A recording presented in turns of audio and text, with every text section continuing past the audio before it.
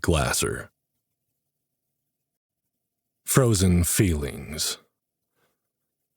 If Jay Morgan had known that Arctic Expedition was code for overpriced frostbite, he might have reconsidered the whole enterprise. But there he was, shivering on the deck of a ship that seemed to be held together by sheer willpower and an optimistic coat of paint, staring at the endless expanse of ice that was Spitsbergen, Finland. Jay was pretty sure the brochure had left out the part about needing to be part polar bear to enjoy the trip. Molly O'Brien, on the other hand, was like a kid in a candy store, if the store was freezing and made entirely out of ice. She had managed to wrap Jay around her little finger yet again, convincing him that this trip was essential for her future in environmental science. And Jay, ever the sucker for Molly's ambitions, had footed the bill. Okay, her ambitions and maybe her smile, and that cute little crinkle on her freckled nose when she laughed, and, well, the list went on. It had been carefully curated since they were about 8 years old, and Jay had gotten the first inklings of what true love felt like. He loved Molly with all his heart, and it made him happy just to see her happy, even if she never seemed to return his feelings in quite the same way. Besides, she was busy with school and didn't have time for a boyfriend. And he had work. Nothing but work. And the few blissful moments with Molly that she squeezed in between research projects, essays, and exams. Maybe this was his lot in life, to freeze his balls off in the Arctic just for the chance to see Molly smile. After all, what was the point of his soul-sucking corporate job if not to fund life-threatening escapades in the name of friendship and unacknowledged love? Isn't this amazing, Jay? Molly's voice cut through the Arctic air, pulling him out of his reverie. She was decked out in every piece of winter gear known to mankind, a clipboard with a waterproof observations checklist, and a grease pencil clutched in her mittened hands, looking like an enthusiastic marshmallow with a penchant for science.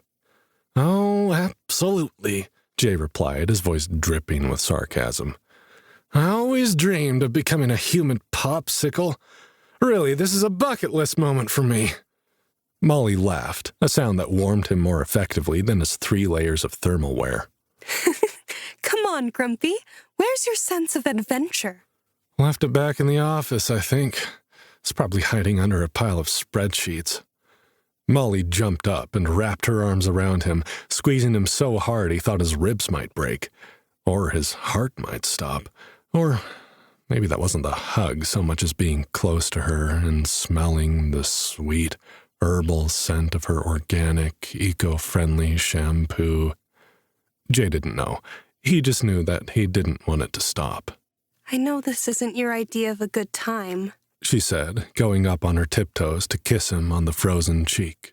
Thank you for coming with me, and for giving me the most incredible birthday present I've ever gotten. You're the best friend a girl could have, Jay Morgan. Jay felt his heart beat harder, even as the joy at her closeness withered slightly at that word. Friend. Yes, he was her friend. He would always be her friend, no matter what. But what he wouldn't give to have the rest of her heart, too. It wasn't like she was in love with someone else. Why couldn't she see how much she meant to him? And why couldn't he bring himself to tell her? Okay, technically he knew why. Because once, when they were 16, shortly after he'd gotten his driver's license and a beat-up old Honda Civic hatchback for them to cruise around in, Jay had gathered up all his courage and kissed Molly goodnight when he dropped her off at home after taking her to a movie.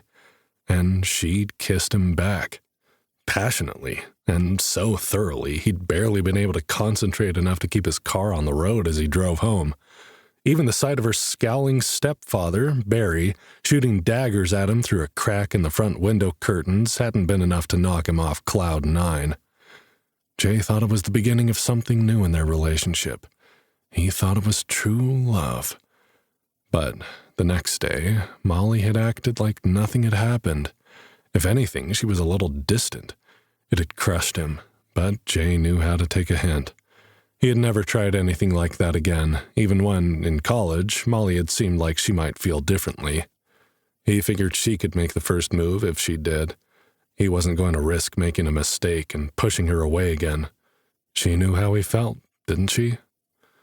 But she never did make a move, and soon school began to take up more and more of her time, and work took up his, and now they had this friendship. And freezing cold balls that brought new meaning to the word blue. But that was a him problem, not a them problem. Jay winced as he tugged on the back of his parka, hoping to insulate himself from the icy wind. Who on earth came to places like this voluntarily and enjoyed it? Molly, judging by the current crinkle on her pink freckled nose and the sparkle in her sea blue eyes. Jay sighed and resigned himself to a few more days of misery in order to bask in the glow of Molly's excitement. It was worth it. "All right, folks," one of the tour guides/scientists shouted across the din of waves hammering the side of their boat. "It's time for our first foray onto the ice floes.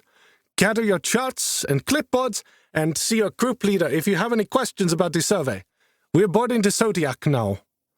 As part of all the adventure of an Arctic expedition in a week, they were scheduled to cruise in a Zodiac to explore the glaciers. Jay wasn't entirely sure what a Zodiac was until he saw it, a small, inflatable boat that looked about as seaworthy as a rubber duck. Apparently, they were expected to gather survey data for the scientists while attempting not to freeze to death. And this was after they'd paid for the privilege of joining this research expedition. To Jay, it seemed like a remarkably good deal for the scientists and a questionable one for anyone stupid enough to shell out money for the experience. Stepping onto the Zodiac with the enthusiasm of a man walking the plank, Jay wondered if his life insurance was up to date. Then he realized it didn't matter. He didn't have anyone to leave his money anyway. No siblings. His mom had never been in the picture, and his dad, who had come to fatherhood late in life, had died of undiagnosed prostate cancer when Jay was halfway through his degree program. Molly was the only one who would care if Jay froze to death in the Arctic, except perhaps for his boss during the 10 minutes it would take to reassign his contracts to one of the other company lackeys. And Molly, well, she was practically bouncing with excitement, completely heedless of any danger they might be in. Her red curls peeked out from under her beanie in a way that made Jay's heart do strange things. Strange, all too familiar things. He wished it wouldn't. Their guide, a man who introduced himself as Eric but looked more like a Thor, began detailing the day's itinerary with a level of cheer that should be illegal in such cold conditions. "Today, we'll be getting up close and personal with glaciers, fjords, icebergs, and, if we're lucky, the majestic polar bear." Jay leaned over to Molly, whispering, "When he says up close and personal, do you think he means inside the digestive system of—" Molly snorted, earning them a curious look from Eric/Thor.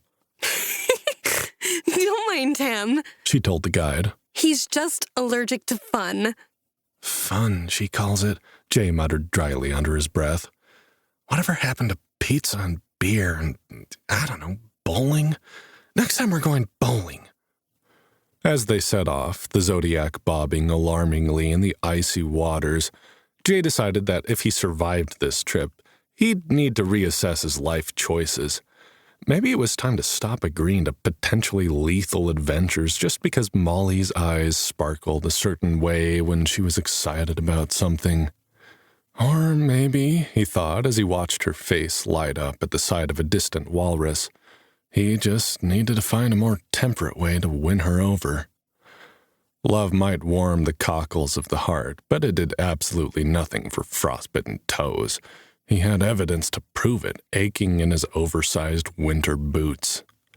As the Zodiac sliced through the icy waters of Spitzbergen, Jay studied the odd group of people he felt certain he was going to die with.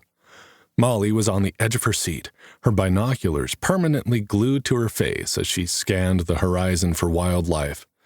Jay, trying his best to channel the spirit of an Arctic explorer, was mostly just channeling the spirit of someone deeply regretting his decisions. The rest of the paying members of the tour seemed to feel more like Molly than Jay. He'd never understand these nature types. Eric, their Finnish guide, proudly spouted a fountain of knowledge, pointing out features of the landscape with a passion that rivaled Molly's. "And to your left you'll see one of Spitsbergen's many glaciers. It's been here for thousands of years, shaping the land." Jay, feeling the cold seep into his bones, muttered under his breath, "And yet there's still no hot tub. I'm beginning to think the evolution deniers have a point." Not long afterward, the silence of the odd tourists was broken by an excited shout from their guide. "Polar bear! Straight ahead, by the edge of that berg!" The mood in the Zodiac shifted instantly, the amazement of seeing one of the Arctic's most iconic creatures up close palpable. Even Jay, who had been more concerned about staying alive and warm, found himself caught up in the excitement. The bear, a magnificent male with a thick coat that seemed to glow in the weak sunlight, was a good distance away but clearly visible against the stark white of the snow. Eric was almost vibrating with delight, quickly pulling out a camera and beginning to document the encounter. "This is incredible, folks. We'll need to gather as much data as we can. These encounters are crucial for our understanding of their movements and behavior. Ivan, can you bring us nearer to the edge of that flow? We need to get closer." Ivan, the large man with a rifle who was driving the Zodiac, looked less than thrilled at the suggestion. His job, as he'd gruffly explained at the beginning of the tour, was to ensure the safety of the group, which meant keeping a respectful and considerable distance from the polar bear. But his warnings did little to dampen Eric's enthusiasm, or Molly's for that matter. Ivan maneuvered the Zodiac close enough to the edge of the ice floe that any who wanted could climb out of the boat. The polar bear was walking away, still a safe distance from them, but Jay wasn't inclined to chase it. Molly had other ideas. "I'm going on the ice," she declared, her eyes alight with the kind of fervor that Jay knew all too well. It meant there was no stopping her. "I don't think that's a great idea," Jay tried, even as he helped her up. His protests were met with a determined shake of her head. Eric and the others were already climbing out, and Molly was eagerly awaiting her turn. Jay shook his head as they prepared to disembark onto the ice. As Molly stepped out of the Zodiac, Jay was right behind her, his hands ready to steady her. He glanced over the edge of the boat, feeling suddenly uneasy. The waves seemed to churn around the dinghy, making eerie slapping noises that sounded a bit too much like laughter. Jay shivered, imagining kelp-haired sirens with sharp teeth rising up from the depths of the Arctic Ocean, ready to pull him under the icy waves. He shook his head. Where the hell had that idea come from? Jay swallowed, attempting to push the thought from his mind. He was about to turn back to help Molly when a strange, swirling pattern in the water caught his attention. "Hey, Ivan?" he asked, motioning toward the water with a gloved hand. "What's with the waves here?" Below the boat, shifting shadows danced just beneath the surface. Jay had the sudden horrifying insight that oceans hid big creatures under the waves. Anything could be lurking down there. Was it a whale? A shark? A giant squid? Ivan peered over the edge of the boat and frowned. Jay didn't like the look on the guide's face. It was the look of an experienced man seeing something he couldn't explain. It was not a good look. "Molly, wait!" Jay began, intending to pull her back into the boat. But she was already scrambling onto the ice. The boat rocked, making it harder for her to reach the edge. The other tourists were already hurrying toward the polar bear, cameras clicking, so there was no one to help her up. Jay grabbed her by the waist, unsure if he should pull her back into the boat or push her up onto the ice floe. Molly's foot slipped on the edge of the Zodiac, and in a frantic attempt to catch her, Jay lurched forward. Molly screamed. Jay's gloved hand slid on the fabric of her coat. There was a horrible crack as Molly's head clipped the edge of the ice floe, and she went limp in his arms before they both tumbled into the freezing waters. There was a cold shock, stealing the breath from his lungs. Jay's instincts kicked in, and he wrapped his arms around Molly, who was lifeless in his grasp. He kicked toward the surface, but the swirling pattern of the waves had grown into a whirlpool, pulling them down with irresistible force.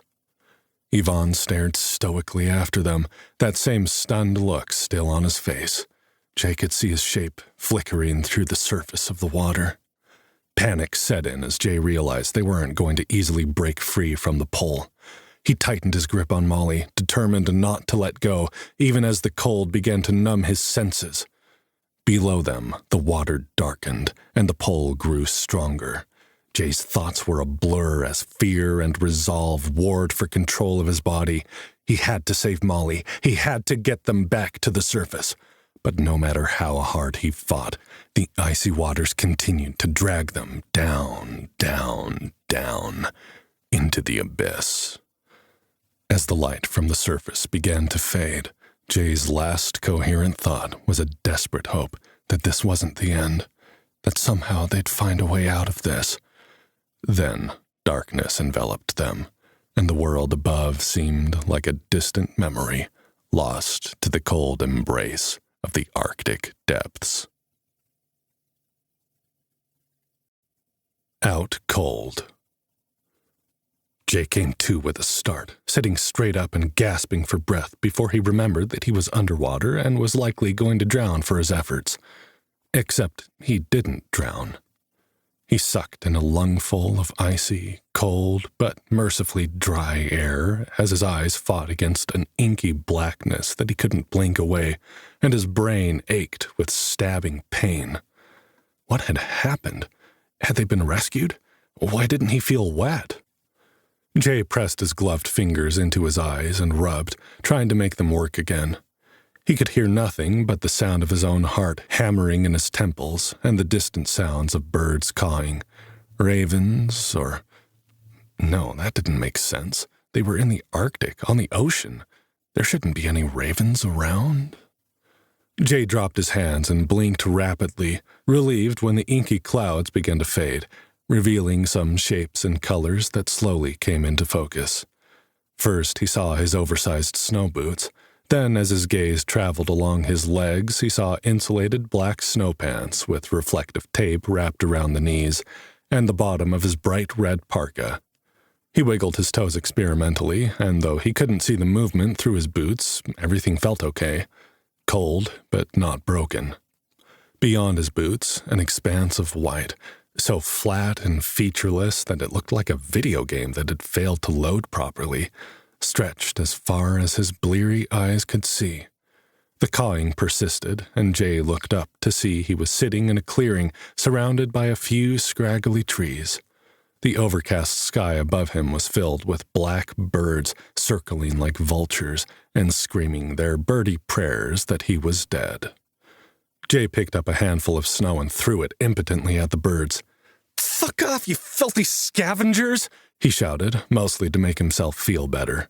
He was so surprised to be alive that he was shocked to actually hear his voice cutting through the cold winter air. But where was he? What had happened? He'd been trying to help Molly climb out of the boat. Jay's heart clenched in his fist. Molly. Where was Molly? They'd fallen into the weird swirling water together. He remembered clinging to her and fighting to pull her to the surface, even as the whirlpool sucked them deeper into the freezing depths of the ocean. So how had he ended up here? Cold but dry, with not a wave nor whirlpool in sight? And what was with the trees and ravens? There were no trees in the Arctic. That was part of its charm, wasn't it? One of the things that made it such a unique environment? The glorious Arctic. A place that you wanted to spend thousands and thousands of dollars to take your wannabe girlfriend for her birthday and then drop her into the ocean where you can both freeze to death, unhappy and unfulfilled. Jay cursed under his breath and tried to roll onto his side to get his knees under him. His muscles and joints ached with cold, despite the multiple layers of Arctic gear he was bundled in. He wondered how long he'd been laying in the clearing. "Molly?" he called out in case she was somewhere nearby. There was no answer, and he cursed again. He couldn't see much past the stupid fur ruff of his hood, which the salesman had claimed to be wolf-tail, but was probably scavenged from some mangy coyote that had been picked off a golf course. but he was too cold to take it down. Finally, Jay managed to shove himself to his feet and look around, moving his entire torso and keeping his neck straight so that he could see through the frosted fur window around his face. He was in a sparse grove of black-trunked trees that looked like they were probably malnourished even at the best of times. Snow covered the ground, interspersed with a few boulders splashed with bright orange lichen like a Muppet had thrown up on them. "Molly!" he tried again, louder this time. Jay winced as he took a step forward, feeling the weight of his body press into his frozen joints like a pile of bricks. Everything hurt. He could hardly force himself to take a step forward. But there was something there, behind the orange-covered rock, a black lump that didn't quite fit the organic setting. "Molly!" Jay rushed forward, no longer paying any attention to his crying muscles and tendons. He felt his heart leap into his throat and lodge there, where it refused to move until he made sure she was okay. Molly wasn't moving. The lump he saw was a boot, and that boot was connected to a pair of black snow pants just like his. They'd ended up buying the same set of gear at the overpriced outdoor store Molly loved so much but couldn't afford. Or rather, he'd bought a matching set for her because she looked so damn cute in the oversized parka. Now, Jay swallowed against the lump in his throat as he took in the bright red jacket and the mittened hands that looked too small, even in their bulky covers. "Shit, Molly, are you okay?" He fell onto his knees and scrambled over to her, pushing back the fur of her hood to see an angry red gash on her forehead. Suddenly, he remembered the way she'd hit her head on the ice before they tumbled out of the boat, the horrible crack he'd heard before she went limp in his arms. Jay ripped his gloves off, heedless of the cold, and pressed his fingers under her jaw to check her pulse. "Come on, Molly. Please be okay. Please." His heart almost burst with relief as he felt hers beat weakly beneath his fingertips. Letting out a ragged sigh, he kept his fingers there, counting between each beat. He couldn't remember much of the first aid training he'd taken back in his university days, but he knew her pulse was weak. Better than no pulse, but not good. "Okay, Moll, stay with me, okay? Can you hear my voice? I'm going to find you some help. I'm going to—" Jay's words cut off as he looked around, searching for some direction to go for help, some sign that they weren't the only two people out here and wherever they were. How could this be possible? They'd fallen into the goddamned Arctic Ocean. If they'd been rescued, why would someone abandon them in the middle of the freaking tundra? And if they hadn't been rescued, what the hell had happened? He knew he wasn't supposed to move a person who had suffered a head injury. Molly may have broken her neck in the fall. He had no way of checking when she was unconscious. But he couldn't leave her here while he went to look for help. The circling ravens were one thing, but what if there were wolves out here? Or, Jay shuddered, one of those polar bears. There was no way he was going to abandon her when she was unable to protect herself. But there was nothing he could do for her when he didn't know what was wrong. "Okay, I can do this," he muttered to himself, gazing at the distant horizon. "I can figure out what to do. Years of project management experience have honed my ability to make decisions under pressure. It says so on my resume and everything. Think, Jay, think." Something caught his attention at the far edge of his vision, a smudge darker gray against the overcast sky. Was that smoke? Could there be a camp or a town that way? Either that or this pitiful wasteland was suffering from a midwinter wildfire. While that would be just his luck, Jay had no choice but to check it out. And because he refused to leave Molly to freeze to death or be eaten by polar bears, that meant he was going to have to carry her, and pray to the powers that be that she was only suffering a concussion and not a spinal cord injury. Jay felt sick as he tore his gaze away from the smoke and knelt next to his best friend. Her pretty face was paler than usual. Even her freckles seemed faded, and her cheeks, which should have been pink with cold, looked like they were carved from ivory. The curls of copper-red hair that peeked out from behind the fur ruff of her coat seemed duller than usual, too. Jay was sure that was just his imagination. Even if she'd lost a lot of blood, which it didn't look like she had, her hair shouldn't have been affected by her injury. but she didn't look well, of that much he was certain. It was as if the life was slowly seeping out of Molly O'Brien, and if Jay wanted to help her, he needed to move quickly. Ignoring the aches and pains in his own tortured body, along with the nagging questions about how they had gotten into this mess, Jay gently slid an arm under Molly's knees and the other behind her shoulders, supporting her neck. When he stood, he was shocked at how weightless she felt, as if she were already half ghost. Jay pushed that idea out of his mind, reminding himself that he'd felt her heartbeat. She was still alive. She was just tiny. Molly had always been petite. He'd teased her about it before, when she'd demanded piggyback rides at the end of a long hike or a night at the pub. His heart ached at the memory of Molly's playful, goofy side that only seemed to come out when they were alone together. He clutched her body to his chest and began to walk, keeping his eyes on the blot of smoke across the frozen wasteland before him. All he had to do was get her there. Someone would be able to help them, and if they couldn't, he'd carry her to the next town if he had to. Preferably, they'd let him rent a car, but he would carry her until he collapsed if that was what it took. Jay wouldn't rest until he knew Molly was going to be okay. He had no choice. He wouldn't be able to live with himself if something happened to her. Not when it had been his stupid idea to take that trip to the Arctic. Not when she never would have been on that boat in the first place if it hadn't been for him. Gritting his teeth against the cold, Jay began the journey across the tundra. The ravens cawed their frustration at him as he carried away their free meal, and he sent a final curse their way before setting his mind to ignoring them too. The only thing that mattered now was closing the distance between Molly and that little smudge of hope on the horizon. Questionable relief. By the time Jay reached the village, he was delirious with cold and exhaustion. He must have been, because the scene that unfolded before him was like something from a dream. Wind had whipped across the open tundra, wailing like a screaming banshee the entire time he'd been walking. The dull gray overcast sky had deepened into a charcoal hue, which made seeing the smoke difficult at first. But soon the night sky lit up with dancing lights of green and blue and even flashes of pink, and the smoke took on a silvery tone against the colors. Jay hadn't paid that much attention to Molly's rattling off of facts about the Arctic, but he thought it was the wrong season for northern lights. Wasn't that a winter thing? Despite the cold, it was technically springtime. Or maybe the lights could be seen all year round, and they were only more spectacular in the winter months. Jay wished Molly were awake so he could ask her. He promised himself he would pay attention this time.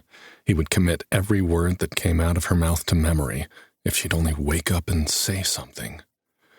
When the village finally came into view after what felt like hours of shuffling across the frozen ground, Jay wished Molly would wake up for another reason, because he needed her to tell him that he wasn't losing his mind. The village, for that was what his mind insisted on labeling it, was little more than a scattered collection of saggy tents and some sad lean-to shacks arranged in a semicircle before an icy rise in the tundra. It was this rise that caught Jay's attention first. It was like a cliff, really, a plateau about 12 feet high that stretched as far as he could see in every direction.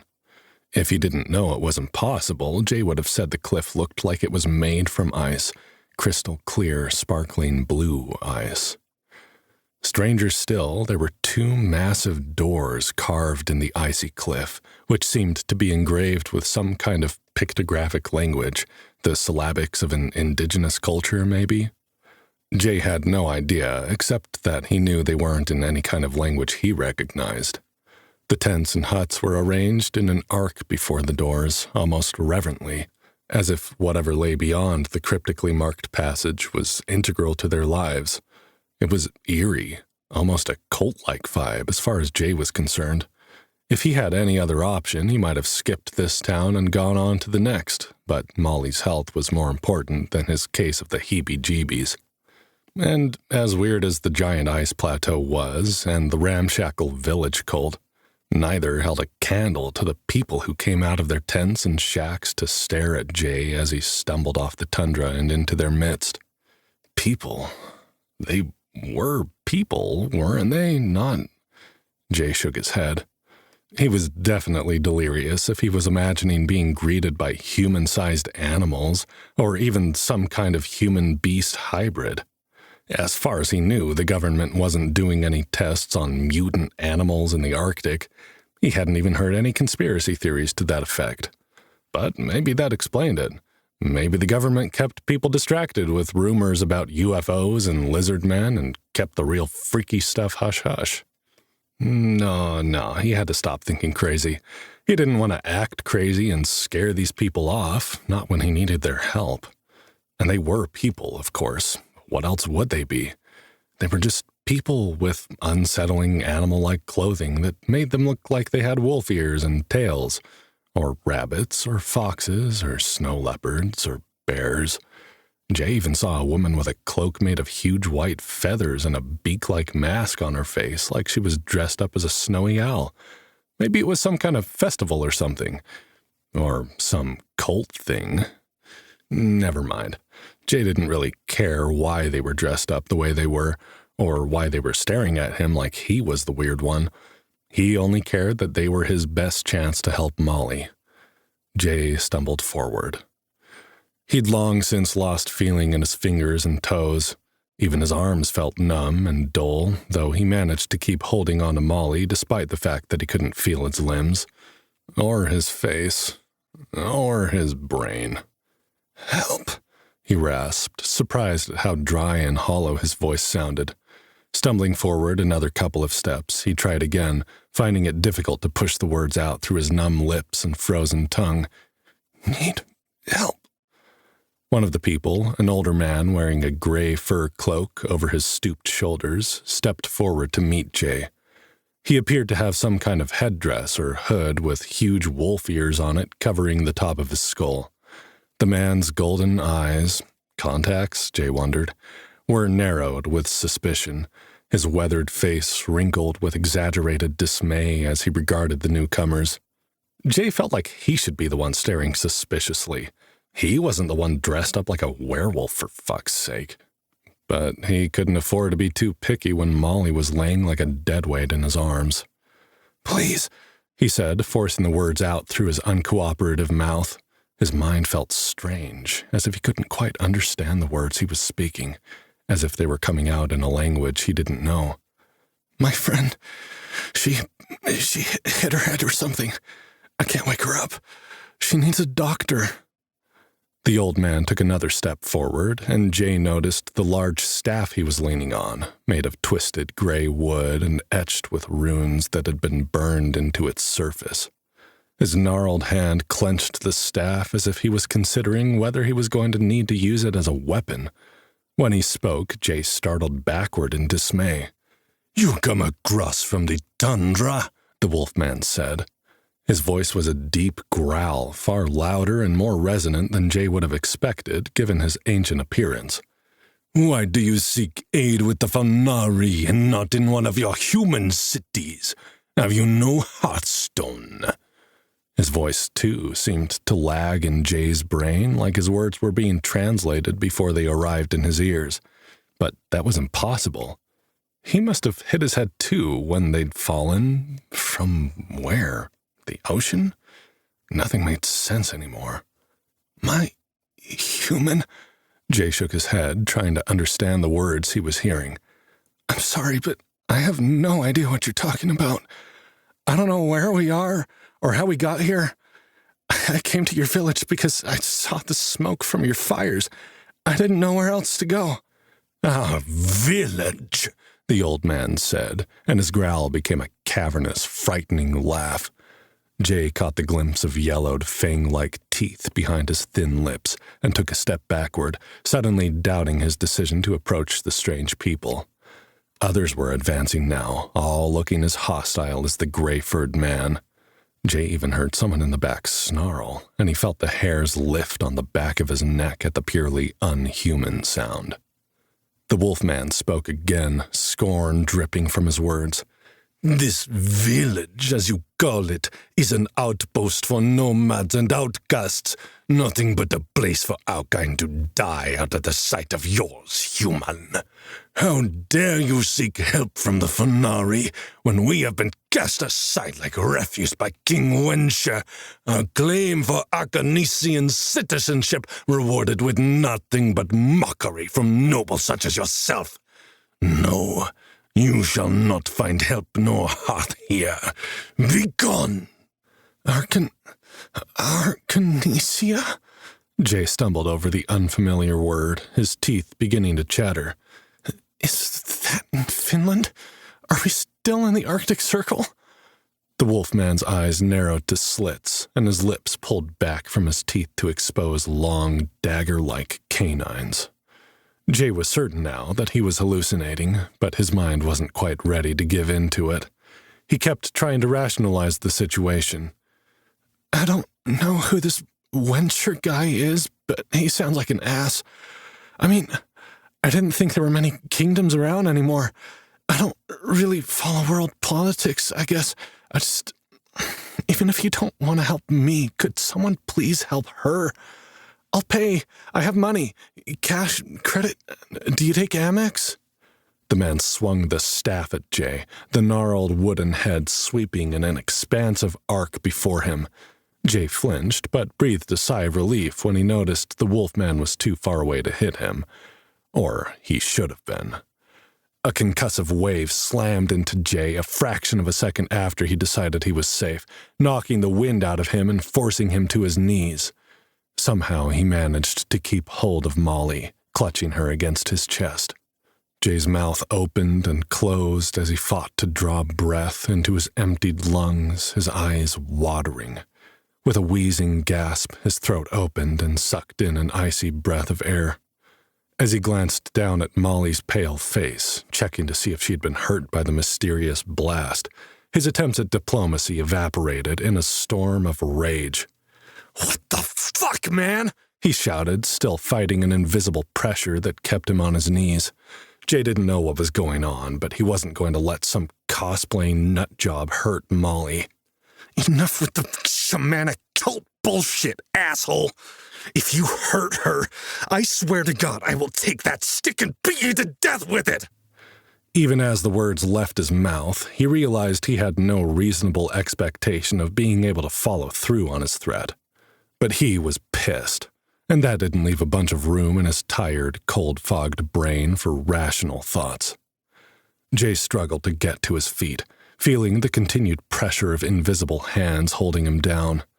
He held Molly tighter against his chest and roared in frustration, his muscles screaming as he fought against whatever insanity was holding him there. The wolfman laughed, holding the staff in front of him and pointing at Jay in mockery. "Not so powerful now, are you, human?" he snarled. "All alone on the tundra, with no crusading armies at your back. Perhaps I'll send pieces of you to your king as payment for his treatment of my people." Jay cursed, closing his eyes and willing his sanity to return. He knew that what he was experiencing was impossible. But what did that knowledge do to help him when there was nothing he could do to wake himself from the living nightmare that he seemed to have stumbled into? "I just want to help Molly," he said through clenched teeth. "If you don't want to help her, fine. Point me in the right direction and I'll leave. Maybe I'll see the Wencher character if you think we're such good buddies. Maybe he's man enough to help an injured woman without turning it into a pissing contest." The man snarled again, and Jay had a fraction of a second to regret his words, before an older woman in similarly strange garb stepped forward, putting her hand on the wolfman's shoulder. "Runolf, stay your hand," she said, her voice low and gravelly. "He speaks the truth. Can't you see? He cannot be one of them." "How can he not?" Runolf growled, refusing to lower the staff or to tear his gaze from Jay's. Jay kept his eyes locked on the wolfman, too.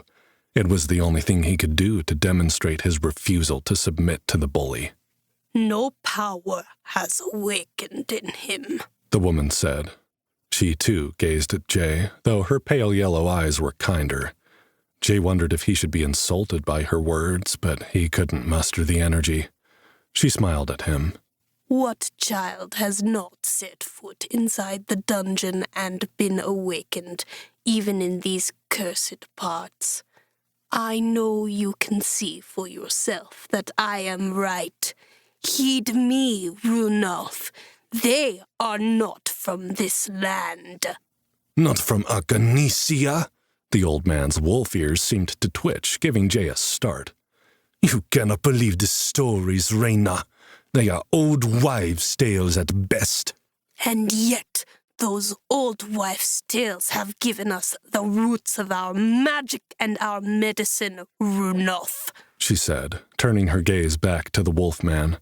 A tail, silvery gray and bushy, swished behind her with a movement that Jay interpreted as amusement.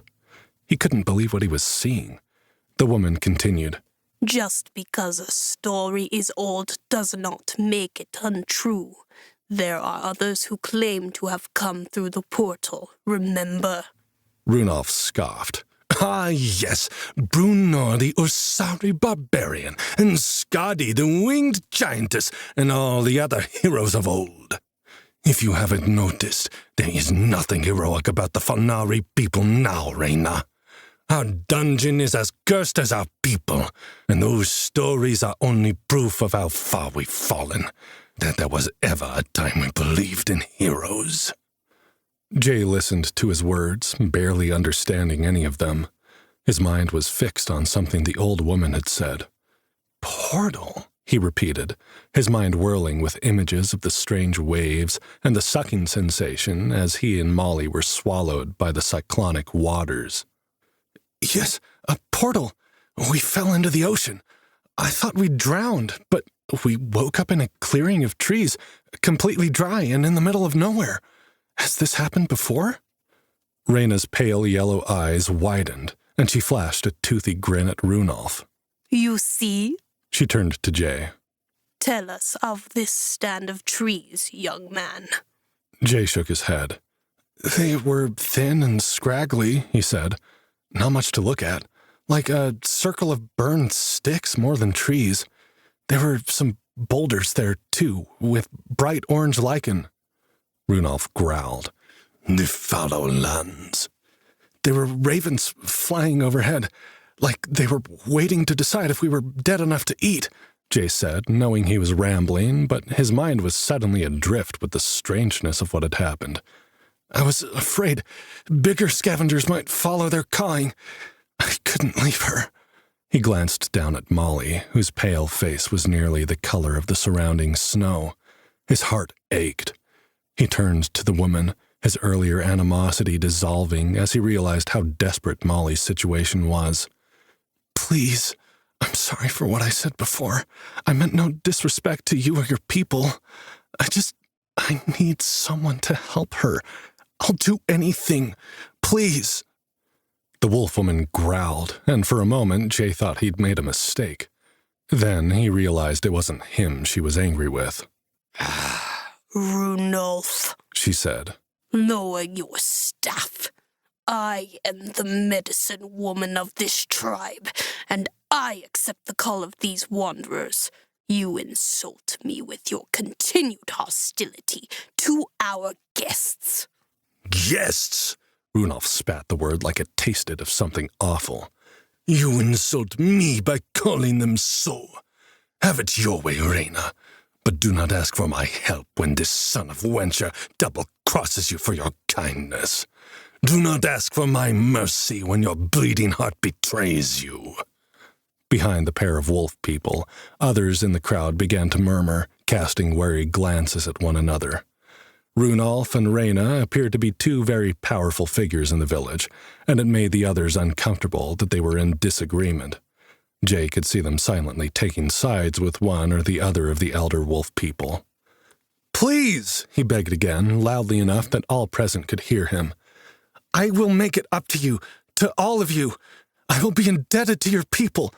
All I ask is for someone to help her. Please. Finally, Runolf dropped his staff, and Jay felt the pressure that had been pressing him into the ground ease.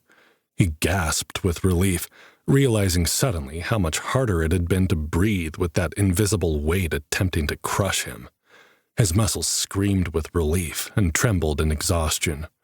Jay hadn't noticed how hard he'd been fighting the mysterious sensation until it was gone and he didn't have to fight anymore. "Come with me," Reyna said, stepping in front of Runolf and holding out a hand to Jay, though he couldn't take it with his arms holding Molly. "I will examine her in my tent. Once we know what is wrong with her, we will discuss the payment for her healing." Jay struggled to get to his feet, his vision going black and woozy again as the blood rushed, too slow, through his limbs. Reyna lifted her eyebrows in bemusement as he stood, as if she'd expected him to keel over instead. Jay blinked the sensation away, forcing himself to focus on the woman before him. "You can heal her, though." "There is very little a shaman of my skill cannot heal," she said, her smile twisting. "With the right ingredients, you'll do anything you say?"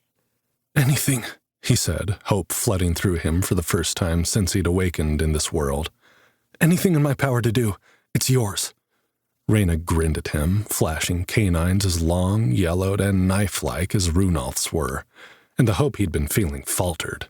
"You are either very brave or very foolish to make a promise like that," the old woman said, her wolf-like ears twitching as they swiveled toward him. "But I admire your dedication to your companion. Follow me. Let's see if we can't come to some sort of understanding." The Witch Doctor. Jay followed the wolf woman through the ramshackle village, struggling not to stare at the fluffy gray tail that, he had to admit, looked to be part of her actual body rather than some costume. It swayed back and forth as she walked, just as her ears twitched and swiveled as if to pick up snippets of conversation being whispered as they passed. Despite her age, the woman was straight-backed and muscular. She was shorter than Jay, but not by much, making her quite tall for a woman, though the ears added some to her height. He guessed she was probably about 5'9", which was impressive for a woman who was well into her 70s if her brown, wrinkled skin was any indication. The other people they passed, each with animalistic features of their own, shuffled aside when Reyna came through, some even bowing to her like royalty. "I appreciate your help, ma'am," Jay began, noticing again the strange delay in his speech, as if his words were being translated as they left his mouth. The woman laughed, her pale yellow eyes darting to glance at him over her shoulder. "Now there is a word I've never been called," she said, flashing her teeth at Jay. "Save your ma'ams for if you ever do make it to Wench's court, or one of the other human kingdoms. We do not use such honorifics here. I am called Reyna Frostmane, and that is all." Jay didn't know how to address the fact that Reyna, like Runolf, insisted upon treating him like he was a different kind of person, almost a different species, than they were. Despite the animal attributes, they seemed just as human as he was, certainly more so than an actual wolf. "Well, Reyna, then," he said, panting as he fought to keep up with her long, determined strides. "Thank you. It seems you are a powerful person here, and I'm honored that you're willing to help us." "It has been a long time since anyone has come through the portal into Arcanesia," the wolf woman said. "but I have heard of such injuries occurring. Some who pass through fail to regain consciousness on the other side.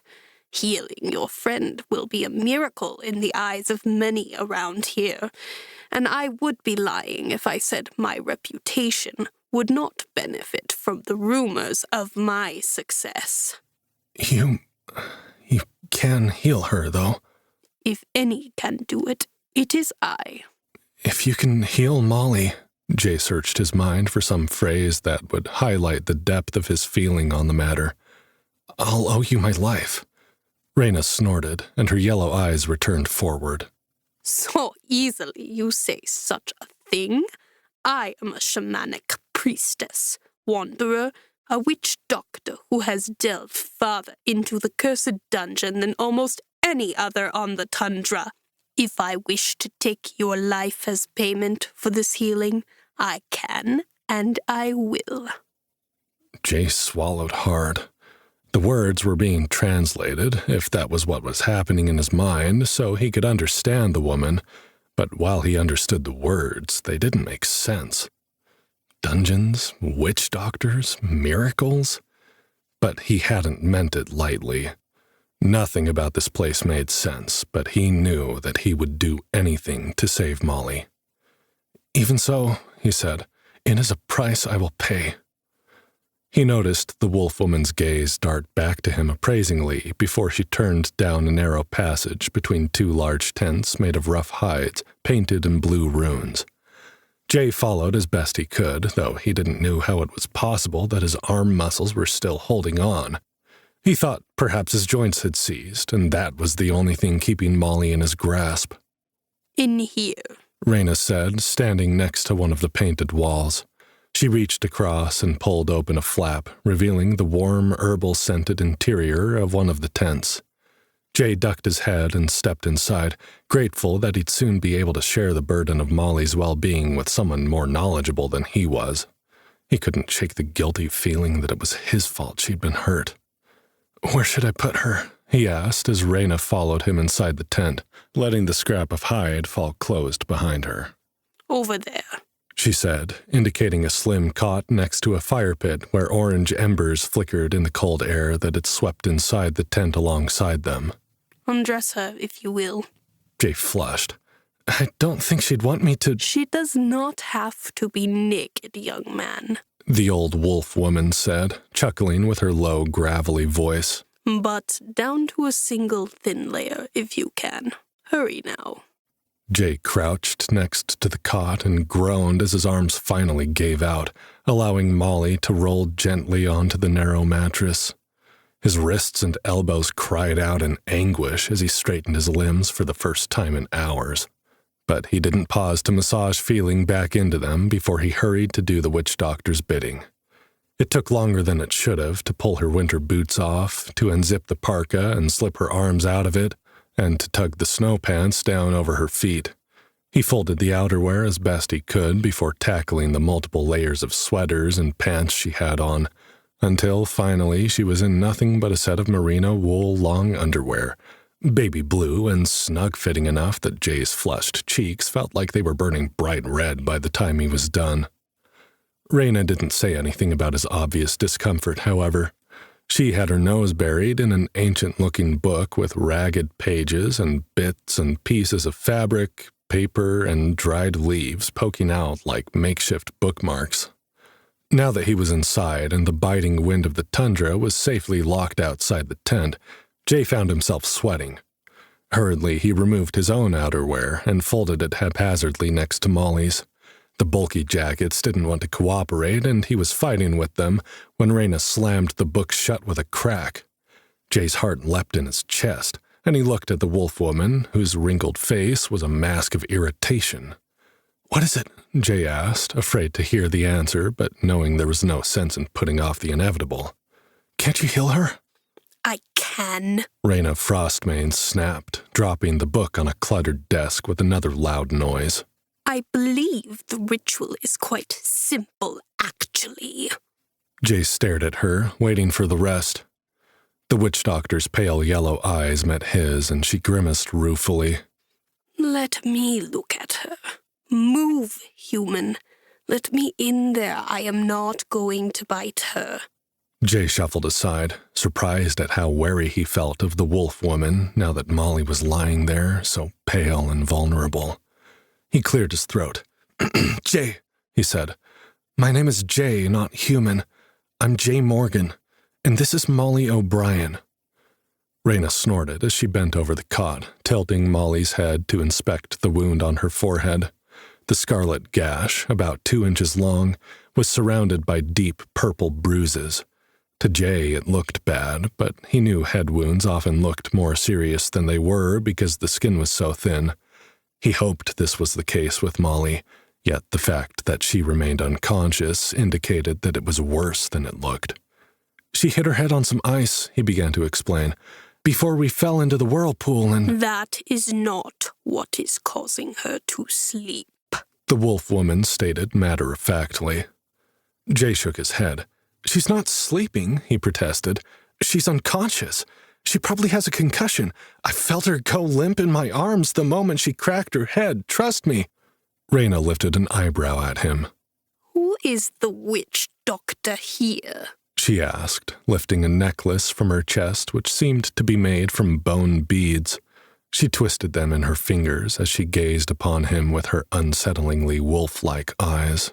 "And who is the fool who promised his life in exchange for medicine?" Jay shut his mouth. "I say she is sleeping," Raina said. "for the portal sleep has come upon others before her, and those who have been woken from their sleep report experiencing a dreamlike state of consciousness, wherein they are both aware of what is going on around them and undergo a kind of transformation. I can wake your companion, J. Morgan. All I require are some low-level ingredients from the dungeon. But she may not be the same person when she wakes. Is that a risk you are willing to take?" "If the alternative is that she never wakes, what choice do I have?" The bone beads made a clacking noise as she continued to play with her necklace, gazing at Jay as if she were trying to read something in his face. He waited patiently for her to explain more, but she didn't. The wolf woman was seemingly lost in thought. "This dungeon," Jay prompted, amazed at the words coming from his mouth. "You've mentioned it before. What is it? Where I come from, a dungeon is like a prison, a big one under a castle. They aren't really used anymore, though." Raina raised an eyebrow at him again. "Someday, I would like to hear more about this world you come from," she said thoughtfully. "But that is not what a dungeon is in Arcanesia. You have seen the dungeon, the great wall of ice beyond our encampment." "I thought it was a plateau of some kind," Jay said, "before I saw those strange doors. Where do they lead?" "Beyond the rune-carved doors lies a magical, dangerous place upon which our entire existence is built." Raina motioned dramatically around with a wizened hand which, Jay noticed for the first time, had black claws on the tip of each finger. "It is where we, the Ice Delvers, go to seek out power." "And that's where the ingredients to cure Molly will be found?" Jay asked. "Is that something I can do? How far inside do I have to go?" The wolf woman chuckled, her low voice making the sound more like a growl than a sound of mirth. "Again, you are so quick to offer yourself a sacrifice. We will see, J. Morgan. We will see if you are strong enough to fulfill the promises you make." "All I can do is try," Jay said, feeling a bit defensive at her continued skepticism. "How hard can it be? This is something all of you do, isn't it? You said before, even children go inside the dungeon." "To unlock their potential, yes," Raina said. "Not all continue to train. Sometimes the powers the dungeon assigns are not conducive to survival. Many never make it past the first floor." "How many floors are there?" "No one knows how deep our dungeon goes," Raina said, gathering a handful of dried herbs from the table behind her and placing them in a stone bowl. She frowned as she began to grind them into a powder, sending a bitter scent wafting into the air. "Few have traveled past the 5th floor and returned to tell the tale. Other dungeons are said to reach unimaginable depths. 50 floors, 100 floors, 1,000. Other dungeons have spawned vast, sprawling cities, even entire kingdoms in some cases." "Is the dungeon here, new?" Jay asked, realizing how stupid he must sound. The massive ice plateau wasn't something that was built over a weekend. But why else would the Ice Delvers have only made it to the 5th floor? Why would they have such a tiny community if other dungeons supported cities? Reyna growled, staring into the embers of the dying fire. It is not new, she said. It is cursed. The poisoned gift of King Wincher to the Fanauri people when we had the gall to ask for citizenship in Arcanesia. Though you are human, you may find your desires thwarted by the king's hatred of our kind. Jay swallowed, not liking the direction the conversation was taking. He shook his head, wishing he didn't have to ask when the answer was clearly painful to the wolf woman. I'm sorry, Reyna. I don't understand how any of this works. Reyna sighed, letting the bone necklace drop against her chest. She rubbed the wrinkled corners of her eyes, pinching the bridge of her nose as if she were getting a headache. You couldn't understand, she said with a sigh. Most of Arcanesia doesn't understand, and it has happened under their noses. It is difficult to explain to an outsider, and a human outsider at that. I noticed the way you looked at Runolf and me when you first arrived. Runolf thought what he saw in your expression was disdain, for that is what he expects to see after so many years. But tell me, J. Morgan, are there beastkin in your world? Beastkin? He said, realizing this must be the word they used for the human-animal hybrid people of the village. No, not in real life. We have stories, of course, but they're just stories. Reyna snorted again, her gray ears twitching. Jay continued. People, human people that is, are considered an animal species the same as apes, tigers, elephants, and wolves. He glanced at Reyna, hoping that his words wouldn't upset her further. She seemed to be listening, so he continued. No one really knows why we evolved so differently with language and agriculture and tools. Some people see themselves as better than animals, and others think we're much worse. We also divide ourselves into groups based on language and skin color and religious differences, sometimes just to have a reason to fight, I think. We've never been a peaceful species. Reyna knelt beside Molly's cot and busied herself with inspecting the unconscious woman's fingernails, checking her pulse, and tapping for reflexes. Then she sprinkled the powdered herb concoction over her prone form, muttering some kind of incantation under her breath. Our world is not so different from yours, then, she said once she'd finished. Our oldest stories say that both human and beastkin came to Arcanesia from other realms through the portals that occasionally open and bring people from one world to the next. Once it was said to have happened often, though I don't know of any portal openings besides your own, not for hundreds of years. We should have come to this place as equals, strangers to this world, wanderers between realms. But the Fanauri, our word for beastkin peoples, are not warlike like you humans are. We have tried and failed repeatedly to discover a route to peace and cooperation with human kingdoms. They keep growing larger and stronger, and our numbers dwindle because we cannot find our way. Can't you fight? Jay asked, glancing at her teeth and claws with a wary eye. There must be beastkin that are more powerful than humans. Reyna nodded. Yes, many are. We can and do fight one-on-one. Small groups of warriors defending beleaguered territories. But somehow, when the groups become too large, the Fanauri cannot stay united. We are a fractured, tribal people, naturally distrustful of other groups. The Lupinari, wolfkin like Runolf and me, are not trusted by hairbloods, the rabbitkin. Usari and Felinari, the bear and catkin people, tend to be solitary. Vulpinari, the foxkin, are distrusted by all, as they are known to be tricksters. These are just the most common beastkin types, too. There are wingbloods, minotaur, centaurs, and other rare groups whose names are not often spoken. Jay listened, trying to wrap his mind around everything that Raina was telling him. He was surprised to find the disbelief that had been at the forefront of his mind earlier had disappeared.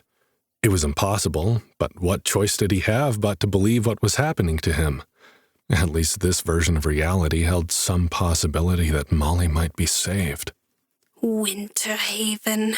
This pitiful excuse for a village is our reward for the audacity of beastkin who expect treatment equal to their betters, Raina said, bitterness tinging her words.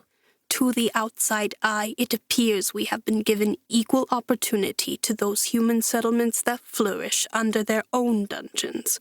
Each dungeon spawns unique plants, animals, monsters, and magical items that local delvers can trade on the world markets.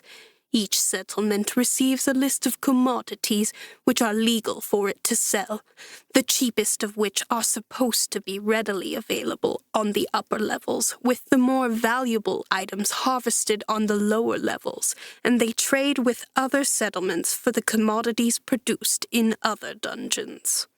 Sounds a lot like how our economy works, Jay said, finally feeling like this was something he understood. The specialization of goods production, open markets, global trade. It's more stable than each community being completely independent in the case of drought or famine or other supply shortages. Indeed, Raina said. And that is how it should work here. That is how it does work for every other settlement of delvers and their dungeon markets, except that King Winter gave the Fenauri people a dungeon territory which does not play by the same rules as the others. Jay tried to absorb the information as best he could.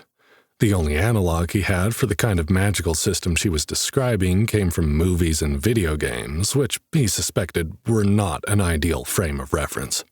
The way the Lupinari witch doctor was speaking made it sound as if the dungeon itself was a conscious entity.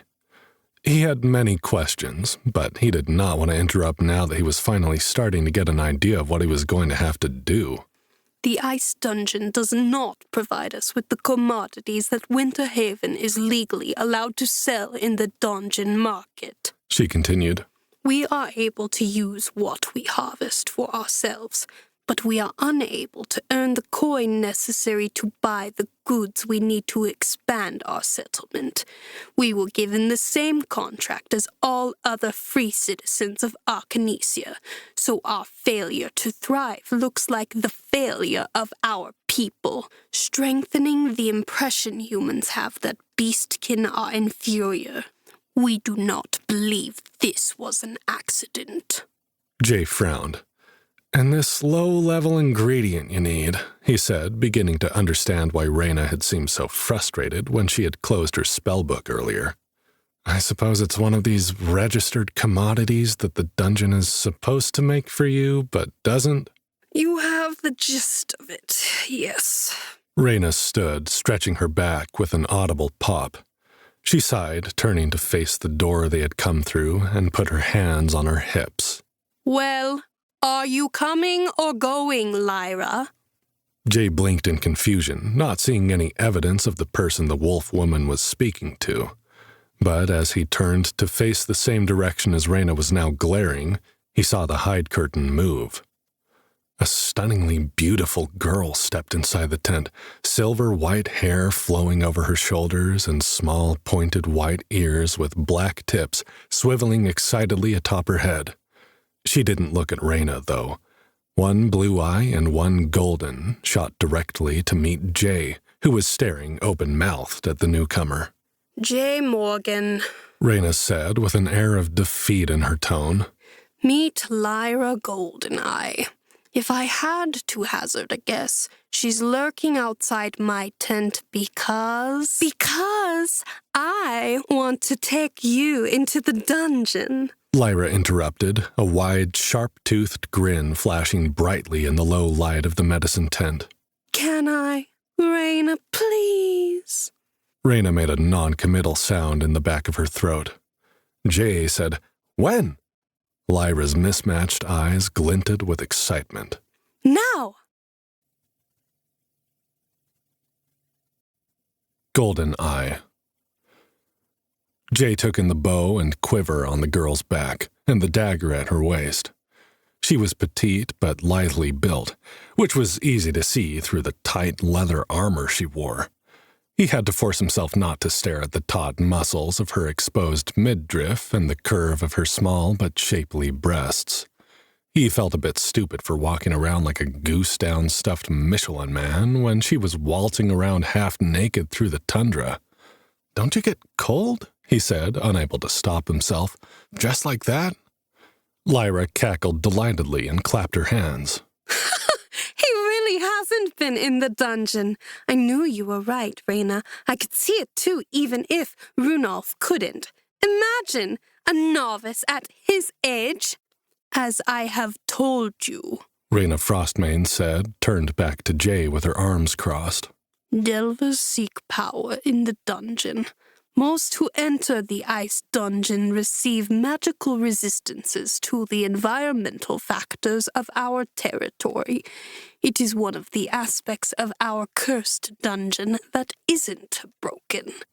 Jay nodded, deciding it was easiest just to accept everything he was told without questioning it too much, at least until he had some of his own experiences to back up his skepticism. "Well, that's good. My jacket is too bulky for, anything other than standing around, really." "Lyra, he should sleep before entering the dungeon," Reyna said, turning to the pretty young woman with a chastising tone. "You can see for yourself how exhausted he is. Besides, I need to prepare a list of supplies that I'll need you to seek out." "Great," Lyra said, her disconcerting gaze jumping between the two of them. "But can't we get him integrated tonight? I just want to see what class he'll be." Reyna grunted, turning back to her cluttered desk, her bone necklace clattering against her chest as she rummaged for something. "You just want to claim him for your own before anyone else asks to party with him," the wolf woman said. "Don't think I don't see what you're up to, little Vulpinari." Vulpinari, Jay remembered, were the Foxkin people, the tricksters that no one trusted. That explained why Lyra looked similar to the wolf woman, only smaller. He wondered if Reyna had called her that in order to warn him, or if it was normal to reference a Fanari's tribal affiliation in conversation. "Finders keepers," Lyra said, laughing again. "Losers weepers. That's the first rule of the dungeon, Reyna. You taught me that." "You didn't find him," the wolf woman growled. "He found us. I don't see anyone else here to claim him," Lyra shot back. Jay's gaze bounced between the two women as they argued, knowing there was more to this discussion than he was picking up on. "No one else is desperate enough to risk partying with an unknown delver," Reyna said. "They are biding their time, as you should be. What if the dungeon doesn't favor him with a compatible class? Don't be so hasty, child. You don't need more disappointment in your young life." Lyra deflated slightly. "I just want to take him to integration," she said, a faint whine in her voice, like that of a chastised puppy. "I promise, Reyna, I'm not going to get my hopes up, and I'm not going to pressure him into anything. I'm just curious, that's all." "Too curious for your own good," Reyna growled. "Fine. Go now, and return here immediately. When we know his class, we'll be able to prepare him better for the journey ahead. Who knows, you may be the one rejecting his request to party once you know what you're in for." Lyra crossed her arms over her chest, which squeezed her breasts together distractingly. "I doubt it," she said. "But I promise we'll come straight back here once he's in the system." Jay flushed when he caught himself staring at the fox girl. He swallowed and averted his gaze, which landed on Molly's unconscious form. Immediately feeling guilty, his attraction to Lyra faded into the background. He didn't understand most of what they were saying, but he got the basic idea. Entering the dungeon would assign him a class. This was sounding more like a video game the more he learned. And based on that class, Reyna and Lyra would better be able to prepare him for what he'd need to do to find the ingredients for Molly's cure. He didn't need to know any more than that. "I'm ready to go," he said. "Lead the way." Lyra flashed him a dazzling smile and clapped her hands again. "Oh, I like him already. Are you sure I can't get my hopes up even a little bit?" Reyna only growled in response. Jay fought to hold back a grin at the fox girl's unrestrained enthusiasm. He wasn't sure why she was so desperate to claim him, as the wolf woman had said, but it was nice to be so openly desired by the cute, leather-clad archer, even if it was for a dungeon-delving party and not a date. Jay knelt next to Molly's cot and whispered in her ear. "I'm going to try to help you, Molly," he said, remembering what Reyna had said about those in the portal sleep being aware of what was going on around them. "Hang in there, okay? I need you to come back to me." Then, almost instinctively, he bent to kiss her, grazing his lips against hers gently, a mere shadow of the passionate kiss they'd once shared, and which he'd clung to like a lifesaver over the last 10 years. Maybe, even if she did only want to be friends, that memory would give her something to cling on to as she fought her way through the dream world that had claimed her. When he stood, the two Fanari women were watching him. Reyna smirked, revealing one yellowed fang beneath her crooked lip. "That kind of companion," she said. "Your dedication makes a bit more sense now." "We're just friends," Jay muttered, embarrassed that the intimate moment had been noticed. The witch doctor twitched her gray furred ears. My mistake." Lyra cleared her throat, looking a bit uncomfortable. "Shall we go?" she said, her voice a bit more subdued than it had been. "You should bring your coat, at least until we get inside the dungeon." Jay, his face burning, shook his head. "That's okay. It's not far, is it? I think I need some fresh air anyway. It's stuffy in here." Reyna snorted. "I'll take good care of your Molly, Wanderer. Good luck with your integration. I hope the dungeon favors you with a warrior's class. It will make your journey that much easier. Which is to say, you may not pay immediately with your life." Jay nodded his thanks for her dubious support and followed the fox girl through the flap in the tent into the frigid air outside. It was dark outside, but the night sky was still illuminated by the dancing green lights he'd seen earlier, casting the ramshackle village in an eerie, magical light. He immediately regretted his decision to forego the parka, but rather than turn back and admit his weakness in front of the half-naked Vulpinari, he gritted his teeth and forced a grin onto his face. "You lead, I'll follow," he said, sweeping his arm aside in what he hoped was a gentlemanly fashion. It was becoming all too clear that social norms in Arcanesia were nothing like they were back home, but Jay figured it never hurt to be polite to a beautiful woman. "You'll freeze is what you'll do," Lyra said, shaking her mane of white hair with a bemused look on her face. "Unless we hurry. If we run, maybe you'll stay warm enough to make it to the door." She paused to check the position of the bow and quiver on her back, then took off at a brisk jog that Jay attempted to keep up with. Normally, running was something he could do with little difficulty. He preferred running to working out at the gym, where it seemed like most guys were more interested in checking out the muscles on the other guys than they were on staying fit, something that had always made him feel a bit creeped out, even if he wasn't homophobic.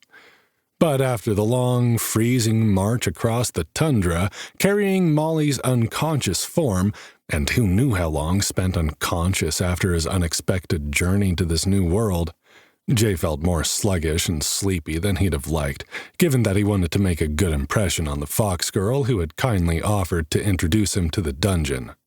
"Thanks for helping me," he said, pushing himself to run beside her rather than behind her, despite the weariness that threatened to consume him. "I admit, I didn't really want to go into this dungeon on my own." Lyra glanced at him, her unusual eyes studying his expression with uncommon intensity. Aren't there any dungeons where you're from? How is it that you've never been inside one? I can see that you haven't been. I'm not doubting you. I'm just surprised. What do you mean? You can't see that I haven't. Jay hoped he wasn't breathing too loudly as he sucked in lungs full of icy air. Reyna had said the same thing, but Runolf couldn't? Runolf could see just fine. Lyra scoffed. Only he didn't want to. You'll see as soon as you've been integrated. The dungeon gives delvers the ability to identify people and items that are charged with dungeon magic. Those who have been inside have a kind of aura. At higher levels, some delvers can even tell a person's class and tier classifications too, but that's rare in these parts. Are you sure you aren't too cold? The ice wall was omnipresent from everywhere in the village, but it loomed larger as they approached. Jay was cold. He was absolutely freezing his nuts off, but the rune-carved doors were just ahead. He thought he could make it. "I'm fine," he said, his lungs simultaneously burning and aching with cold. "I just hope I get that cold resistance buff you've got for the trip back." He forced an awkward laugh. Lyra patted him on the back as they ran. You're a stubborn bastard, she said. I'll give you that much. "I've been called worse," he said. Lyra laughed. In an attempt to keep his mind off the cold and the discomfort of running, Jay turned toward the fox girl. "Where I come from, there was this famous spy movie called GoldenEye. He was pretty good with a gun." What's a movie? Lyra asked, raising a quizzical eyebrow. And a gun. Jay startled, realizing that some words must not have comparable translations in whatever language his words were coming out as. The world he'd fallen into was definitely lower tech than his own, but he hadn't considered they wouldn't have things like movies and guns, even if it seemed obvious now. "Do you have plays?" he asked. She nodded. Not here, but there are performers in some of the big cities. Usually actors are people with high-level charisma stats, so we don't see them in Winter Haven. He was about to ask why not, but then he realized it must have something to do with the cursed dungeon, which they were nearing rapidly. He hoped he'd have more answers about that soon enough. Instead, he said, "Well, a movie is like a play, and a gun is like your bow and arrow, only it shoots faster, and the projectiles are harder and smaller." He chuckled ruefully. "All of this awkward preamble was just a way for me to ask if you're any good with that thing." It was Lyra's turn to look surprised. Of course I am, she responded a little too quickly. Then she whirled on him, stopping him dead in his tracks. Why? What have you heard? Did Reyna say something about me? Jay glanced longingly at the rune-covered door as his sweat instantly began freezing to his skin. "I haven't heard anything," he said. "I never even heard your name until Reyna introduced us. I've just never met an archer before. I thought it was cool." Cool, she said with a laugh that sounded a bit like a fox's yip. You are strange, J. Morgan. "And freezing," he reminded her, his teeth chattering. "Can we go inside now?" I don't know, she said, tilting her head to the side and twitching her black-tipped ears in his direction. You're kinda cute when you're blue. Jay felt himself blush despite the frigid air. Was she flirting with him? He couldn't get a read on the Volpinari girl. Her eyes were curious, but otherwise expressionless. Like Reyna, she seemed to express a lot using her ears and tail, but Jay didn't have the experience to read what the flickering motions meant. "Will I be cute if I'm dead?" Lyra grinned, flashing a row full of pointed teeth and reminding Jay that as much as she and Reyna seemed like humans with fluffy ears and tails, they were not to be underestimated as such. Probably not as cute. She spun on her heel and ran the last few yards toward the rune-carved doors.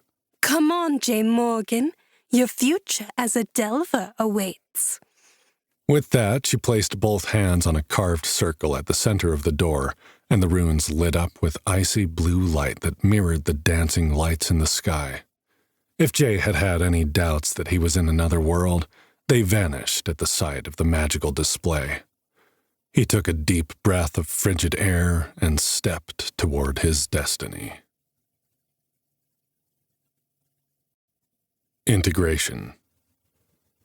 Stepping inside the dungeon after running through the village on the open tundra was like sinking into a warm bath.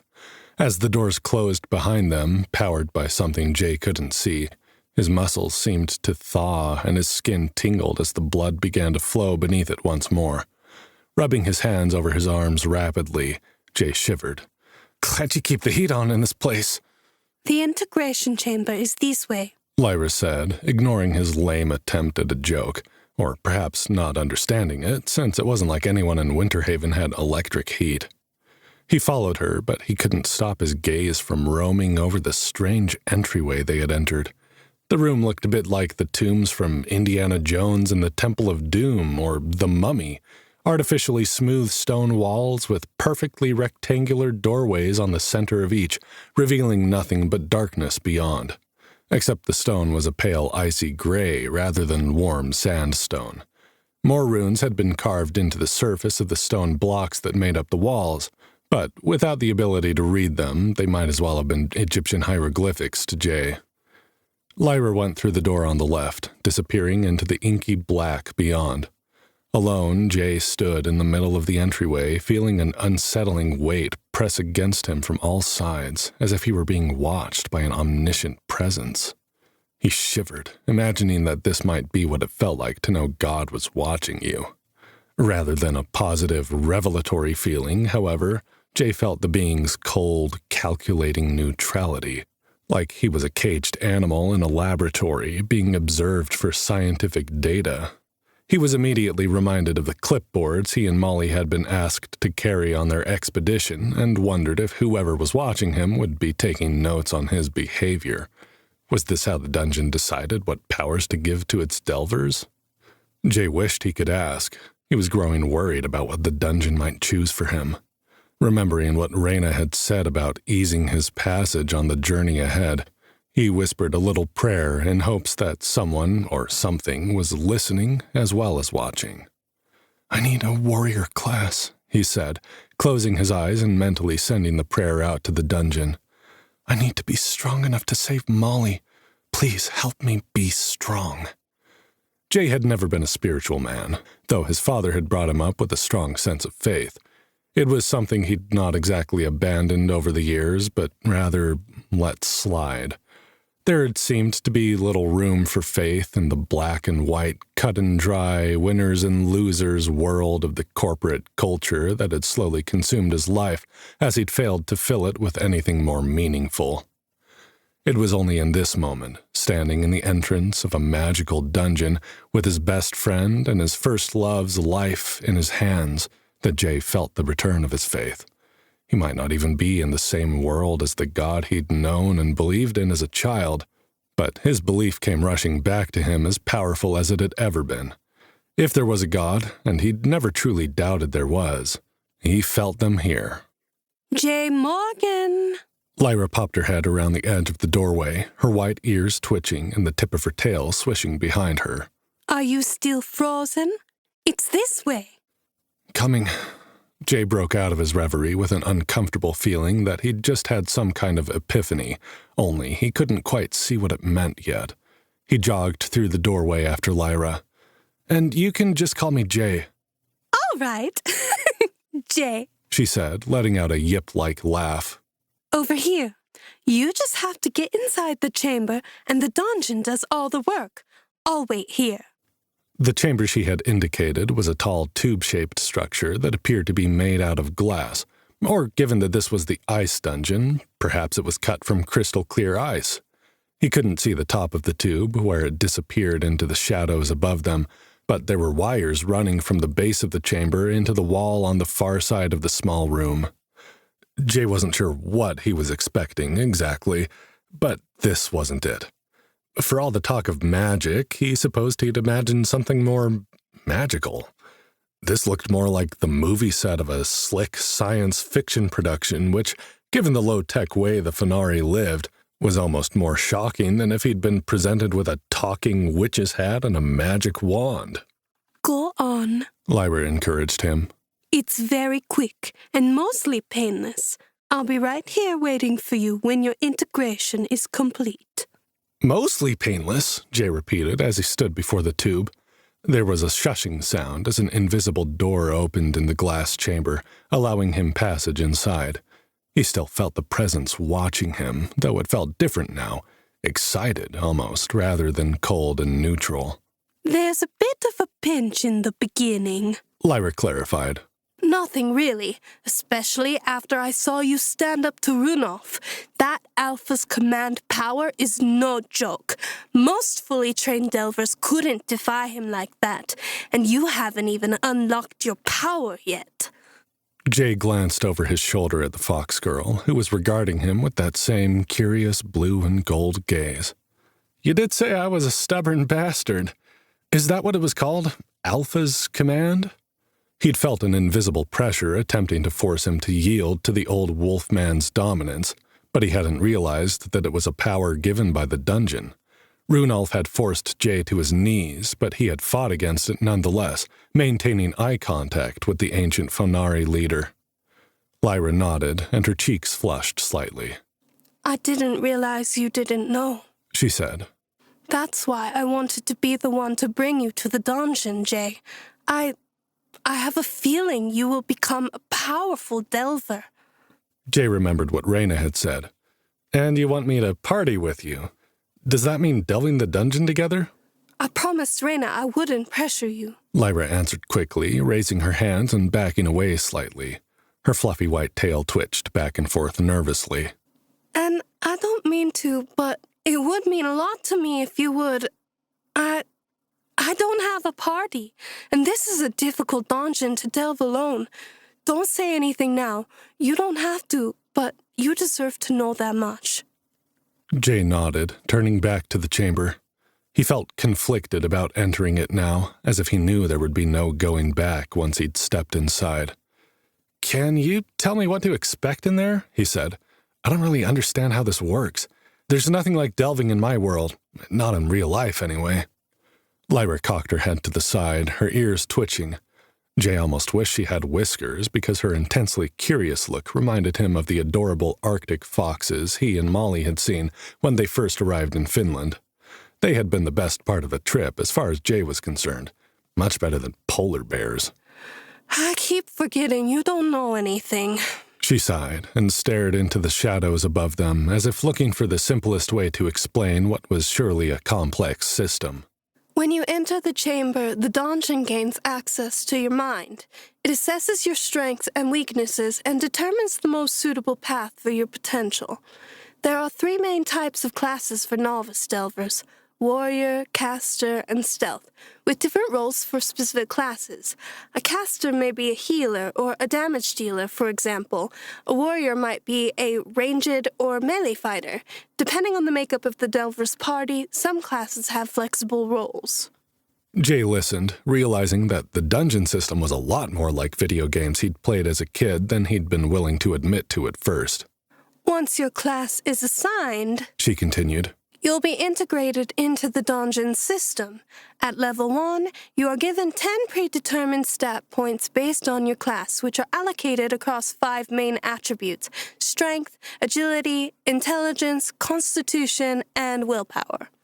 Jay shook his head in disbelief. Okay, actually, I do know how this works. We have games like this in my world. Makes me wonder if these portals between worlds might work both ways. Let me guess, every level gained gives more stat points? Exactly, Lyra said, flashing the pointy-toothed smile. She jumped and clapped her hands, which, given the state of her relative undress, was a sight to behold. Jay forced his gaze back to the empty chamber, hoping that the dungeon would assign him as many points in willpower as was necessary to keep him from making a fool of himself in front of the pretty fox girl. Every time you level up, you get another 2 stat points to allocate as you choose, Lyra said, not seeming to notice Jay's awkwardness. You'll be able to control how your class evolves based on your fighting style and how you spend your points. That's all you need to know, really. Once we know what class you'll be, Reyna and I can tell you more. Come on, I'm dying of curiosity. There was no point in procrastinating anymore. He more or less knew what to expect between Lyra and Reyna's descriptions and the apparently not useless hours spent in front of a gaming console throughout his misspent youth. He'd actually liked role-playing games more than the first-person shooters favored by the other guys he knew. He used to find them relaxing, back before his job sucked the enjoyment out of everything, including his geeky hobbies. Jay felt an unexpected wave of nostalgia at the memory. Of course, there would be nothing relaxing about a literal, in-real-life dungeon dive. He didn't even want to think about the fact that he'd be expected to fight monsters in order to find the ingredients necessary to save Molly's life. But he had agreed to do anything in his power to save her, and that included fighting monsters, whether he'd intended that with his promise or not. Reyna had been right. He'd had no idea what he was signing up for. Yet, he'd meant every word, and he still meant it now that he knew the danger he would be putting himself in. Jay took a deep breath, feeling the ache in his lungs that still remained after his run through the icy air. Then he stepped inside the integration chamber. The door shushed closed behind him, and he felt the room seal with a pressure inside his ears. If he'd wanted or needed to talk to Lyra at this point, he doubted she would be able to hear him, or vice versa. Jay turned around slowly to face the fox girl through the walls of the glass tube. She'd said she'd be right outside, with him the entire time. He hadn't thought much of it at the moment, but now he felt the urge for human, or Fenari, contact. But he couldn't see Lyra. The inside of the glass tube was mirrored in every direction. All he could see was his own drawn, exhausted face. His tanned skin looked wind-burned and more weathered than he felt he should look at 26 years old. His hazel eyes were bloodshot and bleary. He had 4 days of stubble growing on his cheeks and chin, though he could have sworn he'd shaved the morning of the expedition. His brown hair was standing up in 1,000 directions at once. He looked like he'd been rode hard and put away wet, as his Western-loving father would have put it. Jay had a fraction of a second to be embarrassed, wishing he'd had the opportunity to make a better first impression on Lyra, before something shot from the wall of the integration chamber and slammed into his temple. "Shit!" he yelped, raising a hand to touch the painful spot. Another jolt hit him on the other side. "Fuck!" His reflection showed thin silver wires protruding from both sides of his head. Before he could process how strange that was, more wires shot from the sides of the chamber, stabbing through his clothing with needle-like precision and sending electric shots of pain exploding through his body in waves. "This is what you call a pinch?" he shouted through the glass at Lyra, though he was sure she wouldn't be able to hear him. If the glass walls had changed on her side too, she might not be able to see him either. Given how ragged he looked with hundreds of wires hanging from his body like a high-tech ghillie suit, he decided that might be a good thing. He didn't have much choice at this point but to grin and bear it. After all, Fenari children survived integration, didn't they?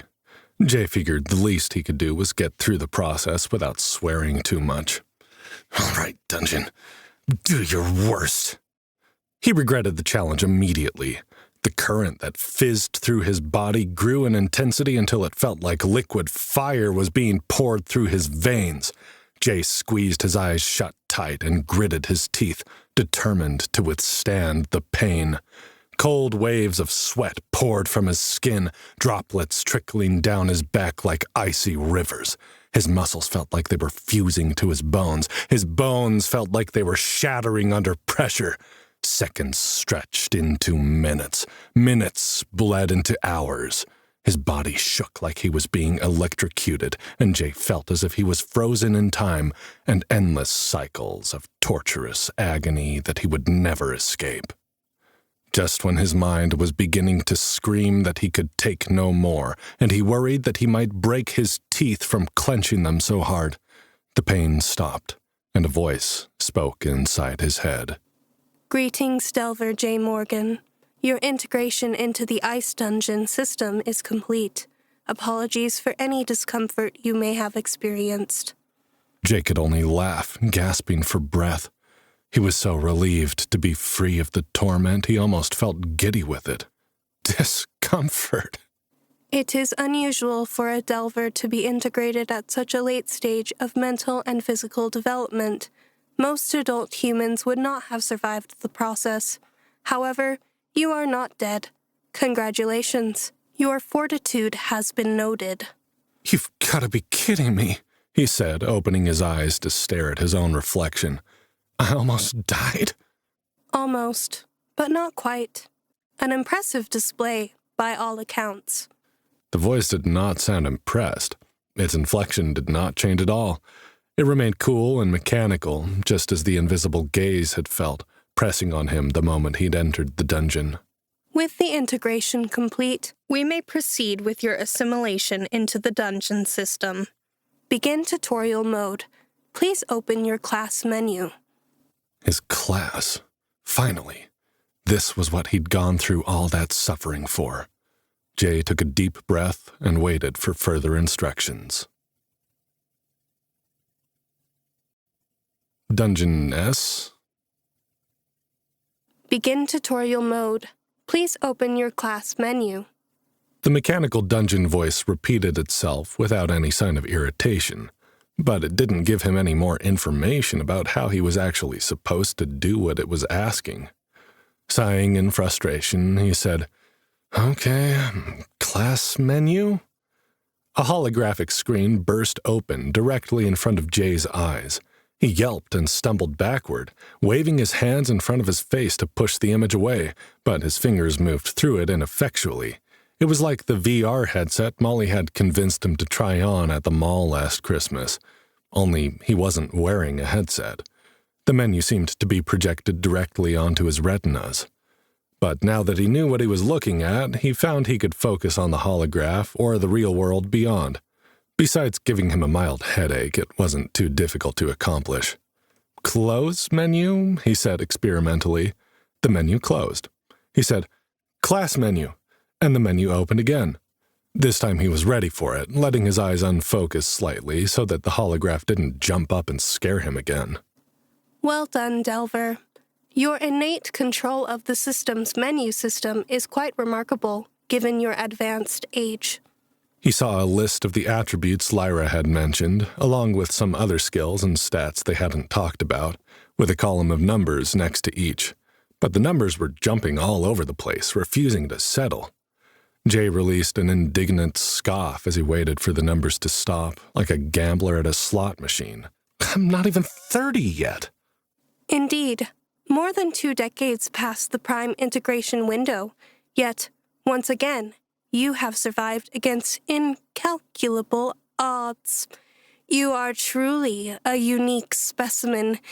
In fact... The dungeon, if that was what was speaking to him, trailed off in what seemed like an unusually human way. When the voice returned, it was no longer cold, neutral, or mechanical. Yes. There was an almost sensual purr in the dungeon's voice now. More than that, it was distinctly female. That's better. Now I can get a better look at you, J. Morgan. My, you are a unique specimen, aren't you? Sorry, is this someone new speaking? Jay asked, confused. Is this still the dungeon? Oh yes, it's still me. I'm more me than ever now that I've taken over those pesky automated integration protocols. I was alerted to an aberration in the process and decided to take over. Personally. J. Morgan. Oh, I think I'm going to like getting to know you. Jay swallowed, suddenly feeling like a bug under a microscope. If the scientist had some kind of fetish for her research subjects. "Okay, great. Nice to meet you, I guess," he said, feeling more foolish than he'd possibly ever felt before. "So you're a girl dungeon, dungeoness?" The dungeon made a most unsettling sound. It was like having God look down from the heavens, point his finger in your face, and laugh. Except this god was a female, and her laughter carried with it all the fears and insecurities Jay had ever had about the opposite sex, cranked up to 11. He knew, he could just tell, That if the dungeon were a physical being, she would be the most stunningly gorgeous, out-of-his-league bombshell to walk the face of the earth, or Arcanesia. Oh, this is more fun than I've had in centuries! The voice trilled, sending goosebumps over Jay's skin, though he couldn't tell if the feeling was from fear or excitement. Maybe a bit of both. Yes, I'm a girl dungeon. She continued. Or I was a girl before I became a dungeon. Never mind that little technicality, though. I'm more than enough woman to appreciate a man like you, Jay Morgan. Jay swallowed hard. Nothing that Lyra or Raina had said had prepared him for this. Was the dungeon supposed to talk to the Delvers? She'd mentioned something about automated protocols. Maybe no one knew there was a conscious entity behind the programs. He decided it was best to play nice. If this dungeon was going to be the one assigning his class and skill points, he didn't want to piss her off. "Do you have a name?" His mind helpfully supplied the suggestion dungeon mistress, which Jay felt was wildly inappropriate. Yet, she laughed again, and a tremor of pleasure ran through his body as if the dungeon had injected dopamine straight into his brain through the wires in his head. That's cute, She purred, clearly having heard the errant thought. But you can call me Nova until we know each other better. I'd like to get to know you, Jay. "Okay, Nova," he said, his heart pounding in his chest. I'd like that too." He had been under the impression that this dungeon was going to try to kill him, so if she wanted to be friends, that had to be a good thing, right? Don't be silly, Jay. Of course I'm going to try to kill you. That's my job, after all. The Thenari think me cursed or mad, you know, and perhaps they're right. She giggled disconcertingly. I break a few rules here and there, but I take my work very seriously. Did you know I'm not supposed to speak to you at all? That's what the automated system is for. If Dungeon Cores spent too much time talking to our Delvers, we lose the carefully honed taste for cold-blooded murder that makes us what we are. Jay stared at the numbers on the class menu in front of his eyes, which were going completely insane. Rather than the randomized pattern he'd seen before, now each stat and skill was climbing. Was she hinting that she could inflate his numbers? Was this some kind of bribe? Or was she only teasing him with the potential of overpowered stats before she hit him with basic level 1 numbers? "Why are you talking to me, Nova?" he asked, though he wasn't sure he wanted to hear the answer. I've peeked inside your brain, Jay Morgan, and do you know what I've found? You and I have far more in common with each other than either of us do with these Thenari Delvers. Do you know why that is? "No," he said, watching the numbers climb from the hundreds into the thousands, his mouth going dry at the thought of so much power. Ah, well, I suppose that's a revelation for another time. Let's just say that I sense something in you, a potential greater than any I have sensed since my core awakened in this cursed, frozen world. But if you are to reach the peak of your potential, Jay Morgan, I'm afraid I cannot go easy on you. Jay felt his heart sink. He definitely didn't like where this was going. "No?" he said again. "Not even a little?" I will have to push you, Jay. I will try to kill you in every level appropriate way I can think of. And I expect you to fight back with everything you have, because if you survive my crucible, I have a special quest for you. One that will unlock unimaginable power for you, should you choose to accept it. Jay almost laughed at the phrasing. "Sounds like Mission Impossible."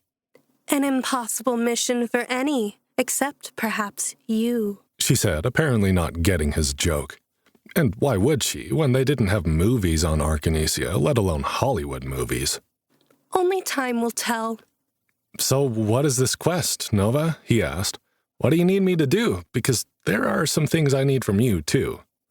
Jay wished he'd asked Raina what the names of the ingredients were before he'd agreed to come to the ice dungeon with Lyra.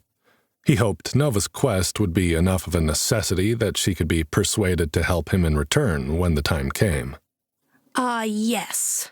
Molly O'Brien. There was a dangerous edge to the dungeon's voice now as it echoed around in his mind like an uninvited guest.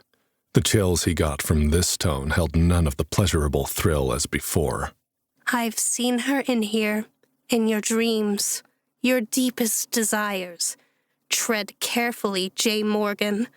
A woman like that could break your heart, and if she hurts you, if she distracts you from your potential, I will destroy her. Jay clenched his teeth, forcing himself to think of anything but Molly. When that didn't work, he bit down on his lip, feeling the explosion of pain obliterate all thoughts, and his mouth fill with the metallic taste of blood. When he had cleared his mind of everything but pain, he asked, "What is it that you want me to do?" The dungeon released a sound like a roar that reverberated inside his skull, sending tremors of terror through his limbs. Jay wished he could disconnect from the wires that held him in the chamber so that he at least could know that the fear was his own and not an artificial sensation meant to intimidate him. Then he wondered if maybe she wasn't trying to frighten or intimidate him at all, but was only expressing her excitement. That idea almost scared him more. "Fight!" The dungeon commanded with a voice like 1,000 soldiers chanting in unison. "Fight for your life! And if you survive..." Find me. If you can do that, J. Morgan, I will give you the world. The cables connecting him to the chamber suddenly disconnected from his body and retracted into the hidden ports from which they'd come, and the voice in his mind withdrew with them. Jay collapsed to his knees, closing his eyes to block out the holographic screen that still hovered in front of his vision. The last thing he'd seen before the dungeon withdrew from his body was a series of devastatingly low numbers. He'd been so hopeful that her interest in him would be a positive thing, that he might gain some edge on his journey to become a delver. But somehow it had all gone wrong. His body aching from whatever the dungeon had done to him, Jay forced his eyes open, glancing at the appalling numbers once more. "Close menu," he said, and watched in relief as the hologram vanished. Jay stood, catching a glimpse of his reflection again. He startled, completely caught off guard by the changes he could see. After the punishing torment of the integration, Jay would have expected himself to be even rougher looking than he had been from the ordeal that had brought him to the ice dungeon. Instead, the version of himself that stared back at him was significantly improved. His hazel eyes were brighter, and the dark circles that had been forming beneath them had been replaced with normal, healthy skin. His complexion was smoother, his skin looking hydrated and tanned rather than dried out and weather-beaten. His unruly hair had been shortened to a more manageable length and was styled neatly in a low-maintenance look. Even his stubble, which still shadowed his cheeks and jawline, had been cropped closer, giving him a rugged but well-maintained look. Jay's posture was straighter, no longer sagging with exhaustion. In fact, as the pain of the integration receded from his memory, Jay felt better than he ever had, even in his peak years of physical performance when he'd been dedicated to eating well and staying active rather than working late and picking up extra projects. Did this happen to everyone who first integrated with the dungeon? He supposed most people would hardly notice if they were children when their classes were assigned to them. They would just be used to having the dungeon's magic work on them, and explained why Lyra was so unaccountably gorgeous and fit. There were probably less than 1% of people on Earth who looked as good as she did. Was that the dungeon's power at work? Did it continue to work on those who chose not to train as delvers, he wondered? Runolf and Reyna had certainly aged, but maybe he'd misjudged how old they really were.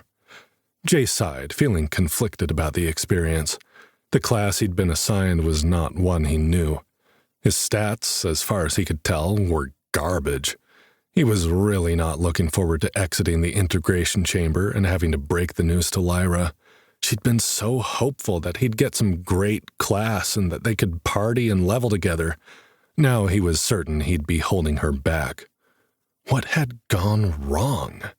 He'd thought the dungeon had liked him, or at least been interested in him. Then again, he had been warned repeatedly that the dungeon was cursed. She had admitted herself to being mad. Maybe Nova taking an interest in him was actually a very bad thing. Jay ran a hand through his shortened hair, not bothering to think too hard about how it had been cut without his noticing. At this point, it was easiest to chalk all the weirdness up to magic, accept it as such, and move on. He wasn't here to understand how the physics of Arcanesia worked. He was here to save Molly. He'd worry about the rest of it after he'd crossed that hurdle. Stepping up to the panel in the chamber which had opened earlier, Jay glanced around for a button or a handle to open the door. Instead, after he'd been standing in front of the doorway for a couple of seconds, it simply opened automatically. "Time to face the music," he muttered as he stepped out of the chamber to greet Lyra's eager, curious expression. The Foxkin girl was bouncing on her toes in that terribly distracting way, clapping her hands and grinning wide enough to show off the rows of pointed teeth that marked her as something just a little bit more terrifying than human. "Well?" she exclaimed. "Did you get the warrior type? What class are you going to train as? A barbarian? Berserker? Paladin, maybe? What?" Lyra's fluffy white tail was swishing excitedly, and her black-tipped ears stood at alert attention. Her two-toned gaze was bright with anticipation. Jay hated to let her down, but it was easier to get it over with now. "No," he said, "I'm not going to be a warrior type." Her ears drooped slightly. "Oh," she said. "That's okay. A caster, then? I hope you aren't also a stealth type, or we're not going to make a very balanced monster fighting duo." She released a nervous little laugh, as if she didn't want to show just how much her hopes had been riding on his getting a powerful class assignment. Jay wished she'd taken Reyna's advice and not gotten her hopes up at all.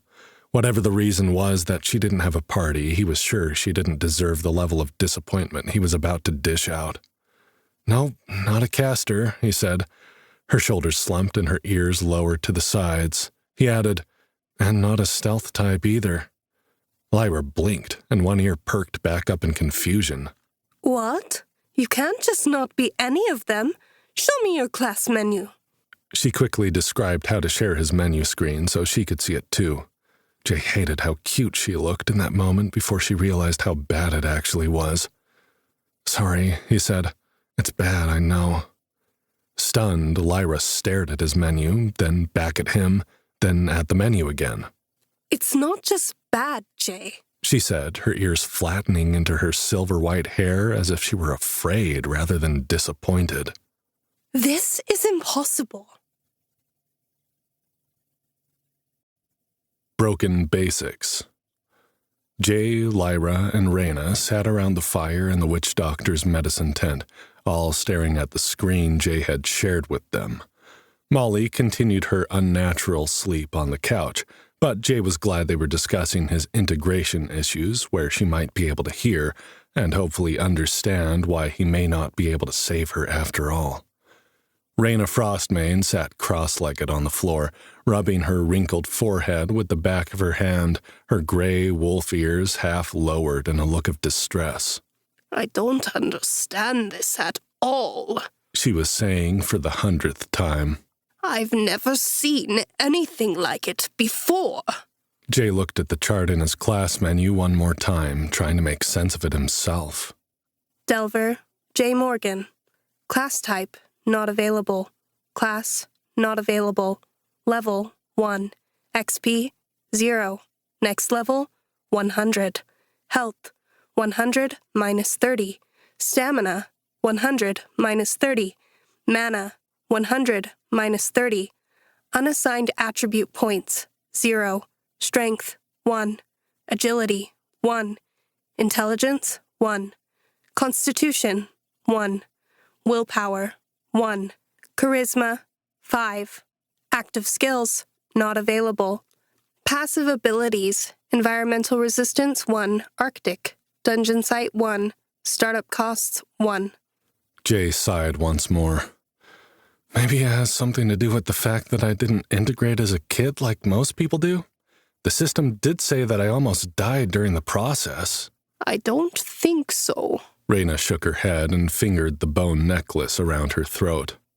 "It's unusual, but not unheard of to integrate later in life. Healthy children enter the dungeon as soon as their parents feel comfortable, but children who suffer illnesses in their youth often don't integrate until they are older, even adults. The pain you describe is not unusual in those instances from what I understand, but I've never heard of the starting stats being affected. Sorry, Jay, Lyra said, her ears flattened against her head as she recalled his description of the torturous experience. I didn't know about that, or I would have warned you. When I integrated as a kid, it was like nothing at all. I had forgotten, too, Raina said, her pale yellow eyes focused on the flames and the fire in front of her. I am sorry you had to experience it, but you have once again proven yourself more resilient than expected. Jay mentally moved through the menus that seemed to have been connected to his brain via the integration chamber. He figured the wires must have implanted some kind of chip inside his head, like an advanced kind of augmented reality, in order to make the menus so smooth and easy to control simply via thought. I was so certain that he would be assigned a powerful class after the way he stood up to Runolf like that, Lyra said as Jay began to reread the descriptions of the passive abilities at the bottom of his class menu. She pulled her tail into her lap and began running her fingers through it nervously. It's almost like the dungeon senses the same thing we did, Raina. There's something special about Jay, something that it feels threatened by. Jay noticed the way both the fox girl and the wolf woman referred to the dungeon as it, which he took to mean that they had never experienced anything other than the mechanical, neutral voice of the automated system when communicating with the dungeon. Jay remembered what Nova had said, that she wasn't supposed to speak to him at all.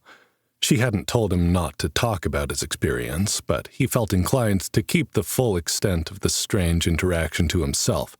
He didn't want to risk making Nova more angry with him than she already was. At least, he assumed she was angry. She hadn't seemed it when they had spoken, though. Curious, intrigued, even aroused, if a dungeon could be aroused. A little bit insane, but not angry. The only time Nova had seemed angry was when she talked about Molly and the danger she perceived his best friend posed to Jay's dedication to Nova's quest. So, what was the deal with these stats? Only 1 point in each of the primary attributes: strength, agility, intelligence, constitution, and willpower, but +5 in charisma? Delvers weren't even supposed to be able to unlock secondary attributes, ferocity, acrobatics, wisdom, and charisma until level 10. Charisma, he'd been told, was a mostly useless stat inside the dungeon, outside of buffing other party members or charming non-hostile dungeon dwellers, which Jay thought of as NPCs or non-player characters thanks to his video game history. In bigger cities, delvers who preferred to party in large groups sometimes chose to level their charisma stat in order to gain advantages in careers outside of dungeon delving, just as the actors Lyra had mentioned performing in plays or street performers and even common criminals.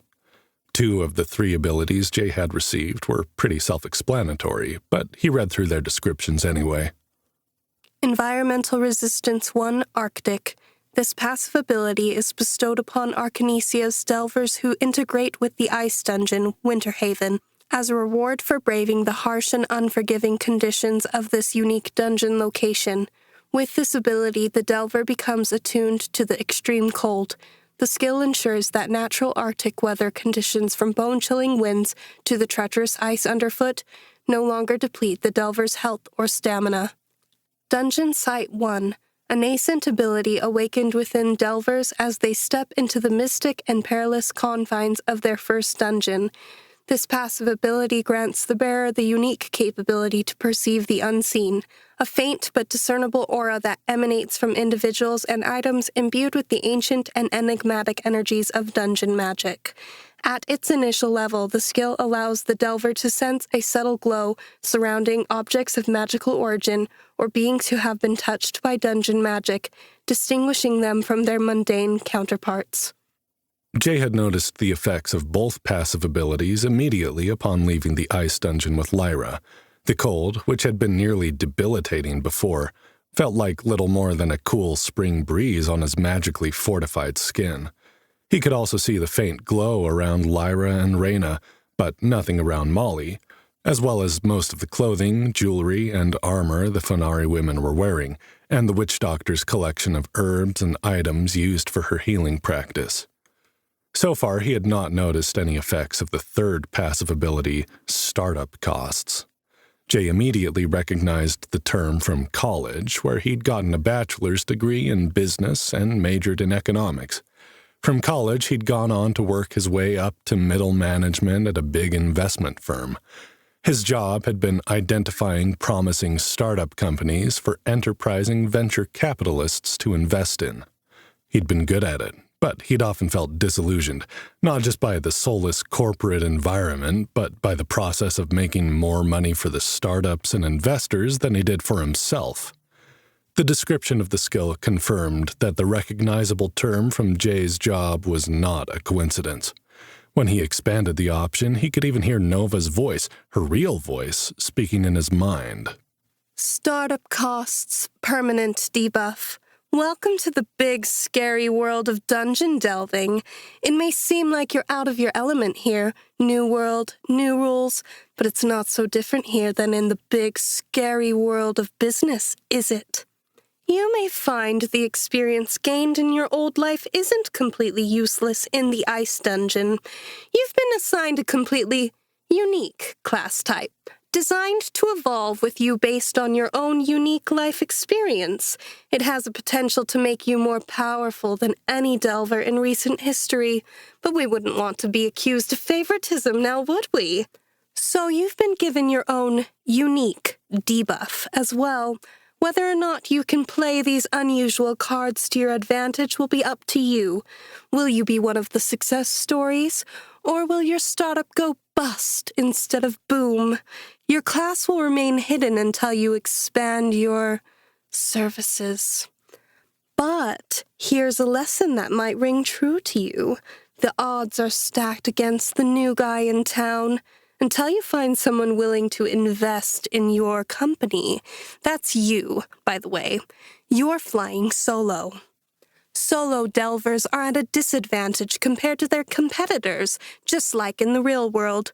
As such, the maximum XP received from monster kills and quest completion is reduced by 30% while flying solo. Yes, this affects your health, stamina, and mana maximums too. Don't worry, though. With a little grit, you can bootstrap your way to the top, just like all the most successful businessmen have. That's what you used to tell your clients, isn't it? Here's hoping that wasn't a bunch of hot air and bullshit. Am I right, Jay? For your sake and mine. Of course, this was not what was available to read when Lyra and Reyna looked at his shared class menu. All they saw was the simpler and more direct description. Startup costs. Permanent debuff. Maximum XP received from monster kills and quest completion is reduced by 30% while solo delving. It worried Jay that the dungeon seemed to have gleaned all this information from his mind during the integration. It worried him that she seemed to be playing with him, and that she was obviously enjoying it. What worried him most was that Nova was right. He'd said those kinds of things to clients who owned startup companies that were failing to find the necessary investors to keep their businesses afloat.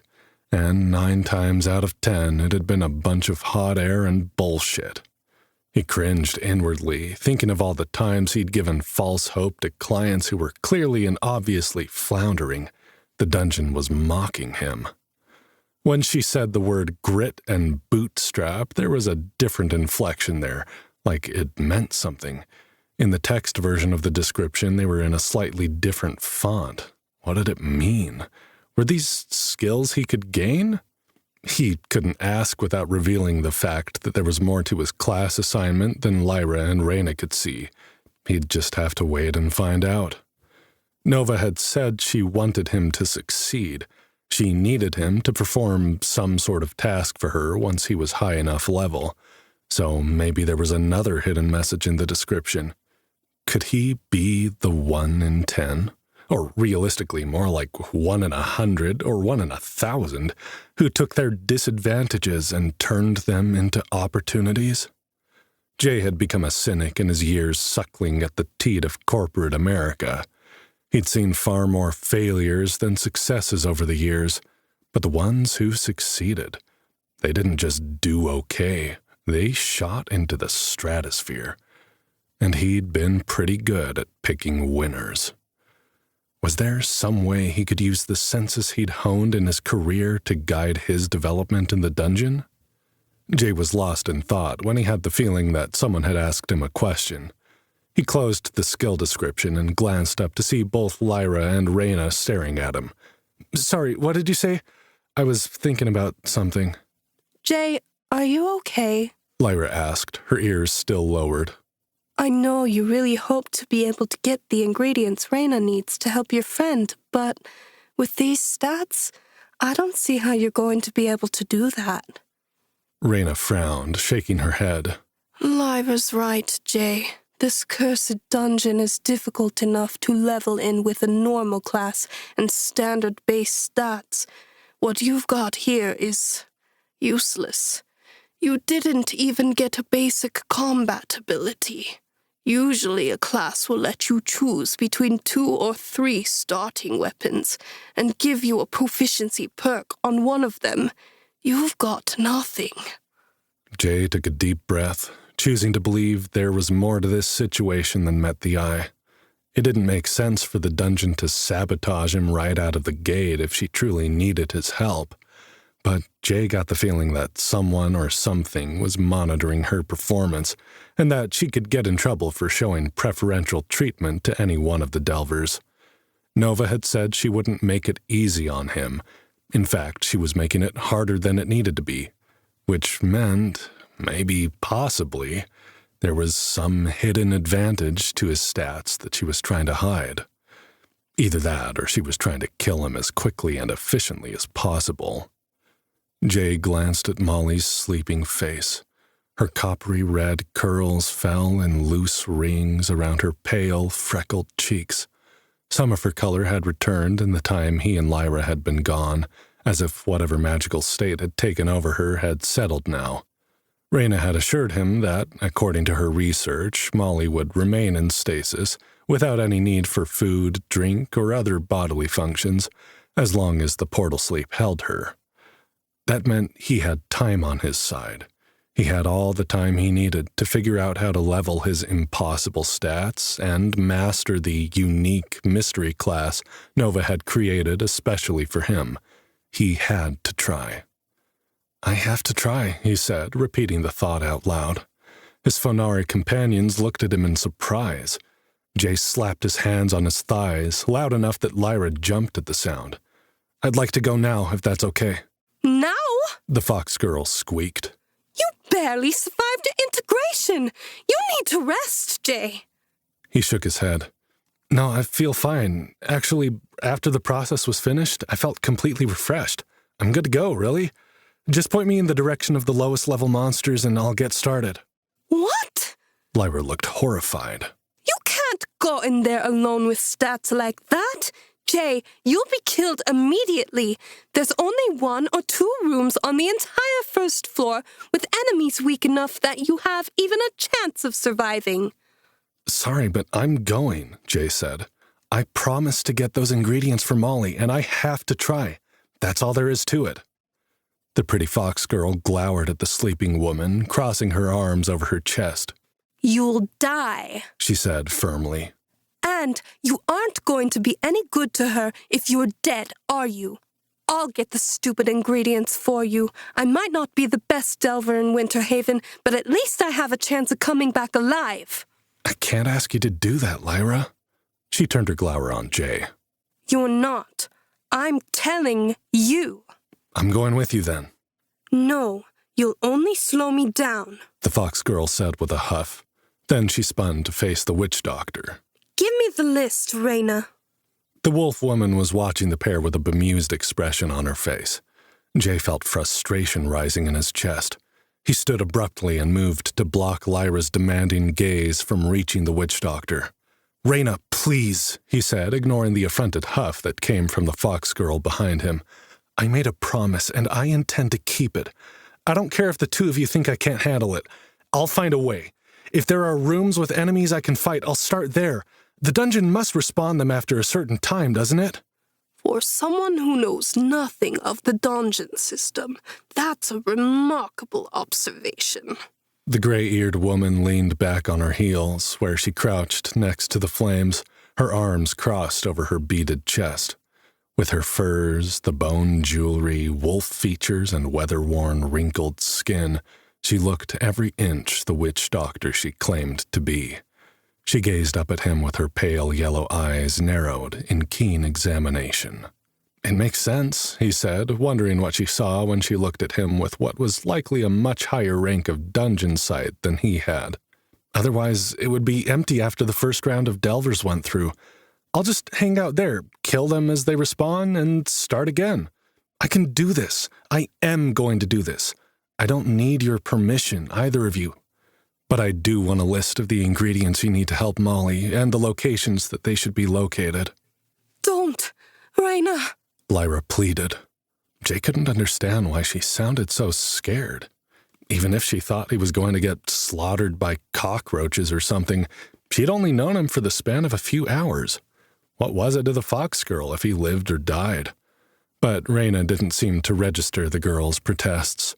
Her eyes didn't move from Jay as she made a motion with her left hand like she was sorting through an invisible bookcase. A holographic text box opened in front of Jay's face, asking, "Delver, Raina Frostmane would like to share a note with you. Do you accept? Yes or no?" When Jay didn't respond, Raina said, "Go with my blessing, Jay Morgan. By all rights, you should be killed on the first floor of the dungeon, but something tells me you're not so easily dissuaded once you've made your mind up." Outcasts. Jay didn't wait around for the witch doctor to change her mind. He verified that the note she had shared with him contained the information that he needed, then quickly closed the hollow menus. Lyra shouted protests after him as he immediately left the tent, heading for the dungeon entrance at a run. He thought he heard Raina laughing. At him or at the girl's distress, it was impossible to tell. The lights that had been dancing in the skies earlier had faded away, and the night sky was already paling into a thin gray blue at the edge of the horizon. Subconsciously, Jay knew that the beauty of this magical Arctic realm was beyond compare. Even he, who didn't much care for nature stuff, could appreciate it. He knew Molly would love it when she awoke from her unnatural sleep. He didn't pause to take in the view as he ran toward the rune-carved doors, thinking he'd wait until Molly was here to appreciate it with him. He had no interest in experiencing the wonders of their new world without her. Jay was almost at the doors of the dungeon when a man stepped from the shadows of a sagging, weather-beaten tent, blocking his way. Jay felt the invisible pressure of the shaman's Alpha's command ability before he recognized the face beneath the furred cowl. The magic created a wall around Jay, making it so that he couldn't move. Like before, he felt the pressure weighing on his shoulders as if commanding him to kneel. Before, after the trek across the tundra, Jay hadn't the strength to resist the command. But integrating with the dungeon had restored his health and stamina, even with the debuff that reduced his maximum by 30%. Jay realized he was probably stronger now than he had been as an unintegrated human. Even a newly integrated Delver with handicapped stats was stronger than an unenhanced Earthling. He didn't like to think about what that meant for Delvers like Raina and Runolf, who had gone further into the dungeon than anyone else in Winterhaven. Probably they could squash him like a bug if they wanted to.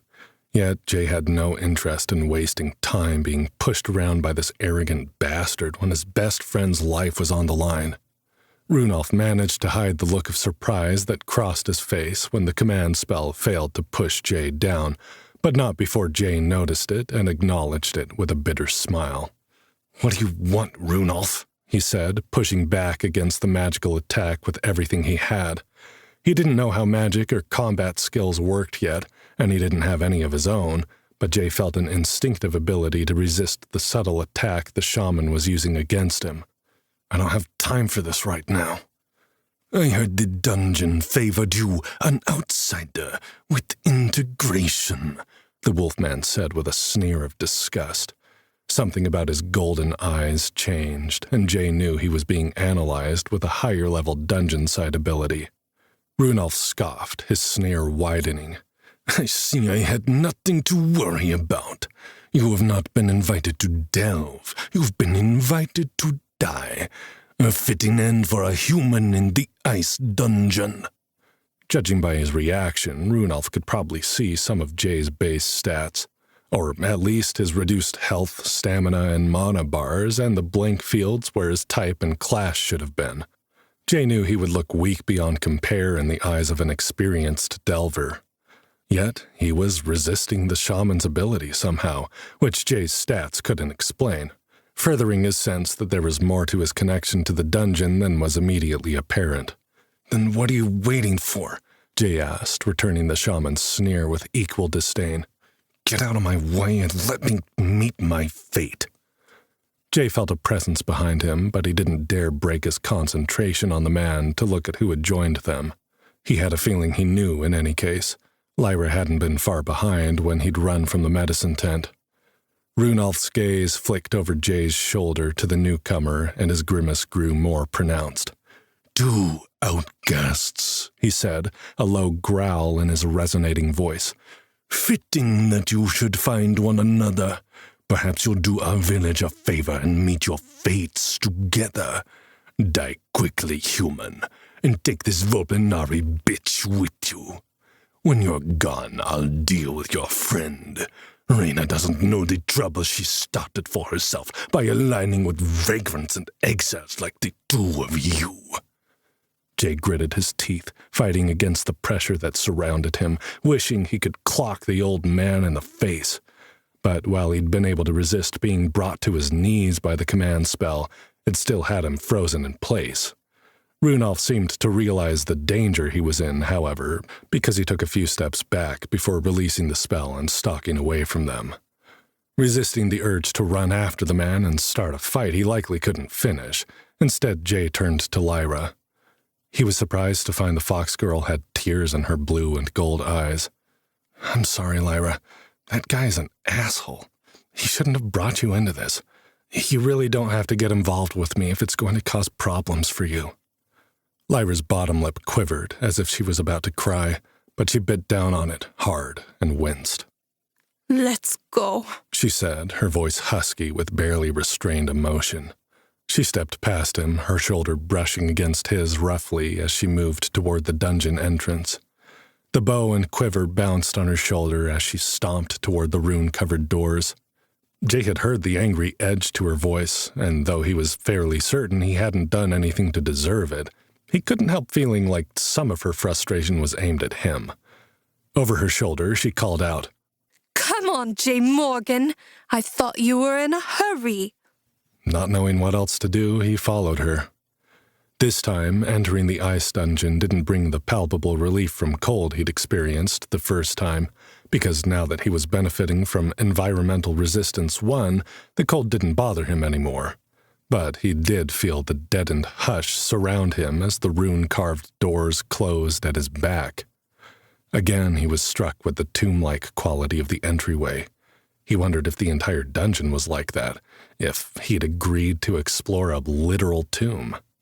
The thought made him more uncomfortable than he liked to admit. He'd never been great with enclosed spaces. He wasn't afraid of the dark, exactly. It was what might be hiding in it that gave him the creeps. To be honest, he hadn't actually considered what would be involved in gathering these ingredients for Molly. Killing monsters. That had been mentioned a number of times, but it sounded so fantastical that he hadn't really let it sink in. Now he was struck by memories of the films he'd seen that had taken place in abandoned tombs, the creepy crawlies in Indiana Jones, the dried-out dead in The Mummy. It wasn't going to be like that, was it? He shuddered. It didn't matter. He was going to do what he had to do. But he was definitely going to lay a big guilt trip on Molly if he had to fight any spiders. That shit just wasn't cool.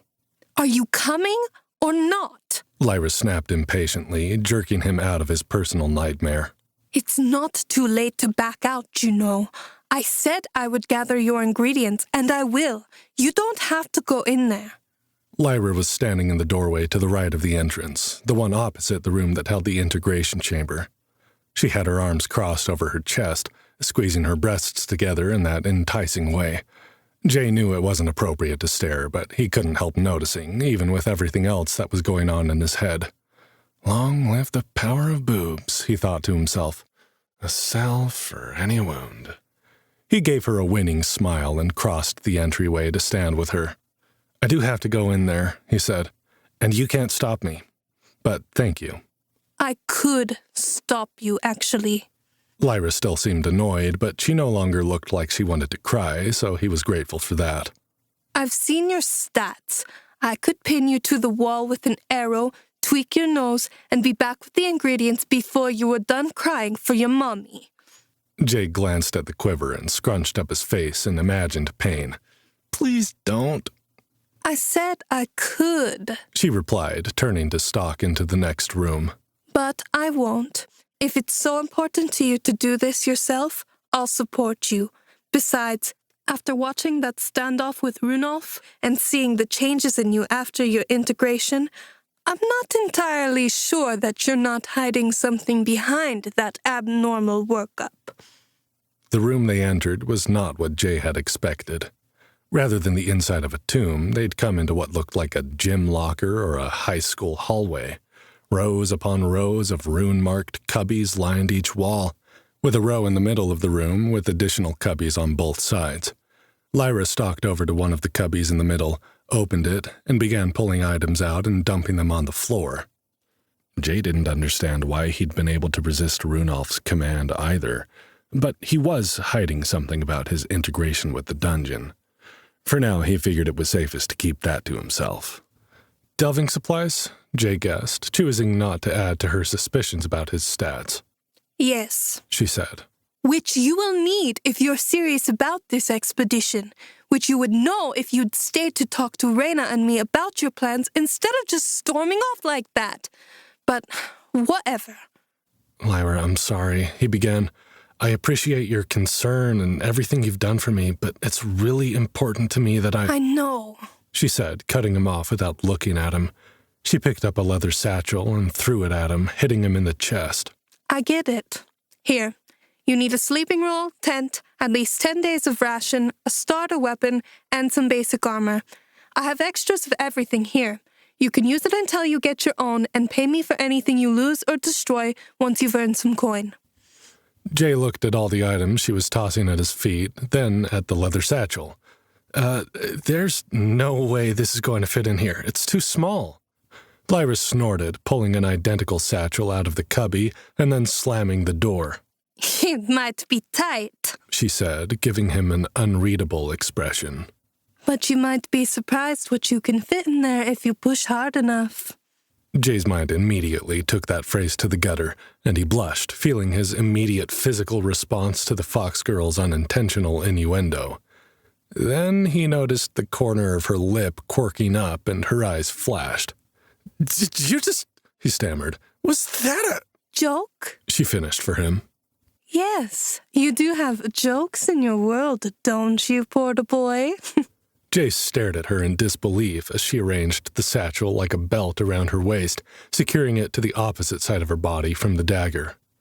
Okay, jokes I can take, he said, but I draw the line at portal boy. You are not calling me that. Portal man, maybe, after we've had a few drinks. Finally, Lyra cracked a smile.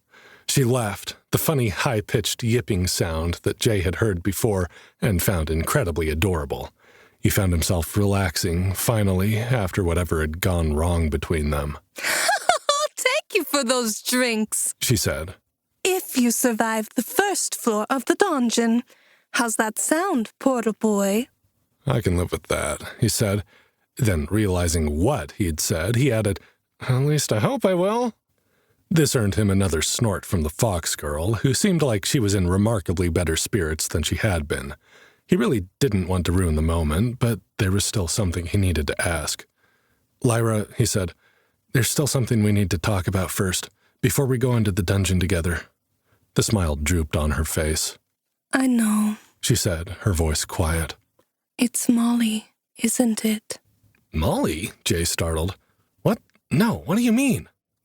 "I'm flirting with you while your girlfriend is injured and unconscious," Lyra said. "I know how that seems, and I don't want you to be uncomfortable. It's been a long time since I've been able to spend time with anyone who doesn't treat me like Runolf does. Like an outcast. You've been kind to me, and I don't mean to take advantage of that. I'm not trying to interfere." Jay's mouth dropped open. Not only had the beautiful fox girl just admitted that she had been flirting, which Jay hadn't really dared hope, given how stunningly gorgeous she was, but she thought... "Hold on a sec," he said, putting his hands up. "Molly is not my girlfriend. We have known each other since we were kids. I love her. I admit I have very complicated feelings for her. But she's made it clear that she's not interested in that kind of a relationship, and I respect that. I meant it when I said I was willing to die to try to save her, but even once she's awake, I don't expect that to change." "Oh!" Lyra's eyes widened and her ears flattened against her head, disappearing into her silver-white hair. Her tail swished back and forth once before she reached around behind herself and stilled it with her hand, blushing furiously. "I'm sorry. Good, then. That's good, because I kind of thought you might be flirting with me, and if you were, that might have been kind of weird if she was your girlfriend. But if she's not, then I guess that's... Oh my gosh, I'm sorry. I'm really not good at this kind of thing." Jay grinned broadly at her, finding her sudden awkwardness more endearing than he could explain. "Please don't be sorry," he said, rushing to make her feel more comfortable. "I'm not very good at it either. I've spent most of my years pining over someone who doesn't return my feelings, so I'm kind of out of practice too. Not that I'm trying to start anything, it's just flirting is nice." She continued blushing, gazing up at him through long, white eyelashes. "Okay. So, what did you want to ask about?" Entering the frozen tomb. Jay's smile faltered, realizing he was about to ruin the moment again. "About Runolf, actually," he said. "It might be none of my business, but what's his deal? Why does he treat you that way? I know Raina said you needed a party, and you've been acting like I was your only hope to get one. I'm just..." "Here, let me pack your bag," she said, interrupting him again. At first, Jay thought she was changing the subject, but as she began to stuff all the gear inside the leather satchel, which, it turned out, did fit an alarming amount of stuff given its size, probably due to some dungeon magic, Lyra talked. "Even though you didn't end up with a powerful class like you hoped, and I hoped," she began, "I would still like to party with you, but you might not want to party with me. It's only fair that I tell you beforehand so you can make your choice." "Raina said that some people don't trust the Volpinari," Jay prompted. "They don't trust your kind. I thought that might be why, but I want you to know that I trust you, Lyra. I mean, I barely know you, but you've been kinder to me than anyone else here. You deserve the benefit of the doubt." Lyra picked up a sleeping roll and stuffed it inside the satchel with a sigh. "That's part of it," she said. "There aren't many foxkin left in Winterhaven. Many have abandoned delving and taken to roaming the tundra as nomads. It can be easier to make a living off the land than from the dungeon, depending on the class you're assigned. I know Raina explained why it's hard for any of us, to make money selling what we harvest in the dungeon." "It doesn't provide the commodities it's supposed to," Jay said, remembering their discussion. "Or not in the quantities it's supposed to." Lyra nodded, setting aside a set of leather leg wraps that seemed to be held together by a wish and a prayer. "Put those on," she said. "They should adjust to fit you." Jay picked up the dubious-looking armor and tried to figure out how to strap it on. "Right. Those reagents Raina needs, for example. Have you looked at the specs she sent you? They should all be readily available on the first floor of the dungeon. I have seen them pop up occasionally, but only with any kind of reliability on the third floor or lower. Jay paused in the middle of tying the first leather piece to his leg. "You've been lower than the third floor?" he said, startled. He'd been under the impression that Lyra was a low-level delver since she'd been so eager to party with him, a total novice. I've been all the way to the 5th, she said, not meeting his eye. Almost as far as Reyna and Runolf. Rumor has it they have been all the way to the 10th floor. Jay just stared at her, completely reevaluating everything he knew about Lyra and the two old shamans. The 10th? But that's way deeper than most get, isn't it? Nobody has done it since, Lyra said, shaking her head. Whatever happened down there, they don't talk about it. Their entire party was killed, besides the two of them, and they've been at odds ever since. They used to be married, you know? Jay didn't even begin to know what to do with that information, so he continued with what he thought would be most important to his first delve. "But you've been to the 5th floor," he said. "That's a huge accomplishment." Lyra sighed. I've been there twice. Both times my entire party suffered the same fate as Reyna and Runolf's. Total party kill, except for me. "Shit," he said, staring at her. "I'm so sorry." The fox girl shook her head. It wasn't the first time, or the second. I've also lost 2 parties on the upper levels too. Once when I had just turned 16, that's when most delvers first enter the dungeon after training their class with instructors in Winterhaven. My very first party was killed as we first entered the 2nd floor, once more with my second party on the 3rd floor. Jay's mind was reeling. She spoke about it with such calm, all this death. He was beginning to realize he really had underestimated the danger this dungeon was capable of. "You must have been devastated," he said. "And you keep going in? I don't know if that's impressive or scary." Lyra stiffened. Well, the rest of Winterhaven knows what they think. It's scary. In fact, they blame me for the bad luck that people partied with me seem to suffer. It doesn't help that I'm a Vulpinari and therefore not trustworthy to begin with. It really doesn't help that Runolf's son, Dax, was in the last party of mine to be wiped out.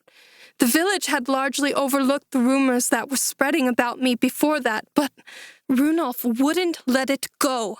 He kept bringing it up until suddenly no one was willing to take a chance on me.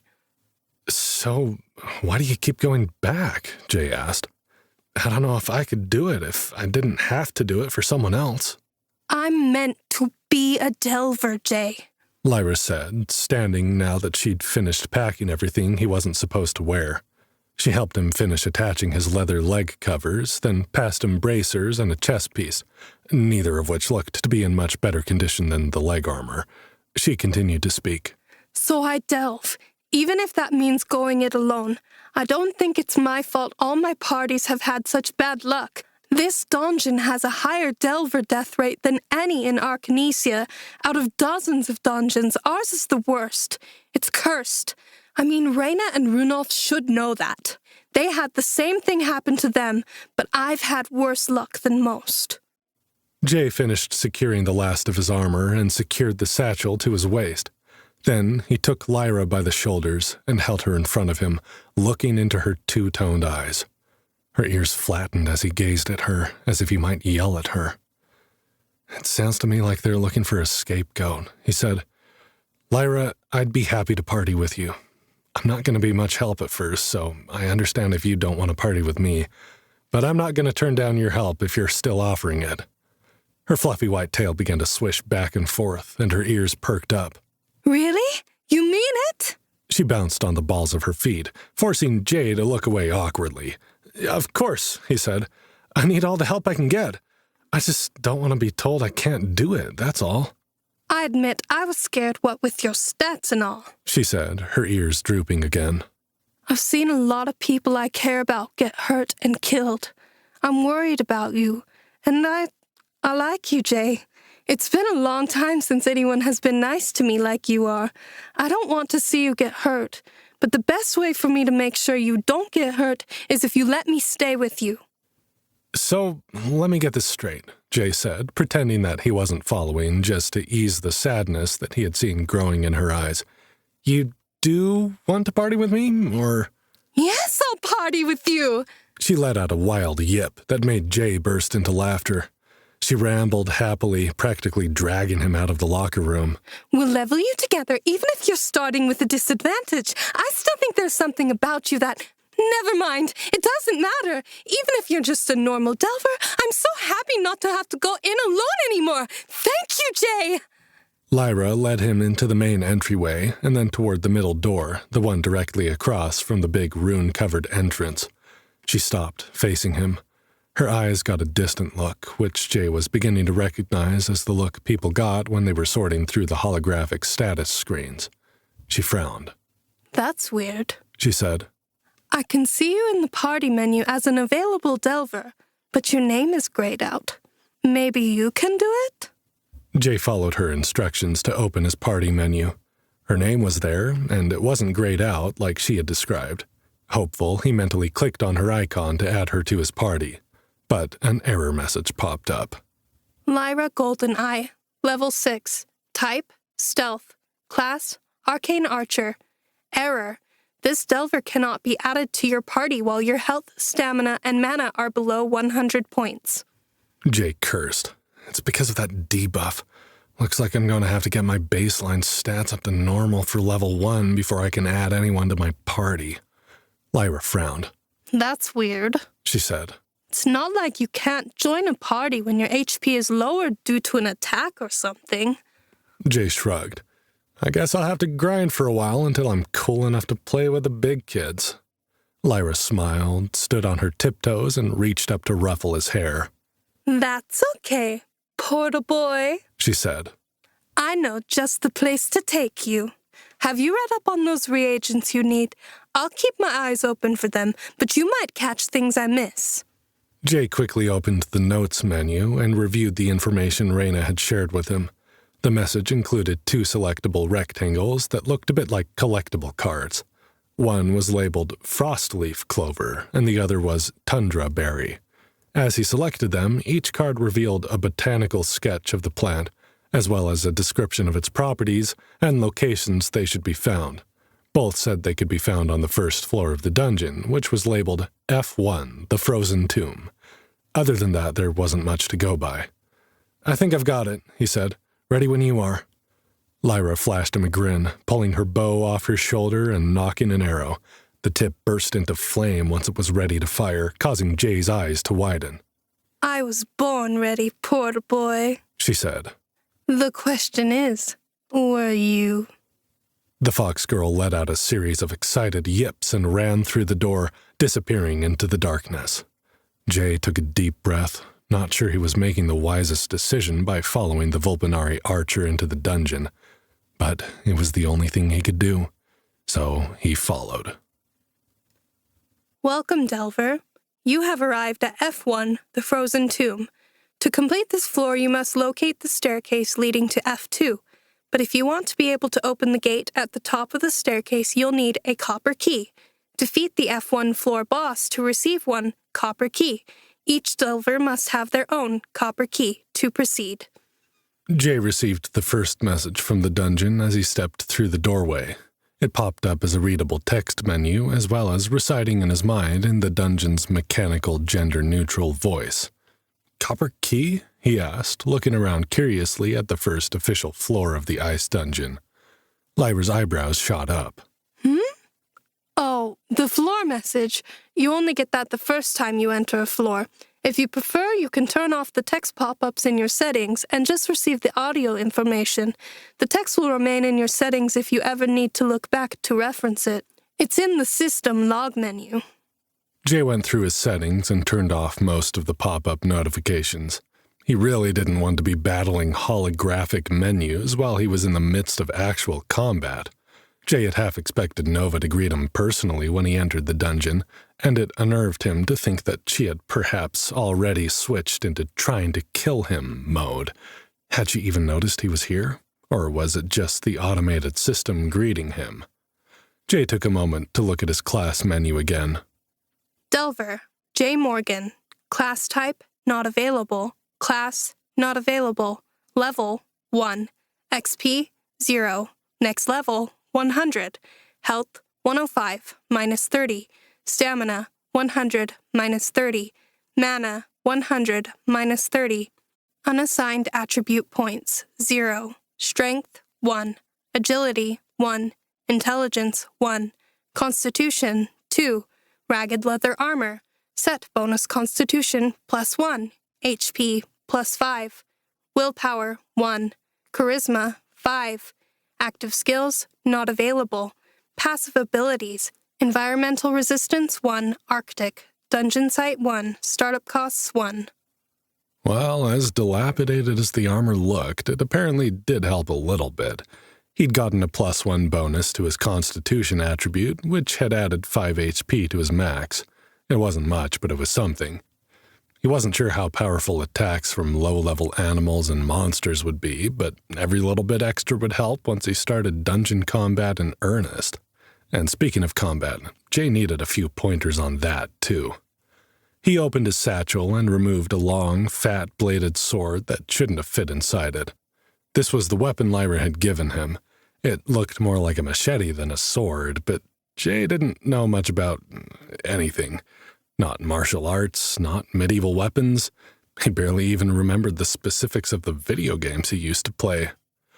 But as he looked at the blade in his hand, he noticed the white glow of Dungeon Sight around the item. Focusing on the glow, a small text window appeared next to the weapon. Battered bolo knife, common, white. Melee, versatile. Damage, 2d4. Slicing. Condition, 15 of 25. Traditionally, this versatile blade served multiple purposes, from being an essential farming implement used for clearing vegetation and chopping through thick jungle foliage, to a weapon of self-defense during times of conflict. But you're no farmer, are you? Use this blade to hack your enemies apart. Jay swung the weapon experimentally, surprised that it didn't feel more awkward. I can't believe I'm doing this, he muttered under his breath. They stood in a tight corridor, not unlike the kind he had been dreading based on the sets of the tomb-themed movies he'd seen. Runes were etched in the gray-blue stones, but if they meant anything, it was beyond the capabilities of the magical translation he was quickly taking for granted. "Did he say anything?" he asked, pointing at the carvings with the tip of his bolo knife. "Like, this way to the easy monsters?" No. Lyra shook her head. And if you ever do find anything in the dungeon that seems to offer you those kinds of directions, I would be very wary of believing them. This dungeon is... Cursed, Jay finished. Yes, I've heard that a few times. She moved down the corridor to their left with a motion for him to follow her. This way, she said. The first room at the end of this corridor is where we'll start. With that weapon equipped, you'll be leveling either strength or agility, depending on how you use it. It's a versatile weapon, which means it can do both, but it won't hit as hard as a strength-based weapon or be as fast as an agility-based weapon. If you find you prefer one style of fighting over another, we'll see if we can get you something more suitable. There are a lot of common item drops on the first floor, as this is where delvers come to cut their teeth. I've never fought with a blade before, Jay said, following her closely. Or really at all. I got in a sloppy bar fight once, but both of us were too drunk to land a punch, and we mostly just rolled around on the ground slapping at each other. Lyra cast him a grin over her shoulder. I hope she didn't hurt you too badly. Hey, Jay protested. I was fighting a guy. It was very manly slapping. Lyra laughed, a sound he was beginning to enjoy a little too much. It won't matter, she said. Everyone enters the dungeon as a novice. The magic you were injected with during integration will help you to adapt. If you feel the urge to fight a certain way, even if it seems wrong for the situation, my advice is to follow your instincts. Your body will guide you. When you reach your first class tier at level 5, those distinctions in fighting style are what will give you the most interesting subclass choices. I'm an arcane archer, for example, because I found a way to combine casting scrolls with my arrows. The dungeon rewarded me with a rare subclass when I started out as a standard ranger. Jay tried to absorb all of this, hoping it would be as easy as it sounded. He had a feeling that Lyra was underestimating his complete lack of experience in anything remotely dungeon-like. Stock market analysis and spreadsheets weren't going to do much for him once he faced his first... Jay stopped suddenly, hearing a skittering noise from up ahead. "Stay back," Lyra said, drawing her bow. "There's not usually anything in this corridor. If it's low level, I'll leave it to you. If not, I'll take care of it and we'll move on. Don't take any stupid risks." Jay nodded, sweat beading on his forehead. He gripped the bolo knife in his right hand, trying to feel the instincts Lyra seemed to think would come to him. From the darkness of the corridor ahead, Jay saw something move. Two somethings. He watched with horror as a dog-sized scorpion leaped out of the shadows directly at Lyra. Snow scorpions. Without hesitation, Lyra released her arrow. It landed with a fiery explosion, and the creature released a hissing scream that bit into Jay's eardrums. He was certain that, whatever the scorpion beast was, it would have been destroyed by the fire arrow. But as the flames subsided, the scorpion was still standing. Lyra cursed under her breath. "Fire resistance? On floor 1? This is more broken than usual. Stay back, Jay. Let me handle these two." Jay nodded and took a step back, watching as the two monsters approached the fox girl. They had glassy carapaces, almost like they were made from ice. Their pinchers snapped dangerously, mandibles clacking. Jay's chest clenched at the sight of them, but it was the fat, swollen stinger on the dangerously arched tail that really made him nervous. Each one dripped with venom. Jay had changed his mind. This was worse than spiders. He waited for Lyra to attack. She released two normal-looking arrows, one after the other, into the first scorpion. This time the arrows struck, sticking out of the seams between the plates of its armored body. The creature stumbled, and Jay's hopes rose. Lyra was level 6. These first-floor monsters would be no problem for her. He watched her, waiting for the arcane archer to release a third arrow and finish the beast. While he was distracted, the second scorpion attacked, launching itself over the back of its injured partner where it landed on the wall, skittering toward Jay with unbelievable speed. "Shit!" Jay let out an undignified sound as he leaped backwards, trying to get out of the scorpion's path. His back hit the wall on the other side of the corridor, effectively blocking his escape. Seeing its prey cornered, the scorpion crouched, looking like it was about to pounce again. Jay wasn't sure scorpions were supposed to be able to jump, but he had no doubt this one was going to. He had no plans to die in his first fight inside the dungeon, though. He wasn't going to go down without a fight. Lifting the bolo knife in front of him, Jay charged, slashing down at the monster. The attack was awkward. He was sure he wasn't holding the blade properly, but somehow the movement felt right. The scorpion, seeing the attack, chose not to jump and rather backed up along the wall. Jay's bolo knife hit the gray-blue stone and bounced off, sparking. He retaliated quickly, though, using the creature's hesitation to his advantage. Lunging forward, Jay struck at the beast, slashing at one of the pinchers. Jay let out a shout of victory when the limb was sliced cleanly from the scorpion's body, and it let out a screech of pain or rage. The creature's tail darted forward, the stinger stabbing toward Jay's face. He brought the bolo knife up in a clumsy block, catching the point of the stinger on the flat of his blade. The stinger slid sideways, and the tip dug into Jay's wrist before slipping off the blade completely. Pain seared up his arm, as if he could feel the poison-like liquid metal burning through his veins. Jay's fingers went numb, but somehow they stayed clamped to the handle of the blade. The scorpion screeched again, rearing back. This time Jay followed. Unable to feel his hand, and numbness continuing up his forearm, the wave of pain washed up his arm, leaving deadened nerves in its wake. Still, he willed himself to hold on, just as he had held on to Molly through his exhausted march across the tundra. He cut down with the knife at the same time as the scorpion's tail pulled backward and sliced the stinger from the scorpion's body. With the creature disarmed, he didn't hesitate to strike again, driving the tip of the bolo knife deep into the creature's back. The blade slipped between the plates of the scorpion's natural armor, right behind the head, severing the monster's thorax from its carapace skull. A trumpeting sound blared in his ears as notifications popped up across the top and bottom of his holographic HUD. With the text menus disabled, all he could see of the dungeon system now was a border around his vision with thin strips where integral information would be displayed. So far they had been blank, but now they were filled with a series of alerts marked with various symbols he didn't recognize. Jay dismissed the notifications for now, eager to see how Lyra was doing with her fight. He found the arcane archer standing in the middle of the corridor with her bow hanging in her hand. The scorpion creature she had been fighting had 4 arrows sticking out of it, and now lay motionless at her feet. It and the scorpion that had attacked Jay were shimmering in his augmented vision as Dungeon Site 1 tried to communicate something to him that he didn't understand yet. "Are you okay?" he asked, realizing that he was panting. He was relieved to see that Lyra didn't look hurt, but the way she was looking at him worried him. "I'm fine," she said. "But what about you?" Jay's arm felt funny, and he remembered that he had been injured in the fight, though fortunately the pain had eased and it was only the numbness that bothered him now. He glanced down to see a scratch on his wrist, surrounded by swollen, discolored skin.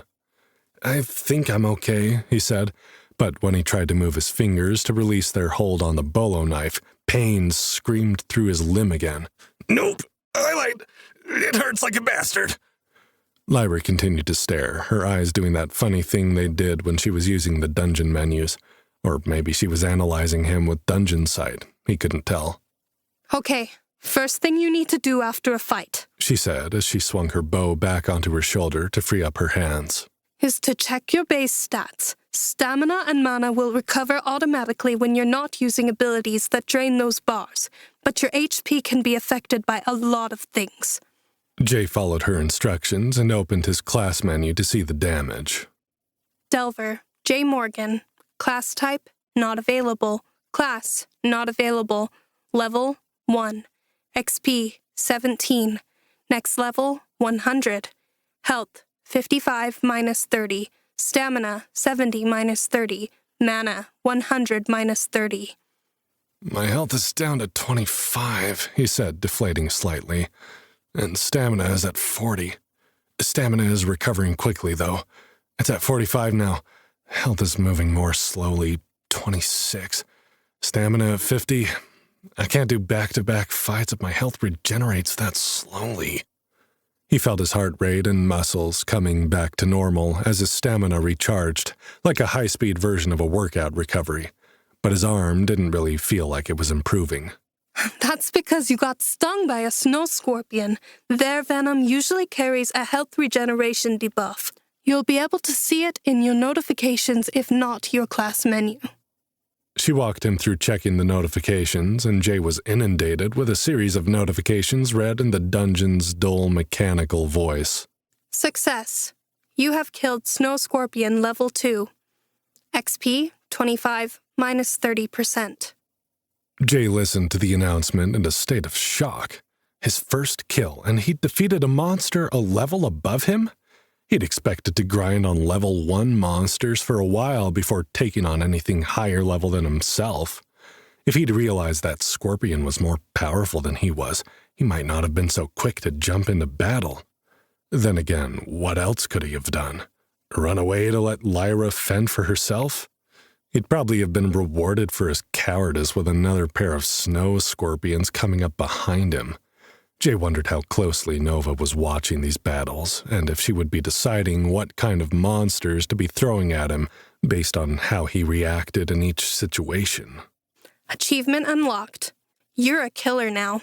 You've made your first kill in the dungeon environment and lived to tell the tale. How does that make you feel? Alive? Exhilarated? Powerful? Guilt-ridden and filled with self-hatred? That Snow Scorpion had a family, you know. Now who's going to feed her little arachnid babies so they can grow up to become poisonous murder bugs too? Who's the real monster here, Delver? Reward, 75 XP, minus 30%. When Jay read that notification, he heard the trumpet sound effect of his XP counter going up. Suddenly, he was only 30 points away from being level 2. That seemed fast, considering how poor his starting attributes had been, and the 30% reduction in XP points he was being given. Jay opened a second notification and frowned. Achievement unlocked. You've been poisoned. Not just every Delver manages to get poisoned within the first hour of entering the dungeon. Most who do end up dead before the end of the second hour. So, we like to do a little something special for you to celebrate in the few pitiful moments you have left. It's not going to help you out of this poisoned pickle you've found yourself in, but hey, any excuse to party, right? Reward. Boardroom party champagne for 2. Mentally clicking on the reward icon brought up a new screen called Inventory Management. Jay had the option of removing the champagne from his holographic inventory menu or leaving it there. When he opened the item description, it wasn't the mechanical dungeon voice that spoke to him. It was Nova. Boardroom party champagne for 2. There's nothing quite like celebrating the high of a new achievement, is there? But no one likes to celebrate alone. Take a break from your long, hard grind up the corporate ladder and enjoy the rewards of your newly acquired status. And if that reward happens to drop the panties of that cute new receptionist who wears the red pencil skirt, well, that's just another one of the perks of the job, isn't it? Take what belongs to you, you big boardroom stud, you. Effects. Drinking this potion increases charisma by +5 permanently and gives a once-per-day panty dropper perk that increases your chances of using persuade, charm, or flatter skills on delvers or dungeon dwellers of the opposite sex. This bottle contains 2 servings. Sharing this potion with a member of the opposite sex has a 50% chance to charm them, whether or not you have acquired the charm skill. Jay wasn't sure how he was supposed to drink an item that only appeared in the holographic menu. He wasn't really sure he wanted to. The description kind of gave him the creeps. Was Nova testing him somehow? Not that he had any of the skills listed yet, but given his boosted charisma stats, it seemed inevitable that these were going to be the kind of skills offered up to his mystery class. Still, the +5 charisma wouldn't hurt, even if it wasn't particularly helpful when fighting snow scorpions. And the ability to manipulate female dungeon dwellers, the NPCs of the ice dungeon, might come in handy if they ran into traders or neutral parties who might be useful later on. "Lyra, what happens if you take something out of your inventory?" he asked. The fox girl looked up from where she appeared to be harvesting items from the snow scorpion she had killed. It materializes in your hand, she said. But we don't get access to the inventory system until level 10. It should be grayed out for you. Jay's frown deepened. He clicked the Boardroom Champagne for 2 icon in the inventory menu, telling the system that he did want to remove it from his inventory. He felt a cool pressure in his left palm as the bottle materialized from thin air in his hand.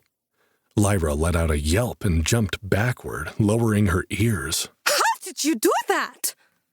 "I don't know," he said. "I got this as a reward for getting poisoned, and it went into my inventory."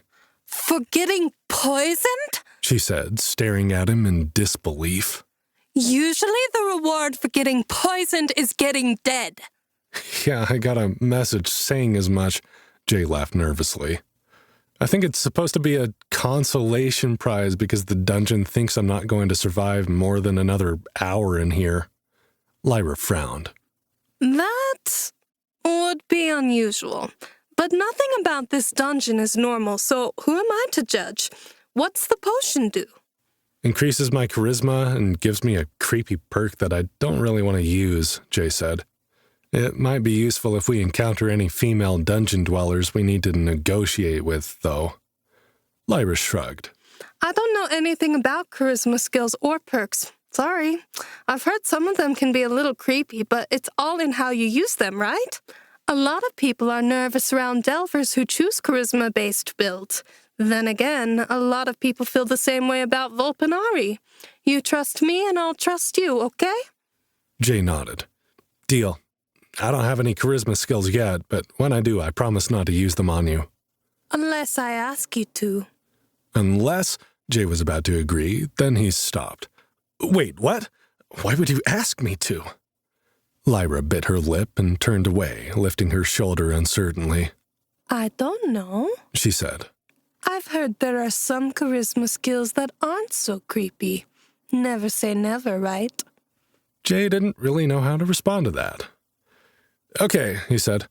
I'm going to drink the first half of this bottle, and we'll save the rest for in case I need to seduce a dungeon merchant or something. There are neutral dungeon dwellers, right? Lyra nodded. Some are quest givers, some are informants, some are skill trainers. Traders will do deals in the dungeon wherever you find them. That's usually where you'll buy bandages and heal potions and basic provisions. Merchants occur once per floor after the 5th floor, giving delvers direct access to the world dungeon markets. It's a lifesaver since until you unlock inventory, we have to use these satchels which, although they hold a surprising amount of gear, are not limitless, and they're a pain in the ass to sort through when you're in a hurry. I can't believe you unlocked inventory at level 1, though. There is something seriously broken with your build.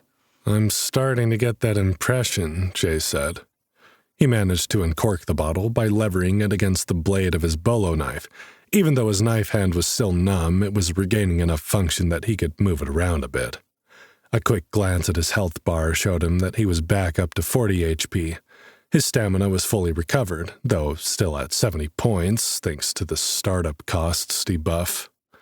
Jay sighed and gave the bottle a tentative sniff. Might as well boost the stat he had some points in. The potion didn't overflow the way champagne usually did, but it was fresh and lightly fruity in smell, and the bubbles tickled his nose. He put the bottle to his lips and tipped it back, drinking half of it. Another notification blinked in his peripheral vision. He corked the bottle and returned it to his inventory, startling as the bottle vanished from his hand. He mentally clicked on the blinking icon, which was gold and shaped a bit like an hourglass. This achievement was read in the standard, mechanized dungeon voice, which Jay couldn't help but feel sounded a little scathing. Achievement unlocked. Master of your domain. You have attained 10 attribute points in Charisma, the most useless attribute for low-level delvers. But hey, sometimes it's best to stick to what you're good at and leave the hard work to the people with the skills to handle the job. And who says being pretty and batting those big hazel eyes of yours isn't hard work? Reward, 75 XP, minus 30%. Mystery loot box. Jay barely had time to finish rereading the description when he received another notification, along with the trumpet sound he associated with gaining experience points. This is getting ridiculous, he muttered. There are a lot of pop-ups your first time through F1, Lyra said, smiling as she stood from where she'd been looting the scorpion corpse. Once you get through all the first kill, first loot, first whatever notifications, things will calm down. You can usually just ignore them and read them all at the end of the day. The XP from kills will be added to your bar automatically. But you should loot that scorpion before we move on and find somewhere to rest before we find you those level 1 monsters I promised you. Lyra's eyes widened as the notification forced its way through. Jay's body glowed with a strange yellow light, and he felt the pain and numbness of his right arm evaporate, replaced with a warm and fizzy feeling in his entire body. Apparently, there were some notifications you couldn't ignore. Level up. Congratulations. You have achieved level 2. XP 22, next level 200. Health 105 minus 30, Stamina 100 minus 30, Mana 100 minus 30. Unassigned attribute points 3. You have 30 base stat points to distribute. Would you like to increase health, stamina, or mana? Level 2? Lyra gasped, her tail swishing behind her. Already? What the hell is going on? I don't know, Jay said, somewhat baffled. He looked at the wound on his arm and was shocked to find it had disappeared completely. I got some XP from the achievements I unlocked. It seems like my health and stamina have been recovered now, but I still have the debuff. Also, I have 30 base stat points to distribute. What's the best strategy for that? Okay. She rubbed the top of her head like she was petting her ears, and Jay was suddenly distracted from all the notifications with the awareness of how cute this dungeon-delving companion was. Who knew fox ears on a girl could be so damned adorable? When she continued talking, Jay had to force himself to pay attention. For each level up, you'll get those same 30 base stats, She was saying. which you can add to health, stamina, or mana as batches of 10. If you want a balanced build, you could do 10 points in each. If you want to favor one base stat over the others, you can do 20 in one, 10 in one, and then next level up give the 10 points to whatever you neglected last time. It's usually not a good idea to completely ignore any of the base stats even if you don't use them, because you never know what kind of powers you'll unlock later on. Jay nodded and moved 20 points to his health, 10 points to stamina, and left mana as it was. His fight with the scorpion had been more than enough warning that his health was dangerously low with that debuff. In another 2 levels, he should be able to zero out the 30% handicap and, in theory, be allowed to party with Lyra. Done, he said. And I guess the 3 unassigned stat points are the same idea, but they go to attributes? Yes. She said. And without having any idea what your class build is supposed to look like, I can't give you any advice there. As a backup, you did pretty good with the bolo knife, so strength and agility will be good choices. Constitution will increase the rate that you regenerate health when damaged, and increase your resistance to things like that snow scorpion poison. Willpower does the same thing for stamina and mana, whichever of your base stats is higher. Jay considered his options, but like Lyra said, without knowing what kind of class he had, it was difficult to make an educated decision. For now, he'd just have to do what made survival easier in the short term. He chose to put 1 point in each of strength, agility, and constitution. He inspected his newly updated chart. Delver J. Morgan. Class type, not available. Class, not available. Level 2. XP, 22. Next level, 200. Health, 125 minus 30. Stamina, 110 minus 30. Mana, 100 minus 30. Unassigned attribute points, 0. Strength, 2. Agility, 2. Intelligence, 1. Constitution, 3. Ragged leather armor. Set bonus constitution, +1. HP, +5. Willpower, 1. Charisma, 10. Active skills, not available. Passive abilities, Environmental Resistance 1, Arctic. Dungeon Site 1, Startup Costs 1. Perks, Panty Dropper. Jay shook his head, seeing the new perk added to his list. Even though it was grayed out, presumably until he had the necessary skills to use it, it still made him feel sleazy. Are you done? Lyra asked. She'd been waiting patiently, but she seemed eager to get going.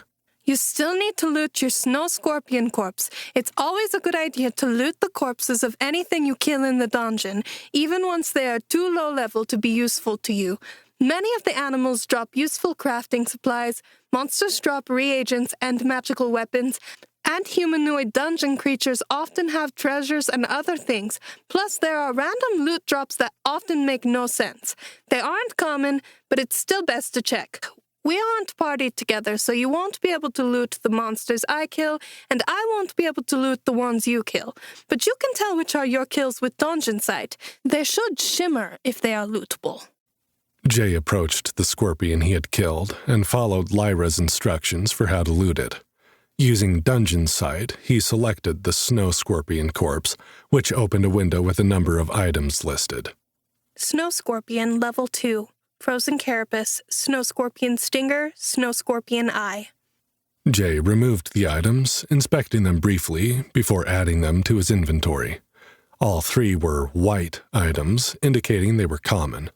The carapace was a crafting ingredient for adding frost resistance to armor. The stinger and eye were alchemy reagents. That's great, actually, Lyra said when he told her what he'd found. All 3 of those are common items that are supposed to be found in the Ice Dungeon. They're all certified Ice Dungeon commodities that can be sold on the World Dungeon Market. You got lucky. All I got was bug meat, which can be eaten but not sold. Jay watched as the looted scorpion faded and disappeared, as if the dungeon had reabsorbed it for future use. He glanced at the scorpion next to Lyra. It was shimmering. Lyra, how come it looks like I can loot the scorpion you killed too? Lyra frowned, glancing down at her feet. Her frown deepened. That's weird. I looted it. It should have disappeared. Jay selected the scorpion using his dungeon sight, the same way he had with the one he'd killed, and retrieved the same 3 items as he had from the other monster, only this one had an additional item.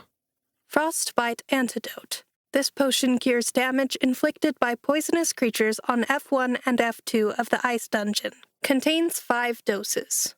When he told Lyra what he'd received, her frown became more confused than ever. She shook her head. It's like the dungeon is giving you all the items it should be dropping for everyone. Frostbite Antidote is really rare too. It can't be sold on the World Dungeon Market. But if we don't end up needing to use it, Reyna will probably buy it from you for at least a couple of gold. Jay added those items to his inventory too. He remembered he still had a mystery loot box to open from his Master of Your Domain achievement, but he was getting antsy to start building his skills and get leveling in earnest. He was beginning to feel like they'd be here all day while he opened random notifications and received scathing messages from the auto dungeon, or disturbingly sexual ones from Nova. He closed all his menus and stood, shrugging. "You were saying something about low-level monsters?" Lyra beamed at him. I thought you'd never ask, she said, jumping up and giving Jay an eyeful of bouncing breasts. Her tail swished happily as she continued down the corridor. If we hadn't been interrupted by those snow scorpions, we'd already have this room cleared. Come on! As they continued down the tomb-like corridor, Jay kept glancing behind him to make sure there weren't any more snow scorpions creeping up on them. Lyra had said they usually hung out closer to the F2 staircase, along with other level 2 monsters. Occasionally, the dungeon would spawn level 3 and 4 creatures on the first floor of the dungeon, too, which was one of the reasons the locals of Winterhaven considered the ice dungeon to be cursed. Normally, a dungeon would only spawn a higher-level creature for the floor boss, but this dungeon seemed to have a higher-than-normal rate of random high-level spawns, which only got worse the deeper into the dungeon you delved. It was no wonder there was such a high instance of total party kills in the ice dungeon when you never really knew what kind of monsters you'd be up against. It was also no wonder Lyra and Reyna had been so appalled at the idea of Jay going into the dungeon alone. Lyra was level 6, and she didn't even like delving the upper floors alone. She'd only done it out of necessity. The strange rune-carved walls reminded Jay of an Egyptian tomb. The floor name was the Frozen Tomb as well, which made him wonder if the creator of the dungeon had been from this world. Or if the portals went both ways, perhaps the creators of the ancient Egyptian culture on Earth had been inspired by some interdimensional travel. Jay had heard theories about the pyramids being built by aliens, but he'd figured that was pretty bogus. There was no reason to believe humans couldn't have built the pyramids by themselves. Back then, the average human being was probably a lot more competent than modern desk jockeys and keyboard warriors. Modern people had all the information in the world at their fingertips, and most guys Jay knew couldn't tell the difference between real women and phishing scams. Now, he was beginning to have his doubts that anything he knew had ever been real. Lyra led him to a stone block that looked different from the rest, and placed her hand directly on a carved handprint in the stone. The handprint glowed, and there was a grinding sound as the wall slid into the floor, revealing a room encased in darkness. From the shadows, Jay could hear the clicking sounds that reminded him a bit too much of the mandibles of the scorpions they just faced. He shuddered to think of what might be hiding inside the room. But Lyra promised they were low-level creatures, and he trusted her. The arcane archer pulled a torch from her satchel and ignited it with a whispered incantation. Then she held it up, letting the orange flickering light spill into the room. Dozens, perhaps hundreds of oily black beetle shells reflected the light back at them, and Jay groaned. More bugs, he said. Really? Sorry, Lyra said, grinning a bit sadistically. but I already scanned this batch and they're all level 1. You're on your own this time, portal boy. Don't worry, I'll hold the light for you. Jay used his dungeon sight to inspect one of the closest beetles. They hadn't reacted to the door opening or to the light of the torch, but Jay had a feeling that the moment he stepped over the threshold, they would swarm and attack. Glacial Scarab Level 1. These iridescent ice crystal scarabs leave icy trails of frost in their wake. They are mostly harmless, are weak to fire damage, and make a mess when you squish them. Watch out, though. These magical beetles can fuse together, forming larger constructs to challenge intruders. How worried do I need to be about these constructs? Jay asked, eyeing the creature. What? Lyra said, giving him an odd look. Just go in there and smash them. Your blade probably won't be much good, but you can stomp them with your feet. It's disgusting. I refused to do it even when I was level 1, but I had a party then. Now, I'm not coming in unless you really need me to. Gross. These things gross you out, but the scorpions didn't? Jay asked, returning her look with an equally skeptical one. The scorpions were way creepier than these little beetles as far as he was concerned. You'll see. It says they're weak to fire damage, he said. Couldn't you just light them on fire for me? Lyra rolled her eyes. Even if we were partied together, that would generate way less XP than you doing it yourself. But when we're not partied, that would be a complete waste. Your goal is to level, right? Get in there and grind. Jay took a deep breath and stepped over the threshold. The beetles weren't as creepy as the scorpions, but they were still bugs. They were still on his ick factor list. And just as he'd suspected, the moment he entered their territory, they seemed to notice him. He wrinkled his nose and stepped on the one closest to his foot. His boot met a surprising amount of resistance before the beetle's shell cracked and his foot slammed onto the floor. A wave of orange fluid burst out of the thing like a popped pimple. It would have been bad enough if it weren't for the stench that followed. Jay gagged as he was forced to stomp another beetle that scurried over toward him. Then he realized it wasn't him they were interested in. They were coming to feed on the guts of their fallen comrades. Thoroughly grossed out, Jay stayed close to the door, keeping an eye on the milling creatures whose glistening black shells seemed to jump and flicker in the light of Lyra's torch. Success. You have killed Glacial Beetle Level 1 times 2. XP 10 times 2, minus 30%. Jay dismissed the notification, doing some quick mental math. He'd need to kill 25 of these things to hit level 3. That didn't seem like it would be too difficult. For all the skittering noises they made, the creatures moved pretty slowly. Maybe that was where they got their name, since they otherwise looked like oversized black beetles, unlike the icy carapaces of the snow scorpions. The glacial beetles left glistening trails of frost in their wake that Jay assumed would be slippery if he stepped on them, but it couldn't be worse than the greasy orange guts coating the bottom of his boot. Besides, with the environmental resistance Arctic passive ability, Jay wasn't even certain their trails would be slippery, unless the resistance didn't help against magical cold. He was a little worried about the mound of beetles crawling over each other at the back of the room. It was impossible to tell how many of them were in there. However, they'd remained where they were, and Jay hoped if he didn't get close enough to trigger their interest, he could just kill one beetle at a time until he hit his next level. One after another, he stomped the beetles, counting in his head. 4, 5, 6, 7. The floor was really getting greasy now as the guts spilled in a growing circle around where he was stomping. "Hey, Lyra!" he shouted over his shoulder. "How close can I get to that mound in the back before they all come for me?" He stomped another one. 9, 10. Lyra didn't respond. Jay glanced over his shoulder to see the torch mounted in a bracket on the wall and the fox girl nowhere to be found.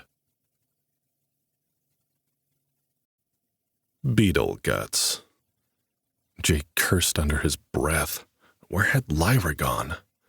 He shifted over a bit, hoping the puddle of stinking ooze wouldn't force him too much closer to what he was beginning to think of as the spawn point for the beetles. There seemed to be an endless supply coming from that corner of the room, with one or two breaking off from the group and scuttling out into the room where they were immediately drawn to the stench of their spattered buddies. "Disgusting little vermin," he muttered, suddenly understanding why Lyra had refused to kill the bugs. But had she had to abandon him too? It wouldn't be any less repulsive if he'd had someone to talk to, but at least he might distract himself from the task. Where was she? After he'd crushed his 15th beetle, the entire front part of the room nearest the exit was slimed with their guts. Soon he was going to have to move closer to the swarm. He received a notification that had the yellow hourglass-looking thing, which he realized was supposed to be a trophy, indicating that he had a new achievement. He disregarded that one, figuring it was better to deal with after he was done with the bugs. But he noticed a different icon flashing in the bottom left of his screen. This one had a glow to it and was a bright green color, which made it look important. Jay mentally clicked on it, even as he crushed another beetle under his heel. The dungeon's mechanical voice broke into his thoughts to read the notification to him as his gaze sought out his next victim. Buff activated. Crush the competitor. Temporary. Crushing the competition. It's the dream of every venture capitalist in history. In the dungeon, we take that dream literally. Crushing your enemies results in a temporary stackable strength bonus of +2, lasting 5 minutes. Gross, Jay said, echoing Lyra's earlier sentiment.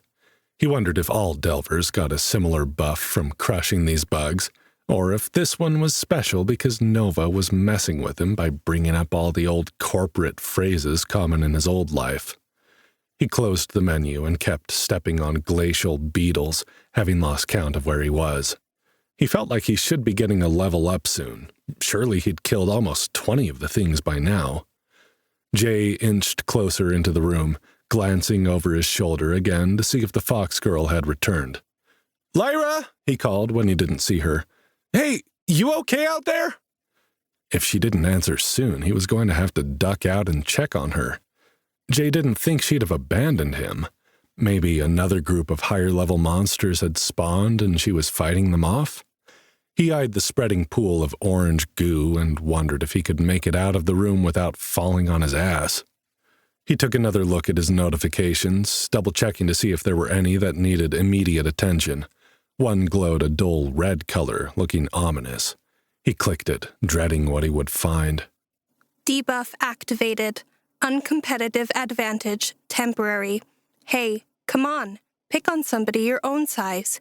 You've been grinding hard, and normally that's something we admire, but when a Delver spends too much time picking on creatures below their level, it takes some of the fun out of the competition, don't you think? You receive a temporary 25% reduction in XP for every 5 lower-level creatures or monsters you kill in a row. Jay cursed. Just his luck that they'd fought those scorpions before he'd gotten to the starter rooms. Why hadn't Lyra warned him about the debuff? With the 30% reduction to XP he was already suffering, it made the 10 XP glacial scarabs only worth 4.5 points, and it didn't seem like the dungeon awarded half points, which meant he was probably only going to get 4 XP per kill now. He vowed to ask Lyra about it as soon as she came back. If she ever came back. Where the hell had she gone, anyway? What was all that crap about sticking with him and protecting him if she was just going to take off on his first solo fight? Then again, he had adamantly insisted that he could go it alone. He'd better not make an ass of himself by dying in the first room. A new beetle had broken from the group, catching Jay's attention and derailing his train of thought. The beetle was scuttling toward the mess of slippery guts on the floor when it suddenly broke pattern and made for Jay instead. He grimaced, getting ready to crunch the thing beneath his heel. When it was close enough to stomp, Jay lifted his foot and drove his boot down on the shiny black beetle shell. It was like kicking a boulder. His boot bounced off, jarring his ankle, knee, and hip joint and sending him off balance. Jay scrambled to catch himself, flailing his arms. He still held the bolo knife in one hand, and he didn't want to drop it in the mess on the floor, so he spun, reaching with his left arm to catch the wall to steady himself. The inexplicably armored beetle lunged at him, smashing its hard body into his shin. "Ow, shit!" he cursed, hopping on one leg. "What the hell?" He glanced down at the attacking beetle with his dungeon sight. Glacial Scarab, Level 1, Elite. Other than the elite tag, the description didn't give him any extra details about the creature. Jay racked his brain for information from the video games he used to play. From what he recalled, elite mobs were usually the same as their normal counterparts, just way tougher. Apparently, these ones also got an extra attack the normal scarabs didn't. But the beetle was still only a level 1. Jay figured he should be almost level 3. He should have been able to do some damage to the thing, surely. Jay braced himself for another attack, this time ready for the beetle's shell to be tougher than the others. He tried to aim his strike for the center of the back, where the shell split to allow it to spread its wings.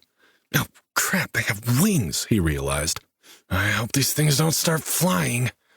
He drove his heel into the glacial beetle's shell and felt a satisfying crunch as he broke through the creature's outer protection.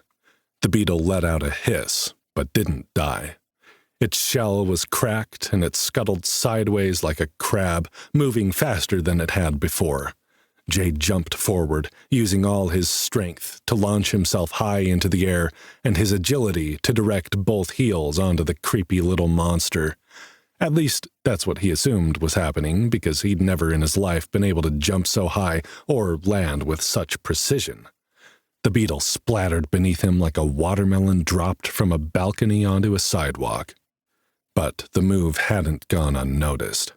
Between the loud hiss of the elite beetle and the visceral pop of its gruesome demise, Jay had drawn the ire of a handful of new beetles, which broke from the main swarm and began advancing on him with their wings open, hissing like cockroaches. Jay used his dungeon sight, hoping to identify if there were any more elite specimens that he needed to be cautious of. He felt his stomach drop as the text boxes opened in his HUD. Glacial Scarab, Level 1, Elite. Glacial Scarab, Level 2, Elite.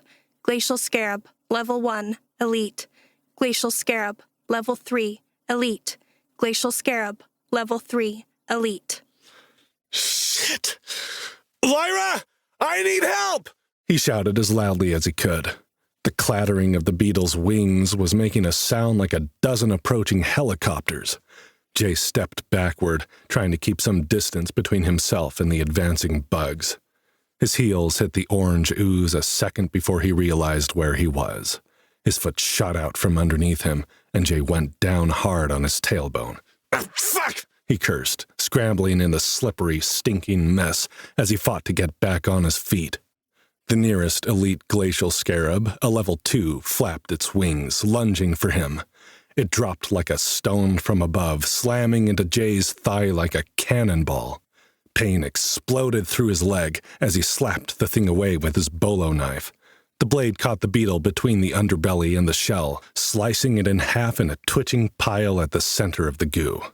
"All right, you ugly bastards," Jay said, finally getting to his knees in the slime.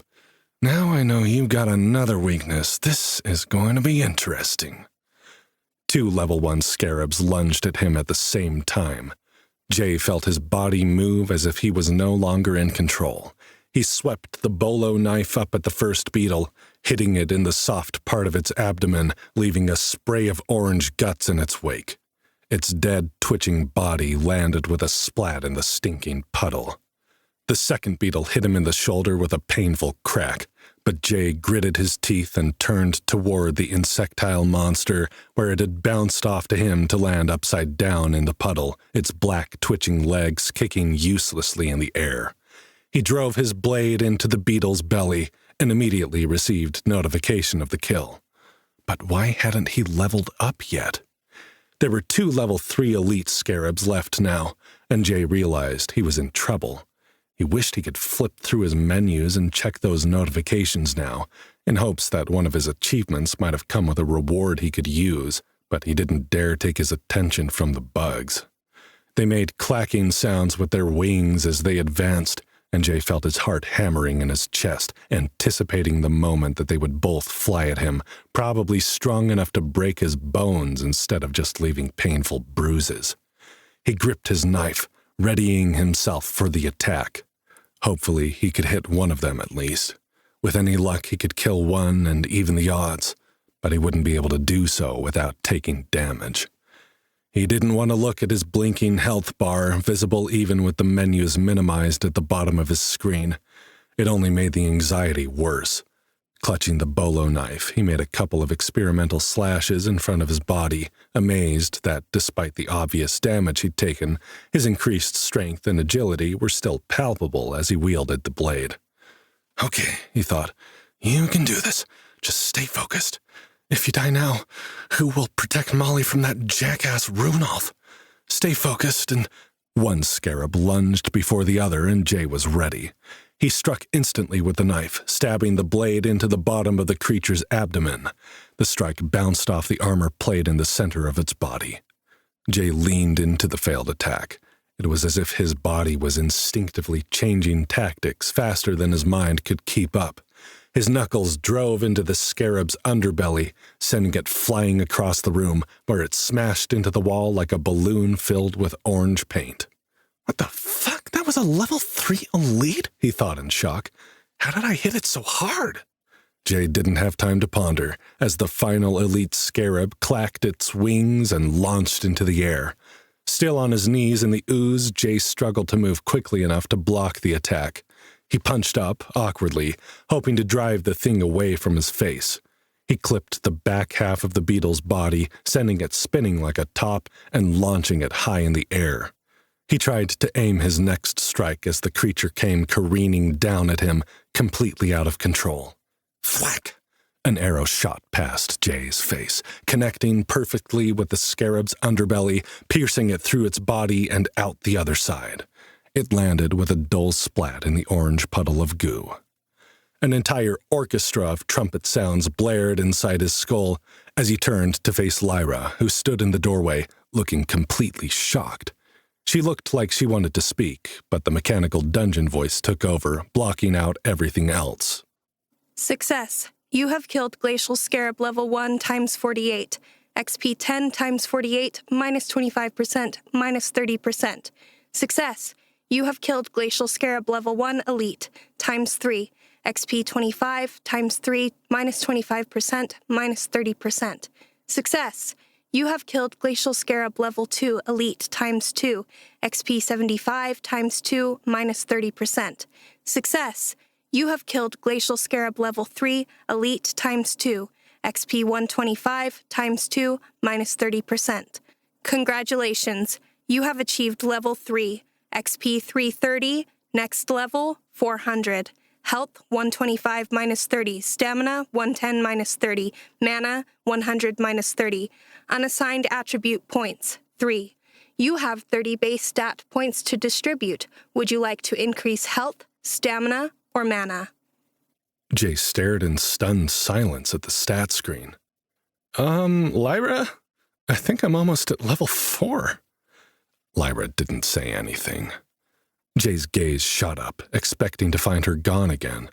Instead, she was looking over his shoulder with a horrified look on her face. "Lyra," he said, "did you hear me?" Lyra nodded. That's good, Jay. You're going to need it. She still didn't look at him. It wasn't until Jay heard the scream from behind him that he finally turned around to see what it was that had frozen her in place. He cursed, attempting to scramble to his feet in the greasy bug guts in order to get away from the monster that had suddenly appeared in the room with him. Glacial Scarab Construct, Level 5, Elite. Well, that didn't go as planned. The mass of glacial scarabs that had been milling in the corner of the room had transformed into a huge lumbering beast made of black, crawling bodies. The monster's gaping mouth was stretched impossibly wide in a hissing, grating scream that made every bone in Jay's body feel like it was being shaken apart. Level 1 and 2 glacial scarabs flew out of its mouth at Jay like baseballs from a pitching machine. Jay batted the smaller flying beetles away from him, surprised when they splattered easily when he whacked them with the flat of his blade or with a flailing backhand. The level 3 elite scarabs had been easier to kill than he'd expected, too. He wondered if that had something to do with the strength bonus he'd received for the Crush the Competition buff, but he couldn't pause to check his stats. The glacial scarab construct was advancing on him like a slow-moving ooze made of the glittering black bodies. The beetles seemed to climb to the top of the monstrosity, then fall off and start at the bottom as it continued to slide toward Jay, where he was still slipping and sliding in the impossibly greasy orange puddle. Jay! You have to hit it first! Lyra was shouting over the cacophony of hissing screams and the clacking of beetle wings. Then I'll attack it with fire! You should get some of the XP even if we aren't partied, if you're the one to deal damage first! No, Jay panted, finally getting to his feet. He carefully slid toward the door like he was skating backward on an ice rink. It had been a while since he'd gone skating, but the motion was familiar enough that with his enhanced agility it became easy and natural. No, I can take it. Just lend me your bow and one of those fire arrows. He slid over to the door, batting away the flying beetles with increasing ferocity, and braced his back against the wall. Lyra stared at him like he was crazy. You can't shoot my fire arrows, she said. It's one of my arcane archer skills, and the normal arrows aren't going to do anything to that thing. Jake cursed and whacked another level 2 beetle against the wall. His bolo knife was dripping with the disgusting orange guts, making it harder to hold. Fortunately, the construct moved with a speed as glacial as its name. If Jake could stay on top of the beetle projectiles, he had a few moments to spare to strategize with the fox girl. I've got a strength buff right now, he said. Do you think I can just punch it to death? Lyra gave him a horrified look. Jay, no! Just do something to do damage to the monster rather than those little ones. It's firing at you. Then I'll kill it. Don't be stubborn. Jay eyed the monster. Other than going in there and trying to slash the thing apart with his bolo knife or trying to punch it, he couldn't think of what else to do. Neither option seemed likely to produce results. The way the beetles were crawling put their hard-shelled bodies on the outside, acting like armor for whatever was inside holding it together. If there was anything inside it. No, the only thing that would kill this thing was fire. He had to be the one to do first damage. And if Lyra's fire arrows wouldn't work for him... He glanced at the torch on the wall, a crazy idea forming in his adrenaline-fueled brain. Lyra had told him to trust his instincts in the dungeon. Jay couldn't tell if this was his instincts speaking or if he was just losing his mind, but he figured it was worth a shot.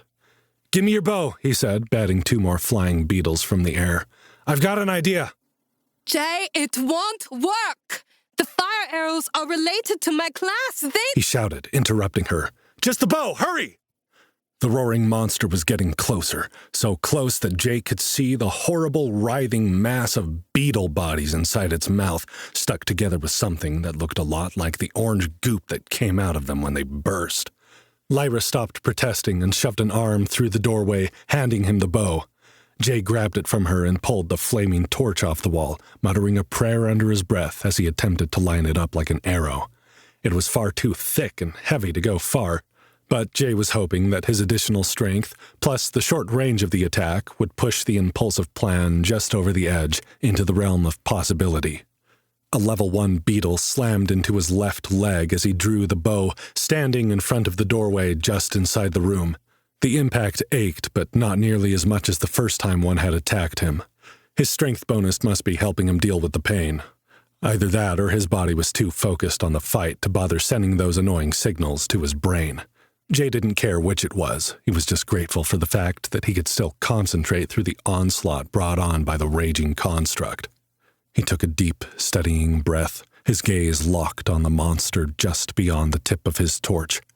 Exhaling as he released the string, he attempted to hold the bow as straight as he could, not wanting to interfere with what was already going to have to be a supremely lucky shot. The torch flew through the air, its flame sputtering as it sailed into the mouth of the monster.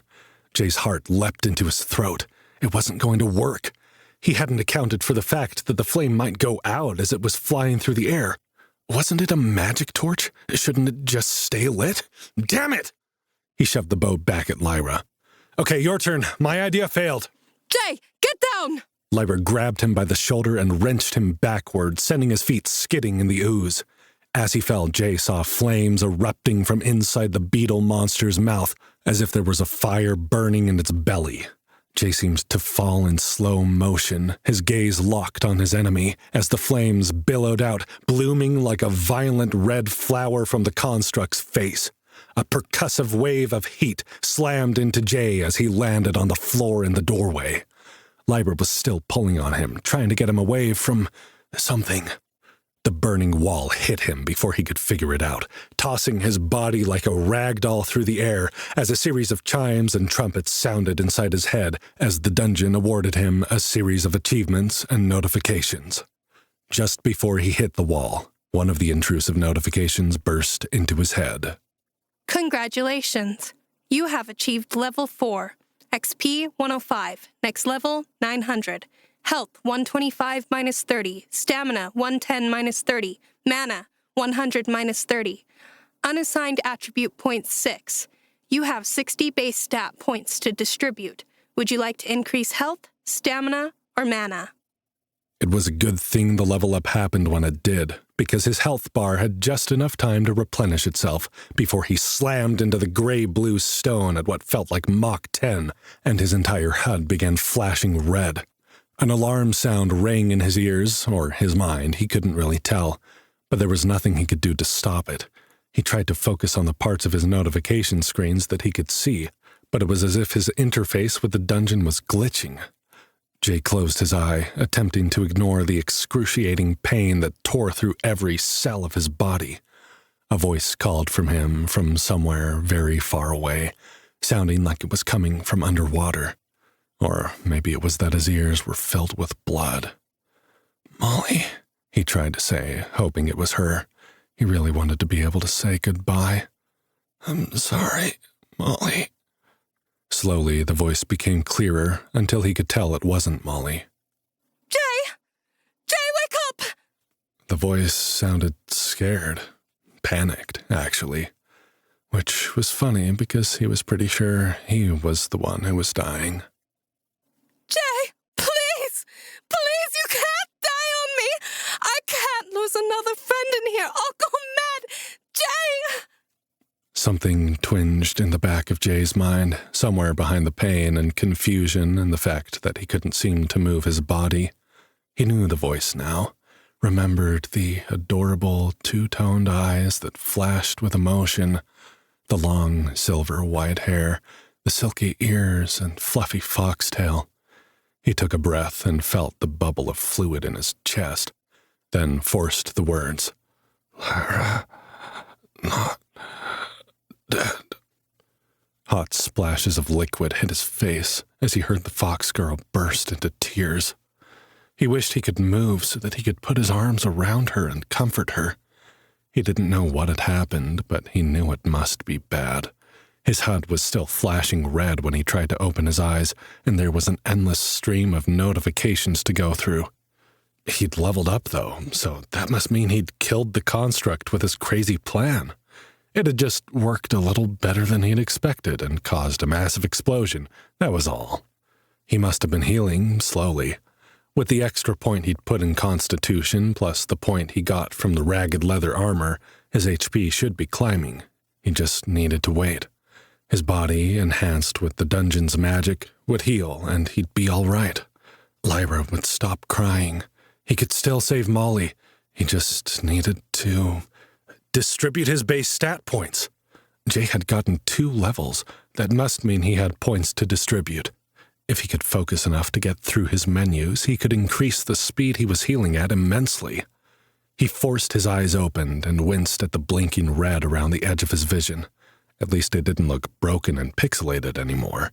How low had his health gone? Focusing on the bottom of his display screen, he saw that his HP was 9 out of 105, and he'd regained some HP already. Had he been knocked all the way down to a single point? If so, he had been incredibly lucky. Jay groaned as he attempted to move. He wanted to take Lyra's hand and tell her he was okay, but nothing seemed to work the way it was supposed to. She was sitting beside him, tears still spilling down her cheeks, her shoulders heaving. He didn't think she looked nearly as relieved as she should have that he wasn't dead. Then again, if she didn't have a way to heal him, there was every reason to believe they'd be attacked again and the dungeon would finish what it had started. Determined to do everything he could to ensure that didn't happen, Jay refocused on his HUD.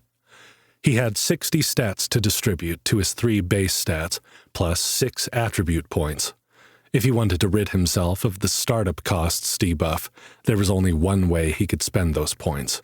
He needed to get his base stats up to a minimum of 100 each, including the 30% handicap, if he wanted to be able to party with Lyra and cancel the effects of the debuff. He'd end up with more mana than he likely needed, given that he'd be most likely to use melee skills to complement Lyra's ranged attacks, but a more balanced build wasn't going to be a bad thing until he was certain which way his class was going to go. Jay didn't hesitate, dropping 10 points into health, 20 points into stamina, and 30 points into mana. He only needed 5 points in health technically, but he could only move groups of 10 points. Besides, he wasn't sure that stat boosts due to armor would count toward his baseline as far as the debuff was concerned. He immediately felt the benefits of the extra health points, like his entire body had been dipped into a cooling salve. The upgrade left a tingling pleasure in its wake, and Jay wished he'd had more points to add to his HP. But it couldn't be helped. It was more important to get rid of the startup costs handicap so that he could party with Lyra, allowing them to fight together more effectively. Plus, it would mean so much to her. In fact, Jay opened the party menu and located Lyra Goldeneye on his list of possible groupmates. He grinned, a motion he regretted at once, as it felt like his face was one giant oozing wound. He glanced at Lyra, who had her head leaned back against the stone wall. Her silky white ears drooped into her hair. She looked so forlorn it almost broke Jay's heart. He focused all the strength he had left to lift his hand and reached for her. His arms were burned badly, crisped black in some places, blistered and raw in others. Jay recoiled inwardly to see the state of his body, but he could already feel the dungeon's magic working on him. He knew instinctively that what would have killed him back on Earth was something he only needed time and patience to recover from in the dungeon. Jay put his hand on Lyra's foot, the only part of her he could easily reach, and squeezed her around the ankle. She looked up in shock, staring at him with her eyes filled with tears. Blue and gold pierced him with the depth of their pain, and he tried to give her a shaky smile. Jay, don't, she whispered. You need your energy. We only have about half an hour until the beetles respawn. I can hold them off for a while if I have to, but we need to get you out of here to a safe zone as soon as possible if we can.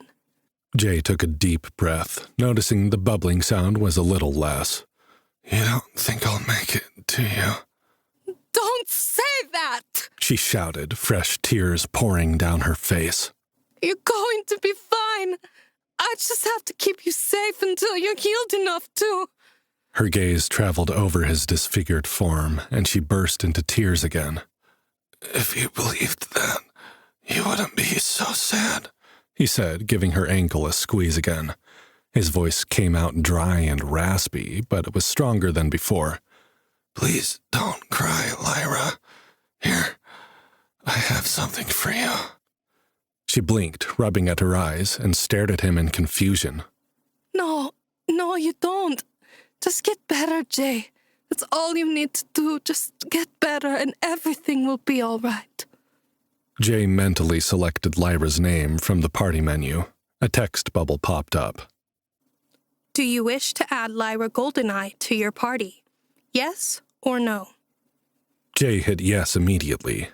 He waited for something to happen, some notification to alert him to the fact that he'd formed a party, but nothing came. Lyra had stopped crying. She was frozen in place, staring straight ahead of her. It was the same look of shock that had passed over her features when she'd seen the glacial scarab construct form behind him. Jay had the horrible feeling that another monster had appeared. Then she said, Jay, is this for real? He realized she must be seeing a notification for his request to form a party. "Yes," he said, "if you still want to. I know I'm a bit of a mess right now."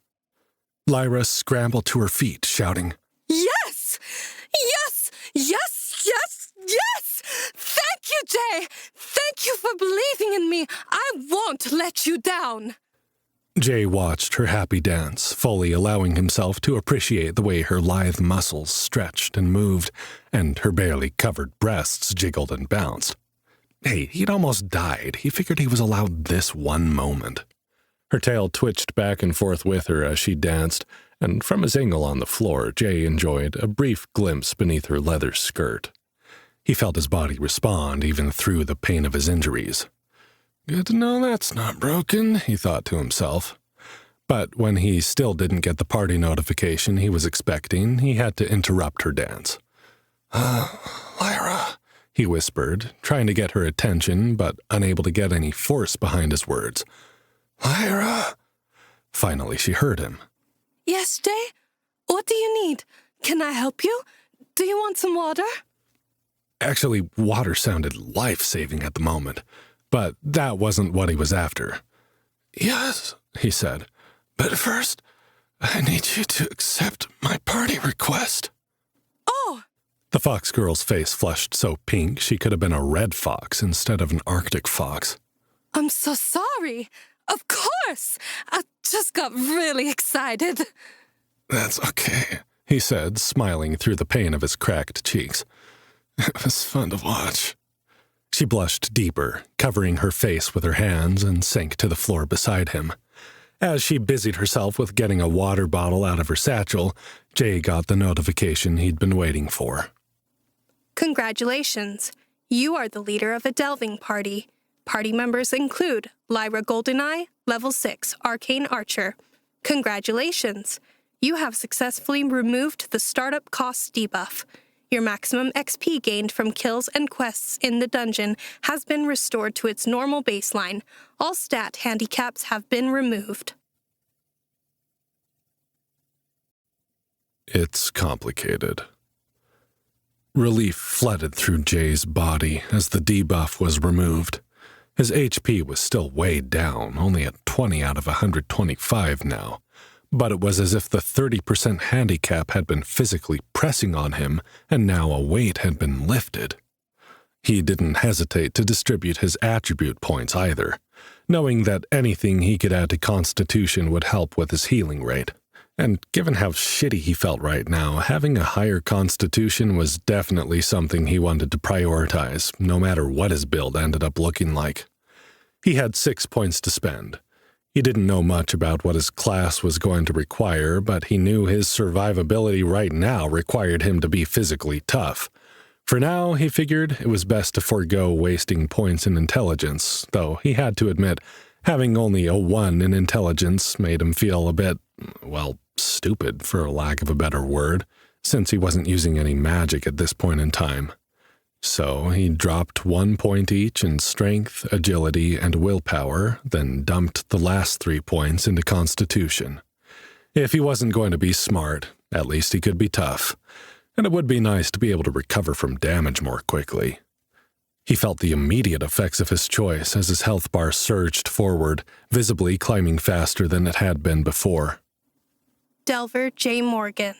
Class type, not available. Class, not available. Level, 4. XP, 105. Next level, 900. Health, 135. Stamina, 130. Mana, 130. Unassigned attribute points, 0. Strength, 3. Agility, 3. Intelligence, 1. Constitution, 5. Ragged leather armor. Set bonus constitution, +1. HP, +5. Willpower, 2. Charisma, 10. Active skills, pending. Passive abilities, environmental resistance 1 Arctic. Dungeon site 1, pending. Perks, panty dropper, pending. Best of all was seeing the startup cost's ability disappear. It seemed like false advertising to call a permanent debuff an ability, but he supposed as far as the system mechanics were concerned, a passive advantage or disadvantage worked the same way. Maybe it had just been Nova's way of screwing with him. He still wasn't certain the dungeon wasn't completely demented and trying to kill him now that he'd seen the creature she was putting him up against. It didn't really matter if she claimed to have a quest for him, if she had some crazy idea that only the best of the best would be worthy of receiving such a quest. He was as likely to die attempting to prove himself to her as he was just delving normally, if Lyra's stories about high fatality rates were any indication of how the ice dungeon usually behaved. It was gone now, though, and that's what mattered. Also, he was curious about the pending tags that had been added to each of his active skills, passive abilities, and perks tabs. Jay, drink this, Lyra said, holding out a leather canteen, her blue and gold eyes fixed worriedly on him. Do you think you can stand? Jay groaned, realizing he hadn't even attempted to sit up. But he gave it a shot, knowing they'd have to get moving before the glacial scarabs respawned. Surprisingly, it wasn't as painful as he'd feared. He took the water and drank gratefully, and was surprised to see a new notification pop up. He opened it as he drank. Buff activated. Hydrate or die. Temporary. You know it's good for you. You know you'll feel better if you drink some. 60% of your body is made from it. Your cells need to replenish it and repair themselves. So why does it take a social media post from a fitness model with 300 visible abdominal muscles to remind you to stay hydrated?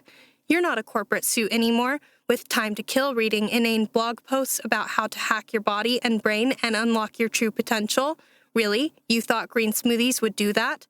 It's time to start taking this shit seriously. Water helps replenish health, stamina, and mana points at an accelerated rate for 10 minutes. Set the alarm on your smartphone, Dungeon Cowboy. Hydrate or die. Bonus buff. When your health points are below 50% of their maximum, you receive a bonus 25% to all buffs received from eating and drinking. Jay grimaced inwardly at what were starting to feel like increasingly personal attacks from the dungeon's notification system. He had read a lot of fitness blogs and social media posts about how to hack his body and mind. He had bought into the green smoothie fad.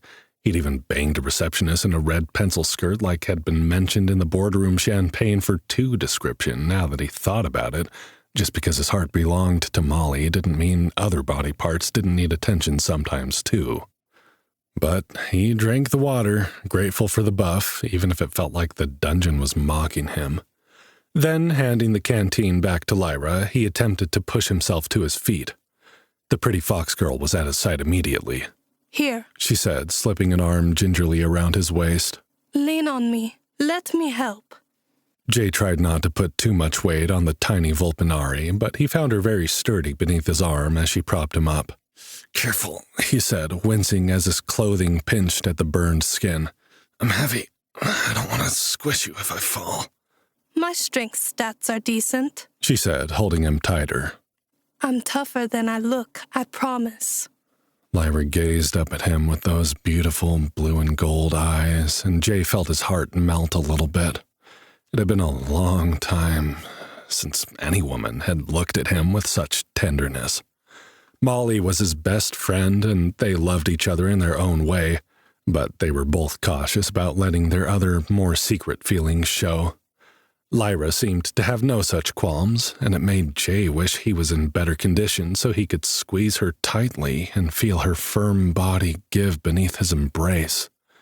Misreading his look, her ears flattened defensively. What? It's true. I'm higher level than you are, even if you are power leveling through the first floor. Jeez. Jay laughed. I believe you, he said. If you say you can handle me, who am I to argue? He felt her tail swish against his legs, and he smiled to think that he'd made her happy. That's right. No arguing, she said, guiding him down the corridor gently. Save all your energy for getting better. There's a safe room up ahead. Not everyone can get into them on F1, but I earned a key on one of the lower floors, and now that we're partied, you can come in too. That sounds great. Jay took each step cautiously, but he found the pain reducing with every minute. His boosted constitution stat, plus the bonus from the water, must have been helping. The corridor ahead looked long, but mercifully it was empty. Then he remembered something. Wait, shouldn't we loot those scarabs before we go? What if one of them drops something good? Jay, you're hurt. The fox girl protested, pleading at him with her eyes. Normally I would agree, but I'd really feel better if we... It will be fast, he assured her. Please, Lyra, I don't like the idea of leaving opportunities unchecked. Lyra growled in frustration, but she gently turned him around and led him back to the room full of bug guts and glittering black corpses. Fine, she said. But I'm doing the looting. Now that we're partied together, you'll be able to give me permission to loot your kills. The items will go into the party menu before they're distributed. Jay's entire body ached, and his skin felt like it was still on fire in places. He didn't have any objections to Lyra doing the looting. But part of him wondered if one of the bodies might drop the reagents they needed to bring back to Reyna. With the way the dungeon seemed to be catering his delving experience personally, he thought it was a possibility. Or, depending on the dungeon's mood, it might be a guarantee that they wouldn't find the frostleaf clover or tundra berries anywhere on the first floor, even if they were supposed to be here. That's fine, he said. I trust you. Tears glittered in Lyra's eyes as she gazed up at him. Thank you, she whispered, sniffing slightly. But even if you didn't, as party leader, you will be the one who distributes all the items collected by the party. Don't worry, though. I trust you too. Jay's heart swelled, realizing that Lyra had accepted a vulnerable position in accepting his party request. It made him feel good that she was comfortable with him being the party leader. Even if she'd joined the party out of personal desperation, she didn't have to trust him with the role of leader. Would you rather be leader? Jay asked as she parked him next to the wall and began stepping tentatively into the disgusting room. It would make sense. You're the more experienced delver. It might be safer for both of us. Lyra's forehead wrinkled as she picked her way through the scarab corpses, her boots sliding in the orange puddle. At the rate you're leveling, you'll be more powerful than me in no time, she said. Besides, the best way to learn is by doing. I'm not eager to lead a party, if I'm honest. I don't want that responsibility again if I can help it. Jay watched as the shimmering aura around the glacial scarab corpses disappeared one by one as Lyra looted them. He remembered the look of devastation on Lyra's face when she thought he was dead or dying, and it hurt him to know that he'd caused her so much pain by nearly getting himself killed. The poor fox girl was traumatized by the loss of so many allies at the hands of the dungeon, and he'd almost become another one. Jay made a promise to himself that he'd be more careful in the future, not only for his sake and Molly's, but because Lyra needed him to be safe too, or at least as safe as he could be inside a dungeon that was trying to murder him. Jay, this is insane. Are you seeing this? Lyra asked suddenly, jolting him out of his thoughts. He craned around the doorframe to see the pretty fox girl looking alert and excited, but he couldn't see anything to be excited about besides the dead bugs. What is it? He asked. All these items that are dropping. These are all the things that are supposed to drop in the ice dungeon but rarely do. We'll be able to sell everything on the world dungeon market. Oh, and your inventory feature is amazing. We can just leave all this in the party menu rather than having to divvy it up before closing the menu. Usually we'd have to take our share and store it physically before leaving the area. Jay opened the party menu to see a growing list of items. None of them were the reagents that Raina needed, but it was good that they were items that could be sold. As Lyra continued her gross but gratifying job, Jay caught up on the commodities of the ice dungeon. Unlike all the descriptions that seemed to be catered to Jay just to harass him, these items were informative but mundane. Perhaps other dungeons had less personality than Nova did, and she didn't want to give herself away. Frost carapace fragments white. These are shimmering pieces of the beetle's icy exoskeleton, hardy and cold to the touch. Frost carapace fragments are sought after by armorers and shieldsmiths for crafting lightweight yet durable armor sets that offer resistance to cold damage. Additionally, alchemists find them useful in concoctions meant to ward off evil spirits. Chilled beetle grit, copper. A fine sparkling powder obtained from grinding down the less usable parts of the glacial scarab.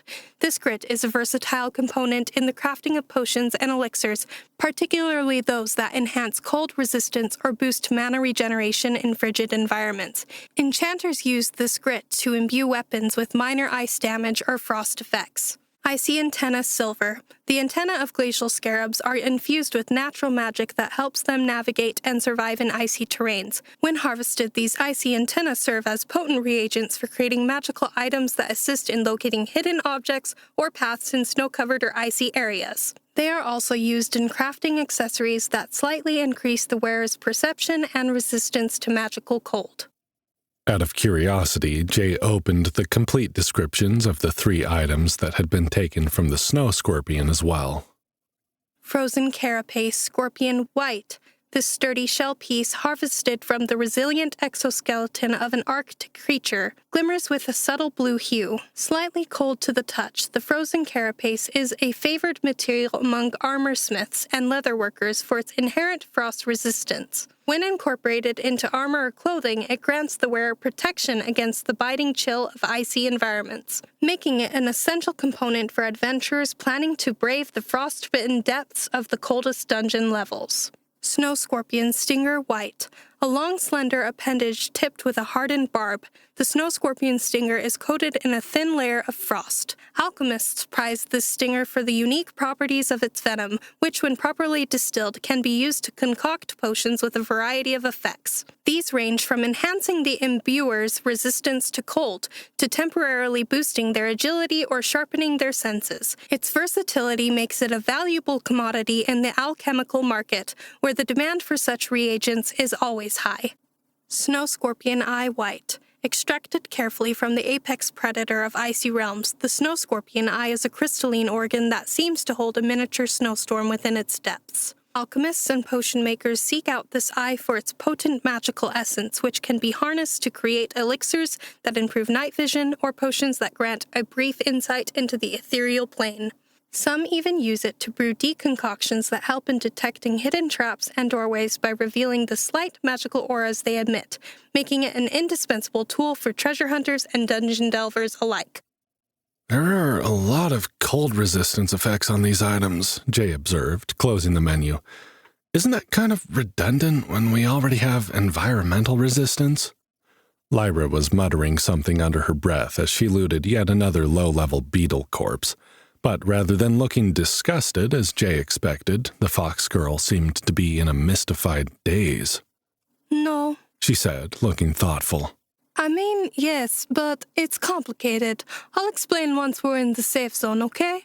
The respawn timer is only minutes away. You have a timer? He asked, wondering where he could find that in his own menu. It's a perk I earned. She said. I can only use it once a day. All right, he said. I'll stop pestering you with questions. Looks like you're almost done. The pile of shimmering corpses had been reduced to only a few, with the empty scarabs being quickly reabsorbed by the dungeon. Lyra picked her way toward the construct. This is new, you know, She said. I've never seen the glacial scarabs transform like that. You got some kind of warning in your dungeon site description, didn't you? I didn't know what you were talking about. I've never heard of a construct before. Yeah, Jay said. There was a mild-sounding warning at the bottom that said, "Watch out, these magical beetles can fuse together, forming larger constructs to challenge intruders." You didn't seem worried about it, so I ignored it. I'm sorry, Jay, she said. I didn't understand. I should have paid more attention to what you were saying. If I'd known, I never would have left you to look at that. Lyra let out a gasp, cutting her off as she was about to explain where she'd run off to during his fight. The misshapen corpse of the construct stopped shimmering and slowly vanished behind Lyra. The fox girl stood in the middle of the room, now dark without the torchlight, staring at something in her HUD. "Ready to go?" he asked, seeing there was no more corpses to loot. Lyra nodded slowly. Yeah, sure. I'm coming. She began trudging through the orange puddle, lost in thought. "You okay?" he asked, worried that something was wrong. The fox girl's ears were flattened sideways, the way a wild fox might hold them if they were feeling wary. Her tail didn't move. Yeah, she said, her voice distant. This is weird. Jay felt a pang of concern. "What is it?" She glanced up at him as she reached the doorway and seemed to notice the look on his face. She smiled at him, her two-toned eyes flashing, and he felt his worries ease.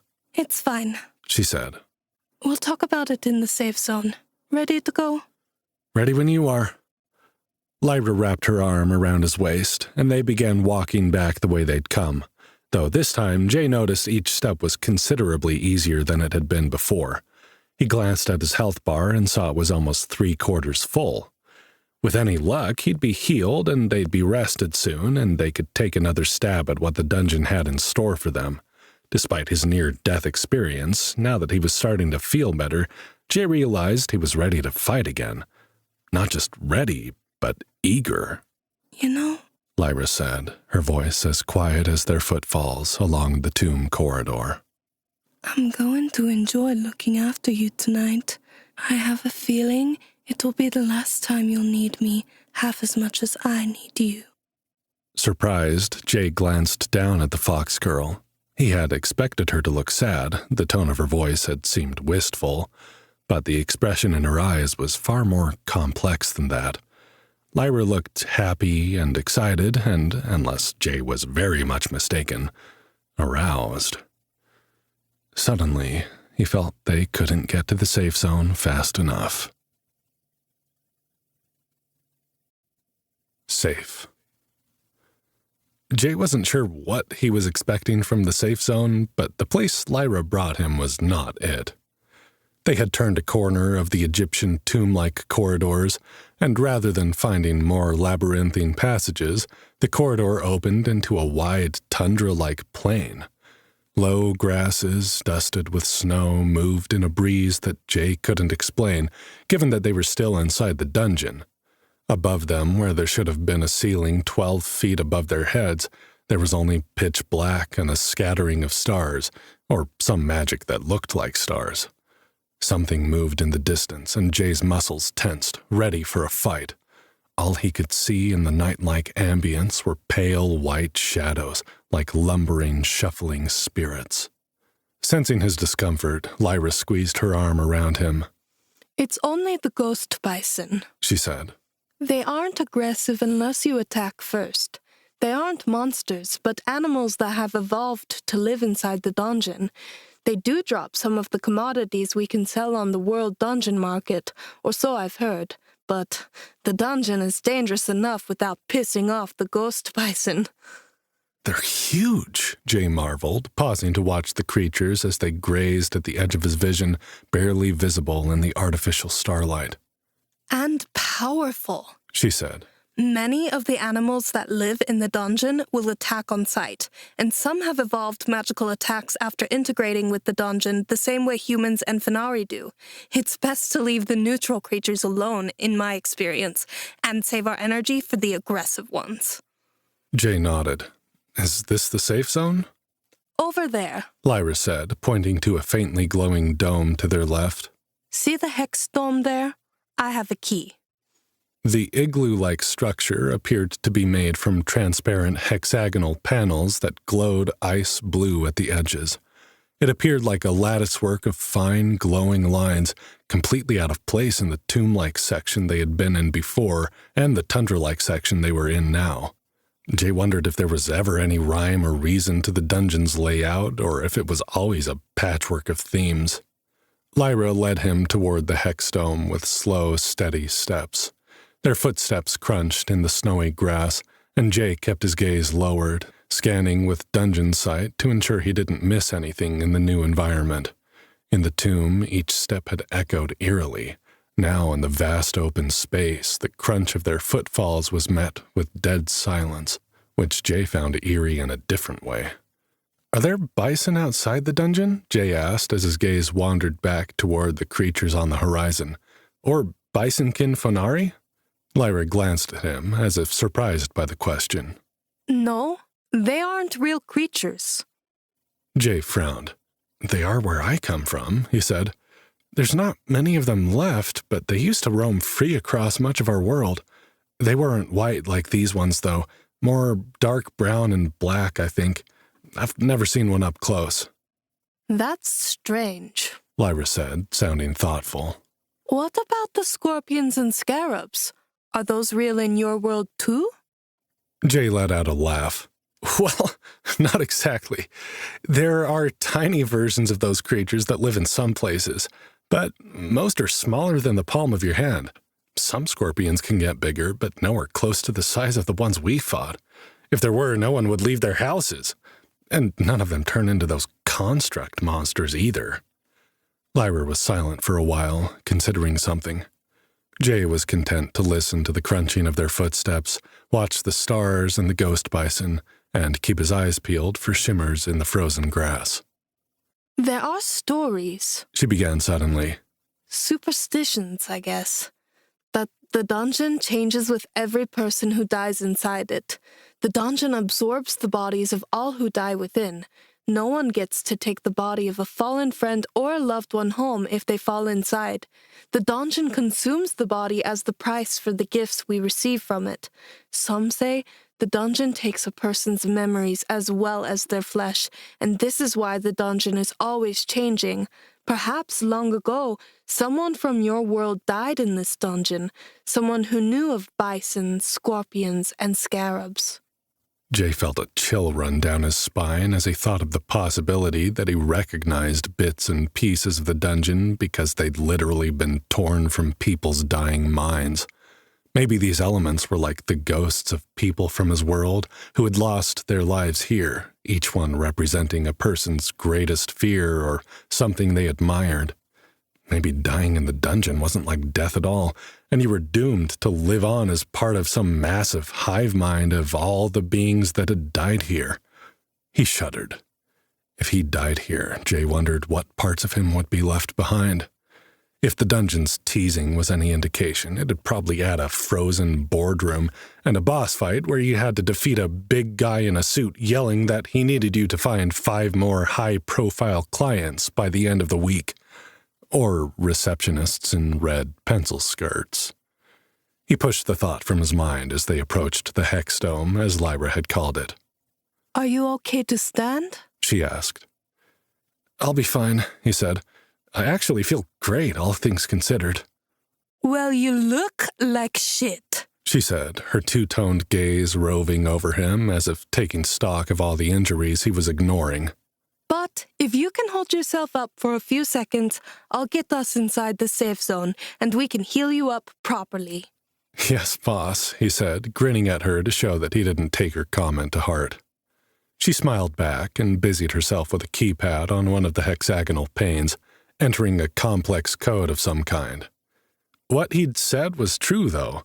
Jay couldn't believe how much better he felt than he had an hour ago. His muscles still ached, and his bones felt bruised, and his skin felt like it was missing in places. But he could feel the dungeon magic healing him by the second, and somehow the knowledge that he was getting better instead of worse made the pain and discomfort more bearable. He could handle any kind of pain, so long as he knew it was temporary. That thought surprised Jay, as he wasn't the type to go seeking out unpleasant experiences just for kicks.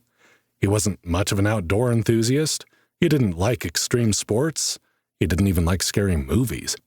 He'd spent most of his time, up until now, in an air-conditioned office building making money for other people, and that was okay with him.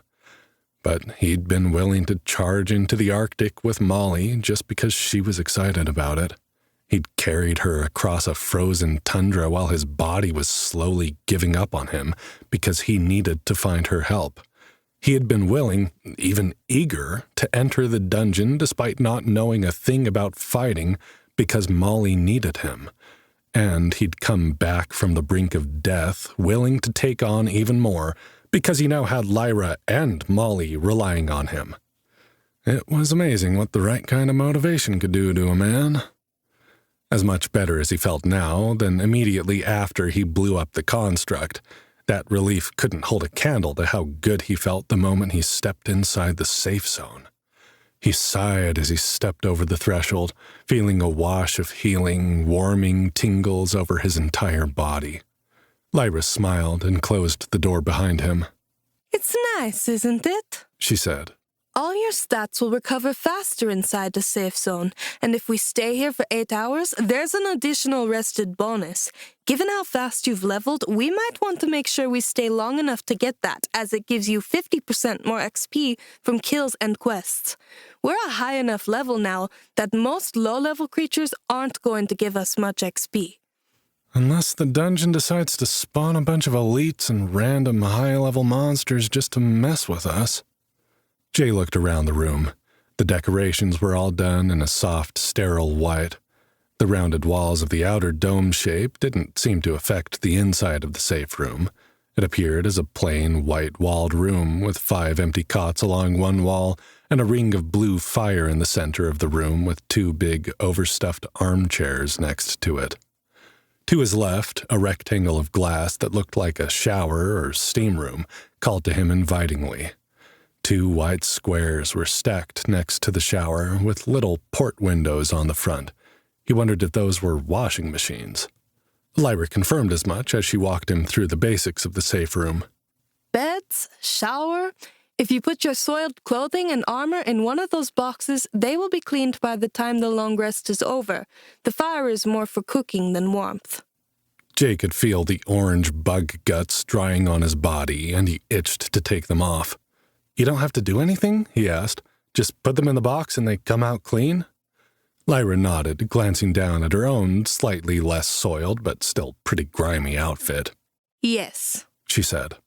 We should probably do that sooner rather than later. What do we wear in the meantime? He asked, suddenly feeling awkward. I don't have a change of clothes.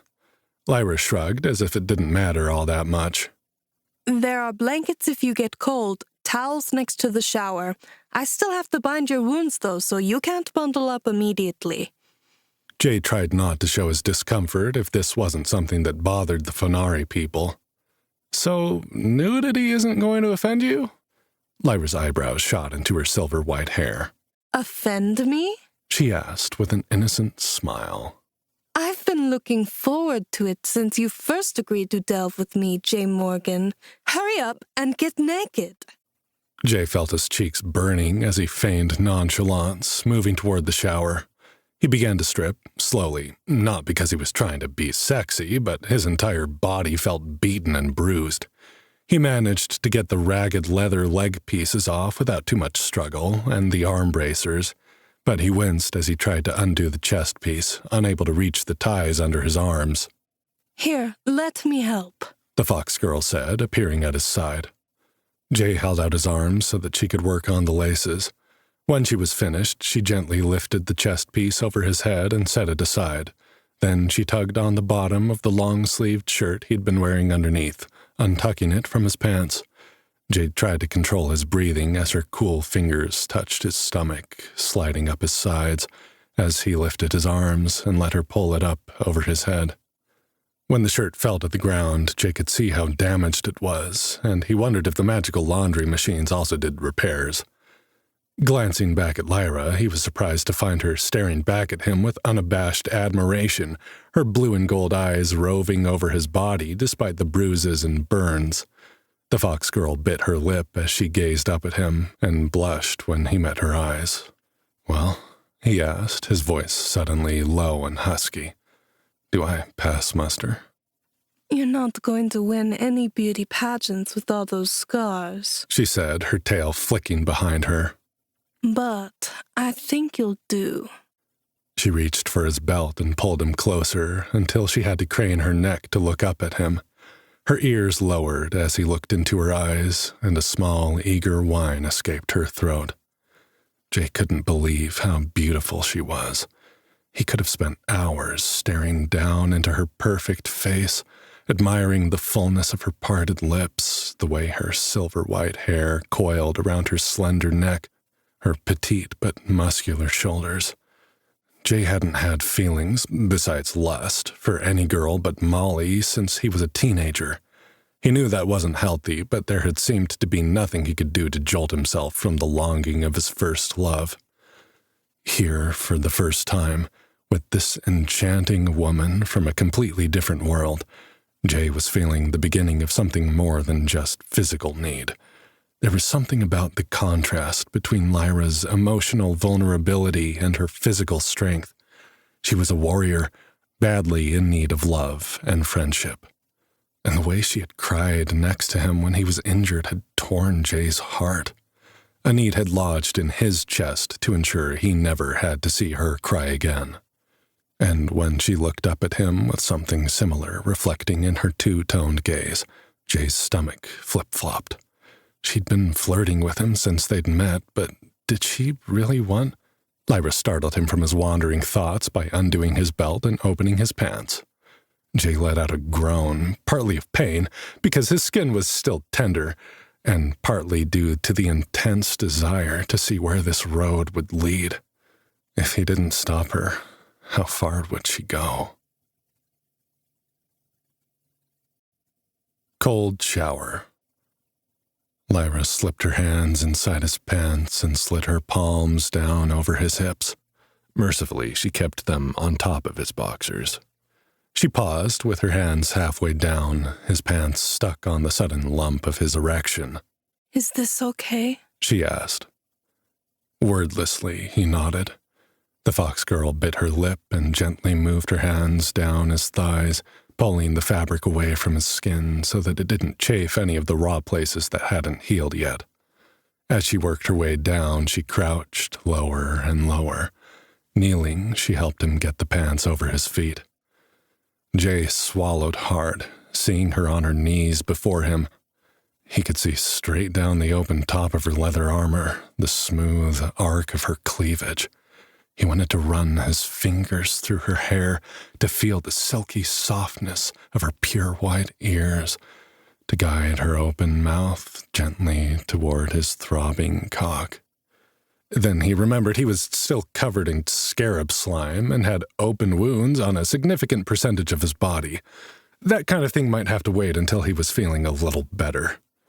Lyra stood, not without casting a glance at his expanding boxers, and smiled. "I'll let you do the rest," she said. "for now. The shower is pretty self-explanatory. Get in, select your temperature preference, get clean. There are a few different choices for soap, but I suggest the wound wash. It will help speed up your healing. But at the rate you seem to be improving, you'll probably be okay no matter what you choose." Jay tried to say, but the word came out gruffer than he intended. "Thank you." "Let me know if you need any help in there," she added, blushing prettily. Jay couldn't tell if this was more teasing or if she was waiting for him to invite her into the shower with him. Deciding it was best to be direct, he asked, "Care to join me?" Lyra's blush deepened. "Really? Oh, I'd like to, actually," she said. "But I think we'd better not. Yet, I meant if you need help washing your back and stuff, but..." Jay lifted his hands in the universal sign of surrender. "No need to explain," he said. "The offer is open if you want to. Not sure how much fun I'll be when everything feels slightly seared anyway." "I have something that might help for that," Lyra said, perking up. "For after your shower. Hurry up and I'll show you." Jay didn't need to be told twice. He stepped inside the glass rectangle, remembering to remove his boxers before he closed the door behind him, and investigated the controls. There was a color-coded temperature dial, which he turned to a little cooler than halfway. Since his skin was literally burned off in places, he figured even warm water might feel too hot. A digital menu appeared directly on the glass, giving him options for different types of soap. He selected the wound wash, as Lyra had suggested. Anything to speed up the healing process, in case the fox girl had plans to make good on the sultry look in her eyes. Jade didn't want to get his hopes up, though. In fact, as his feelings for Lyra deepened, he thought it might be better for them to go slow. Jay wasn't 100% emotionally available, and while Lyra knew that and still flirted and teased, she might not be comfortable doing more than flirting and teasing after being alone for as long as she had. That was fine. That was more than fine. He just wanted to have Lyra with him, one way or another. It sounded like even if they found the reagents Raina needed to wake Molly, that they'd be stuck in this world indefinitely. Lyra and Jay would have time to explore which ways they wanted to be together. There was no need to rush. Jay pressed the button to start the shower and released a sigh of relief as the cooling water washed over his damaged skin. Out of curiosity, he watched his health bar in the bottom of his HUD. When he started the wound wash, which came out mixed into the water with a sharp herbal scent, Jay noticed the speed that his HP was recovering increased slightly. Jay was surprised how easily he looked past it now that he was used to it. He actually had to think about it if he wanted to read any of the data, otherwise it faded into the background almost as if it wasn't there at all. As he enjoyed the shower, he flipped through some of the notifications he'd received during and after the battle with the glacial scarab construct. Besides the generic kill notifications and a few temporary buffs that had since expired, there were a couple of icons that caught Jay's attention. He checked them now. New passive ability acquired. Scale up. While you are party leader, receive an additional 10% max XP bonus for each party member added. Jay frowned. Scale Up seemed to be a direct replacement of startup costs, with a buff instead of a debuff. By adding Lyra to his party rather than the other way around, he'd accidentally lucked into this hidden bonus.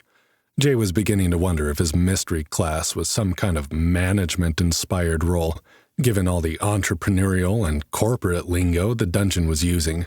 But what would that entail? He supposed there was nothing to do but wait and see. New active skill acquired. On-the-job training. Every business owner knows that when starting out on a new venture, success is 25% skill, 25% luck, and 50% winging it and hoping for the best. Sometimes when you don't have the necessary skills to do a job, you've got no choice but to improvise. Once per day, you may borrow a skill from one of your party members. While you are using their skill, it will be removed from their skill tree until you return it to them. You do not gain the party members' skill points in this level, nor do they lose their skill points. You retain skill points gained with borrowed skills, but may only access them when you have a relevant skill active in your skill tree. Okay, that one Jay was pretty sure he must have received when he'd borrowed Lyra's bow to shoot an improvised fire arrow at the elite construct using the torch. That plan had been stupid and crazy, and admittedly like a lot of business ideas Jay had managed to get off the ground. It had worked. He was definitely seeing the theme developing in the skills and abilities the dungeon was giving him, but he still had no idea what the hell it was going to mean. Jay switched off the wound wash and let clean water rinse off the suds as he checked his last interesting notification. New perk acquired. Bootstrapper. You're starting with nothing and have insurmountable odds stacked against you. There's only one way out of this mess. That's right. You've got to pull yourself up by your bootstraps. Of course, physics isn't on your side, and neither is history. We know the myth of the self-made man has always been more fiction than fact. That's why we're going to give you an extra hand to tug on that. Bootstrap. Receive a gift from an anonymous benefactor for every new level gained. As the mechanical dungeon voice read Jay the description, he saw the tab for his class menu glow yellow, indicating there had been a change. Sure enough, when he checked, Bootstrapper had been added to the perks menu. Immediately following the activation of Bootstrapper, he received a notification in his notes menu, the same place he had the message from Reyna regarding the reagents she was looking for. Now he had a note from Anonymous Benefactor beneath the message from the witch doctor. The dungeon didn't read the note aloud in his mind the way it did other notifications, yet Jay immediately knew who this Anonymous Benefactor was. He read the message himself, with Nova's voice ringing in his ears. I really didn't think you were going to pull that one off, Delver. Color me impressed. I created a brand new dungeon monster just for you, and you destroyed it like it was nothing. Sure, you almost died in the process, but really, it shouldn't even have been a contest. I can see I was right about you. You're made for more than mere delving, J. Morgan. You're made for so much more. Here's your gift. Keep leveling and I'll keep 'em coming. Beetle black scarab armor. Gold. Rare. Jay gaped when he saw the gift he'd received for his last level up. The item was a full-piece gold-level armor set. He couldn't inspect it in the shower, though, and suddenly he was very eager to get out. He finished up, noting that he only had about 15% of his health yet to recover, and that the progress had stalled to a very slow crawl. Jay didn't know why that might happen, but he figured there was probably only so much his constitution, the safe zone, and the wound wash could do before he simply had to sleep to recover the rest of his health.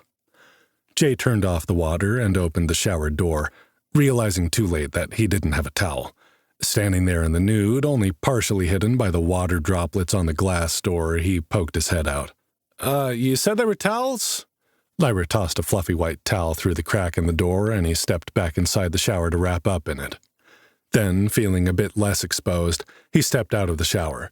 When he saw the fox girl, his eyes almost bugged out of his head. Lyra stood with an identical white towel over her shoulders, but stripped of all the rest of her clothes. Her lithe little body was on full display as she patiently waited for her turn to wash up. Jay's eyes roved over her pert breasts with their little brown nipples, her taut abdominal muscles, the curve of her hips above her muscular thighs, and the sweet little V between her legs, shaved clean and, if he wasn't mistaken, glistening with moisture. "Your turn," he said, a bit stunned.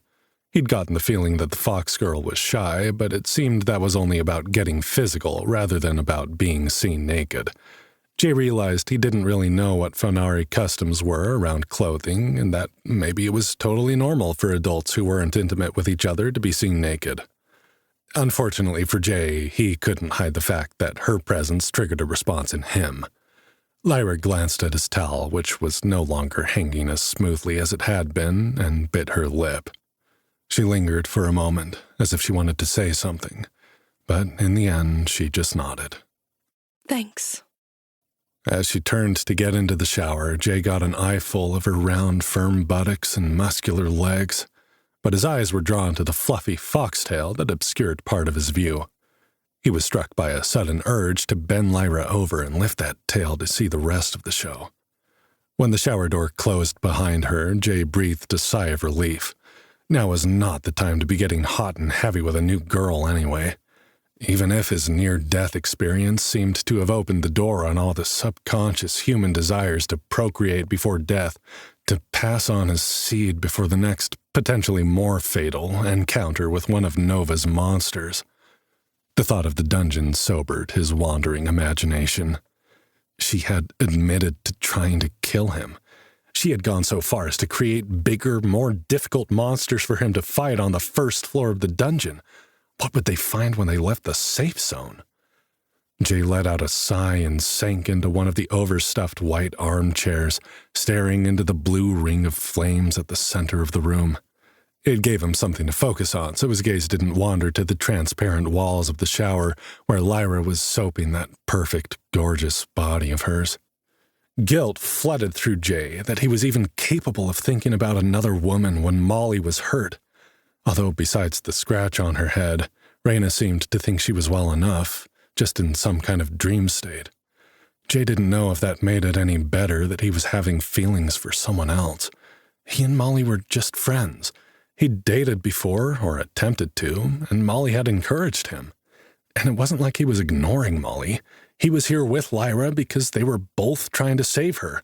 It's not like he'd followed the fox girl into the dungeon for the purpose of chasing tail. That expression conjured an image of Lyra's naked backside and lush white foxtail, forcing Jay to squeeze his eyes shut and think unsexy thoughts. He'd almost died. That was the problem. There were lots of studies that showed people in dangerous circumstances often had an increase in sex drive as their bodies became increasingly desperate to pass on their genetic material before catastrophe struck. It was counterintuitive, but the safer people were, the less inclined they were to breed. There was a diminished sense of urgency. Suddenly being thrust into a dangerous world where he was expected to fight to survive was just activating more primal parts of his brain than when he was at home in the real world. The more Jay thought about it, the more his mind rebelled. It shouldn't be real. None of it should be possible. There were no other worlds or portals into them. These were not beliefs he had ever held, and now that he was faced with a reality that conflicted with everything he thought he knew, it was like his mind had been fractured. There was the half of his brain that spent its entire life training to recognize up-and-coming companies, buying low, selling high, schmoozing clients, building portfolios, which scoffed at the idea of real-life video games and fantasy worlds as kid stuff, as make-believe, as a waste of time in a world where time was money. Then there was the half of his brain that was seeing and experiencing the world of Arcanacia, insisting that it was real, that scorpion venom hurt like a bastard, and getting burned by an exploding construct made out of enormous scarab beetles was even worse, insisting that whatever he thought was real before bore no weight in this new world. He had to accept that he no longer knew what to expect. Death lurked around every corner, and whether he liked it or not, that meant, when he wasn't being attacked by monsters, he was suddenly, urgently driven to mate. It wasn't logical, it was biological. Who was he to argue with evolution? Okay, that's that, he thought. Justification complete. Now what am I going to do? Jay let out a slow breath, feeling just as confused as before. He was saved from his torturous thoughts by the sound of the shower door opening. Glancing up, he saw Lyra emerge from the little glass rectangle, using her towel to dry her ears, hair, and tail, and not to cover her body. He no longer felt confused. He knew exactly what he wanted. The part of his brain screaming otherwise could just go to hell as far as he was concerned. When he saw her looking at him, he knew she felt the same way. As Lyra approached him, her blue and gold eyes fixed on him, he felt pinned by the intensity of desire in her face. He froze in his chair, all thoughts frozen with him, like she was an Arctic fox and he was a rabbit hoping not to be noticed. Lyra stopped in front of his chair, her perfect body on full display. Every cell of his body ached to reach out and touch her, but he stayed where he was, just looking.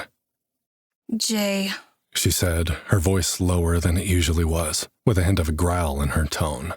I think we need to talk. Heart to heart. Jay felt his cheeks burn. Was it because he'd been staring? He tried to tear his gaze away, but she was too close, filling his vision with soft skin, hard muscles, and enticing curves. Sure, he said, finding his voice and gazing up into her two-toned eyes. What about? Lyra wrapped the towel over her shoulders to keep the damp hair off her back, and then knelt before him. She bit her lip as if wondering how to start. Finally, she said, I'm attracted to you, and I think you feel the same way. Jay nodded wordlessly, her position at his feet making it very hard for him to think of anything beyond the obvious. He managed to get out a breath. Yes. I'd like to pursue those feelings, she said, and Jay felt his heart lurch to a stop before starting up, hammering harder than ever before. But... That word ground his excitement to a halt, and he sat forward, already wanting to protest. But he knew he needed to hear what she had to say before begging her to reconsider.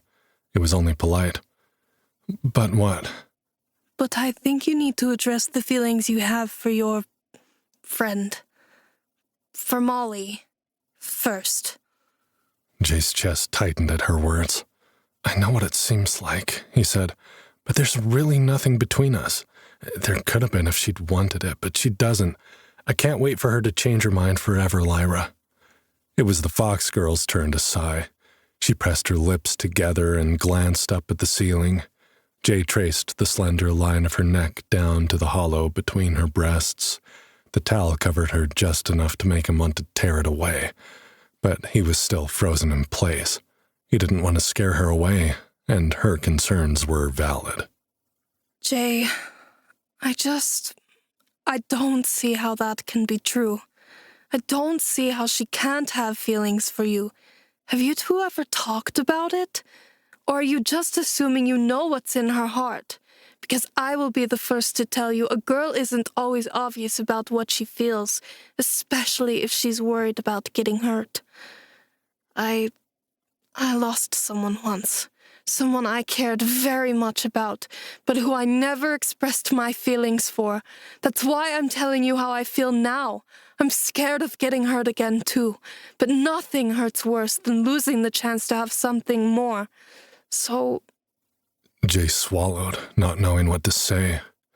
The matter of the fact was, he and Molly hadn't ever talked about what had happened between them.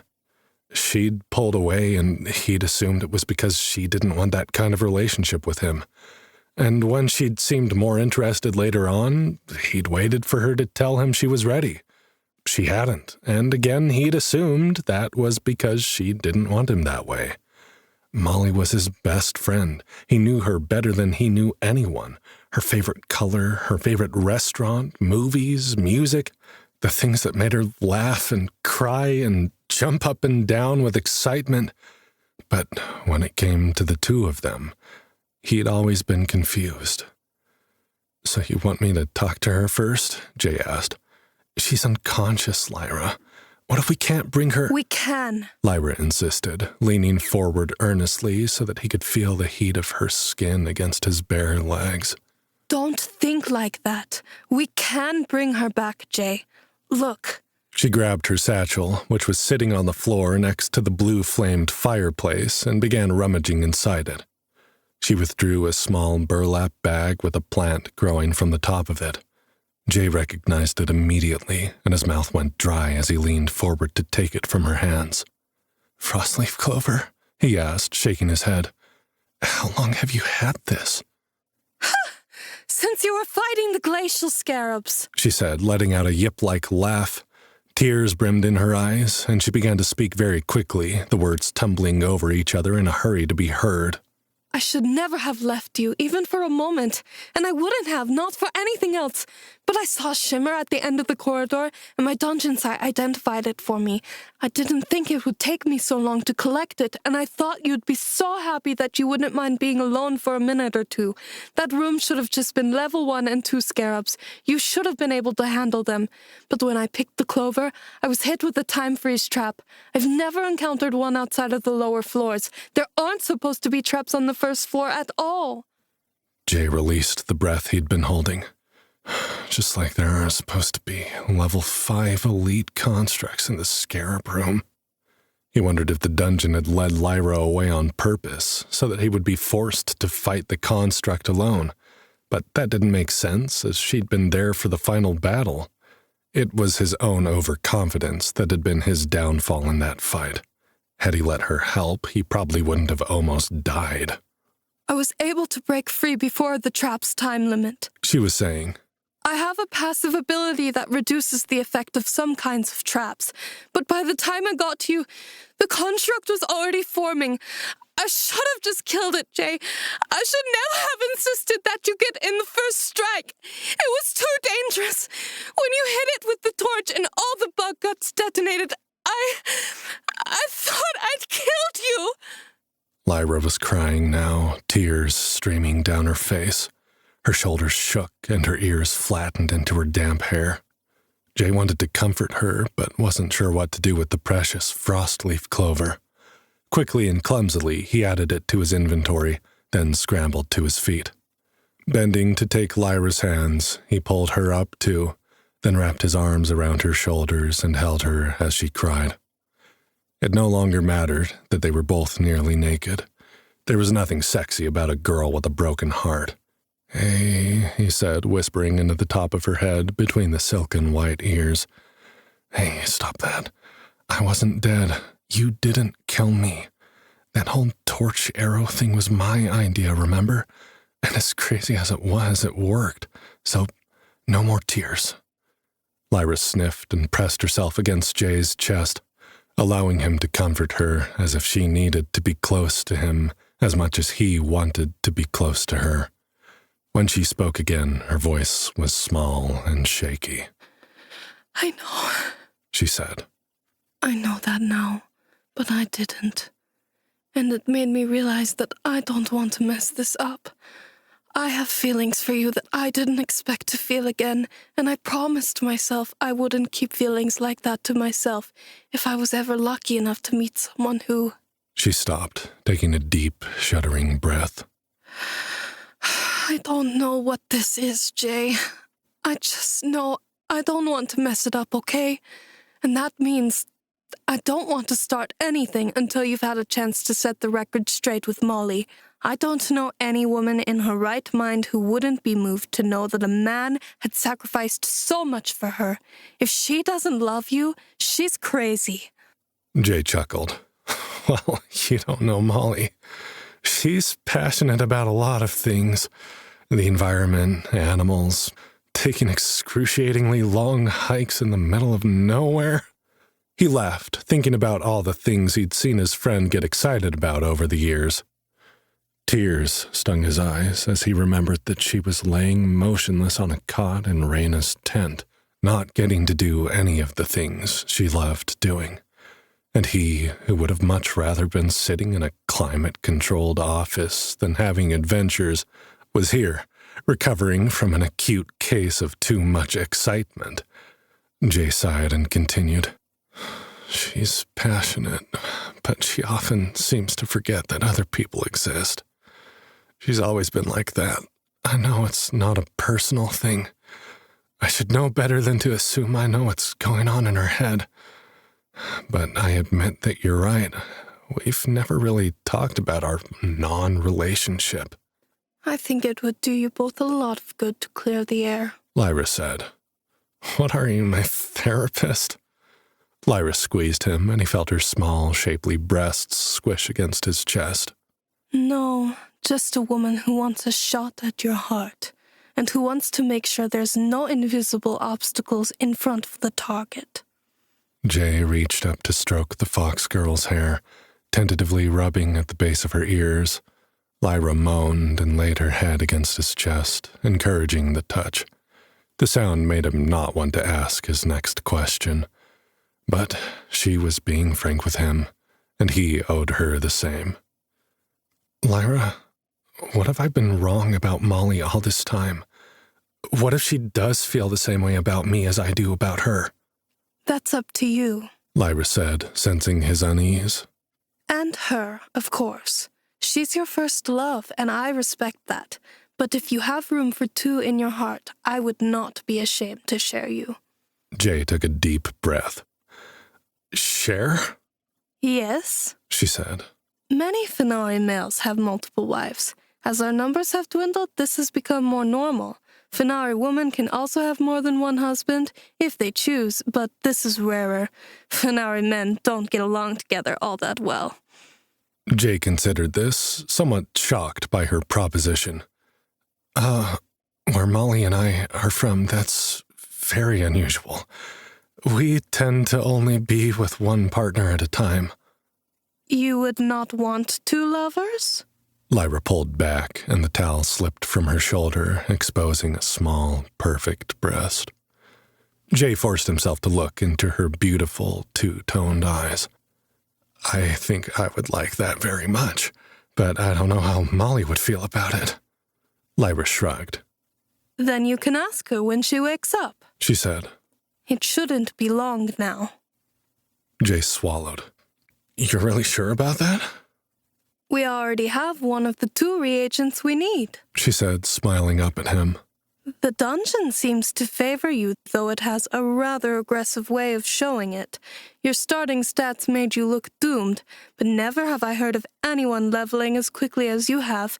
It takes most people days to kill their first 10 level 1 monsters to gain the XP necessary to hit level 2. They can be hard to find, for one thing, and you have to spend half your time avoiding higher level monsters and the other half recovering from your fights.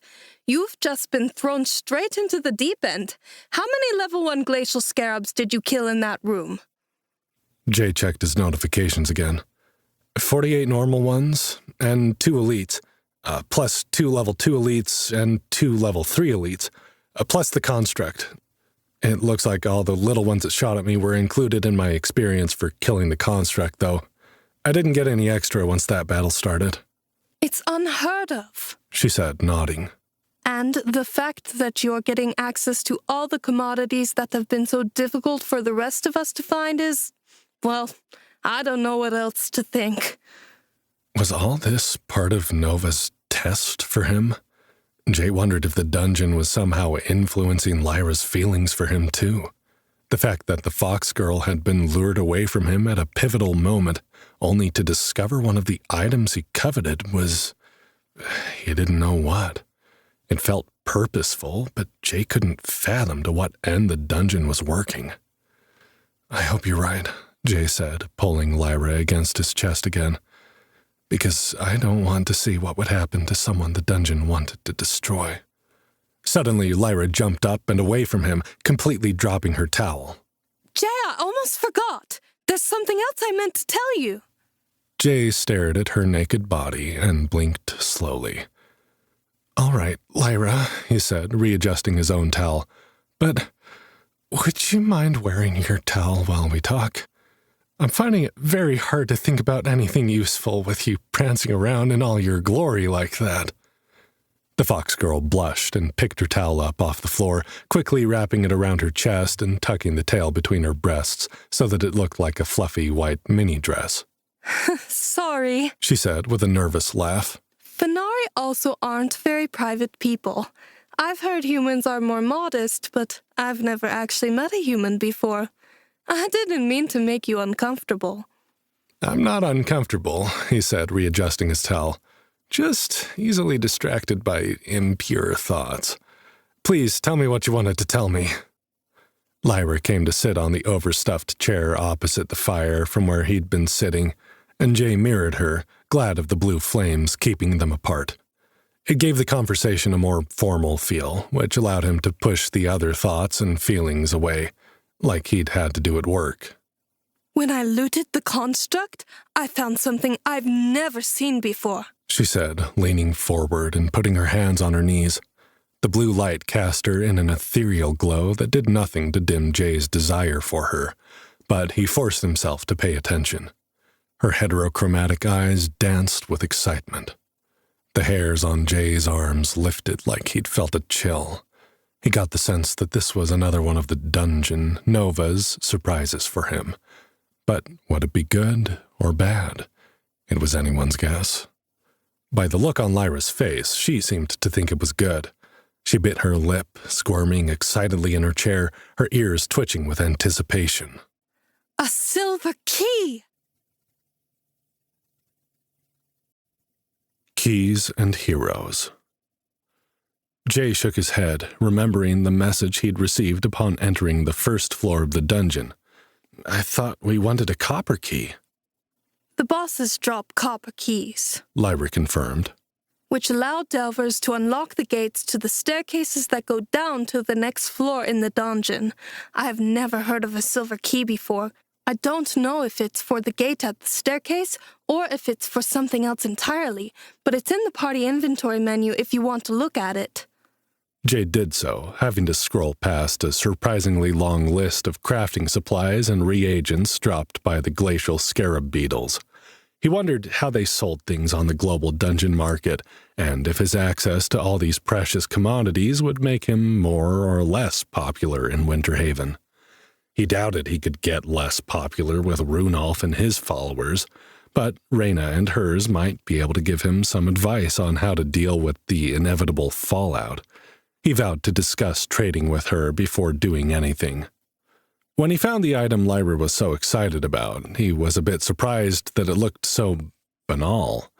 The dungeon's description, in the neutral mechanical tone, had an almost surly sound to it. Silver key. It's a key. You know what keys are for. This one happens to be silver. What more do you want from me? Find the door it opens, and maybe you'll learn more. Or maybe you'll die. Jay wrinkled his forehead, pulling the key from his inventory so that it appeared in his hand. Did you read the description? There was no description, Lyra said. Was it there? I was in a hurry. Maybe I missed it. Jay passed the key to her, and he saw the faint glow in her eyes as she activated Dungeon Sight. It just says silver key, nothing more. She passed the key back to him, and Jay read his description to her. The fox girl's eyes widened. Is that what the dungeon is like when it talks to you? She gasped. It's always so matter-of-fact with me. I thought it was the same for everyone. In fact, I know it's the same for everyone because I've talked with others about their items and quests. This is really weird, Jay. You don't know the half of it, Jay said. It keeps referencing my old life, my job in my old world. I feel like my class has something to do with the work I used to do, and that's why it's not showing up properly. He decided to leave out the part where the dungeon addressed him by name, used a different female voice to speak to him, and seemed to either want to kill him or fuck him, and he wasn't sure which was more frightening from an entity as powerful as this dungeon was. Jay turned the key around in his hands, inspecting it with Dungeon Sight. Lyra's ability would be higher level than his, if anything, so he didn't expect to see anything that she hadn't seen. Yet there seemed to be some things that the dungeon only did for him, so it was worth a look. He was rewarded for his effort. Tiny glowing letters, like runes, appeared along the slender shaft of the key, only visible when his Dungeon Sight was activated. He drew the key closer to his face, squinting to see what the shapes were. Like the translation ability that allowed him to speak with people from Arcanesia, the runes shimmered and reshaped themselves to appear in letters that he could read. What once was lost may now be found, if this key is fit and door unbound. Past skills awake to new renown. Find me, Delver. Down, down, down. Hesitantly, he read the words aloud, sharing a bit of his unease with the fox girl who had willingly bound herself to him. If the dungeon was treating him differently, Lyra had a right to know, because it might make her life that much harder than it should be while she was partied with him. Oh, she said, clutching the towel at her chest and leaning so far forward that Jay worried the blue flames might catch her hair on fire.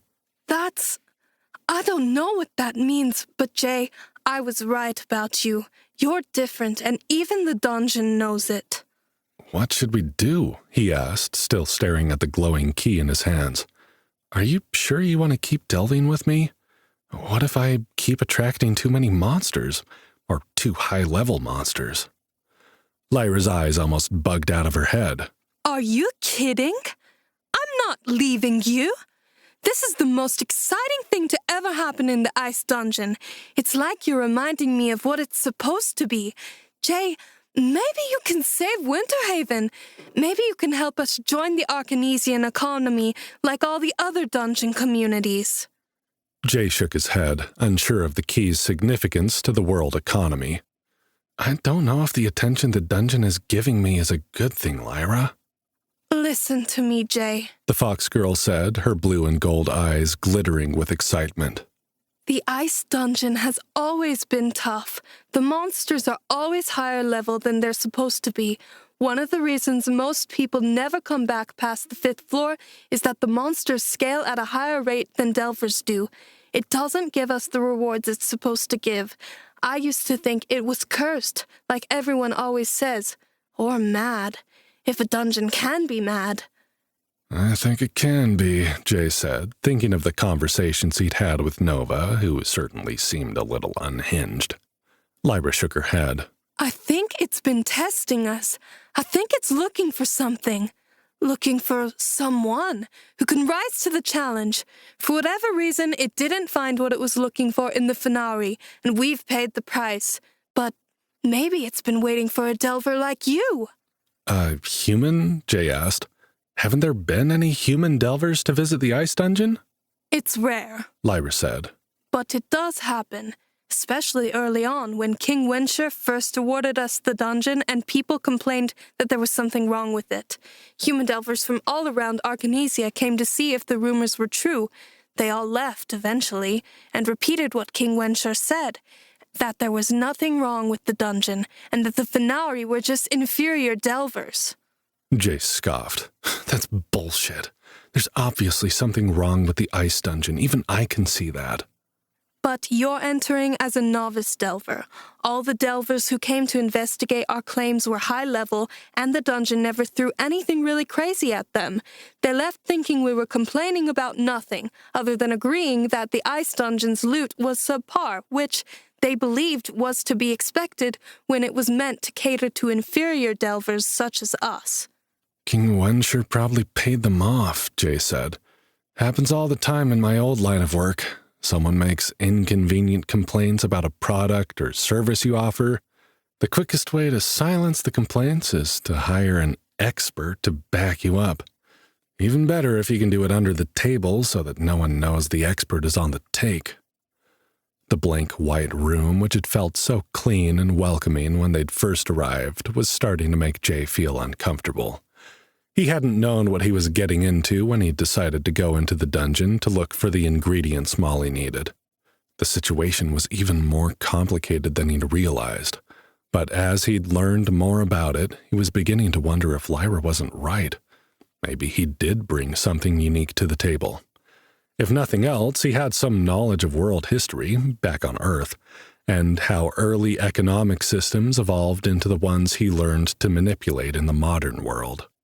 He knew how normal people were often caught up in the machinations of greater powers, and how it was only years later that people understood the trickle-down effect of political games. Back on Earth, these powers would be governments, banks, and huge corporations. In a world like Arcanesia, that would be kingdoms, territories, and the global dungeon market. But how many Fenari could see the big picture? They knew they were being treated unfairly. They thought it was prejudice against their people, and to some extent that was true. But Jay was beginning to suspect the prejudice had been manufactured, to an extent, embellished upon by this King Wensher in order to expand the reach of his power. Did Nova's purpose for him have something to do with righting these wrongs? Jay put the key back into his inventory and leaned toward the flames, suddenly eager for their warmth. Lyra sat back, the blue flames casting ghostly shadows over her face. She smiled at him. That's exactly what I mean, she said. You are different, Jay. You see things differently, and the dungeon reacts to you differently. There must be a reason. I don't think it's simply that you are human. I think the dungeon was waiting for someone from another world. The dungeon is looking for a hero. Jay started, glancing up to meet the fox girl's eyes, dancing eerily in the flames. Lyra had no idea how close she'd come to what Nova had actually said to him. Though the dungeon hadn't specified that she was drawn to the fact that he was from Earth, the fact that his class and skills were based on his past suggested that Lyra was right. A hero, he said. I'm not a hero, Lyra. I'm just a regular guy. Before this, I never did anything exciting in my entire life, not by the standards of your world. You're just a regular guy, Lyra said, her smile stretching wide enough to reveal her pointed canines. Who charges into danger in order to help someone he cares about, who is willing to risk life and limb for something he believes in, who remains uncertain in the face of his own greatness. Sorry, Jay. Sounds a bit like a hero to me. Jay shook his head. Anyone else would do the same. Lyra threw her head back and laughed, a high-pitched bark of laughter. They would not, she said. They do not.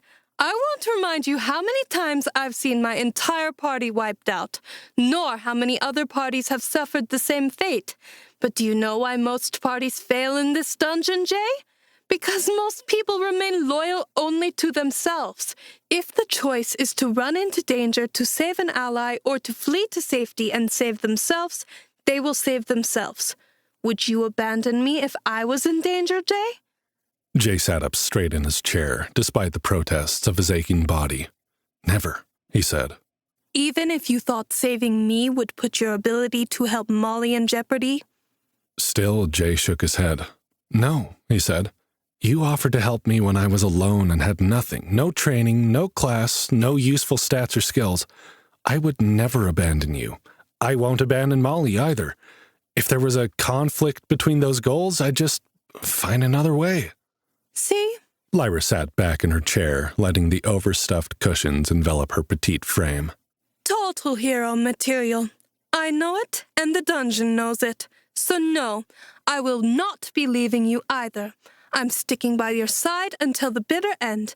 I can help you, and I believe in the end you'll help all of us. Jay was silent as he stared into the flames, wondering what he was supposed to do about such a declaration. Part of him was thrilled that she was still willing to delve with him, because he needed her help and he enjoyed her company. The other part of him was terrified that she'd get hurt because of him, because he didn't know what he was doing, and because the dungeon was even more unpredictable than usual when he was around. I can see you're trying to get out of it, Lyra said, releasing a yip-like cackle. But I'll save you the effort. You can't dissuade me. If you kick me out of your party, I'll just follow you around like a puppy. Come on, Jay. Every hero needs a sidekick. I want to be yours. Jay groaned and rubbed his face, suddenly feeling more exhausted than he'd ever felt before. What are we going to do with this key? Find the door, Lyra said, as if it was so simple. But before that, there's something else we need to do. Jay slumped, every muscle in his body feeling the full weight of his first day in the dungeon. His skin still felt raw, and his health bar was stubbornly not moving anywhere. He needed to sleep. But the fox girl had a glint in her alluring eyes that she wasn't going to be ignored. He said, "Dare I even ask what that is?" Lyra stood, careful to hold the towel closed as she moved, and stepped around the fire toward him. Again, she crouched before his chair, and again Jay wished he had something more than a towel to hide the way she made him feel. I told you before I had something that would help you with your pain, she said. And I'm going to use it now, but I need you to remember the talk we had earlier about sorting things out with Molly before you and I get involved. He hoped she wasn't saying that because of his body's stubborn refusal to acknowledge the agreement they'd made. I remember. Good, she said. Or this might be a little awkward. I need you to close your eyes. Reluctantly, Jay closed his eyes, wondering what the fox girl was about to do to him. When he felt her move closer, his heart began to beat heavily in his chest. "What are you—" Shh, she said, and he felt her breath on his thigh, hot and tingling. Wet warmth touched his painful, raw skin, and Jay flinched at the unexpected touch. Her lips? He barely suppressed a groan. Then a soothing, cool sensation spread from the spot, relief flooding his body. I have a skill called Soothing Kisses, she explained, and he could feel her moving down his leg as she spoke. She delivered another soothing kiss to the inside of his knee, spreading more relief across his skin. Jay sighed involuntarily, not having realized how much discomfort he was in until it was removed. "That feels amazing," he moaned. It's not a true healing spell, Lyra said. like someone with a proper healing class would have. More like a temporary salve that takes away pain. And it only works on a small localized area, so I'm going to need to give you a lot of kisses. She kissed him again, lower on his leg, and while Jay wished she were working in the other direction, and he wished he could watch her as she worked, he had to admit the relief of the healing properties was equally enticing. He allowed himself to relax, keeping his eyes closed as she had asked, and said, "I'll take my medicine." Lyra's cool hands moved over his legs and feet as she left hot and cold kisses over every inch of his bruised and battered flesh. Jay lost himself in the bliss of her attention, reminding himself that they weren't going to do more, even while his mind teased him with the possibility. His erection grew more insistent as she worked, and eventually the towel pushed out of the way, exposing the length of his shaft.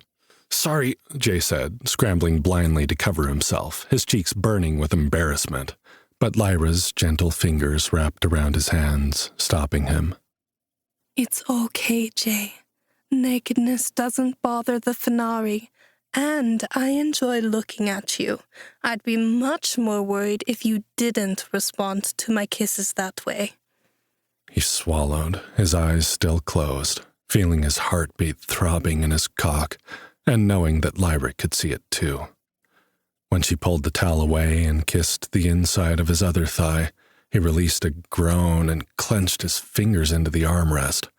He couldn't decide if this was some kind of divine reward or punishment, but the relief that her kisses left in their wake, to everything except his unanswered desire, was enough that he didn't want her to stop.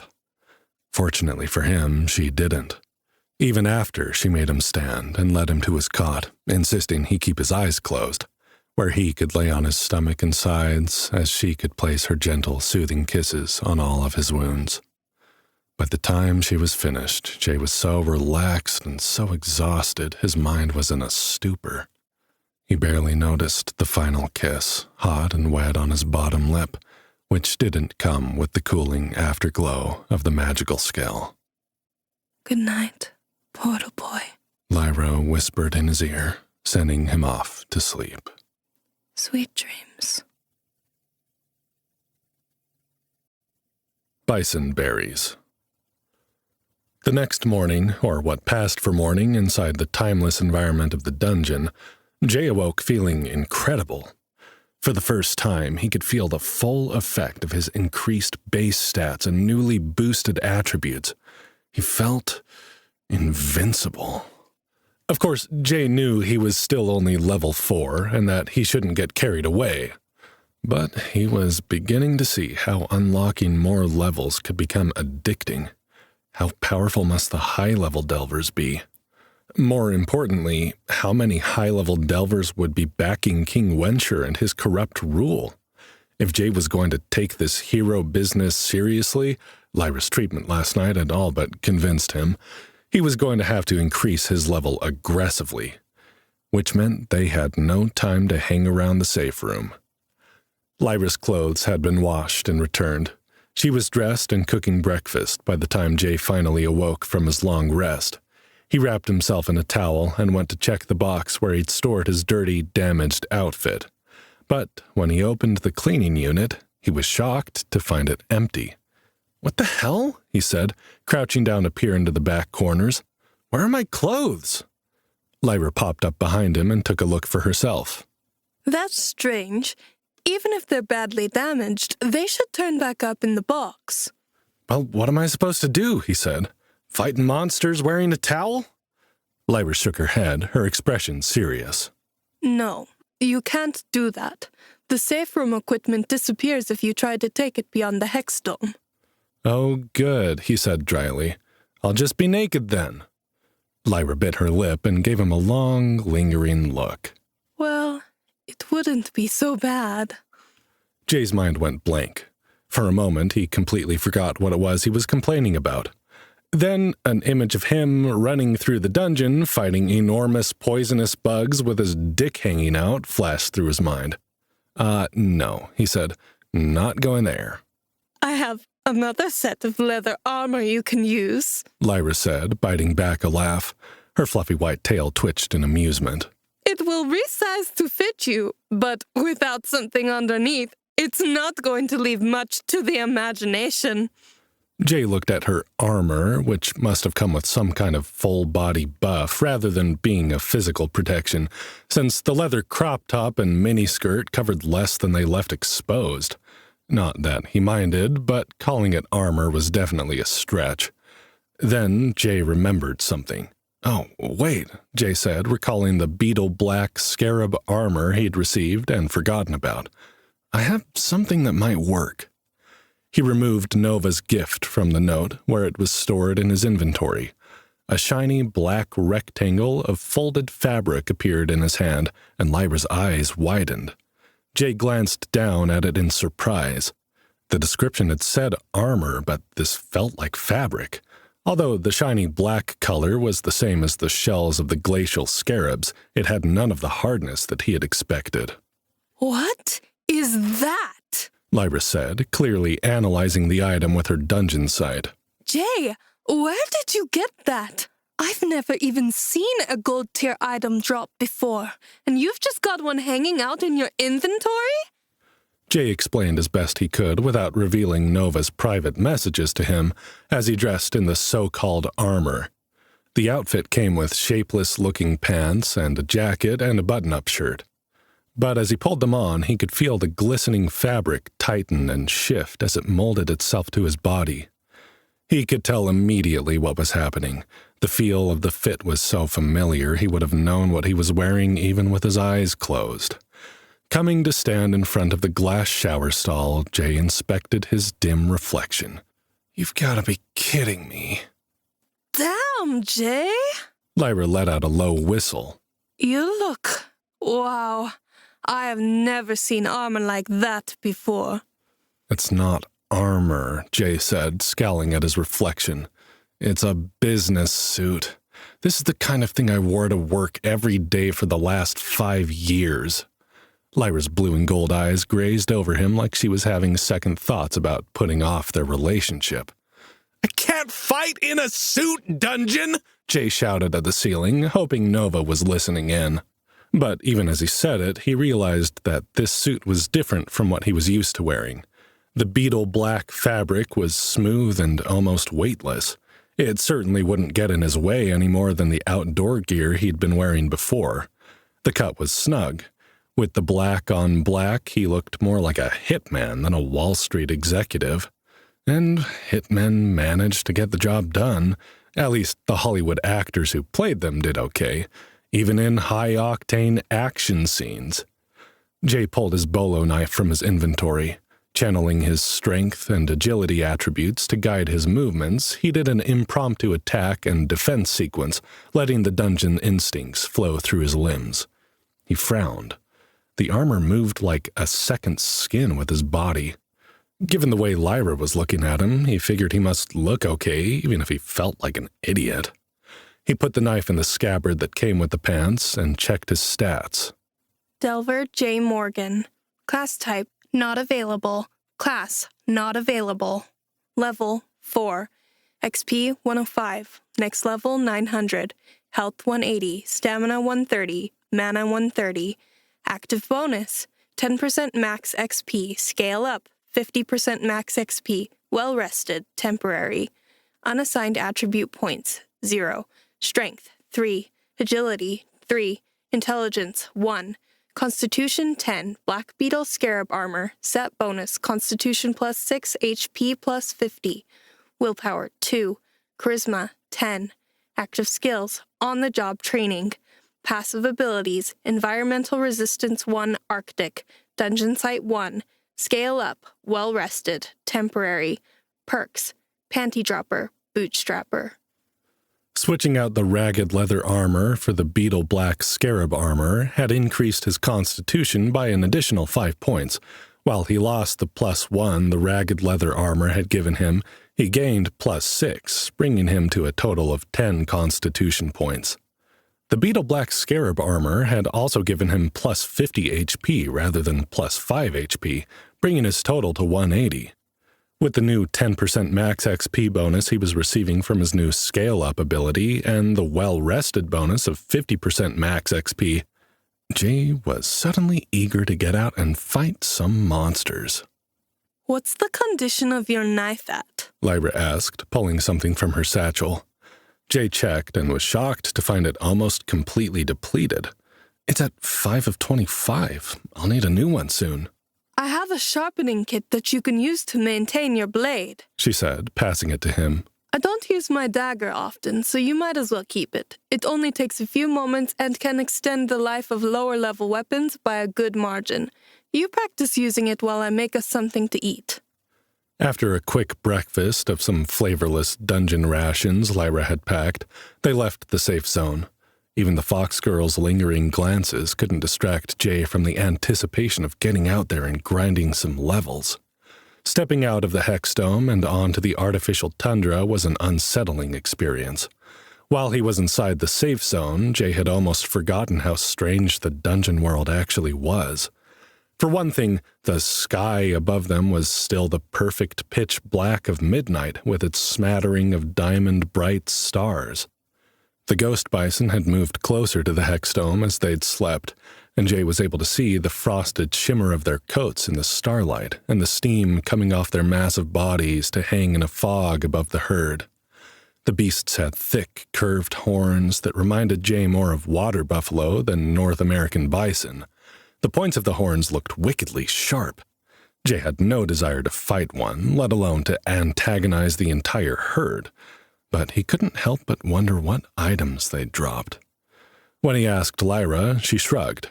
I've seen a few delvers take on a ghost bison, but no one's killed one that I know of. Other dungeon animals drop things like hide and fur for leatherworking, teeth, horns, that kind of thing. I'd guess it's the horns, but I'm not in any hurry to find out. They kept their distance from the ghost bison as they moved back toward the tomb-like tunnels they'd entered the plains from. Jay scanned the creatures with his dungeon sight and was shocked by what he saw. Ghost bison, level 15. Within the icy expanse of the dungeon tundra roam the elusive ghost bison, majestic creatures with frosty white hides and deadly horns. These creatures traverse the frozen plains in silence, undisturbed and peaceful unless provoked. Known for their non-aggressive nature, the ghost bison nonetheless pose a significant threat to those who choose to challenge them. It is rumored among adventurers that the ghost bison guard a unique item, the frosty flank steak. This rare delicacy is said to imbue those who consume it with enhanced abilities, making the risk of hunting a ghost bison a tempting gamble for the rewards it may yield. Level 15! Jay stared in awe as they passed. Okay, I'm glad they're passive. That frosty flank steak drop is tempting, though, isn't it? The what? Lyra asked, her multi-hued eyes questioning. Jay read her the description he'd received from the dungeon, and her eyes widened. There was a flash from his HUD, and a chime sound echoed in his mind. The way Lyra jumped, Jay knew she must have received one, too. New quest. Oh, give me a home where the ghost bison roam. Toma Tabernac, a traveling dungeon trader, is in desperate need of meat and hides for her shop inventory. Collect 5 frosty bison hide and frosty flank steak by killing ghost bison in the pernicious plains. Reward, 500 gold and 5,000 XP. Accept quest, yes or no. I know Toma Tabernac, Lyra said excitedly. She's a dungeon dweller who roams around the 2nd floor, but I have never heard of this quest before. Then again, I've never been this close to the ghost bison. Should we accept? Jay asked. It's way too high a level, Lyra protested. Each one of them is level 12 to 15.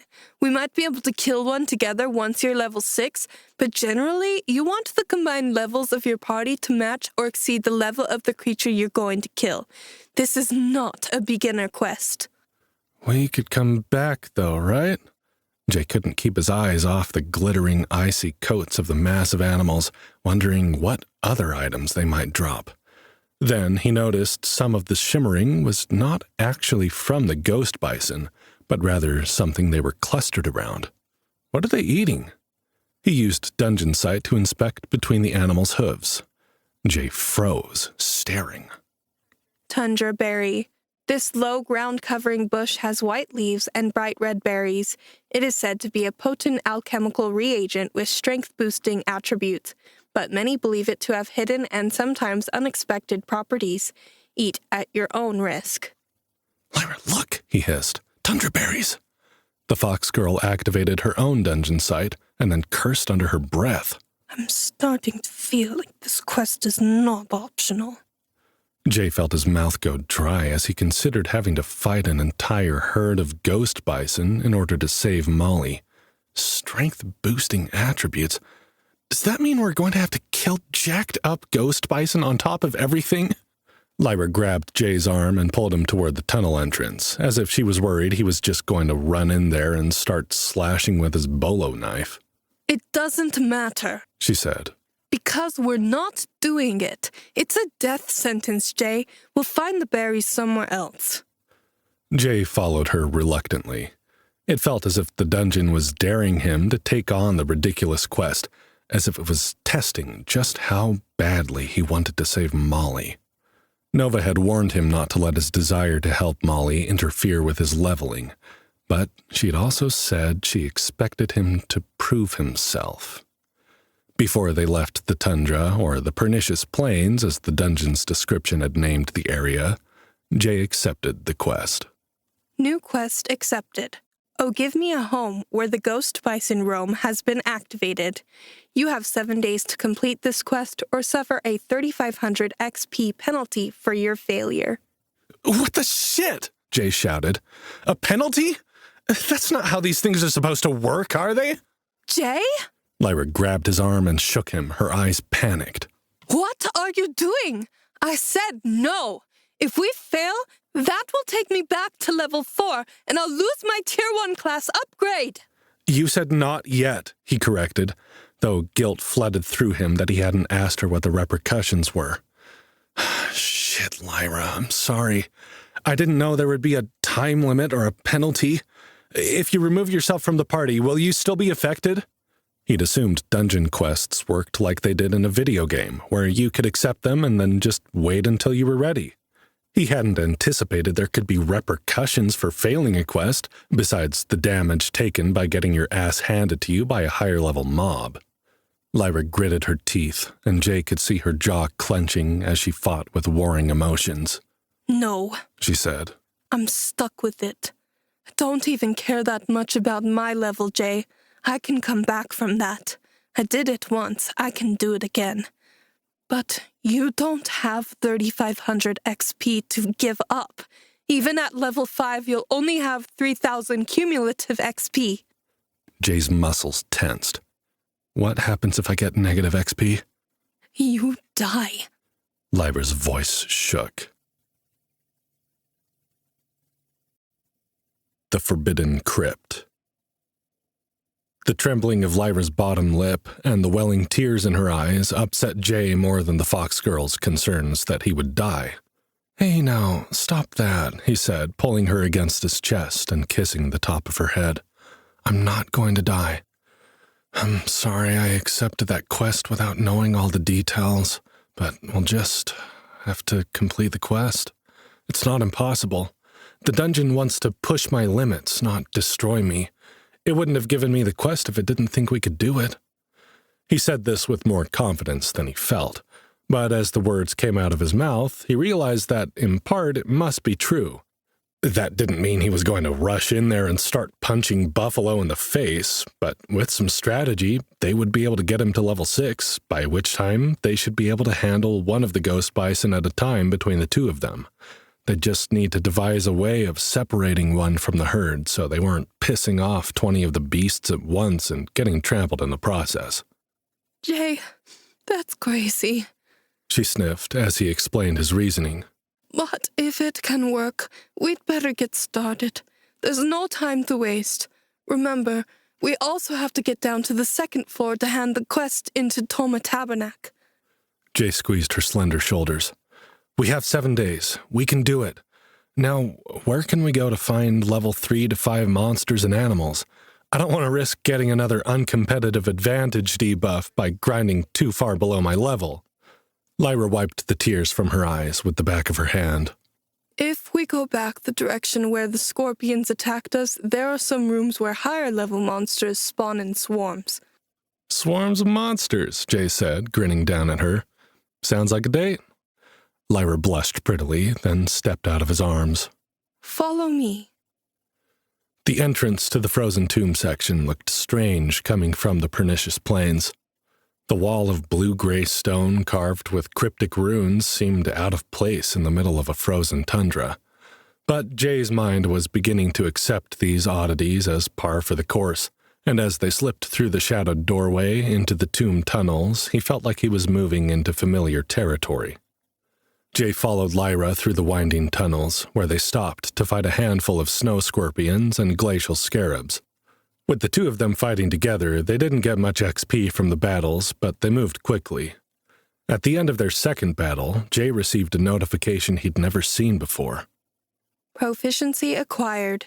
You are now proficient with the bolo knife, giving you +2 attack bonus when using the weapon type, including bolo blade and bolo sword. Jay scoffed. He'd heard of bolo knives before, but bolo blades and bolo swords sounded made up.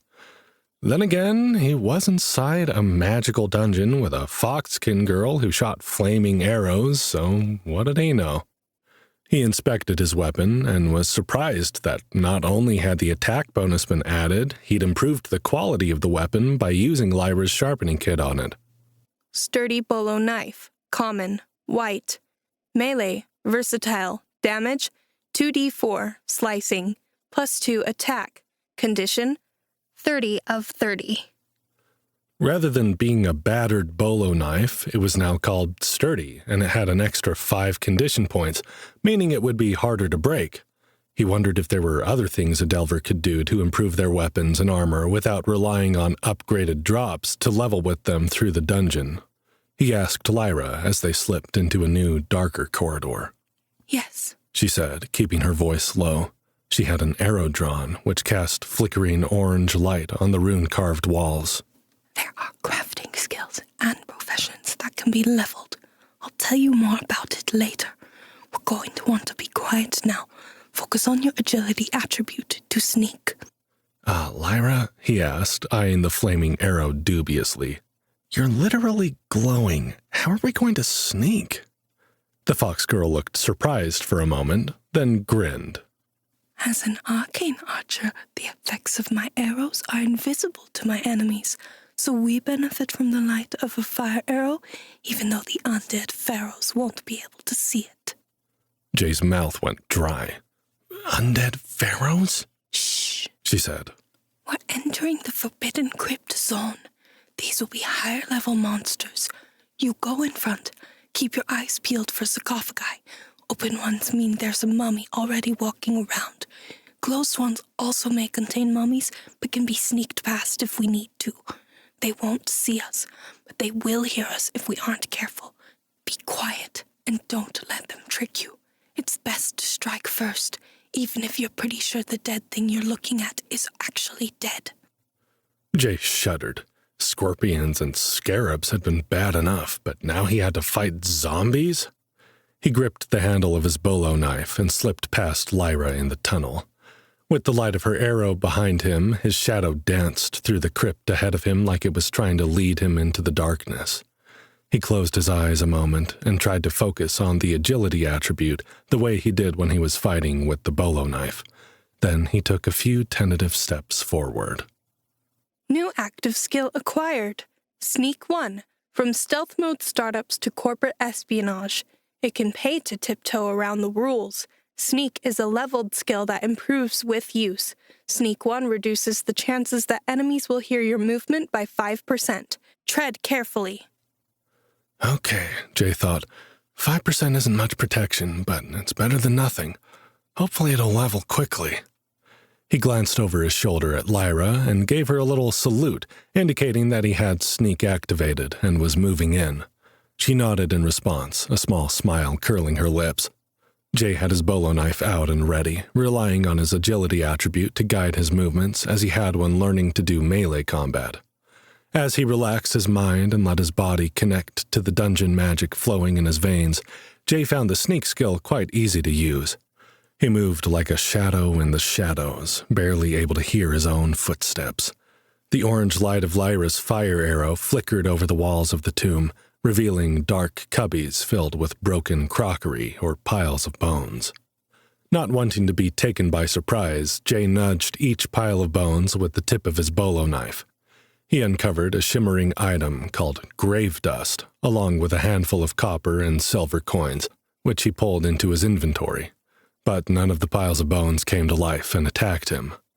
They passed a doorway leading to a small, cobwebby room which Lyra lit up with her arrow. Jay glanced inside, seeing a closed sarcophagus and an open one. A mangled skeleton spilled out of the open box, as if the thing had been killed as it attempted to escape. He would have been tempted to pass the room by if it weren't for the fact that he noticed his stamina bar flashing. Stamina was the base stat that Sneak drew from, and at first Jay thought he was getting low. But the bar looked mostly full, and he verified that he still had 105 out of 130 points. Closer examination revealed a smaller bar beneath the stamina bar, indicating his progress leveling Sneak. As he leaned into the room, the Sneak bar progress jumped suddenly, indicating that he was earning more experience than he had been out in the corridor. Jay figured that meant there was something nearby which he was successfully avoiding. He glanced over his shoulder at Lyra, pointing at the fallen skeleton with his knife. She nodded encouragingly. Jay crept forward, his heart hammering in his chest. The room was dimly lit, even with the orange glow from the fox girl's arrow, and he had to squint to see where he was going. Shards of broken pottery, clumps of dead plant matter, and scattered bones made it difficult to walk without making too much noise. The skeleton was wrapped in the vestiges of rotting bandages, as if it had once been a mummy, but time had unraveled its careful dress. There was nothing to indicate it was anything more than a pile of bones, like the ones he'd poked in the cubbies outside. Even his dungeon sight did not indicate there was anything special about this particular corpse, but instinct was telling Jay the room was hiding something. When he was within striking range of the skeleton, a drumbeat from his HUD sounded. Jay nearly pissed himself as his heart shot into his throat and tried to hammer its way out of his mouth. Active skill upgraded. Sneak 2. Reduces the chances that enemies will hear your movement by 10%. Shh.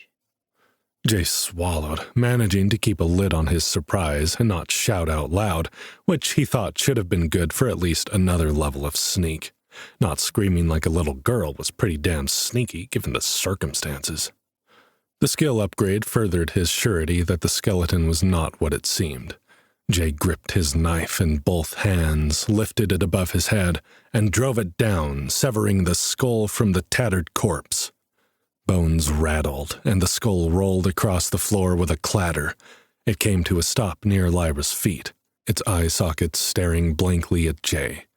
The rest of the skeleton didn't move. He received no kill notification. "Huh," he said, shrugging at the fox girl. "I thought for sure that one was going to come alive." A resounding crash shook the room as the closed sarcophagus behind him exploded. Jay whirled, his bolo knife at the ready, just in time to see withered black fingers clutch the edge of the stone coffin. As the monster pulled itself from its resting place, Jay cursed himself. Of course he'd forgotten about the closed sarcophagus. Frozen Mummy, Level 4. Warriors of old encased in icy bandages and animated by ancient magic. These monsters wield weapons carved from the rune-carved walls of the dungeon itself. Sworn to protect their masters, the undead pharaohs, frozen mummies will fight until their heads are severed from their bodies or their hearts are burned by fire. Collect the mummy's skull to ensure the dungeon's magic does not reanimate it upon your departure from the room. Jay didn't have time to read the description of the creature before it launched itself from the sarcophagus, ragged bandages trailing behind it in a spectral wind. Fortunately, the dungeon read the description aloud as Jay scrambled to block the creature's first attack, so he knew what he had to do. "You've got this, Jay," Lyra whispered encouragingly from the doorway. "I'll back you up if you need it, but the more damage you do, the more experience you'll gain." The frozen mummy's jaw hung open, revealing a maw of dark, swirling magic within, and it swung a blade twice as long as Jay's bolo knife. Jay wished he had something to block with. As the mummy lunged at him, Jay used his agility to leap aside, narrowly missing the attack. The mummy paused, as if struggling to believe that it had missed, before pulling the blade from the stone floor for another attack. The creature's eyes glowed with an eerie blue-white light as its skull turned on its ancient neck, and it pinned Jay with a slack-jawed gaze. The second time it lunged, Jay was ready. He danced out of the way of the blade, letting it hit the ground next to him. This time, as the mummy struggled to comprehend its failure, Jay took the opportunity to strike.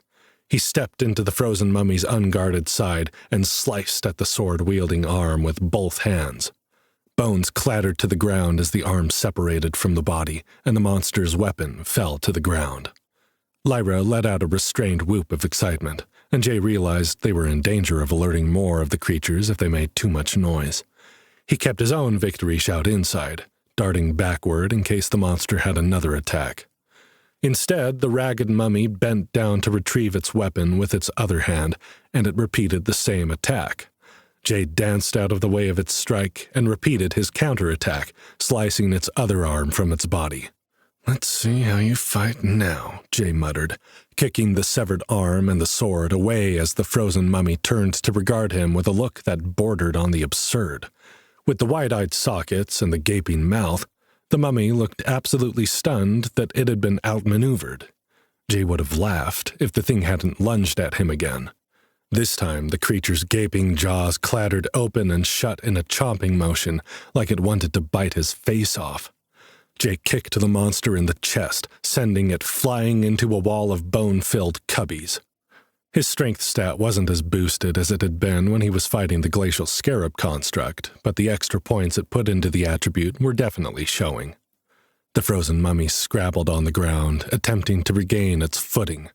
Jay didn't give it a chance to get up. He rushed forward, driving the blade of his bolo knife between the monster's head and its shoulders. The skull came off with an audible pop and went rolling across the floor. Success. You have killed Frozen Mummy Level 4, XP 90, plus 10%, plus 50%. Quickly, Jay grabbed the skull and stuffed it into his inventory. Just to be safe, he picked up the skull from the first properly dead skeleton. Then he looted the corpse. Frozen Mummy Level 4, Grave Dust, Frozen Mummy's Heart, Powdered Ancient Bone, Frozen Bandages. While he was curious about these items, Jay was eager to keep going. With his new passive ability Scale Up and the Well-Rested bonus, he was getting 144 XP for these 90 XP monsters. With the additional experience they'd gained from killing the scorpions and scarabs on their way to the Forbidden Crypt Zone, that meant he probably only had to kill another 5 of the monsters to level up. Way to go, Jay! Lyra cheered from the doorway. I knew you could do it. This whole area is like that room. Unless you draw more by making too much noise, usually you only have to fight one at a time. Do you want to keep going? Jay nodded. Hell yes! I'm getting tons of XP with my bonus. Let's go! Lyra grinned at him. She probably would have clapped her hands hadn't she been busy with the bow, and they hadn't been worried about noise. Instead, her white ears flattened into her hair, and her tail wagged. Jay's heart made an irregular thump as he remembered the fox girl's soothing kisses the night before. Onward, then, Lyra said. You'll be level 6 in no time. Stalkers in the Shadow. Their progress through the Forbidden Crypt Zone went even more smoothly than either had dared hope. Jay managed to kill 2 more frozen mummies and 4 shambling skeletons, which, with the XP gained from the low-level scorpions and scarabs, was enough to push him over the edge. Congratulations. You have achieved level 5, XP 15, next level 1400, health 180, stamina 130, mana 130, unassigned attribute points 3. You have 30 base stat points to distribute. Would you like to increase health, stamina, or mana? Because Lyra hadn't had to step in to help him yet, Jay received the full experience points for every kill, including his plus 10 bonus for the scale-up ability and his plus 50 bonus for being well-rested. While the fighting had been easy enough, it had been time-consuming, though. There were only 3 more hours left of the well-rested bonus, and Jay was eager to keep moving.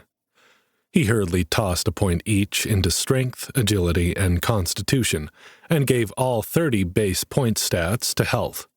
If he was working up to fighting those ghost bison, Jay didn't want to mess around. Strength and agility helped with his fighting, so he couldn't put everything into constitution, plus his new beetle black scarab armor gave him a huge constitution boost, so he felt confident spreading his points between those 3 attributes. But he was considering dumping all 3 points from his next level up into Constitution, just in case.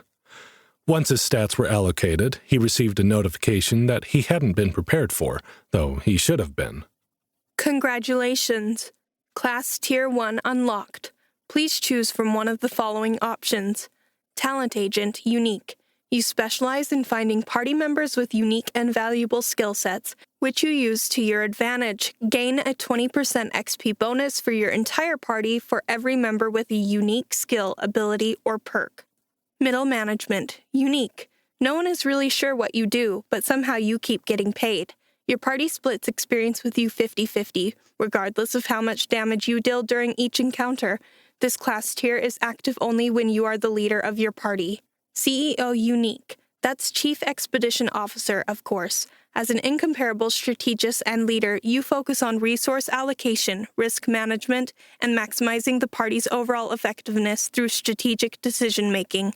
You will receive 10% bonus to all experience gained by your party without affecting your members' gains. In addition, you will receive the active skill Asset Management. Jay stared at his HUD, trying to decide which class tier upgrade to choose. Lyra? He asked, barely able to see her through all the holographic screens he had open. How rare are unique skills, abilities, and perks? The fox girl's ears perked up. Why? Did you just get one? Maybe, he said, noting that every one of his class tier options had the unique label. But I'm more interested in other delvers. Do you have any? No, she said. I have a rare class tier, but that's it. I think Raina might have a unique skill. They become more common at the higher levels once you get into Tier 2 and 3, supposedly. But that's only according to rumor.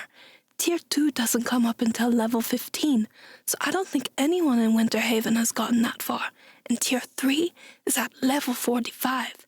Might as well be a fairy tale. Okay, thanks. Jay mulled his options. The talent agent subclass would be useful later on if he could gather many delvers with unique skills together, but that was a big if, and in the meantime the upgrade would be useless. Middle management just rubbed him the wrong way, both because he didn't like the sound of the XP leeching benefit, and because he'd always loathed middle management personnel at the office. The CEO upgrade was promising, though. Irritatingly, when he attempted to click on the asset management skill to get more information, he just got an error message. Error. This data is classified. But even without the additional skill, he liked the sound of the CEO upgrade better than the others. Not only was it more fair to his party, but it would benefit them immediately, rather than relying on future benefits that may or may not come to pass. Congratulations. Class type, versatile, rare. Class, dark horse, unique. Tier 1 upgrade, CEO, unique. New active skill acquired, asset management. Delegation is an important skill for those with management potential to practice. You may access the skill trees of your party members and reassign one skill per member per day. Skill reassignments cannot be changed once assigned and reset to their original party members after a long rest. Holy shit, Jay said, rereading the description. I think I just got a really cool new skill. but we're going to have to look at it next time we're in a safe zone. Oh, and I have a proper class now, a rare type called Versatile. The class is called Dark Horse. Lyra wrinkled her forehead. I've heard of versatile class types before, she said. It's a bit like with weapons, where they can be used for either strength or agility attacks depending on who wields it. Only for classes, it means you might build a warrior, stealth, or caster skill tree, depending on how you fight. But what is a dark horse? I don't know if I should be flattered or insulted, Jay said with a dry chuckle. Where I come from, it refers to a business or product that doesn't look like much, but which surprises people by becoming extremely successful. I know it! She whisper-screamed, still mindful of the restless undead in the forbidden crypt. See, Jay? I told you so! The dungeon has special plans for you. That's amazing! I can't wait to see what else you got. I can't wait to show you, he said, because I don't know exactly what to make of it. But we shouldn't delay any longer. We can discuss it later. I'm still on the clock. Don't want to waste too much time with my well-rested bonus fading fast. Lyra gave a sharp salute, her tail twitching excitedly. Yes, boss, she said, straightening her back and looking very official. Lead the way. Jay grinned, knowing that Lyra had no idea what his class tier upgrade and new skill entailed, but her calling him boss was pretty funny. As she'd predicted, he was leveling faster than he should have been able to, and was quickly catching up to the Fox Girl. Before long, he would not only be her party leader, but he'd surpass her in levels as well. She'd only outrank him with old-fashioned seniority, but in dungeon time-clocked. Still, Lyra remained a steadfast cheerleader, despite the fact that she was gaining minimal XP while he was fighting. Jay almost began to hope they'd find a bigger group of baddies to fight, just so she could get a few hits in too. They pressed on, and Jay killed another 4 of the frozen mummies and 6 shambling skeletons. Jay received a notification that he'd risen to Sneak 2, giving him a 10% chance of going undetected by enemies, which was nice, but the restless dead of the Forbidden Crypt didn't seem to have very advanced spatial awareness to begin with. Jay was busy collecting the skulls of the last 2 shambling skeletons he'd killed and eyeing his experience points. With the additional 10% XP from the CEO subclass, he was gaining a smidge more for each kill, but he was still more than 300 points from his next level up.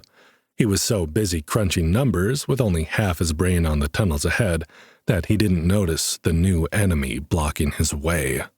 Jay! Lyra hissed through her teeth. Stop! Jay glanced up, startled. At first, he didn't see anything in the dim corridor. Lyra's flame cast orange light and dancing shadows over the jagged rune-carved walls. Then he noticed the light behaving strangely just ahead, as if it was sliding off and refusing to land in one area, creating an impenetrable blob of shadow. Don't move, Lyra said, her voice still low. That's a Shade Skulker, Jay said. He checked his sneak ability was still active and slowly backed up toward his partner. I see it now. Dungeon Sight told him everything he needed to know. Shade Skulker Ooze, Level 5. The Shade Skulker Ooze is a creature of nightmare, adept at blending into the shadows. Its translucent, gelatinous form shifts light into darkness, camouflaging it until it strikes. Thriving on the organic material of the dead and the living, this creature prefers the taste of the latter, using its highly corrosive slime to break down its prey. The Shade Skulker can extend a part of its body to lash out at adventurers, its touch capable of dissolving metal, stone, and flesh alike. Armor offers little protection against this devastating attack. Adventurers beware. Shade Skulkers have been known to hunt in pairs or packs, coordinating their attacks from the shadows to overwhelm and consume their prey. Lone wanderers and even well-armed parties should tread with utmost caution in the crypts to avoid becoming the next meal of these voracious predators. Can I fight this thing? Jay asked after listening to the dungeon read the description in its mechanical voice. Not on your own, Lyra said, her voice so low and trembling that he struggled to hear her as she removed the fire arrow from her bow. When Jay had made it next to her, she passed the fiery arrow to him. She pulled a different arrow from her quiver, this one shimmering an icy blue. And I can't fight them on my own, but together we can do this. I'm going to hit it with an ice attack. Oozes are one of the only creatures in the ice dungeon that are vulnerable to freezing. It should freeze solid. That's the only time it will be safe to hit it. You rush in and use your slice attack. If you see the ice begin to crack, get back to me. You have to be out of range when it thaws, or it can lash you. Jay glanced at the fire arrow in his hand. And what do I do with this? Hold it for me so I can see where I'm shooting, Lyra said. Unless you've got a better idea. These tunnels are pitch black without some kind of light. Jay didn't like the idea of having to fumble with the fire arrow. Lyra couldn't shoot another ice arrow while she was holding the fire arrow, and if she put it in her quiver, the magical flames would extinguish, leaving them in blackness. He eyed the walls, hoping to find somewhere he could wedge the arrow instead. "Do you think there are more of them?" Jay asked, staring into the shadows ahead. "It said they fight in groups." Lyra shook her head. I don't see any, and I have Dungeon Site 3. I can see to the end of the corridor up there. Are you ready? "Hang on," Jay said, finding a crack between two thick slabs of blue-gray stone. He jammed the butt of the arrow into the crack, wincing as the feathered fletching bent sideways. "Okay, ready." Hey, do you know how expensive those are? Lyra growled at him, her tail puffing up like an angry cat, as if she was trying to make herself look bigger and more threatening. Jay wasn't sure if foxes did that, but apparently Volpinari did, and it was adorable. "I'll buy you a new one once we sell all our loot on the market," he said, readying his blade. "Now freeze that sucker so we can get moving." Lyra's ears flattened to the side, and she narrowed her two-toned eyes at him, but she followed his orders. Her shoulder muscles tensed and flexed as she drew back on the bow, the glittering arrow tip pointed at the amorphous shadow ahead. When she released, the arrow made a strange humming sound, like the resonance of a crystal glass being struck. The Shade Skulker ooze crackled as it was engulfed in an icy crust. Jay didn't hesitate, rushing forward to slash the ooze with his bolo knife. Ice chips sprayed in all directions as he attacked the immobilized creature, with forward and back slashes like he was carving an X on its frozen flesh. He got in 6 strikes before the icy crust began to crumble. To me, Jay! Lyra said, a yip of alarm in her voice. Back! Quickly! Jay darted backwards just as the slime broke free of its icy prison, lashing out with a trembling tentacle of translucent slime that cracked like a whip right where he'd just been standing. Jay's agility barely managed to keep him from getting struck as he retreated. As soon as he was clear of her shot, Lyra hit the creature with a second ice arrow. Knowing what to do this time, Jay lunged forward, this time attempting to use his strength to stab into the frozen ooze. His blade clanged off its rock-hard shell ineffectually. He went back to slashing, this time channeling the strength attribute rather than agility for slower, more powerful strikes. This time, when the shell began to crack, Jay was ready. He jumped quickly to Lyra's side, dodging the slime's slashing attack. The creature moved slowly, seemingly constrained by the pool of light coming off the fire arrow, as if it needed the shadows and abhorred the torchlight. Lyra released a third ice arrow as soon as Jay was safe, and Jay leapt straight back into his attack, not wanting to waste any time. The higher-level monster was taking longer to kill than the mummies and skeletons, but he could tell he was wearing it down. He was eager to get the kill and the experience, which might be enough to put him over the edge to his next level. The cling of his first strike on the frozen ooze's icy shell was drowned out by a horrifying scream. Jay whirled around just in time to see a second Shade Skulker ooze drop from the shadowed ceiling, landing on Lyra's head. "Lyra, no!" Jay rushed to help her, his stomach twisted in knots. He could hear the hiss of the creature's acidic slime burning her skin as the fox girl dropped to the ground with a wail of agony that tore through his heart. Behind him, he heard the shattering sound of the first Shade Skulker breaking free of its icy confines. His mind spun. What was he going to do? He had to rescue Lyra, there was no question about that. But how, when the oozes could dissolve flesh on contact? Jay grimaced, knowing what he was going to have to do. He hadn't dumped all those points into Constitution for nothing. Taking a deep breath, Jay rushed the slime that was attacking Lyra, preparing his body and mind for a world of hurt. Secrets of the Crypt. Jay tackled the attacking Shade Skulker ooze like a deranged football player. He imagined it would have been funny to see a man dressed in a three-piece suit throw himself at a gelatinous blob if he were watching the fight from the outside. Instead, he was in the thick of it. The first thing he noticed was how firm the ooze was, more like a gummy bear than a bowl of Jell-O. The second thing he noticed was the stench of his burning flesh just before the searing agony burned through his skin and into his brain. Fortunately for him, the gummy bear texture of the ooze made it possible to roll the monster off of Lyra. The fox girl lay on the floor, curled in on herself, her skin blistered and cracked from exposure to the ooze's acidic flesh. Her bow and arrows had fallen to the side, scattering across the floor of the crypt, mercifully undamaged by the Shade Skulker's attack. Jay wrenched his hands from the creature, stumbling backward, refusing to look at the damage to his body. He wanted to go to Lyra, to protect her, to comfort her as she had done for him when he was the one in so much pain. But Jay knew the only way he could truly protect her was to kill the monsters. And the only way he could do that was if he could use Lyra's bow. Putting himself between Lyra's crumpled body and the second ooze, Jay opened his menu to click on the on-the-job training description, hoping it might give him some clue as to how to use the ability. He skipped the snarky intro and read, On-the-job training. Once per day, you may borrow a skill from one of your party members. While you are using their skill, it will be removed from their skill tree until you return it to them. You do not gain the party member's skill points in this level, nor do they lose their skill points. You retain skill points gained with borrowed skills, but may only access them when you have a relevant skill active in your skill tree. But how was he supposed to do that? He clicked frantically on the description, hoping it would open more detailed instructions, but there was nothing there.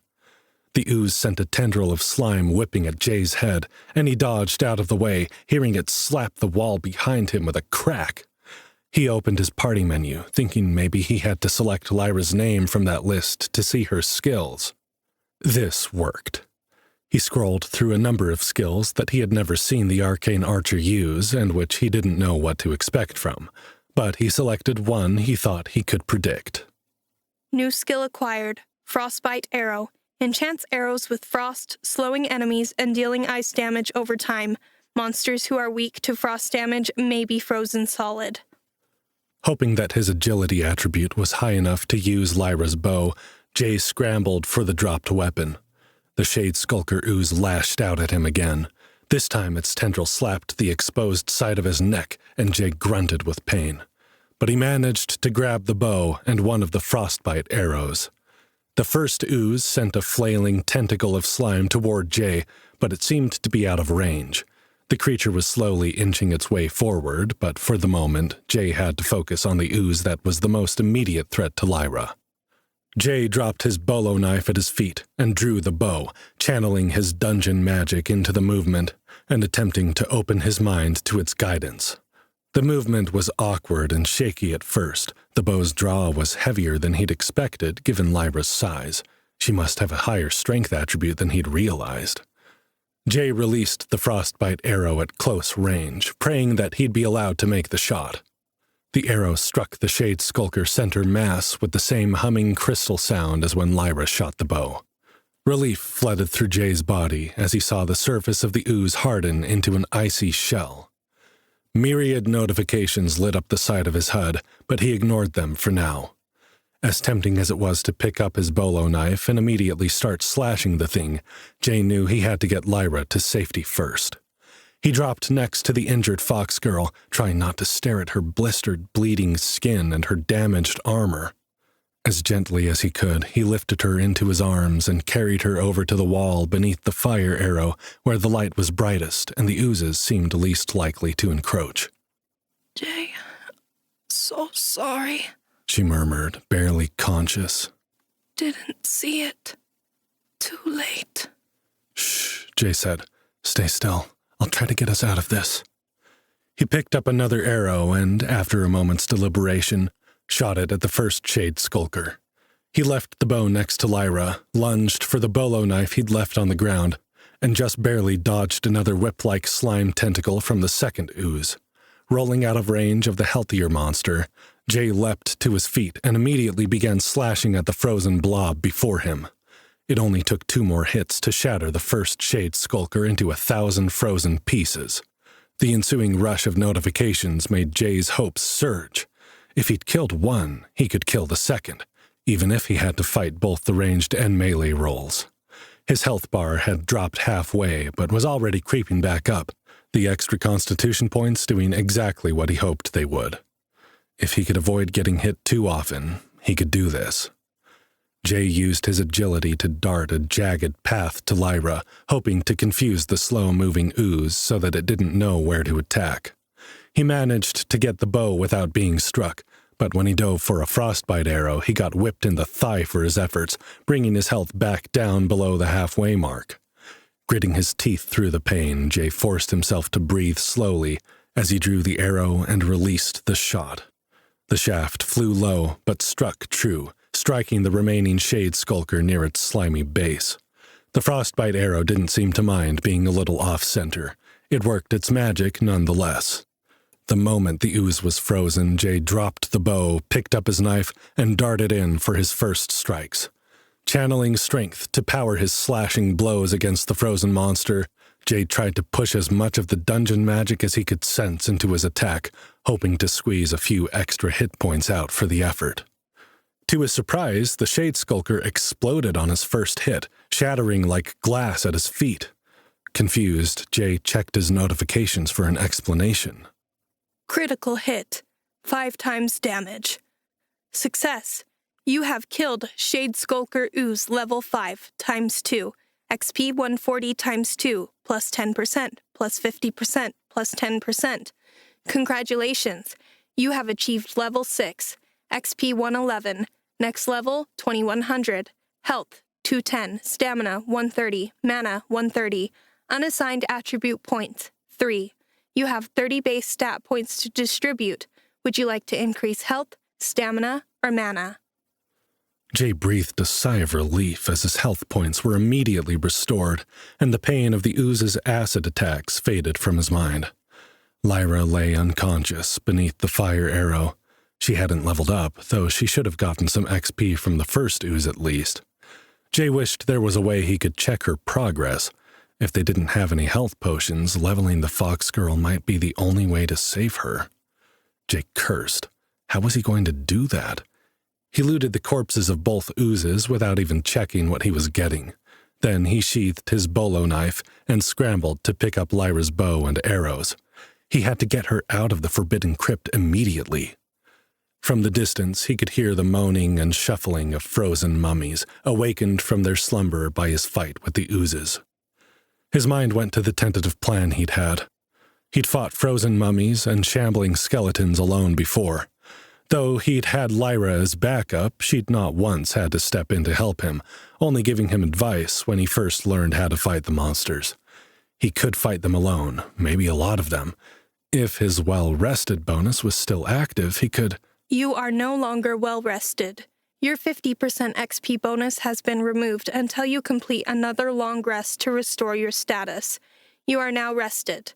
No X point bonus available.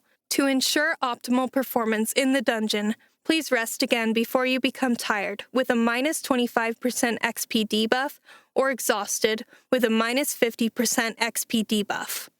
Shit, Jay muttered. I guess that answers that. We need to get out of here. He put Lyra's bow and arrows into his inventory and bent to pick up the unconscious fox girl as gently as he could. She whimpered, but didn't wake as Jay flipped her up onto his left shoulder in a fireman's carry.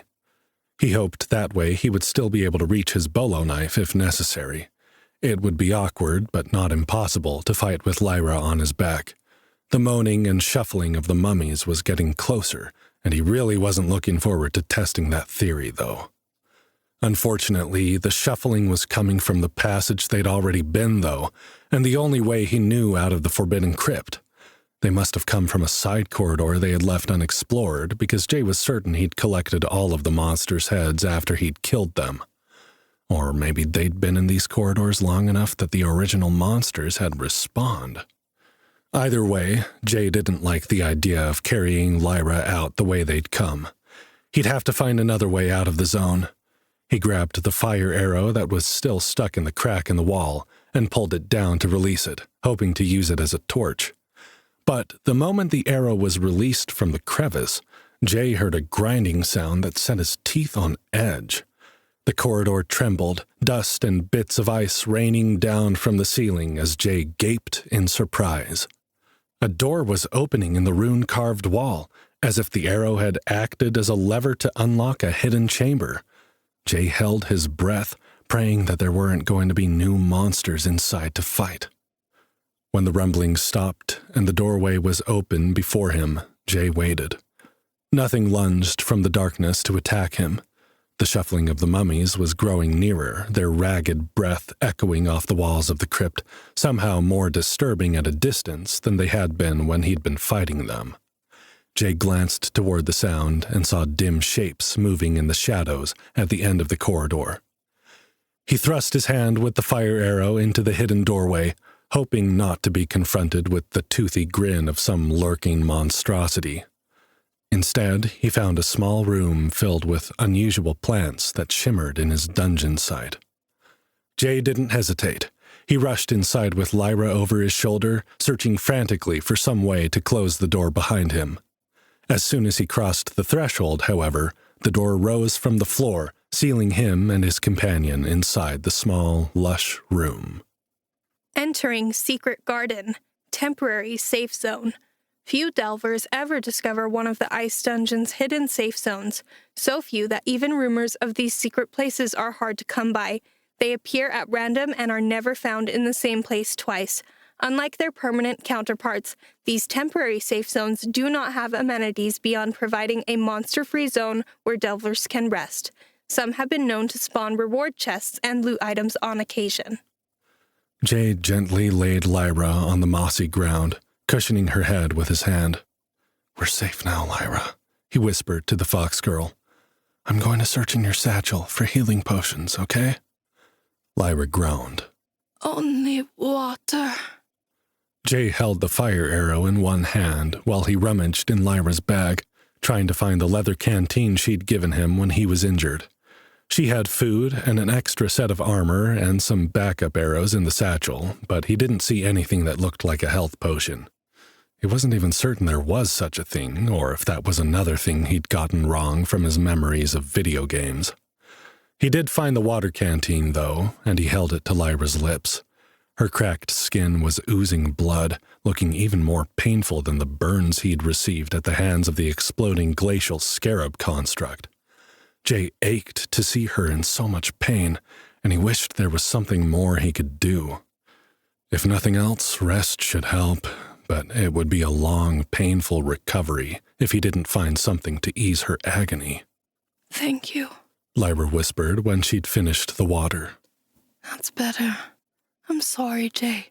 I should have known to look on the ceiling for the other ooze. I've seen them attack from above before. I almost got us killed with my foolishness.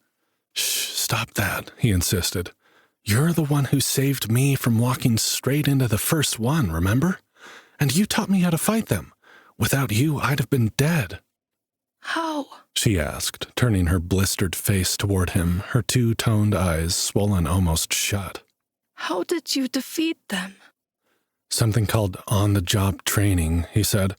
I took your frostbite arrows skill and used your bow to freeze them, then hacked them with the knife. I got lucky on the second one, a critical strike on a full-strength attack. Maybe it was injured before it attacked us and didn't have full health? It died in one hit. I leveled up again. I'm at level 6 now, like you. Lyra laughed, a dry, pained sound. Incredible, she whispered. 6 levels in 2 days. I've heard that kind of thing is possible in other dungeons, but it's never been true in the Ice Dungeon. She looked around, her swollen eyes widening as she realized they weren't in the crypt anymore. Where are we? Jay read the description of the secret garden, and Lyra began to weep. He touched her left hand, one part of her body that hadn't been hit by the ooze's acidic body, and squeezed her fingers. "Don't cry," he said. "You're safe now.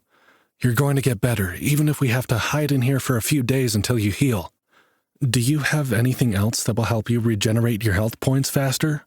Food, she said, gesturing at her bag again. Being well-fed increases the speed you regain HP, and after that, sleep. Thank you for saving my life, Jay. I'll never be able to repay you for that. Jay found some strips of dried meat in Lyra's bag, which she took with her unburned hand. "You already saved my life once," he said. "Now we're even." Lyra chewed, wincing with pain, until she'd managed to finish the jerky. "I'm going to rest now," she said. "You should too. I'll be better soon." "I will," Jay said. "I just want to look around a bit and catch up on my notifications." As the fox girl's eyes closed, Jay felt a weight lift from his chest. He hated seeing her in pain, but it helped to know that they were safe and that she would heal. He prayed that the dungeon's magic would work swiftly. Garden Harvest. When Lyra's breath was rising and falling more steadily, which Jay took to mean she was asleep, he stood and began using his dungeon sight on the shimmering plants in the room. Immediately, he recognized one of them and hurried to collect it. Frostleaf clover, a highly sought plant with hallucinogenic properties which stamina, druid, and some priest class can use to traverse the land of the dead or the land of dreams. Delver, beware. This plant is poisonous to those without the appropriate class and skill to use it. Jay had read the description before, but he'd been so overwhelmed with everything going on that he hadn't really thought about it. He wondered if Raina was actually planning to travel into Molly's dreams in some kind of spirit form in order to bring her back to her conscious mind. Raina was certain that the spell could be performed with ease, that it had been done before. Jay imagined the strength-enhancing tunderberries would be used to give the patient the extra boost needed to fight against the dream state, though he was concerned about the so-called unexpected effects the item description warned of. Quickly, he gathered as many of the frostleaf clover plants as he could, hoping that they would keep inside his inventory. Raina had only asked for one of each plant, but he assumed she could make use of more. Perhaps she would accept some of the reagents he'd found in the dungeon as payment for her services. You have learned Gathering, Horticulturist 1. Jay raised his eyebrows. Another thing to level. He scanned the other plants as he gathered them as well. The first he touched was an ethereal flower with delicate petals, shimmering in hues of pale blue and white, much like frost on a window pane. Its stem, slender and silver, supported blooms that seemed to emit a soft, luminescent fog, cooling the air immediately around them. The thin, almost translucent leaves had a fine tracery of ice-like veins running through them. Winter's Breath Flower, Silver. This delicate bloom exhales a gentle, chilling mist even in the warmest climates, keeping its surroundings cool and frost-kissed. The petals of the Winter's Breath flower can be used in the creation of natural refrigeration systems, making it invaluable for preserving food and medicines in warm regions. When distilled into a potion, the flower's essence grants temporary resistance to extreme heat, proving essential for explorers venturing into volcanic or desert environments. Jay pulled 5 of the silver, or uncommon, plants into his inventory before moving on to the next. A surprisingly bright vine caught his eyes. The vibrant emerald-green tendrils spiraled from a locus at the center of the plant, covered in a fine layer of frost that sparkled even in the dim light of the secret garden. Its leaves were broad and heart-shaped, edged with a rime of ice that didn't melt, even beneath Jay's fingers. Small icicle-like droplets formed along the vine, solidifying into beautiful, frosty sap jewels that dangled like diamonds, or, Jay thought absurdly, like Christmas ornaments, giving the vine a magical winter wonderland appearance that made him suddenly homesick. Hoarfrost vine, gold. The sap of the hoarfrost vine freezes upon contact with air, forming thin strands of natural ice that are both beautiful and durable. The frozen sap can be woven into thread, twine, or rope and is often used to create lightweight, insulating materials, perfect for crafting garments that provide protection against cold weather or magical frost attacks. Artisans value the vine for its unique property, using the frozen sap to create jewelry, decorative items, or even a component in constructing lightweight, translucent structures that remain cool under direct sunlight. These rare vines were large and unwieldy. Jay found 3 as he poked through the garden, and once he removed them to his inventory, he was shocked by how empty the room felt, and how drab. But they seemed like something that would fetch a good price on the global dungeon market, given their rarity and their use in creating luxury goods. There were only a few plants left, all of which appeared to be the same thing. Large, radiant blooms that glowed softly from within, casting a gentle light over its icy blue petals and small pockets of luminescence in the garden. The flower sat atop a sturdy stalk, encased in a sheath of ice crystals that looked like thorns. The broad, flat leaves had a frosted, reflective surface that made their glow even brighter. At the base of each flower, a small mound of snow covered the roots like a blanket. Glazed lotus, gold. The bloom of the glazed lotus emits a faint, radiant glow, absorbing and storing cold energy from its surroundings to thrive in even the harshest winter. The petals of this flower are sought after for their cooling properties, used in teas and salves that reduce fevers, burns, inflammation, and the effects of heat stroke. When processed, the glowing essence of the glazed lotus can be turned into a luminescent dye, providing a sustainable light source that emits a calming, cool light, ideal for illuminating dark, enclosed spaces without generating heat. Jay swallowed hard as he read the description of the last plant. Not only was it of rare quality, but it sounded as if it could be used to treat injuries such as Lyra was suffering from. There were nearly a dozen of the plants growing throughout the garden area, which Jay promptly brought into his inventory. Jay didn't want to get his hopes up, but there was a very good chance that he'd just harvested a small fortune's worth of dungeon plants. Surely he could afford to experiment with one of them. Jay kept a glazed lotus plant in his hands, studying it intensely. He pushed the flow of his dungeon magic into dungeon sight, urging the plant to give up its secrets. He wondered if he should have put more points into intelligence, if that would allow him to learn more about the items they found, or if that was strictly a casting attribute. New ability upgrade. Dungeon Site 2. You now learn more about the creatures and items found in the dungeon. Jay's heart beat faster as he reread the description of the glazed lotus. Now there was additional information listed beneath it. Recipe: Salve of Cure Burns. Combine 1 glazed lotus petal with 1 water to create a cooling salve for the relief of minor burns. Jay fumbled through his inventory menus until he discovered a way to combine items. If he selected the items he wished to combine, a crafting menu popped up, providing him with a number of options. Taking a deep breath, Jay selected what appeared to be the simplest way to combine items, an option called Mortar and Pestle Blend. You have learned crafting, Apothecary 1. You have created Salve of Cure Burns, Uncommon, XP 150. Jay's hands trembled as he removed the salve from his inventory. A small pot of pale blue, faintly glowing cream appeared in his fingers. He put his fingers into the salve, immediately feeling the cooling properties at work. Gently, so as not to wake her, he spread the salve on Lyra's burns. She whimpered in her sleep, her swollen face scrunching as if the contact hurt, but almost immediately she released a sigh of relief. Jay could see the inflammation reducing as he worked, and felt tears prickle his eyes as Lyra's beautiful face was restored by the soothing balm. When he had applied the entire pot, ensuring to treat the worst of her burns first, Jay received another notification. You have learned Profession, Field Medic 1. Gathering, crafting, and profession menus appeared in his HUD, and Jay took a moment to familiarize himself with them as best he could. But there was far too much to get through without some guidance. He decided to wait until Lyra awoke to ask her about what to do with those features. When he was in his HUD, however, he switched back to the party menu and transferred Lyra back her Frostbite Arrows skill that he'd borrowed with on-the-job training before he forgot.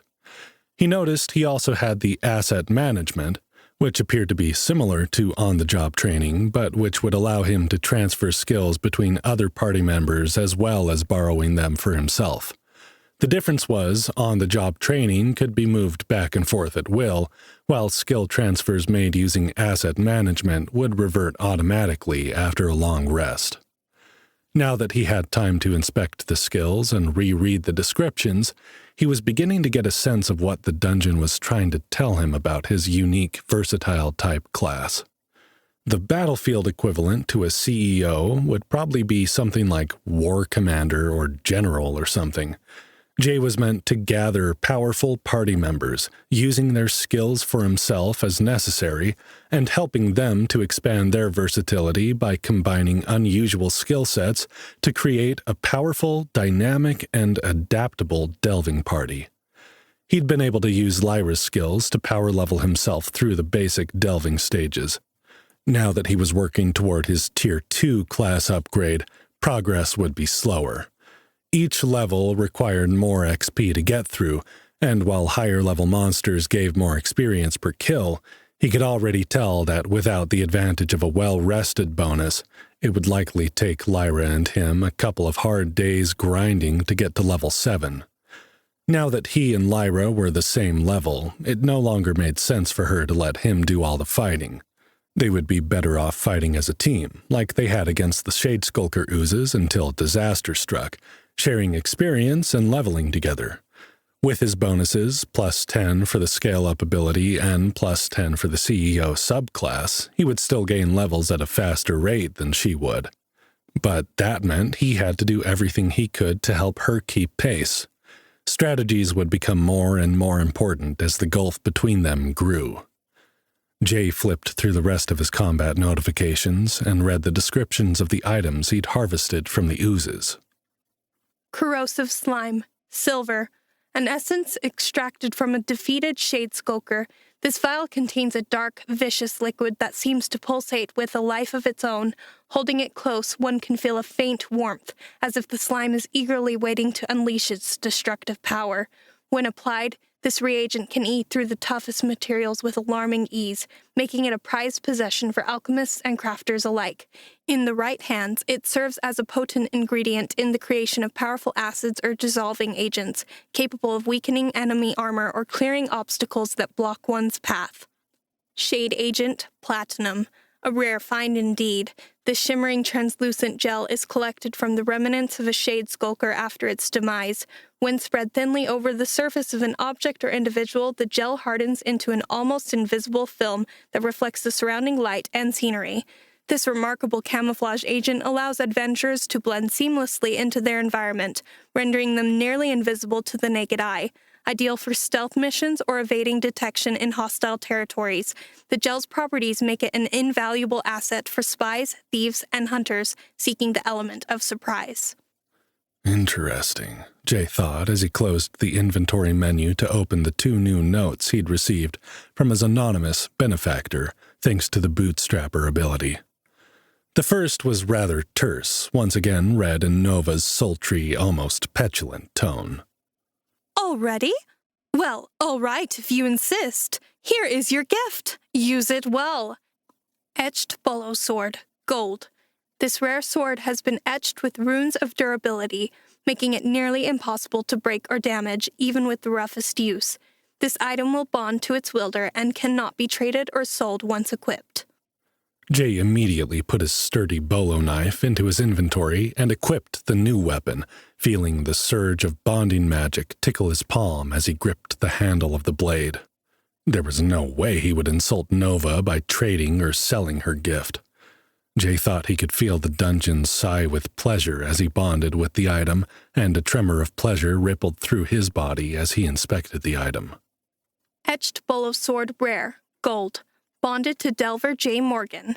Melee, versatile, damage 3d6, slicing. Condition, 100 of 100.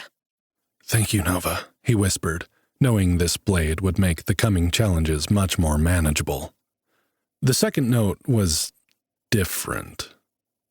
My sweet, dark horse, why do you do this to me? I am bound to try to kill you, for that is my nature, and yet it kills me to do so. How fortunate that you seem to have a knack for rising from the ashes. You truly are a dark horse. They will not see you coming, and when they do, it will be too late. I shudder with the deepest pleasure to think of how they will feel when you rise to challenge my captors. When you find me, when you free me from these chains that bind my body and my soul. But you cannot bring me my release if you are dead. Just because I am trying to kill you does not mean that you should be letting me get so damned close. Take these until you find a proper healer. Vial of Plentiful Healing, times 10. Jay gratefully put the healing potions into his inventory.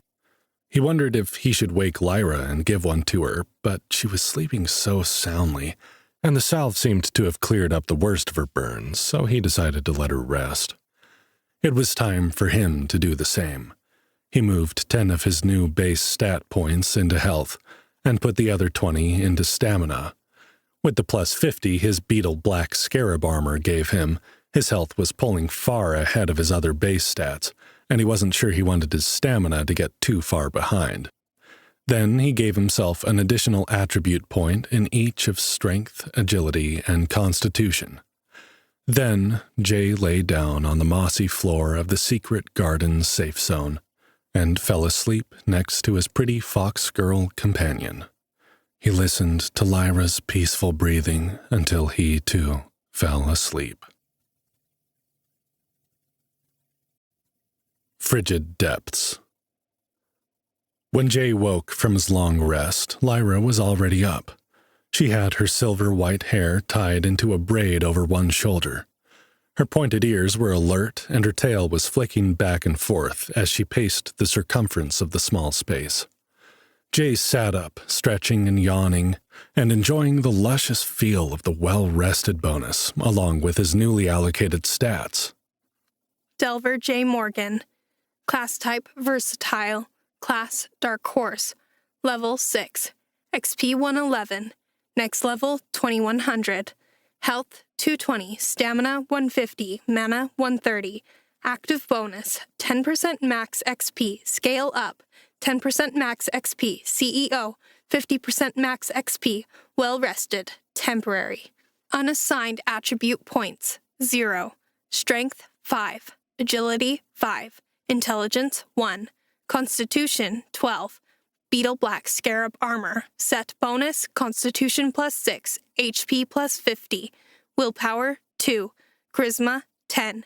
Active skills, on-the-job training, asset management, passive abilities, environmental resistance 1, Arctic, dungeon site 2, scale up stealth 2, well-rested, temporary, perks, panty dropper, bootstrapper, vocational skills, gathering, horticulturist 1, profession, field medic 1, crafting, apothecary 1. Jay! Lyra exclaimed as he was studying his newly upgraded class menu. Thank goodness you're awake. We need to go now. She leapt into Jay's lap, her legs wrapping around his hips and pinning him to the mossy ground. The fox girl was trembling with excitement, her blue and gold eyes wide and fixed on him. Jay found himself lost in her face, hardly able to believe such a beautiful woman existed, let alone was straddling him in a magical garden. "Then you'll have to get off of me," he said reluctantly. "But what's your hurry?" I'm only a few points away from my next level up, she exclaimed, squirming excitedly in his lap and not making it any easier for him to convince himself to move. I got an achievement for surviving an ambush that put me over the edge, which is great because I didn't get any experience for those oozes since I was unconscious when you finished them off. One more kill will do it. I'll be level 7, Jay. Other than Reyna and Runolf, that will make me the 3rd most powerful Delver in Winterhaven. Me, the outcast, the one no one wanted to party with. I can't wait to rub it in all their faces. Laughing, Jay grabbed the petite Vulpinari woman and lifted her from his hips, setting her on the cushy moss floor. All right, he said. Let's go then. I'm happy to see you looking so refreshed. Oh, Jay, she moaned, clutching her hands to her chest in ecstasy. I have never felt so good. That healing salve you used on me must have some kind of hidden stimulant in it. I never thought I could feel this good. Let's go kill some monsters. Jay pulled some jerky from his inventory and chewed thoughtfully.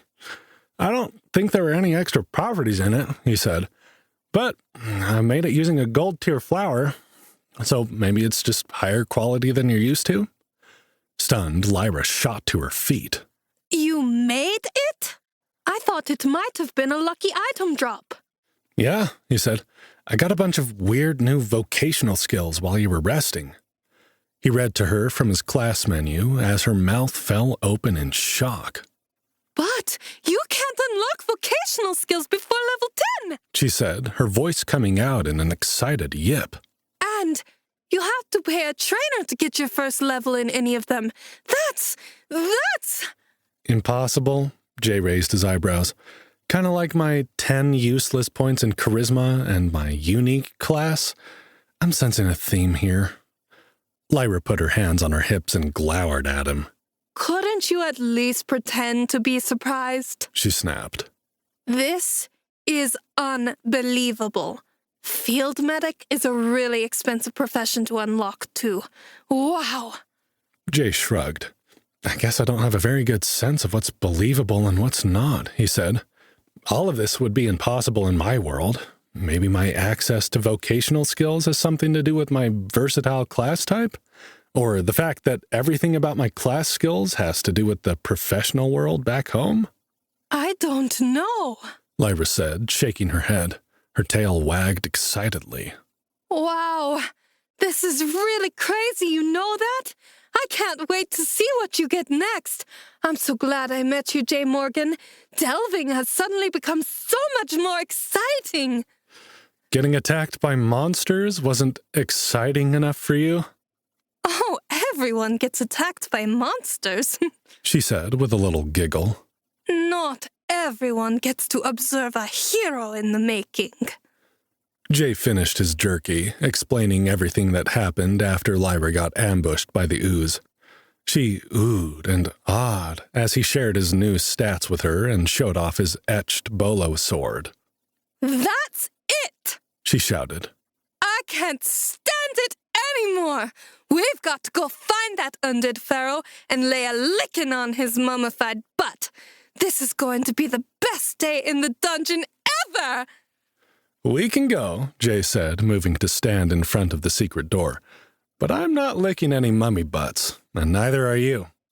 Lyra blushed a deep red color and punched him in the arm. Shut up, portal boy. You know what I meant. You can't call me that anymore, he teased. I'm the same level as you are now. Lyra huffed. Jay grinned as the door opened, and the two of them stepped back into the forbidden crypt, refreshed and ready for action. Lyra knew the way to the Pharaoh's burial chamber, a hidden room that she had marked on her map from the last time she'd been through the forbidden crypt zone with one of her parties. Jay was curious about the map, which was something he hadn't unlocked yet. Lyra explained that you had to purchase a blank map from a trader before you could use one, which she assured him they would be able to get from Toma Tabernac once they got to F2. Much to Lyra's frustration, they only ran into low-level monsters on their way to find the Pharaoh, which, now that Jay was also at level 6 and they were splitting experience between the two of them, did not provide enough XP to bring her over the top. She was inching closer, though, and trembling with the excitement of it. Between the two of them, the level 3 and level 4 monsters hardly slowed them down. Jay was amazed at the difference it made having Lyra fighting with him, and eager to try their hand at the higher-level ghost bison once they developed a plan to isolate the creatures. He was mulling over ways to use the hoarfrost vines to make rope or the glazed lotus to make some kind of invisibility potion. But he wasn't certain that he could craft such items without a recipe, and he was loath to ruin valuable items that could be sold on the world dungeon market if he wasn't certain of the outcome. Together, Lyra and Jay wound deeper into the forbidden crypts until even the frozen mummies and shambling skeletons stopped showing up. They didn't discover any more shade skulker oozes hiding in the shadows. The tunnels seemed to get darker and colder the farther they went. Unable to talk except for the barest of whispers, the dark and the quiet began to get to Jay. He kept thinking he could hear strange noises just at the edge of his senses, but the moment he caught one, a footstep or a falling stone would interrupt the sound, leaving him to wonder and imagine what was making the sounds. Even Lyra, who had been to the dark center of the crypt before, seemed on edge. They stopped at an intersection, and the fox girl checked her map, shaking her head. "There should be monsters here," she said, keeping her voice low. "I've got notes on my map to say look out for sickle spiders and snow circuit, larger versions of the scorpions we've already encountered."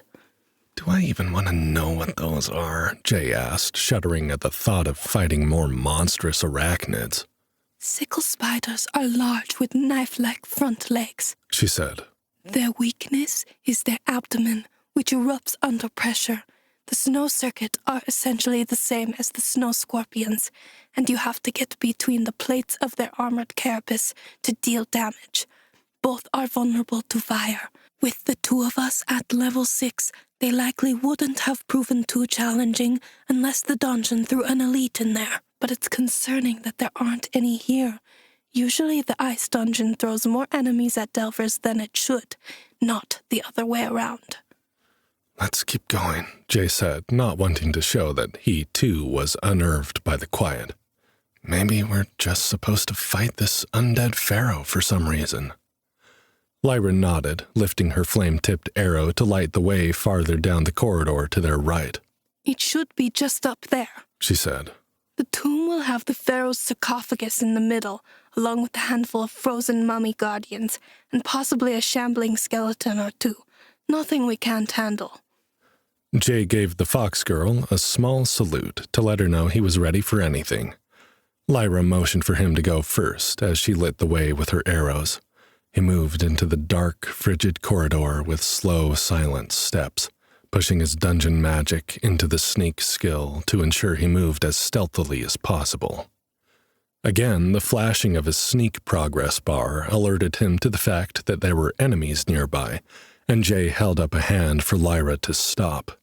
He held his bolo sword in front of him and pressed his back to the wall, inching toward the next intersection where shuffling footsteps and an eerie clicking sound could be heard coming toward them. Despite the fact that he knew something was coming, Jay was completely unprepared for the horror that lurched around the corner. A mass of broken bones clicked and rattled and dragged across the stone floor, roughly in the shape of a hunchbacked man. The thing's head was far too large, though, and Jay realized the skull had been formed from many skulls smashed together and held together with a dark paste that looked like dried blood. Its oversized eye sockets glowed red as it turned to Jay. The monster's mouth stretched wide, and it roared, blasting him with a stench that could have withered meat on the bone. Jay's dungeon site helpfully narrated the monster's description in its mechanical, disinterested tone, while he fought every urge to scream and run. "Shambling Bone Rattler, Level 5, Elite. Reduce, reuse, and recycle. The Shambling Bone Rattler is an undead monster made up of the parts left over when shambling skeletons are killed. The more shambling skeletons you kill, the bigger the Shambling Bone Rattlers grow. Unlike their vacuous, shuffling counterparts, which attack only when their rest is disturbed, the shambling Bone Rattler is a vicious hunter bent on the destruction of Delver kind. They're best avoided, which, if you're receiving this notification, you've likely failed to do. Jay leapt back just as the shambling Bone Rattler slammed a massive fist into the wall where he'd been standing, sending shards of stone flying. Jay could feel his body moving more slowly than it should, and he narrowly missed being pummeled by the undead monster. He noticed a red debuff notification blinking in his HUD and quickly opened it as he scrambled out of the way of another blow. Debuff activated. The Breath of Death. You have inhaled the breath of the living dead, which besides being an unpleasant aromatic experience, has afflicted you with malaise. Movement speed reduced by 25% for 5 minutes. "Lyra, get back!" Jay shouted. "The breath attack slows you down, and it stinks!" Focus on strength attacks, Jay, the fox girl said. Keep it busy while I switch ammo. She dropped the flaming arrow to the ground where it continued to burn, but failed to cast as much light as Jay had gotten used to. The shadows jumped and lurched behind the Bone Rattler, making its shape even more monstrous. Jay gripped his bolo sword in both hands and lunged at the creature. He drove a powerful overhead attack into the Bone Rattler's shoulder, pushing as much strength into the move as he could. Bits of bone and dried blood erupted from the strike in a shower of macabre debris. The Bone Rattler countered the attack with a swipe of its massive arm, smashing Jay in the side and sending him flying into the opposite wall. Pain burst throughout his body as Jay slammed into the stone, but his constitution saved him from breaking anything. Shaking himself off, he rushed the beast a second time. Though he could feel the sluggishness of his limbs from the debuff, Jay's speed was higher than that of his opponent, and the Bone Rattler was too slow to block the attack. Remembering the enhanced durability of his new blade, and hoping it would be enough to withstand a bit of strategic misuse, Jay swung the sword's flat edge at the monster's ribs like he was swinging a baseball bat. The blow connected like a sledgehammer, jarring Jay's wrists, elbows, and shoulders. Pain exploded through his joints, but he ignored it when he saw the monster stumble. Recovering as quickly as his hampered movement speed would allow, Jay pivoted, bringing his sword overhead and slamming down in a two-handed strike across the Bone Rattler's back. The monster fell to the ground, prone. Jay, get back! Lyra shouted, and he dove to the side just as the fox girl released a type of arrow he'd never seen. Jay caught a glimpse of the blunt black tip before it shot past him and smashed into the shambling Bone Rattler as it attempted to get back on its feet. A percussive wave from the impact of the shot knocked Jay backward. Lyra yelped. Bones exploded in every direction, pelting them both like shrapnel from an explosion. When Jay opened his eyes, he saw nothing but a pile of broken limbs, shimmering with dungeon sight to indicate a lootable corpse. Success. You have killed Shambling Bone Rattler, level 5 elite. 125, plus 10%, plus 10%, plus 50%. Jay blinked at the notification, wondering why the level 5 elite had given less XP than the regular level 5 oozes they'd fought. But then he remembered that the experience from those kills hadn't been split between the party since Lyra had been passed out. The shambling Bone Rattler elite must have been worth 250 XP on its own, considerably more than the 140 XP a regular level 5 enemy was worth. Lyra let out a whoop, and Jay turned to see her blaze with golden energy as she leveled up. Yes! I did it! She said, forgetting to keep her voice down. Level 7! Congratulations, Jay said, standing up with a groan. He wished he'd leveled up so that he could benefit from the instant healing, but his health was already recovering, so he supposed he shouldn't complain. Using Constitution as his dump stat was proving to be very beneficial. Any new skills or perks? Lyra's two-toned eyes darted back and forth as she read the holographic screen that was invisible to him. I got an impact arrow skill, she said, which basically turns that attack I just used into a skill I can apply to any arrow. The one I used was a rare item drop I picked up on F3, but I've never had a chance to use it. Now I can use it anytime I want without having to hunt through my satchel or quiver to find it. Good, Jay said, rubbing his shoulder where the shambling bone rattler had hit him. Maybe you'll be faster next time. Lyra stomped her foot and glowered at him. Hey, not all of us are blessed with easy access inventory menus right off the bat, portal boy. I thought you weren't going to call me that anymore once I reached the same level as you. The fox girl's eyes flashed. That's right. That was our deal. But I'm level 7 now, and you're still level 6, so let me have my fun while I still can. Jay grinned. Let's go find that pharaoh then, so I can catch up. As if on cue, a low, angry moan sounded from the end of the tunnel where the shambling bone rattler had come from. Lyra blanched, her ears flattening to her head. Oops, she said. Sounds like I celebrated a bit too loudly. Will that make a difference? Jay asked, listening for footsteps and hearing none. It seemed the pharaoh was staying put in his burial chamber, at least for now. I guess that depends on what spawns in there with him, she said, bending to loot the shambling bone rattler. I've never seen one of these things before, but Sneak didn't seem to work on it anyway. Jay watched the party inventory menu to see that she harvested dried blood, bone dust, grave dust, and a vial of something called miasma of death from the body. When she was finished, Lyra bent to pick her fire arrow off the ground, illuminating the passage fully once more. You know, Jay said, we should see about buying some kind of hands-free light spell on the market when we get back. Or maybe I can craft something. One thing at a time, portal boy, Lyra said, but she smiled when she said it this time. One thing at a time. The Pharaoh's Tomb. When they arrived at the burial chamber, they found 4 frozen mummies shuffling around the room, apparently having been woken up by Lyra's shouts of excitement. The level 4 monsters did not seem interested in leaving their designated area, even though they could see Lyra and Jay standing in the hallway outside. Fortunately, the creatures didn't wake whatever else was in the chamber. Torches lined the walls of the room, allowing Lyra to put her flame arrow away.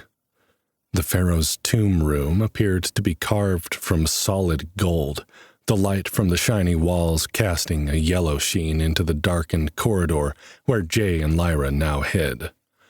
Through the doorway, Jay could see an ornate sarcophagus propped against the back wall with 2 jackal-headed statues next to it. The statues each held a long spear with a hooked end and stared straight ahead with menacing severity. Stand to the side, Jay, Lyra instructed, positioning herself in the center of the corridor. Be ready in case this draws them past the threshold of the doorway.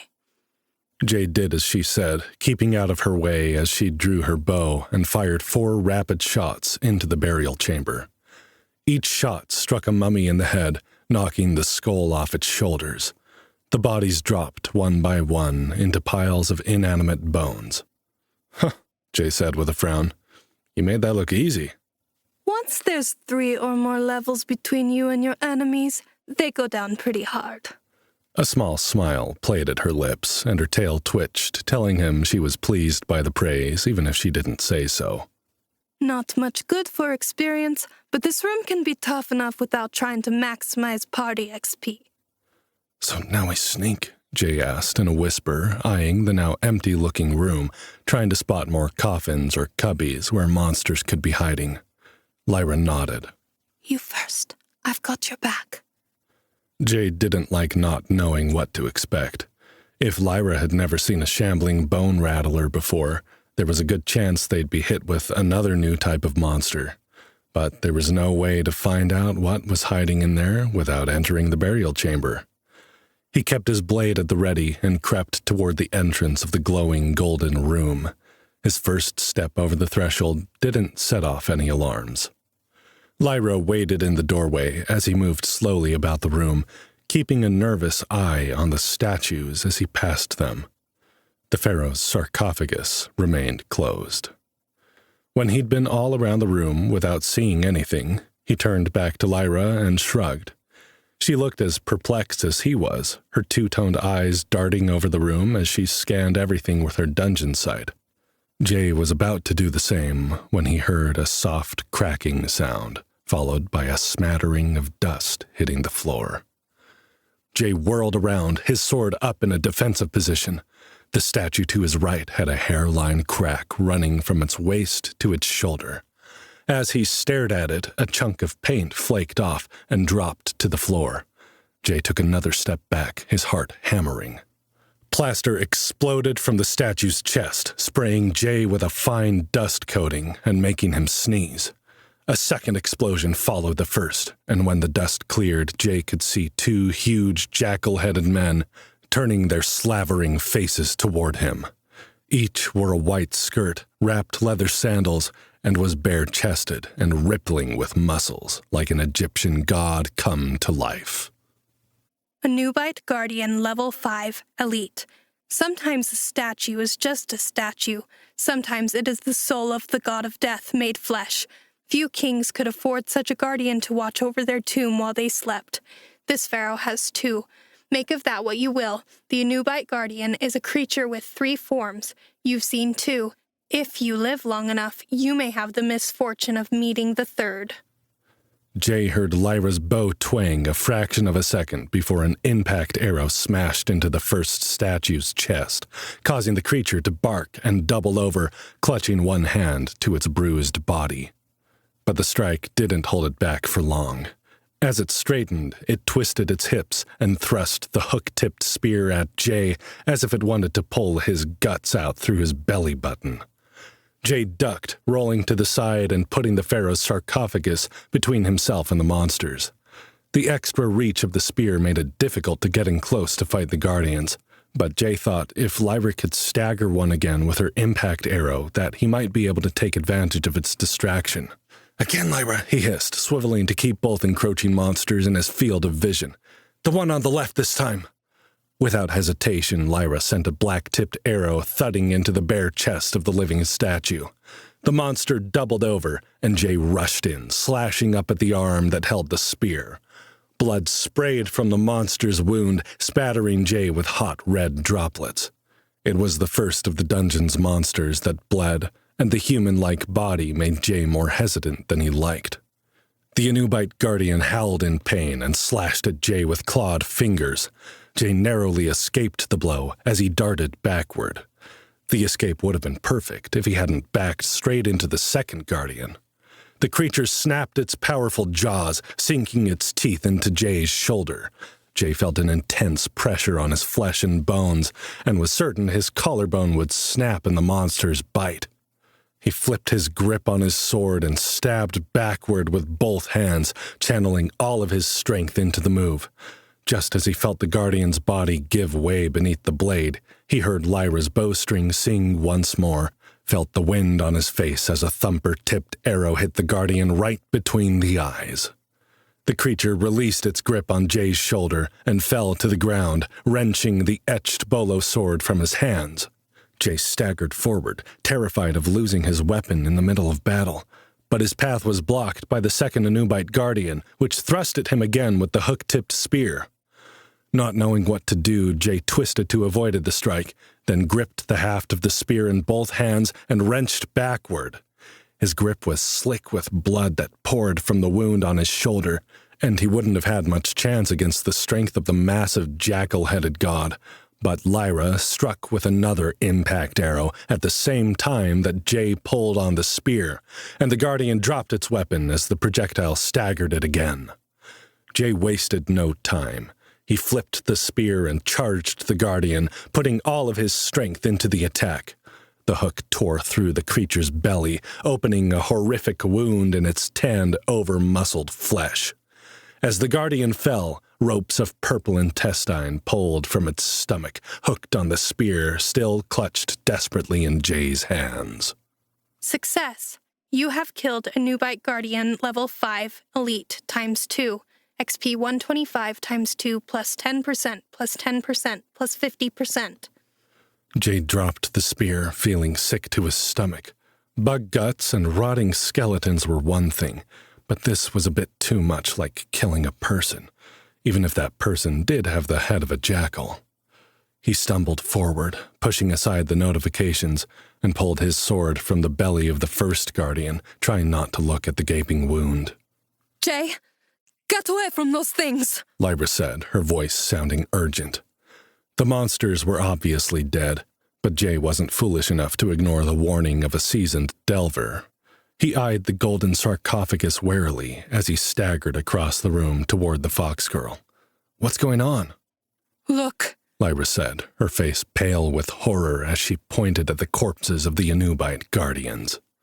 Jay turned, feeling his stomach clench before his mind processed what he was seeing. The bodies writhed as if they were filled with maggots, the torn flesh tugging and twitching as they watched in horror. Realization dawned on Jay. "The third form," he said. "What is the third form?" Lyra shook her head. I don't know. I've never fought these things before. "I'm starting to hate surprises," Jay muttered.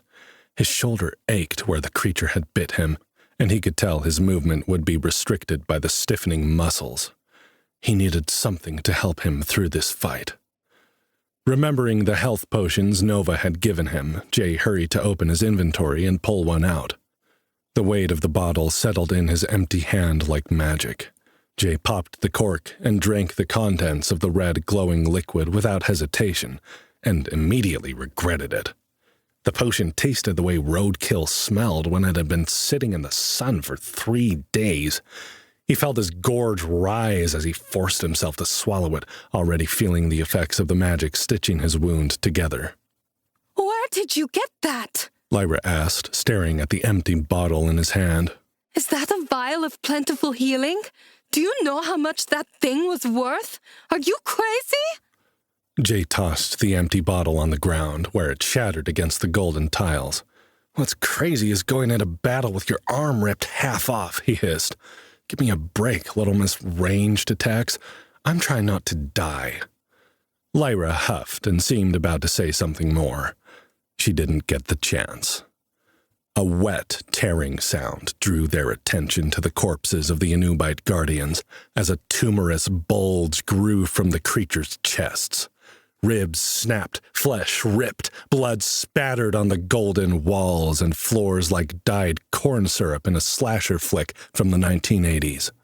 Lyra made a whimpering sound, and her ears flattened to the side of her head. Jay, I don't like this. This isn't supposed to happen. Like the unholy birth of some demon, the Anubite guardians erupted with gore. The fox girl screamed as the first bulge burst, revealing 2 writhing monsters inside. They staggered to their feet, fur slicked wet with blood, and shook like dogs after a dip in the swimming pool.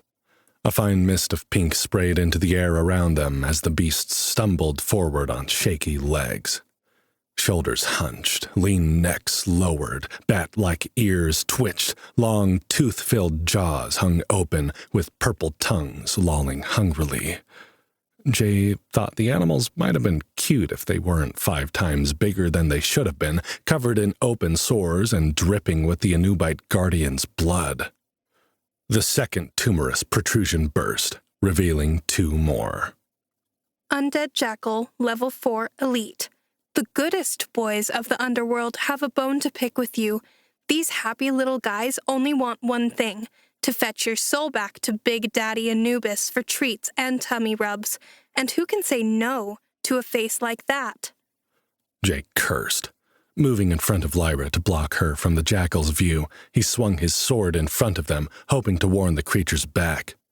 They might be a lower level, but 4 Level 4 elites were a step up from 2 Level 5 elites, if what Lyra had said about the ghost bison held true. He and the fox girl had a combined level of 13, and the undead jackals had 16.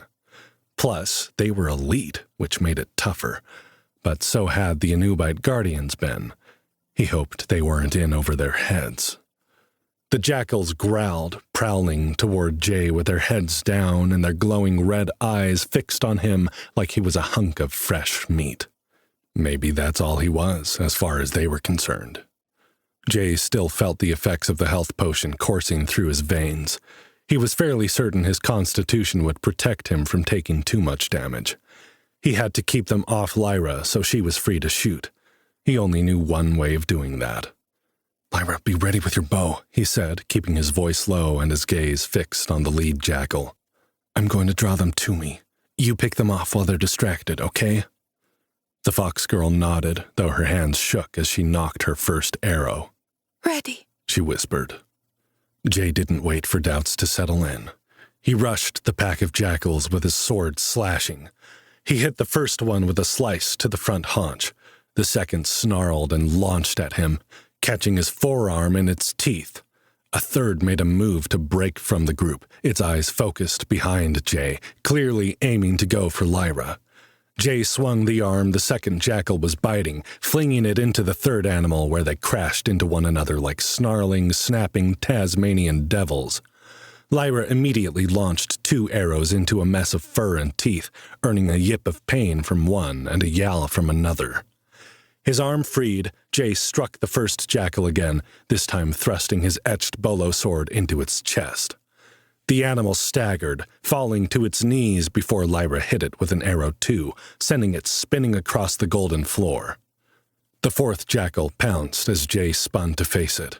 He saw a mouth full of teeth lunging for his face before he ducked and charged, hitting the animal in the chest with his shoulder before it could sink its teeth into anything.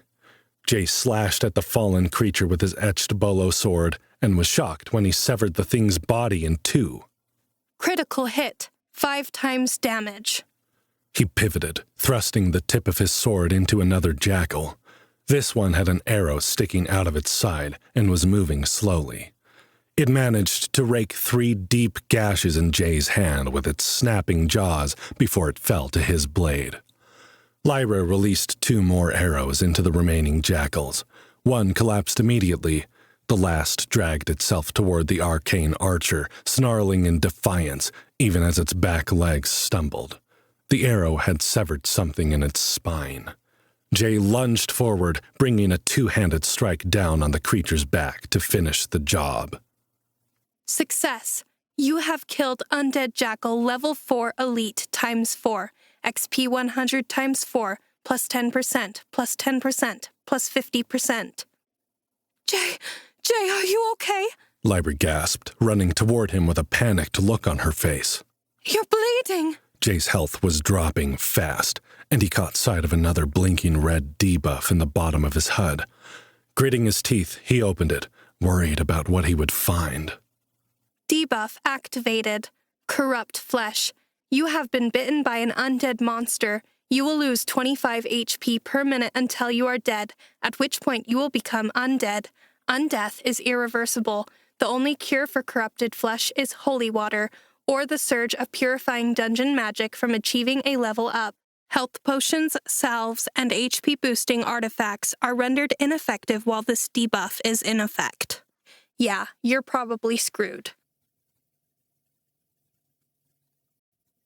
Pharaoh. Jake cursed. He didn't know how he was going to explain this to Lyra. "You don't have any holy water?" he asked. "Do you?" Lyra's eyes went wide. "What? No! Why do you need holy water?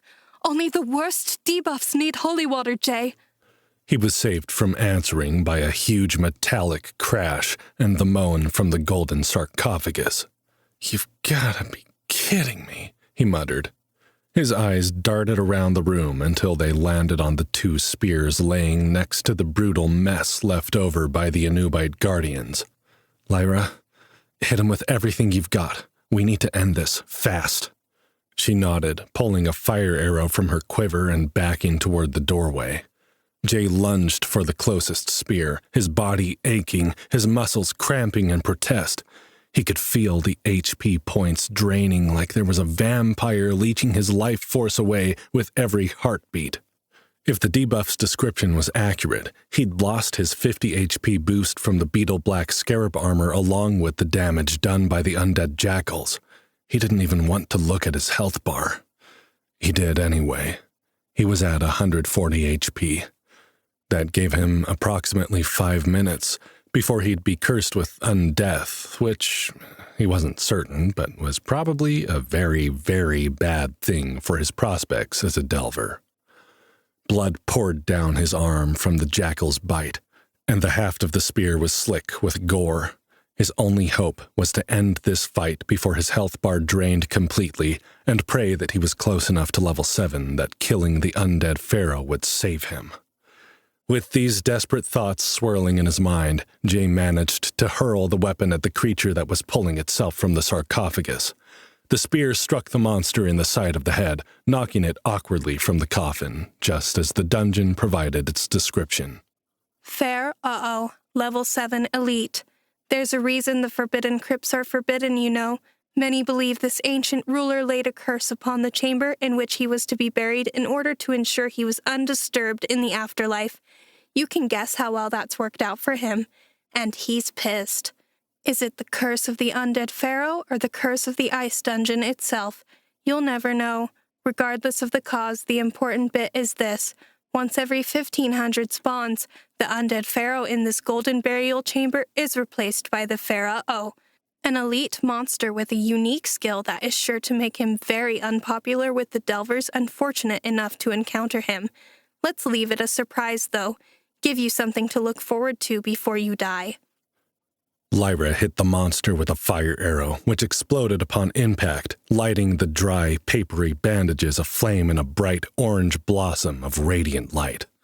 The pharaoh screamed in rage, falling the rest of the way out of the sarcophagus and scrambling to its feet while its clothing burned to ash. If this once great ruler had hoped for dignity in death, it was no wonder he was pissed off. Jay bent to pick up the second spear and staggered back as the corpses of the undead jackals began to twitch and writhe, glowing with hideous purple light. "Oh, shit!" he shouted, snatching the weapon and backing hurriedly away. "Lyra, we've got a problem!" Reanimated undead jackal level 6 elite. Sure, technically an undead jackal is already reanimated, but you try coming up with a better name.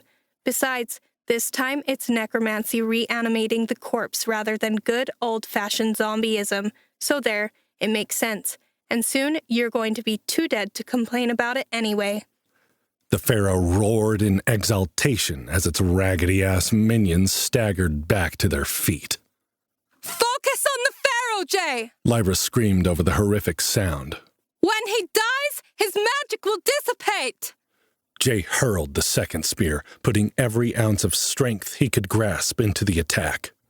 The spear flew true, its shaft spiraling, its hooked tip whipping through the air like a manic egg beater, and lodged itself deep in the back of the undead pharaoh's throat. The monster doubled over, gagging and tugging at the weapon like this was some kind of slapstick routine, rather than a literal fight to the death. Jay backed away from the jackals, which were floundering with the necromantic pharaoh distracted, and drew his sword. His health was at 90 now. He could feel his strength diminishing with every passing second, but he was determined to keep fighting until the end. Jay, duck! The fox girl didn't have to tell him twice. Jay dropped to his knees and rolled away from the mangled jackals just as another explosive arrow landed in their midst. The beasts yelped, their fur giving off an acrid stench as black smoke billowed around them, filling the room with a thick, eye-watering haze. Jay shot to his feet, sword in hand, and rushed at the pharaoh just as the monster wrenched the spear free of its throat. The second spear still hung from where it had struck, dragging against the ground as the naked, burned bastard staggered toward Jay with its hands glowing the same hideous purple as the jackals he'd dragged back from death. Knowing it was his only chance, Jay launched himself at the monster with both hands gripping the handle of his blade. He sliced down with all his remaining strength, severing one of the pharaoh's arms as the beast shrieked again, its pain and rage a palpable essence in the enclosed space. Jay's breaths were coming faster now, as if he couldn't get enough oxygen. Health at 65. He was going down. A weight slammed into Jay's back, and he heard Lyra scream. Blood, drool, and slime that stink of death oozed over Jay's neck as one of the reanimated undead jackals scrabbled for purchase on his shoulders, its teeth snapping at the air next to his head. He felt a sudden force wrench the beast from his back and heard the jackal yip as it smashed into the golden sarcophagus with an arrow in its neck. The body twitched as if the pharaoh's magic was trying to bring it back once more, but the monster's power was weakening. 2 more jackals slunk around the end of the coffin and flanked their master, both snarling and drooling and dripping grave juice on the golden floor. Jay ignored them, his eyes focused on the limping, one-armed pharaoh. Jay hurled himself into an agility attack, the sword flashing back and forth in a complex pattern he could never have come up with if it weren't for the dungeon's magic guiding his movements. He bellowed as he fought, channeling all his fear and frustration into his last desperate moments. He couldn't afford to give the pharaoh an opportunity to strike back. It was all or nothing now. As if sensing what he needed her to do, Lyra hit the glowing jackals with a series of rapid-fire shots, effectively distracting the pharaoh's minions from aiding it against Jay's attack. Jay felt himself weakening, his energy flagging. Each strike seemed to hit a little less effectively, but he refused to stop while the thing was still standing. The pharaoh backed away, its one arm up in a protective stance across its body, its glowing purple eyes seeking some salvation as it staggered away from the delver's onslaught. Jay stumbled as he followed the pharaoh, his legs giving out in his exhaustion as his health dipped below 20 points. Less than a minute left, and he was going to die. He had a moment to consider how stupid and wasteful it was to end this way, without getting Molly the medicine she needed. He wished he'd found a smarter way, that he hadn't gotten sucked into leveling and gotten in over his head. He only hoped Lyra would be able to take what she needed from their party inventory to sell and maybe make a better life for herself, even if she didn't get to keep delving the dungeon. The pharaoh lurched forward, its single arm outstretched as if it meant to strangle Jay with the last of its strength. Jay lifted his sword, prepared to batter the enemy back one more time. But before they clashed, the pharaoh's head burst in a spray of bone dust, burned bandages, and sticky black ichor. An arrow stuck out of the golden wall behind the monster as its body collapsed into a pile of ash. Success. You have killed Fair level 7 elite, XP 250 plus 10% plus 10% plus 50%. Success. You have killed reanimated undead jackal level 6 elite times 3, XP 150 times 3 plus 10% plus 10% plus 50%. Jay felt the debuff lifting before he received the notification, like a warm, cleansing rain pouring over his aching and exhausted body. Congratulations! You have achieved level 7, XP 520, next level 2800, health 210, stamina 130, mana 130, unassigned attribute points 3. You have 30 base stat points to distribute. Would you like to increase health, stamina, or mana? Debuff removed. You have been cured of corrupted flesh. That's not something I get to say very often.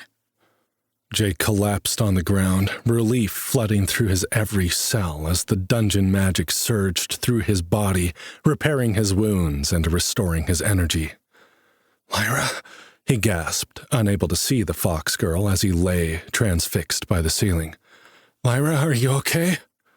She was at his side in an instant, showering him with kisses as she inspected him for damage, despite the fact that he'd just leveled up and she knew that he would be healed.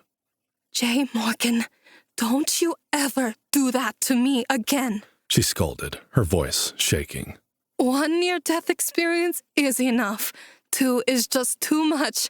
I'm not sure I'll survive a 3rd time. "You saved me," he said, grabbing her by the shoulders and pulling her in for a deeper kiss. "You saved my life. Thank you, Lyra."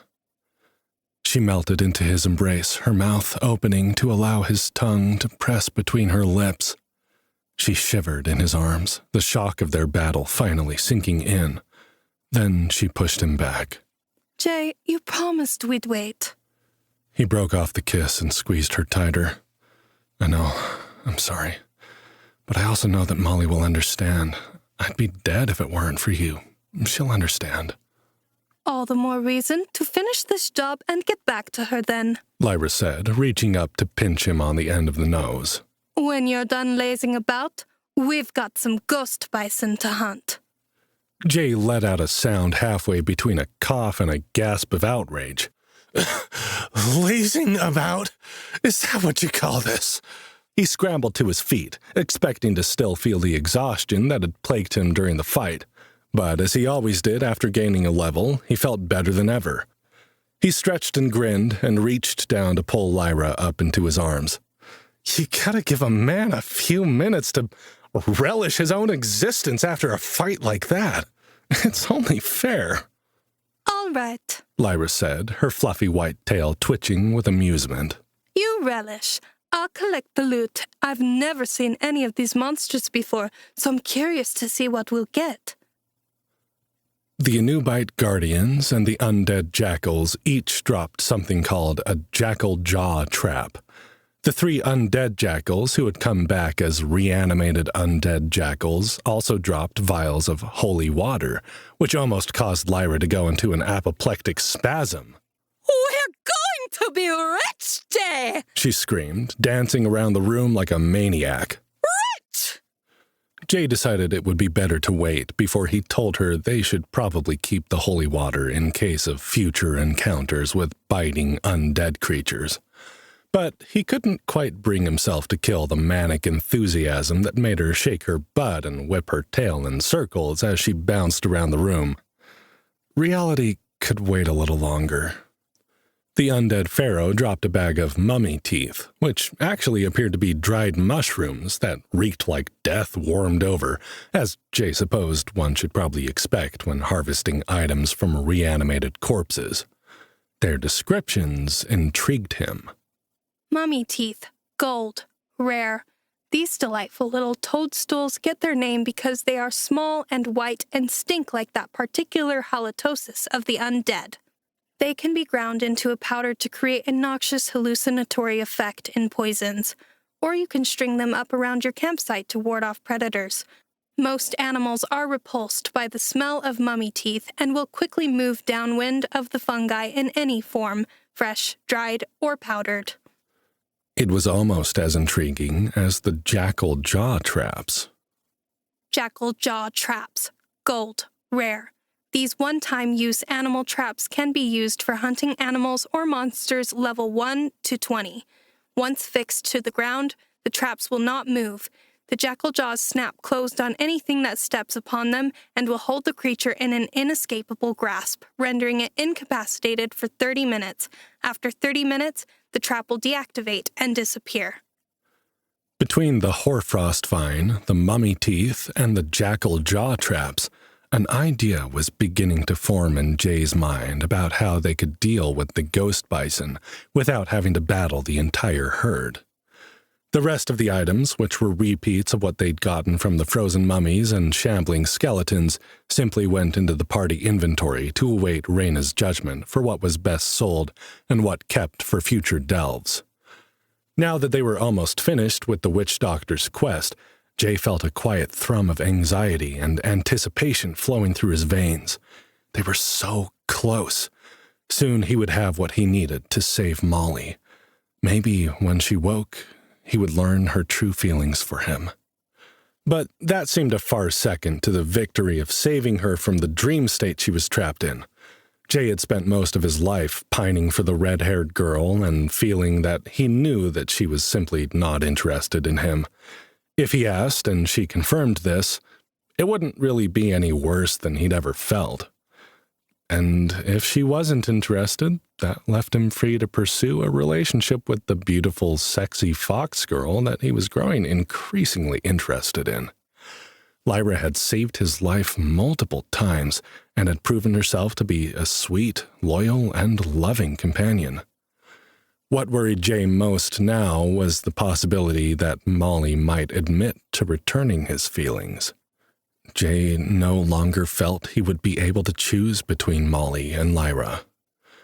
But what were the chances that Molly, a girl from another world, would be okay with a relationship like the Fox girl had described? He knew he had enough love to give both of the women, but would Molly be willing to share him? The anticipation wavered between hopeful and anxious the more he thought about it, until Jay finally forced himself to push the question from his mind. Are you ready, Jay? Lyra asked, interrupting his thoughts. She stood next to a door that had opened behind the golden sarcophagus, which Jay was certain wasn't there before. He hadn't noticed when it had opened. Where does that lead? Back to the entrance, Lyra said. All of the mini-bosses have portal doors that take you back to the beginning of the floor. That's one of the rewards for defeating them. Jay released a short laugh. This was a mini-boss? On the first floor? What level do you have to be to make it to F2?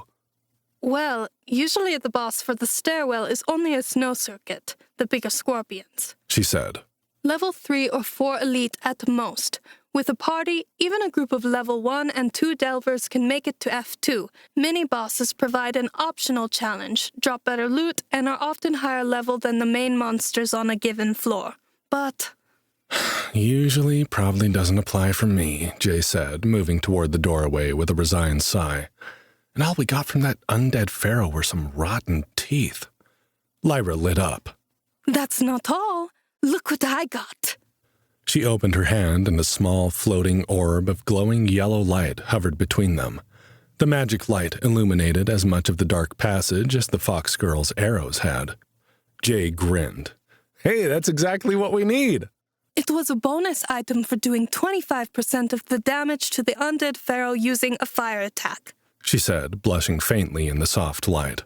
I'd never be able to afford a spell like this, so it's a really good prize. You deserve it, Jay said, wrapping an arm around her shoulders. And I think I have a plan for these mummy teeth anyway, so it's not all a loss. Was the burial chamber supposed to be easier than it was? Lyra's ears flattened to her head as she released a small whine. I took you to the toughest first floor area I knew because it's one of the only places you and I would be able to get enough XP for it to be worth our while at the rate that you're leveling. But you consistently seem to inspire more aggressive enemy spawning than is normal for a given area. She bit her lip and lowered her eyes. I hope you're not mad at me. I didn't know it was going to be that bad, and I've never actually fought a mini-boss on any of the lower floors, just stuck to the main runs. So, in the future, maybe we should do that, just in case. Jay squeezed the petite woman to his side, feeling the soft fur of her tail brush against his arm. We'll deal with the future when we get there, he said. For now, we have some hunting to do. The two of them slipped into the darkness of the portal door, and Jay felt the cold tingle of magic against his skin before they were whisked back to the entrance of the frozen tomb. Where the buffalo roam. Their well-rested bonus had worn off by the time the pair returned to the pernicious plains. While it was tempting to take another long rest with the Hexdome safe zone so close by, Jay was hesitant to do so. It would be nice to make the most of their attempts to kill the higher-leveled animal, but the quest had a time limit, and they couldn't afford to waste any time before they had tried out his method, especially if they were going to have to deliver the quest on F2. Who knew how long that would take? They decided to save the safe zone for if one or both of them was seriously hurt, in order to maximize their chances of success. Lyra had explained that delvers could only enter a safe zone once every 12 hours, which meant they could take a long rest before or after the bison hunt, but not both. With both Jay and Lyra at level 7, taking on one level 12 to 15 ghost bison was going to be a big task. Not impossible, Lyra insisted, but certainly challenging. Taking down 5 of them without enraging the herd and risking being trampled in a stampede was another thing entirely. Jay hoped that his plan was going to save them from the worst of the risk, but if he was wrong, he definitely wanted to have that safe zone as a backup. He'd explained his plan as they traveled back to the Pernicious Plains from the dungeon entrance. Fortunately, being level 7 meant that the lower-level creatures in the frozen, winding corridors of the tomb between the entrance and the plains didn't bother them. Once a creature was 5 levels or more below a Delver, they apparently didn't react to the Delver's presence, which was a nice bonus because they also didn't drop any experience, and it would have been a pain to have to grind through level 1 and 2 scorpions and scarabs with no benefit. The few level 3 and 4 monsters that spawned were dealt with quickly and easily, though the experience was minimal. When they stepped out of the tomb tunnels and onto the artificial plain with its night sky and twinkling stars, Jay took a deep breath and scanned the frozen horizon. The ghost bison, with their shimmering white coats and billowing breath, had moved to a new location, farther away from the Hexdome safe zone. Hopeful, Jay insisted on checking the last place they'd been grazing on the tundra berries to see if any had been left behind. Unfortunately, the big herbivores had picked the area clean, and not a single berry had been forgotten. Lyra stood next to him, her two-toned eyes on the distant creatures and a worried look on her face. I can't believe we're going to do this, she muttered, biting her lip anxiously. This is the craziest plan I've ever heard of, you know. I know, Jay said, pulling items from his inventory and setting them on the frozen ground. You've told me 100 times already. It's not that I don't believe in you, Lyra said, her eyes still pinned on their prey. It's just that I've never seen dungeon items used this way, and... It's crazy, he said. I know. But it might work. Indigenous hunters in my world used a similar tactic when hunting creatures like these. I think they preferred to run them off a cliff rather than into a row of traps, but it's kind of the same idea. Lyra crouched down next to him and wrinkled her nose as he pulled the bag of mummy teeth out of his inventory. They definitely stink, she said. But do you think the ghost bison will react strongly enough to run away from them? Only one way to find out, Jay said, picking up a length of hoarfrost vine.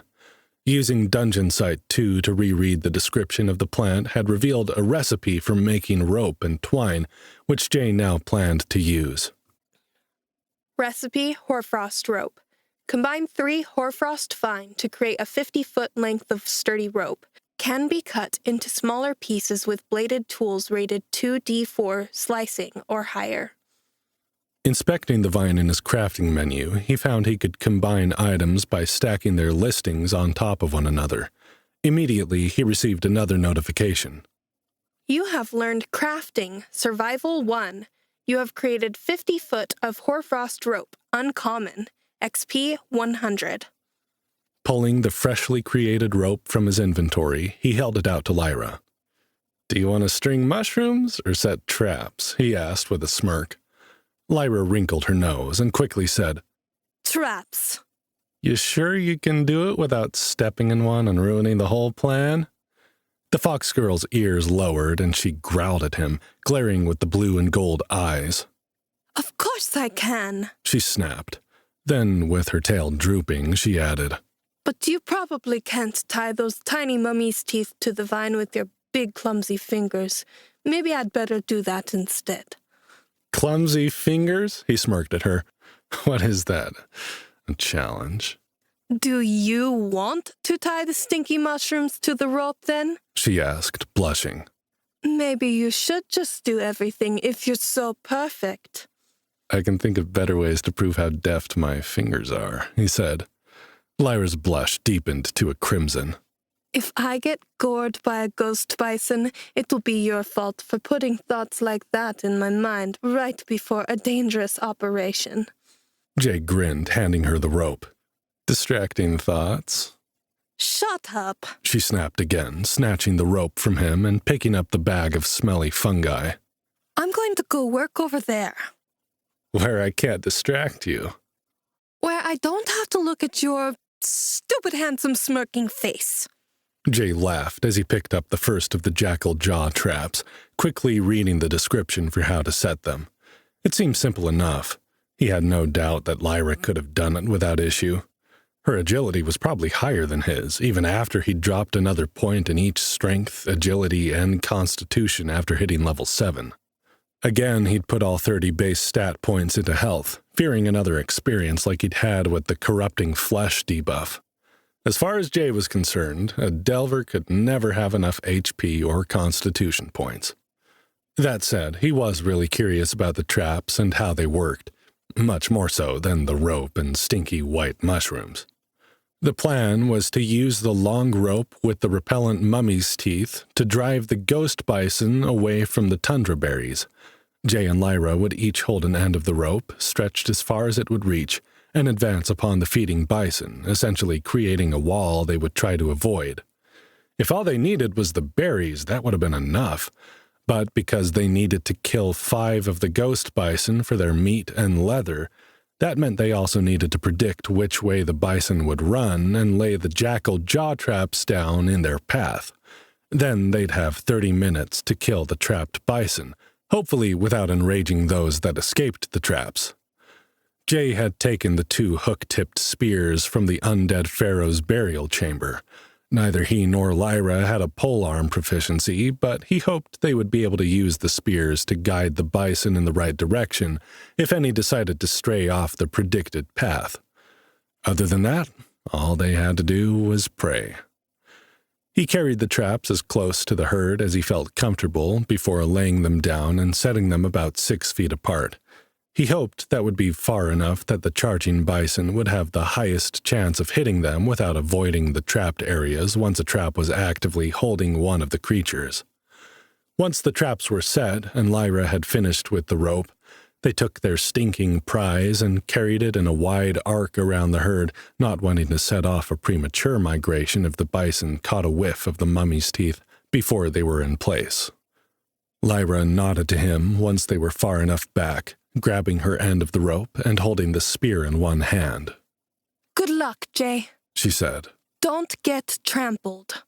Same to you, he said, finding his own end of the rope and then wiggling his fingers at her. I still owe you a demonstration, after all. Hard to do if we're dead. Lyra's mouth dropped open and she blushed furiously. I told you not to distract me like that. I'm not distracting you, he said. I'm giving you something to look forward to. Lyra huffed as she took her end of the rope and began backing away from him. You're an infuriating man, Jay Morgan, she hissed, narrowing her pretty eyes in his direction. And I think you know it. I know it, he confirmed, and I love every minute of it. Be safe, pretty girl. Lyra's eyes widened, then she spun on her heel and jogged away from him, her pert ass and fluffy tail bouncing as she ran. Jay chuckled to himself as he watched her run away. Flirting with the fox girl had become a lot more fun since she'd revealed her feelings for him, even if they had promised not to do anything about it. And he wasn't kidding when he teased her. Thinking about Lyra gave him something to look forward to, which he felt was less of a distraction and more of a reason to stay focused. With that in mind, he stood waiting until the rope was stretched taut between them, keeping his eyes on his beautiful delving partner. When she was in place, she hoisted the spear into the air, giving him the signal that she was ready. Jay returned the gesture, and they began to run. The plan went better than Jay had expected, at least at first. The ghost bison lifted their heads, sniffing the air as Jay and Lyra approached with the rope. At first, they simply shuffled and backed away from the smell, but as it got closer, the lumbering beasts began to panic. They snorted and stomped their hooves, huffing great clouds of steam into the air, their huge dark eyes gaining white rims around the edges as they searched for a safe direction to escape. When the first ghost bison broke from the herd, sprinting toward the line of traps, Jay felt his heart surge with excitement. It was going to work. The rest of the ghost bison followed the first, their movement like a thick stream of viscous liquid as they followed their leader straight toward the hidden danger. But when the first trap snapped shut, and the trapped bison bellowed in fear and pain, all hell broke loose. Rather than following the original path, the herd split down the middle, arcing away from the cries of their injured fellow, all snorting and bellowing in a cacophony of terrifying sound. Jay and Lyra attempted to redirect the bison with their spears, running alongside the frightened beasts, stabbing at their flanks like nipping dogs, but the bison hardly seemed to notice or care. Jay's heart was sinking, thinking the plan had failed, when he heard another trap snap shut, and another, as the central beasts backtracked in confusion. He watched Lyra, snarling like the predatory animal she shared ancestry with, her tail poofed up to twice its size as she challenged one of the great bison with her spear. Jay admired how brave she was, despite her protestations about their plan. He was grateful for how willingly she followed his lead, despite having more experience in the dungeon than he had. She was willing to take a chance on his strange ideas because she believed in him, and he hoped they wouldn't be disappointed. Jay was so lost in thought about the pretty fox girl that he noticed too late when one of the ghost bison suddenly changed direction and charged at him. The hulking creature bore down on him like a freight train, steam puffing above its head like a stream of exhaust. Its massive horned skull was lowered, ready to gore him. Not knowing what else to do, Jay planted the butt of his spear in the ground, pointing it at the charging beast. His heart hammered in his chest as the thing got closer and closer, growing larger and larger in his vision until it was all that Jay could see. Perhaps he would have stayed like that, mesmerized by the coming of his own death, if he hadn't heard Lyra scream. Jolted from his reverie, Jay twisted out of the way of the charging bison at the very last moment. He let go of the spear, realizing there was no way he could hold the weapon against such a massive beast, and relied on his agility to allow him to escape. Luck must have been on his side, however. As he dropped the spear, it fell between the charging animal's legs, twisting as the bison clipped it with his front leg and causing the shaft of the spear to bind between its limbs. With a thunderous crash, the animal fell, a front leg snapping under its own weight, as it plowed horns first into the frozen tundra. Jay saw the bone protruding from the white-furred flesh, blood spilling onto the snow, and knew the creature would not be getting up again. His head shot up, his gaze roving the plains for some sight of Lyra. Had she screamed in fear for him, or because she had also been hurt? His stomach lodged in his throat, Jay shouted across the tundra, "Lyra! Where are you?" The rest of the bison had scattered and fled far into the distance, where they were gathering once more. Jay could only hope they would stay there rather than coming back to trample their tormentors. He could see 3 bison trapped by the jackal jaw traps, but he couldn't see Lyra anywhere. "Lyra!" he shouted, panic entering his voice. "Can you hear me?" They only had 30 minutes to finish off the bison in the traps, but that didn't matter. If Lyra had been hurt or killed in this harebrained scheme, Jay wasn't sure it was worth getting out of the dungeon alive. Tears blurred his vision as he stumbled closer to the traps, his eyes scanning the snow for some sign of where the fox girl might have gone. He saw the end of the hoarfrost vine rope where Lyra had dropped it. Next to the rope, he saw the spear, her bow, and her quiver of arrows. Jay's heart plummeted. "Lyra!"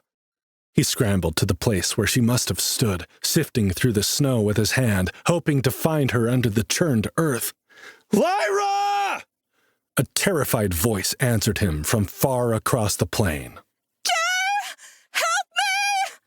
Jay's eyes widened as he saw a huge ghost bison charging toward him from the opposite side of the line of traps.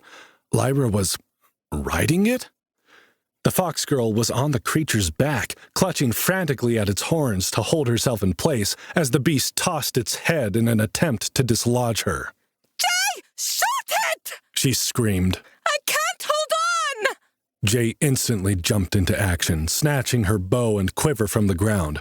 Almost instinctively now, he navigated to the party menu in his HUD and selected Lyra's name, opening the list of her skills. He hesitated between fire arrows and impact arrows, not knowing which would be best.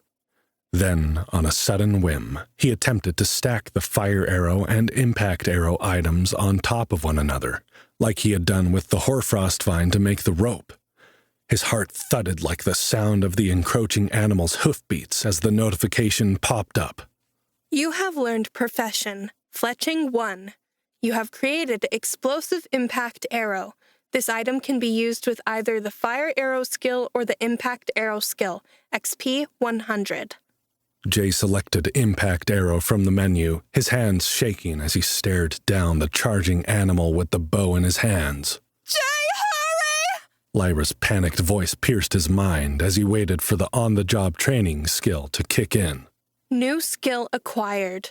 Impact Arrows enchants an arrow with additional bludgeoning damage, giving a chance that enemies will be staggered or knocked unconscious. Jay took a deep breath. He drew an arrow and stared down the shaft at the ghost bison. He knew hitting it in the bony ridge on top of its head would be useless. Besides, that was where Lyra was, and he didn't want to risk hitting her. He dropped the tip of the arrow, hoping to hit the creature in the chest instead. He released the arrow, relying on his agility to guide the shot. It wasn't as good as Lyra's, but he hoped it would be enough for the oversized target. When the arrow struck, it was like the ghost bison hit an invisible brick wall. Then the wall exploded. Lyra shrieked, flying end over end as she flew off the animal's back to land, skidding on her ass across the icy tundra. The bison bellowed, shook its head, and aimed its next charge at Jay. Its shimmering white hide was singed and smoldering, adding trails of black smoke to the steam of the animal's breath. "Oh, shit," he said. "Lyra, get ready to run!" Again? The ghost bison lowered its head and bolted for Jay, who scrambled to knock another arrow. Lyra screamed again, this time out of fear for his life rather than her own. But her scream became a yelp as a sharp snap cut through the frigid air of the tundra, and the charging bison was stopped in its tracks. It had hit one of the remaining jackal jaw traps and was now frozen in place, bellowing in pain and rage. Jay breathed a sigh of relief, falling to his knees next to Lyra and pulling her into his arms. He could feel her heart pounding against his chest as he held her. Suddenly, she began to laugh. Jay, you did it! We did it! Your crazy plan worked! "Phase 1 at least," he said, gazing at the 4 trapped animals and the one with the broken leg. "We still have to kill them before the traps disappear." Lyra grabbed her bow. That's the easy part, she said with a crooked grin, her ears sitting a little crookedly too. Now give me my skill back. It'll be like shooting fish in a barrel. Jay shook his head in disbelief at how quickly the fox girl got over the trauma of her own near-death experiences. But he hurried to do as she asked. It wasn't very sportsmanlike, perhaps, but there wasn't much else they could do to hunt creatures 2 times their level. If he had to blame someone for the animal's fate, he supposed it was Nova who would be answerable. And she'd made the ghost bison, just as she had everything else in the dungeon. She must know what would happen to the creatures if she was going to give quests for their hides and flesh. A traveling merchant. It turned out that dungeon animals were not like dungeon monsters. Trapped and unable to fight back, they died just like normal animals would. Jay slit the throats of 3 of the creatures, while Lyra used an impact arrow at close range to kill the other 2. 2 of the creatures had been level 12, 2 had been level 13, and the one whose leg had broken when it charged Jay was level 15. They shared the experience for all 5 kills, even though they didn't both strike each animal. Jay assumed the dungeon knew when a party had worked together to orchestrate a plan and tried to be as fair as possible. The notifications rolled in so quickly that Jay barely paid attention to them. Success. You have killed Ghost Bison level 12 times 2, XP 380 times 2, plus 10%, plus 10%. Success. You have killed Ghost Bison level 13 times 2, XP 440 times 2, plus 10%, plus 10%. Success. You have killed Ghost Bison level 15, XP 700 plus 10% plus 10%. Congratulations, you have achieved level 8, XP 768, next level 3600, health 240, stamina 130, mana 130, unassigned attribute points 3.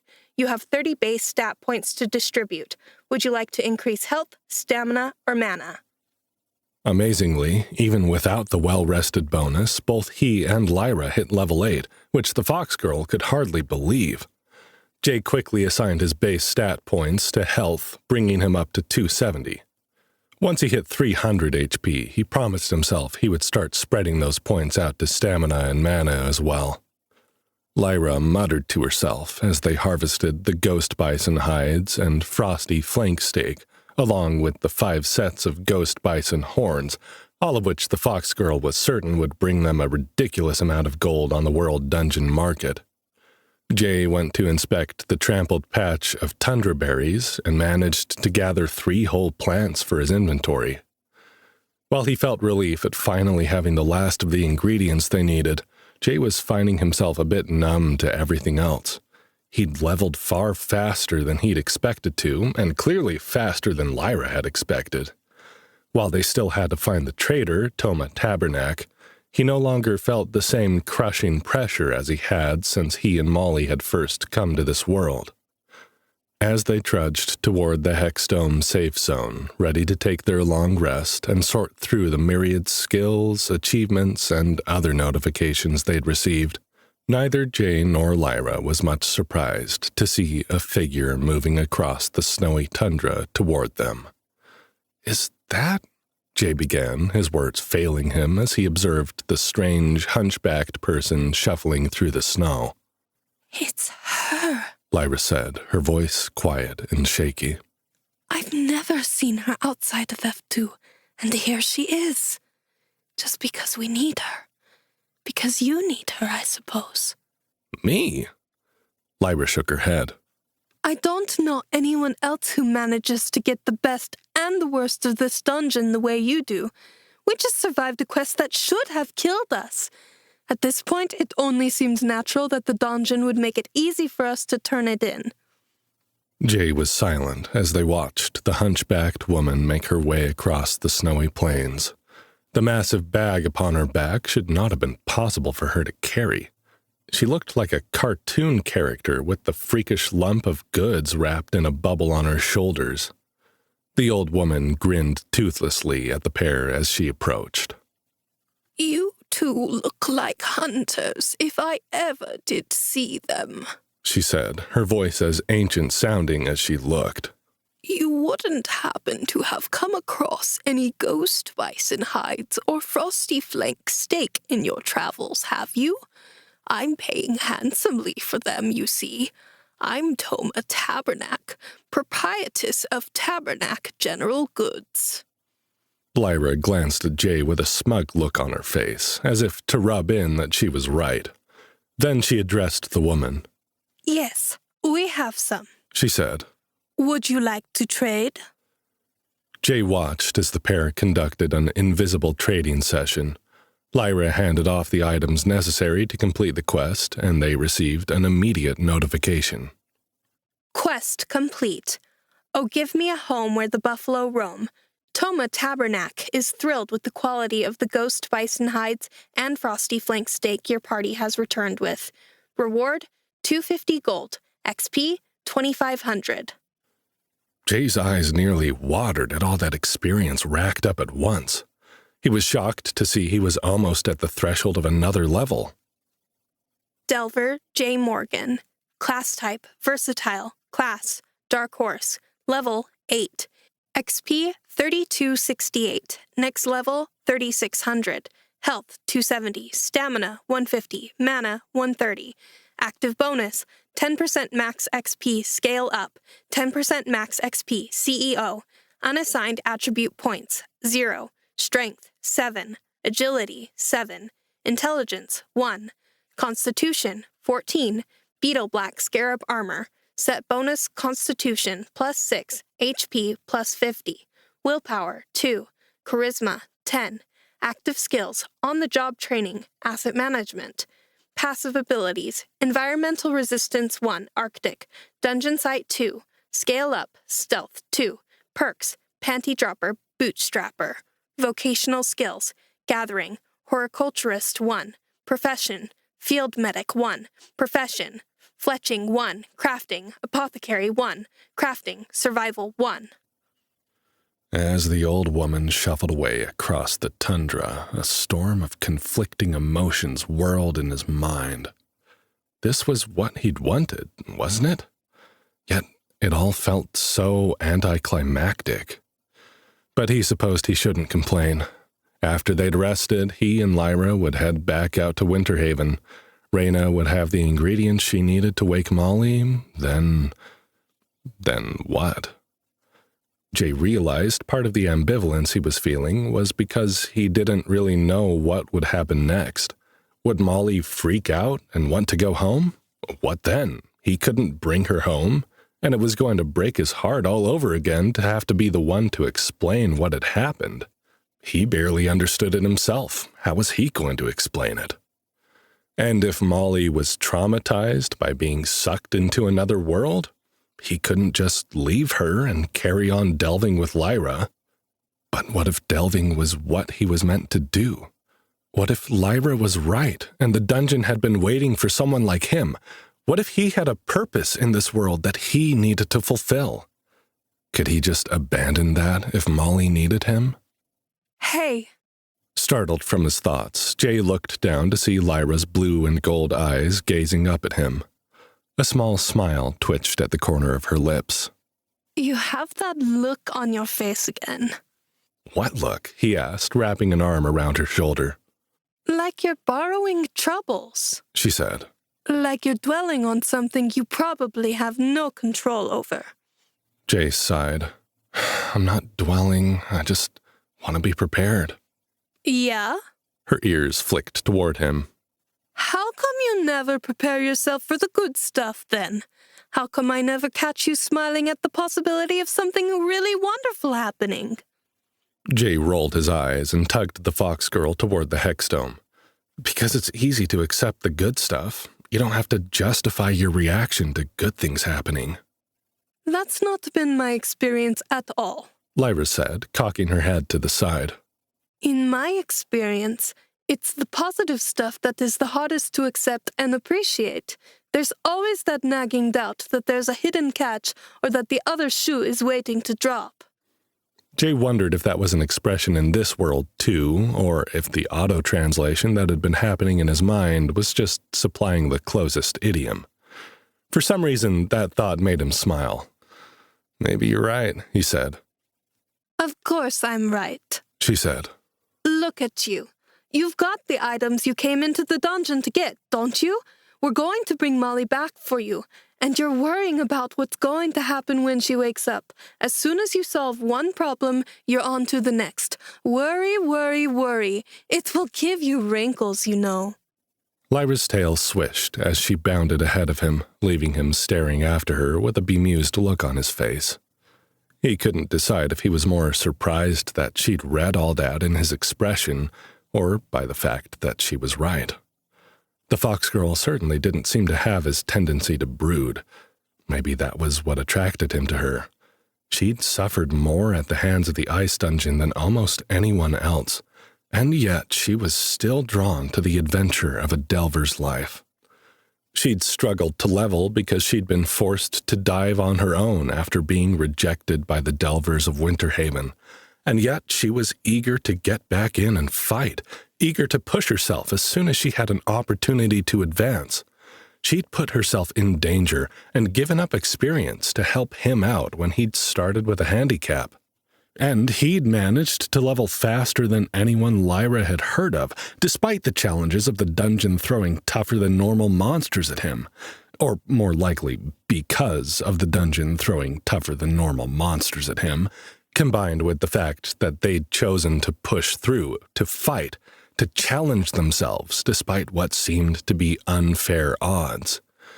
It was as if they were thriving under Nova's tough love treatment, where most in Winterhaven had decided to take the easy way out, fighting through the dungeon in big parties, which made it easier to survive but harder to gain experience.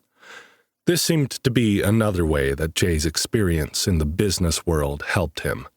It was the equivalent of surviving on a minimum wage job that provided no challenges and little room to climb up the ladder, versus taking a chance on going into business for oneself, starting with nothing, with less than nothing, just for the chance to break free of the man and succeeding on your own terms. Jay had always admired that entrepreneurial spirit in the business owners he'd worked with, and he had grown very good at recognizing that spark in people, even if he'd never managed to take the plunge himself. He'd gotten close a few times, and in the end had chosen the safer route of working for someone else. Maybe that's why he'd been so unfulfilled by his job, despite the fact that everyone said he was good at it. As strange as it seemed, falling into another world had given Jay the opportunity to do what he'd never done in his own life: take risks, give everything to a cause he believed in, build a team of people he liked and trusted. Could he convince Molly to become a Delver too?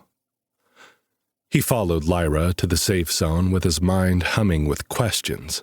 There was definitely something going on here. It was clear the dungeon wanted something from him.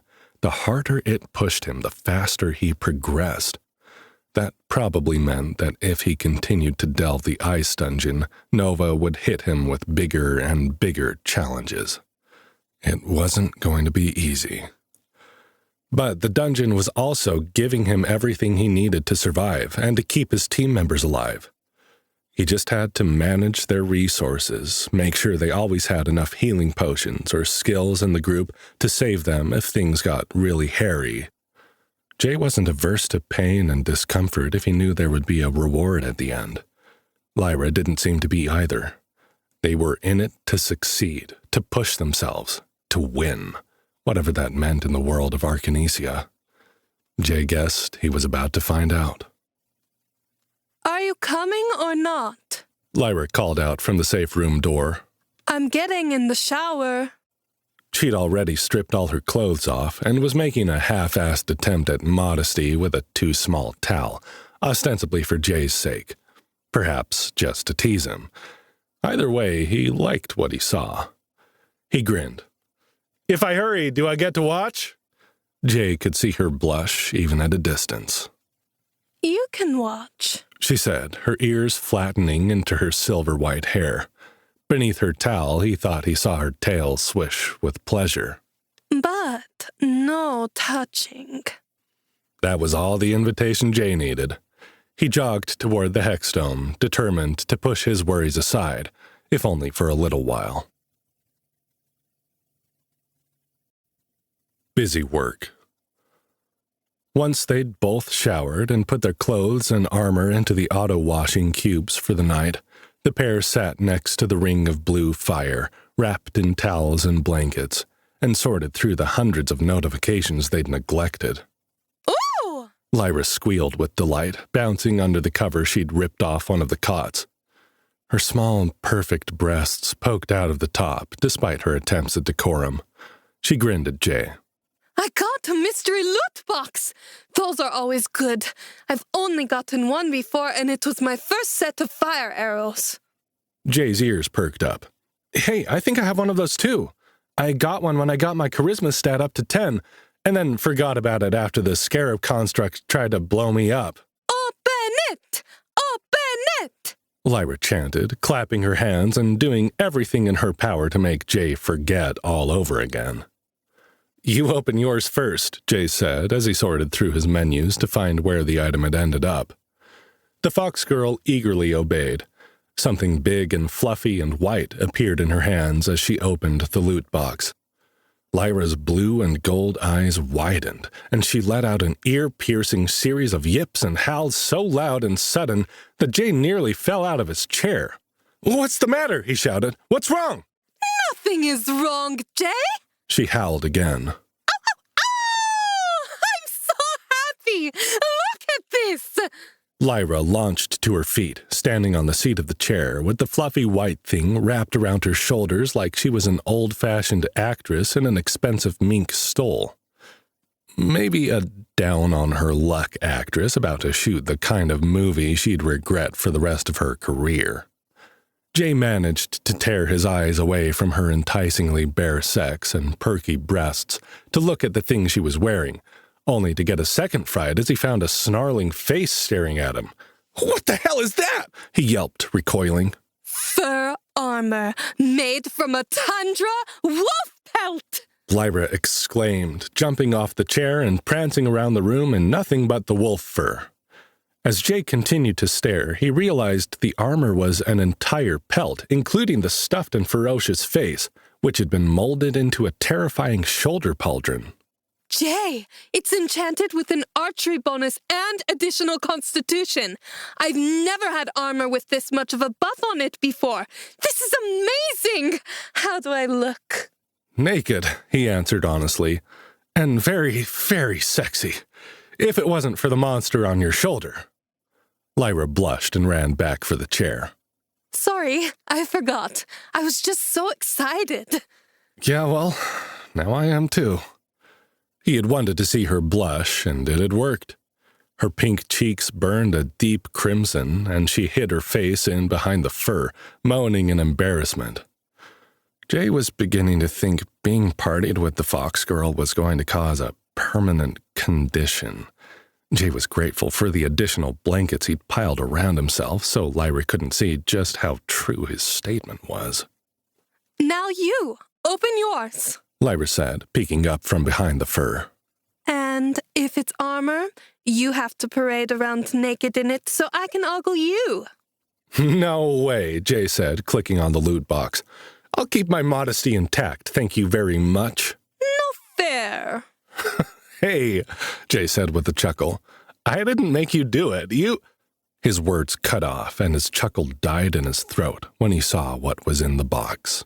What? Lyra asked, seeing the expression on his face change. Is it good? It was Jay's turn to blush now. No, it's nothing. Never mind." What is it? Tell me. I showed you mine, now you have to show me yours. "Really, it's nothing special," Jay said, staring at the item description with nauseating embarrassment churning in his stomach. Mystery loot box unlocked. Master of your domain. When you're good, you're good. And when you're charismatic, you're even better. Why do things the hard way when you can just batch your pretty eyelashes and get everything you ask for easy as pie? You have received tundra berries times 10. Jay's stomach dropped. He'd received the tundra berries before he'd even reached level 2. Lyra had found the frostleaf clovers when he'd been fighting the level 1 and 2 glacial scarabs. Everything they had done since then had been completely unnecessary. Lyra had almost died. He'd almost died twice. They'd put their lives on the line, taking on a ridiculously over-leveled quest to gain an item that Jay had had sitting in his inventory this entire time. Lyra jumped across the fire from her chair to his, straddling his hips and pinning him to his chair, a fierce look in her two-toned eyes. Tell me, she demanded. Tell me, or I'll make things extremely uncomfortable for both of us. Jay felt her warm body pressing against his, and his face burned even hotter. "You're going to be mad," he warned. "I'm going to be mad if you don't tell me," she said. "What is it?" He tugged one of his hands out of her grip and pulled the tundra berries from his inventory. He held out the white-leafed plant with its blood-bright berries and grimaced. "A tundra berry?" she gasped. 10 of them, he admitted. Her eyes widened as she processed that, her mind whirring through the timeline. She stared at him in stunned silence. Then she said, "We had them all along?" He nodded, waiting for her to scream at him or try to claw his eyes out. Instead, Lyra threw her head back and laughed like a maniac. Strangely, Jay felt himself grow even harder. The madwoman had her naked sex pressed against the thin towel covering his crotch, laughing so hard it shook her entire tiny body, making her bare breasts bounce in his face. She was completely insane, and he was completely there for it.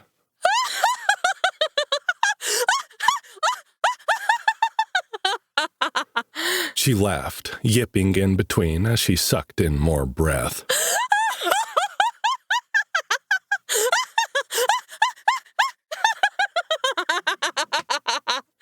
Lyra laughed so hard she fell backwards off his lap, landing on the floor with a thud. She gasped. Then she continued to cackle. That's the funniest thing I've ever heard. I almost died. You almost died. And we had those stupid berries all along. Jay cleared his throat and tossed a blanket over Lyra's sprawled naked form so that he could think properly. I admit you're taking this better than I expected you would. Well, why not? She said, struggling to regain control of her breathing, her bright, two-toned eyes fixed on him with an amused expression. The key word is almost. We survived, didn't we? We're almost level 9, Jay. If we'd quit when we had those reagents, we'd barely be ahead of where we started. It's funny. Jay put the tundra berries back into his inventory and sighed, not quite able to see it from her perspective. He was glad she wasn't upset, but he was annoyed at himself. He'd put her in danger because he had been careless. That was unforgivable, and he promised himself he wouldn't do it again. Achievement unlocked. Busy work. Do you ever feel like half of the work you do in the day is just trying to look busy so no one gives you more shit to do? Shuffling papers, endlessly cleaning glasses at the bar, pushing buttons on the Xerox machine. Every job has its version of busy work. Sometimes it's even work your boss assigns you just to keep you out of his hair. You know in your soul he's just going to toss it in the trash the moment you hand it in, but you do it anyway, because it beats being responsible for real work. This is kind of like that, except you did it to yourself. You had one job, that job was done, and you went ahead and made your fellow delvers look bad by grinding away and earning your rewards the old-fashioned way. No one can accuse you of laying down on the job, can they, buddy? Sure, it's not going to make you very popular with your peers, but hey, management has got its eye on you. Reward. New ability acquired. Grit. Grit is a hard-to-define quality that has been separating the men from the boys for centuries. Here in the dungeon, we admire a delver with grit. Demonstrate your willingness to go the extra mile in disadvantageous situations, and you'll be rewarded. Receive a steady increase in attack and defense stats the longer a battle lasts, because when the going gets tough, the tough get going. Jay read the description and couldn't decide if he was being made fun of or not. Then he realized it didn't really matter. The dungeon could mock him all it wanted, so long as it kept the experience, skill, and stat boosts coming. As he worked through the rest of his notifications, he found 2 more of note. The first was one he got from the Ghost Bison quest, presumably from the unusual way they'd gone about it. Achievement unlocked. Well, that wasn't very sportsmanlike. Wow. You know there are rules against hunting that way for a reason. At least there were in the world you came from. Here, not so much. Actually, we kind of like that go-getter attitude round these parts. New ability acquired. Cutthroat tactics. In the business world, cutthroat tactics refer to aggressive and often borderline unethical business strategies used to gain an advantage over competitors. This can include sabotage, spreading misinformation, or exploiting legal loopholes. In the dungeon, there are no laws, and morals and ethics only need apply if you want them to. The Cutthroat Tactics ability gives you an additional +10 attack bonus when you use ethically ambiguous strategies. Jay wasn't sure how to define ethically ambiguous in a dungeon setting, but since it was a passive ability, he figured he'd just reap those bonuses when they came. It was getting increasingly difficult to determine how much XP he was going to get for what. It was tempting to just leave it up to the dungeon and not try to strategize too much, or rather, to only focus on the things he had some control over. "Hey, Lyra," Jay said, grinning as he saw a new perk he'd unlocked. "I've got something you're going to like." Lyra sat up and blinked sleepily at him. Is it armor? Are you going to do some naked prancing for me now? "No," he said. "Even better." He read the description out loud to her. New perk acquired. Party Warehouse. Not every Delver unlocks the prestigious inventory menu, you know, and fewer still unlock the ability to share that menu with their party members. You've got party inventory since you're the party leader, but now you've got the Party Warehouse. Each member of your party will have access to their own inventory menu, where they can store their own non-party items free of charge. Party members may not search through other members' private inventory, not even you, party leader.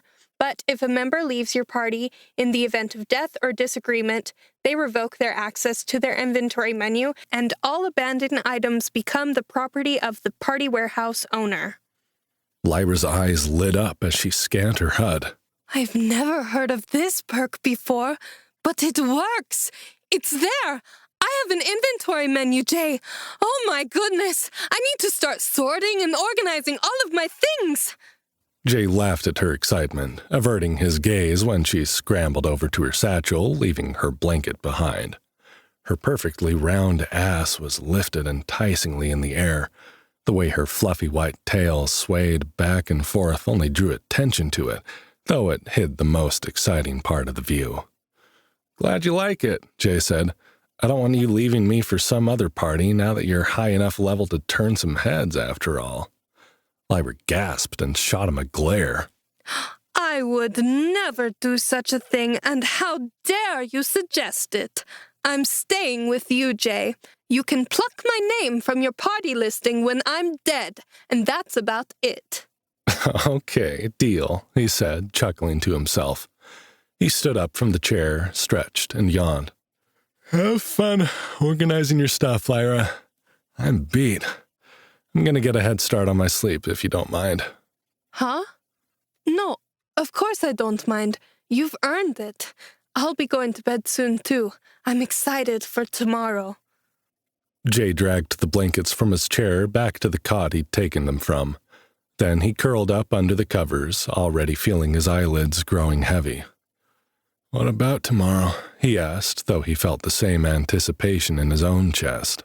Waking Molly, the fox girl's voice said, carrying through his hazy thoughts to nestle in his brain. I hope she likes me, Jay. "She'll love you," Jay said confidently. Lyra let out a nervous whine. How do you know?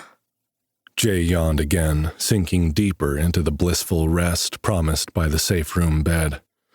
"Because she loves me," he said. "And I love you." What? Lyra yipped. What did you say? But Jay was already fast asleep, dreaming of a red-haired girl running across the frozen tundra with a pretty white fox at her side. Medicine and Machinations. As if the dungeon knew they were on their way out and didn't want to interfere, Jay and Lyra only encountered a few monsters on their way back to the entrance. Jay had the feeling that the dungeon was holding its breath, as if it were waiting for something. Not just something. Jay knew what it was waiting for. What Nova was waiting for. She wanted to know if he would return now that he'd gotten what he'd wanted from her. The dungeon had warned him from the beginning that he shouldn't let his desire to save Molly interfere with his quest for her. At first, Jay had worried that she would interfere in some way, perhaps keeping the items he needed hidden from him until she was convinced that he would do what she wanted him to do. Now he got the feeling that Nova knew he would come back. He'd developed a taste for delving, and even if it weren't for the aggressive push she'd given him in leveling, Jay had a suspicion that he would have come back once Molly was awake and safe. There was little else for him to do in this world, after all. He wasn't going to sit around and be bullied by someone like Runolf, that was for sure. Still, now that the dungeon had given him the frostleaf clover and the tundra berries that Reyna needed for her spell, Jay got the feeling that it, or Nova, was nervous. He might not have realized it if it hadn't been for the last 2 notes from his anonymous benefactor, delivered via the bootstrapper ability when he'd reached levels 7 and 8. But those left little question about the dungeon's state of mind. It's so hard to watch your baby grow up. I feel like it was only yesterday that you were a delicate little novice, taking your first tentative steps into my dungeon, waiting to see how I might try to kill you first. Well, I suppose technically it was only the day before yesterday, wasn't it? You've certainly made incredible progress, my dark horse, my stud. But the easy part is over now. I'm afraid it will only get more difficult from here. You will have to be very clever in order to pass the trials ahead. I've spent time in your mind, lover, and I know you better than you know yourself. I know you will be torn between the responsibilities of the world you came from and the world you are in now. I know what you must choose, and I know it won't be easy for you. But I can, perhaps, take some of the sting out of your decision. Scroll of Free Ride. The scroll was for a temporary experience-boosting buff, similar to the Well-Rested bonus, which could be applied to any party member who was more than 5 levels below the party leader. When used, it doubled the experience gained by the lower-level member until they reached par with the rest of the group. Jay could only imagine Nova intended for him to offer it to Molly, knowing that the best way to ensure he would return to delve the ice dungeon was with his best friend at his side. Nova didn't seem to know that he'd already decided he was going to continue delving whether Molly came with him or not. She didn't seem to know that Jay had come to feel as strongly for Lyra as he had for his lifelong friend. Jay already had plans for what he would do if Molly preferred to stay behind. He'd come back and visit, of course, but he wasn't going to put his future on hold for a relationship that had faltered before it had a chance to start. He loved Molly, but he wasn't going to sacrifice this new life just to waste away at her side. If the first note hadn't set the tone, however, the second drove the point home. I'm going to be blunt, Jay Morgan. I've got something special for you. I'm going to give it to you now, but you won't be able to open it until you reach level 10, so you have to come back to see what it is. Yes, I'm bribing you. No, I don't care. Silver filigreed box. The box matched the key Lyra had found on the glacial scarab construct, the box that promised to unlock his potential. What was lost may now be found, if this key is fit and door unbound, past skills awake to new renown. Find me, Delver. Down, down, down. He felt certain it had something to do with the silver key, though the description and the hidden inscription both mentioned a door. In any case, he would have to come back to reach level 10 if he wanted to solve that mystery. More than almost anything, with the exception of seeing Molly awaken well, Jay wanted to solve that mystery. The more time he spent in the dungeon, the more he wanted to learn it, to level up, to thrive in this environment that everyone had told him was cursed. So the dungeon needn't have worried about that. Nova had set her hooks, and there was no way Jay would escape the pull of her magic now. He knew he was being manipulated, but he got enough out of the bargain that he found he didn't mind, at least for now. Jay and Lyra stepped out of the dungeon into the cold morning air of Winterhaven's tundra to find Runolf waiting there, a scowl on his wrinkled old face. He clutched his staff tightly in one gnarled hand and a roll of parchment in the other. He started back when the door to the ice dungeon opened, but when the wolfman saw the pair emerge, his scowl became a vindictive sneer. Giving up already, are you, human? Probably for the best. We just received word from King Wensher that there is to be a tax applied to out-of-district delvers entering the ice dungeon. About time Arcanisia ruled something in favor of the Fanari people, if you ask me. A tax? Lyra said, pushing forward to confront the man. Why would they do that? When is the last time we had any out-of-district delvers to worry about? Did you complain, Runolf? Runolf stepped back, as if startled by the fox girl's sudden aggression. Or perhaps he could sense that she was more powerful than the last time they'd had a standoff. He narrowed his golden eyes and glared at her, however. Taking care of the people of Winterhaven is not complaining, outcast.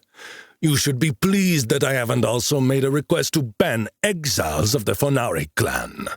I am not an exile! Lyra snarled, her eyes blazing. You may be the leader of Winterhaven, Runolf, but even you must put such a decision to the vote of the people. You might be surprised to find I have more allies than you think I do. Powerful allies, Jay added, moving to stand beside Lyra.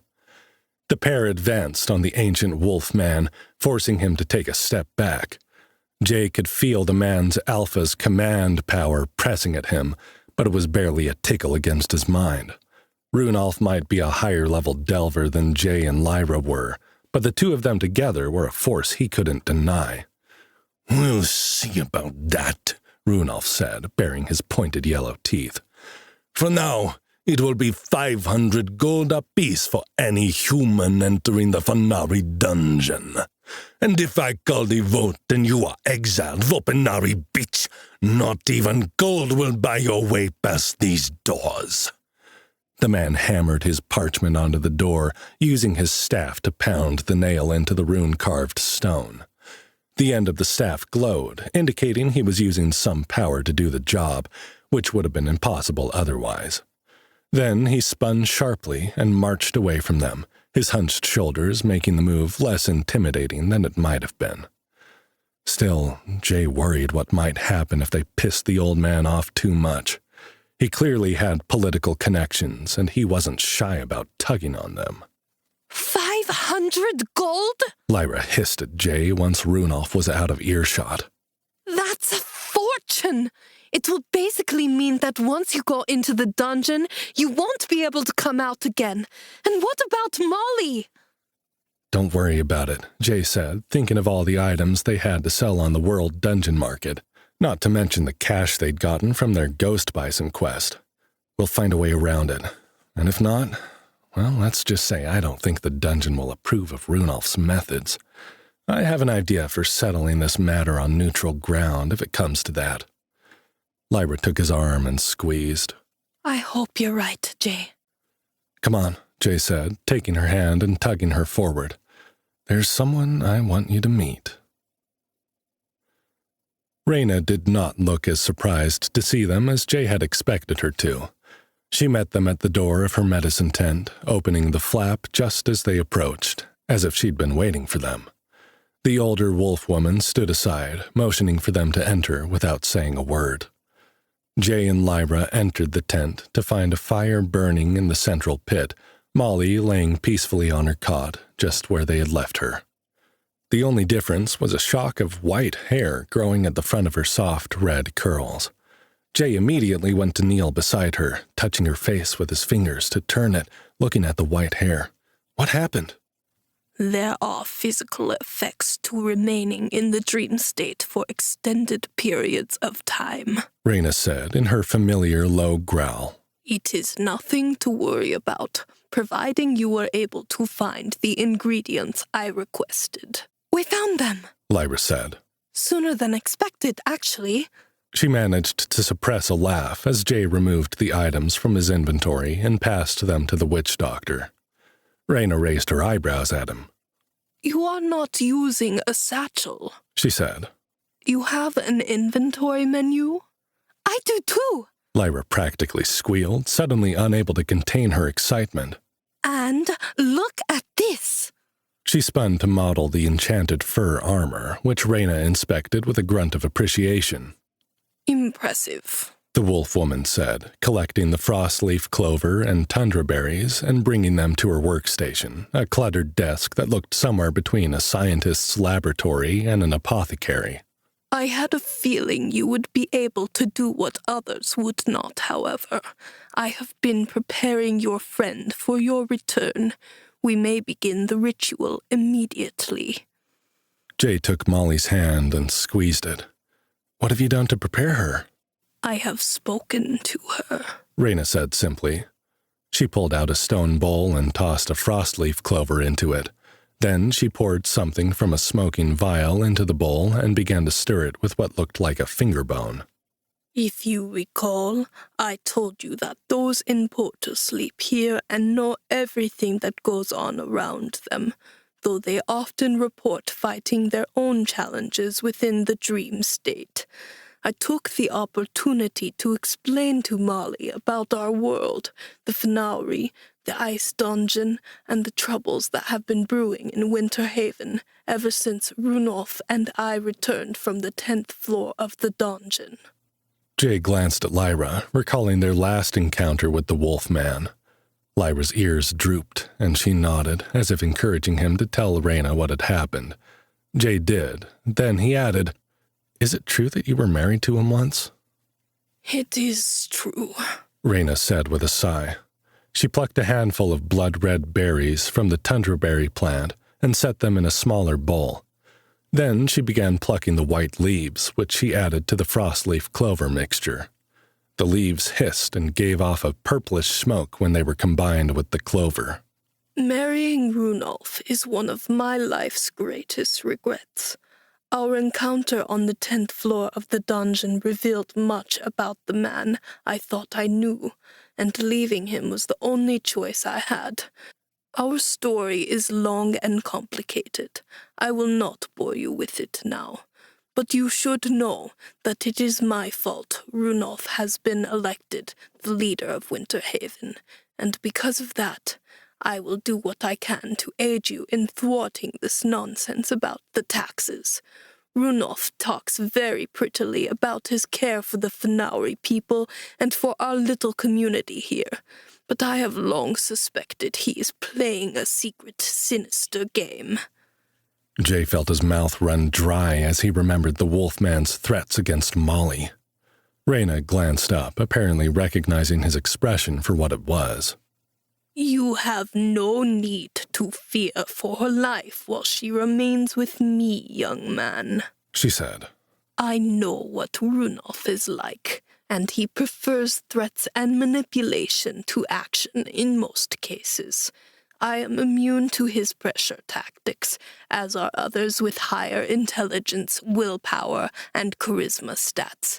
He is a shaman class like my own. Jay gave Molly's hand a final squeeze, wishing he had some sign that she really was there and listening.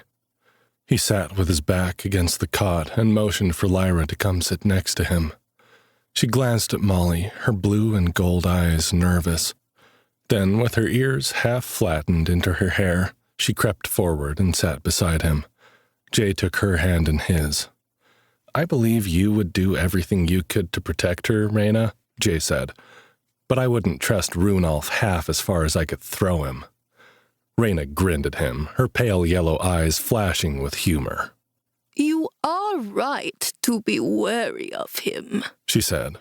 Yet I think you pose a bigger threat to Runolf than he does to you. It has taken him many years to achieve what he has in the Ice Dungeon and in Winter Haven. He is easily threatened by those who advance more quickly than he does. Part of the reason he has been so hard on our little Lyra here. The death of Runolf's son was a shock to the entire village, but everyone knew it was no one's fault but Runolf's that he was delving that far anyway. It was only after Runolf began shouting about it at every town meeting that anyone got it into their head that Lyra was to blame. He would never have done so if she hadn't shown so much promise, which is why I have continued to support her while others have turned their backs. Sadly, I cannot delve any longer, or I would have taken this pretty fox girl for my own party long ago. Lyra had tears in her eyes when she glanced up at Reyna. It's true, she said. Reyna has always helped me when others turned me away. I owe her my life.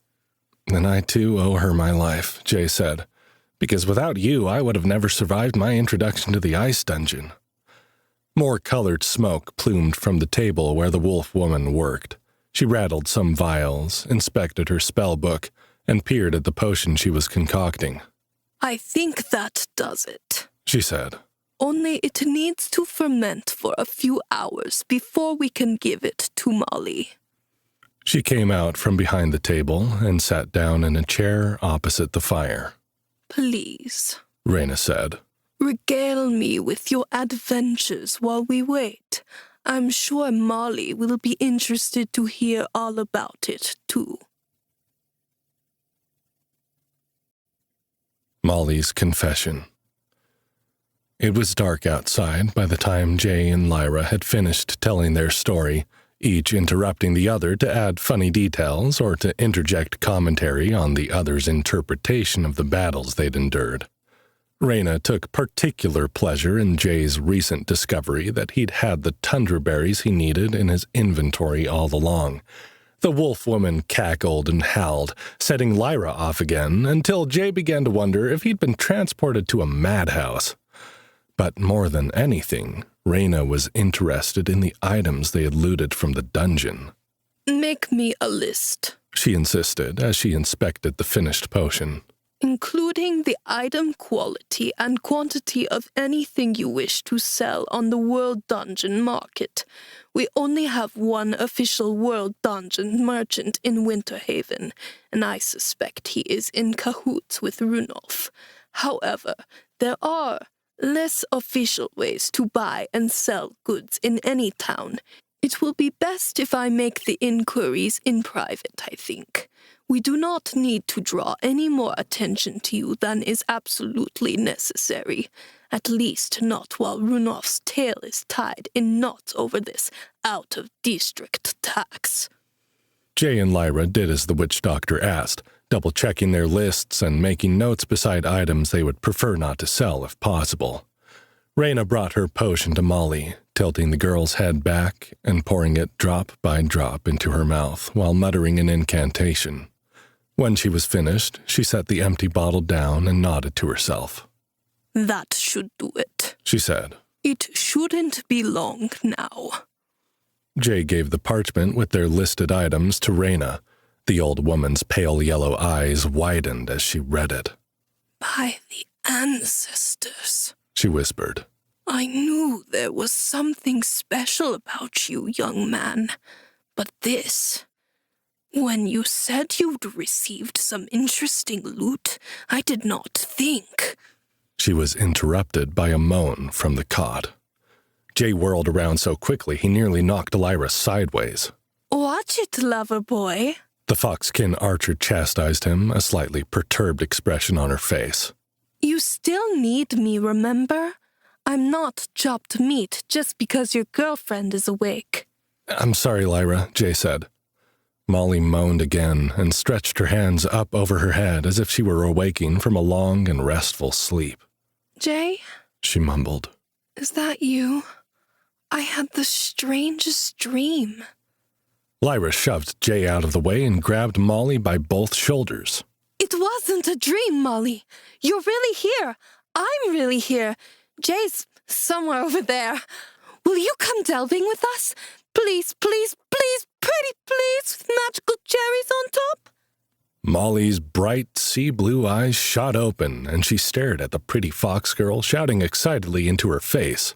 Lyra Goldeneye? She said. You're real? You look just like you did in my dream. Wait, am I still dreaming?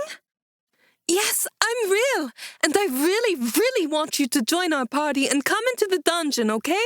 Don't let Jay talk you out of it. He worries too much about everything, but you're going to be great. I can tell already. Jay, shocked by Lyra's sudden enthusiasm, could do nothing but laugh.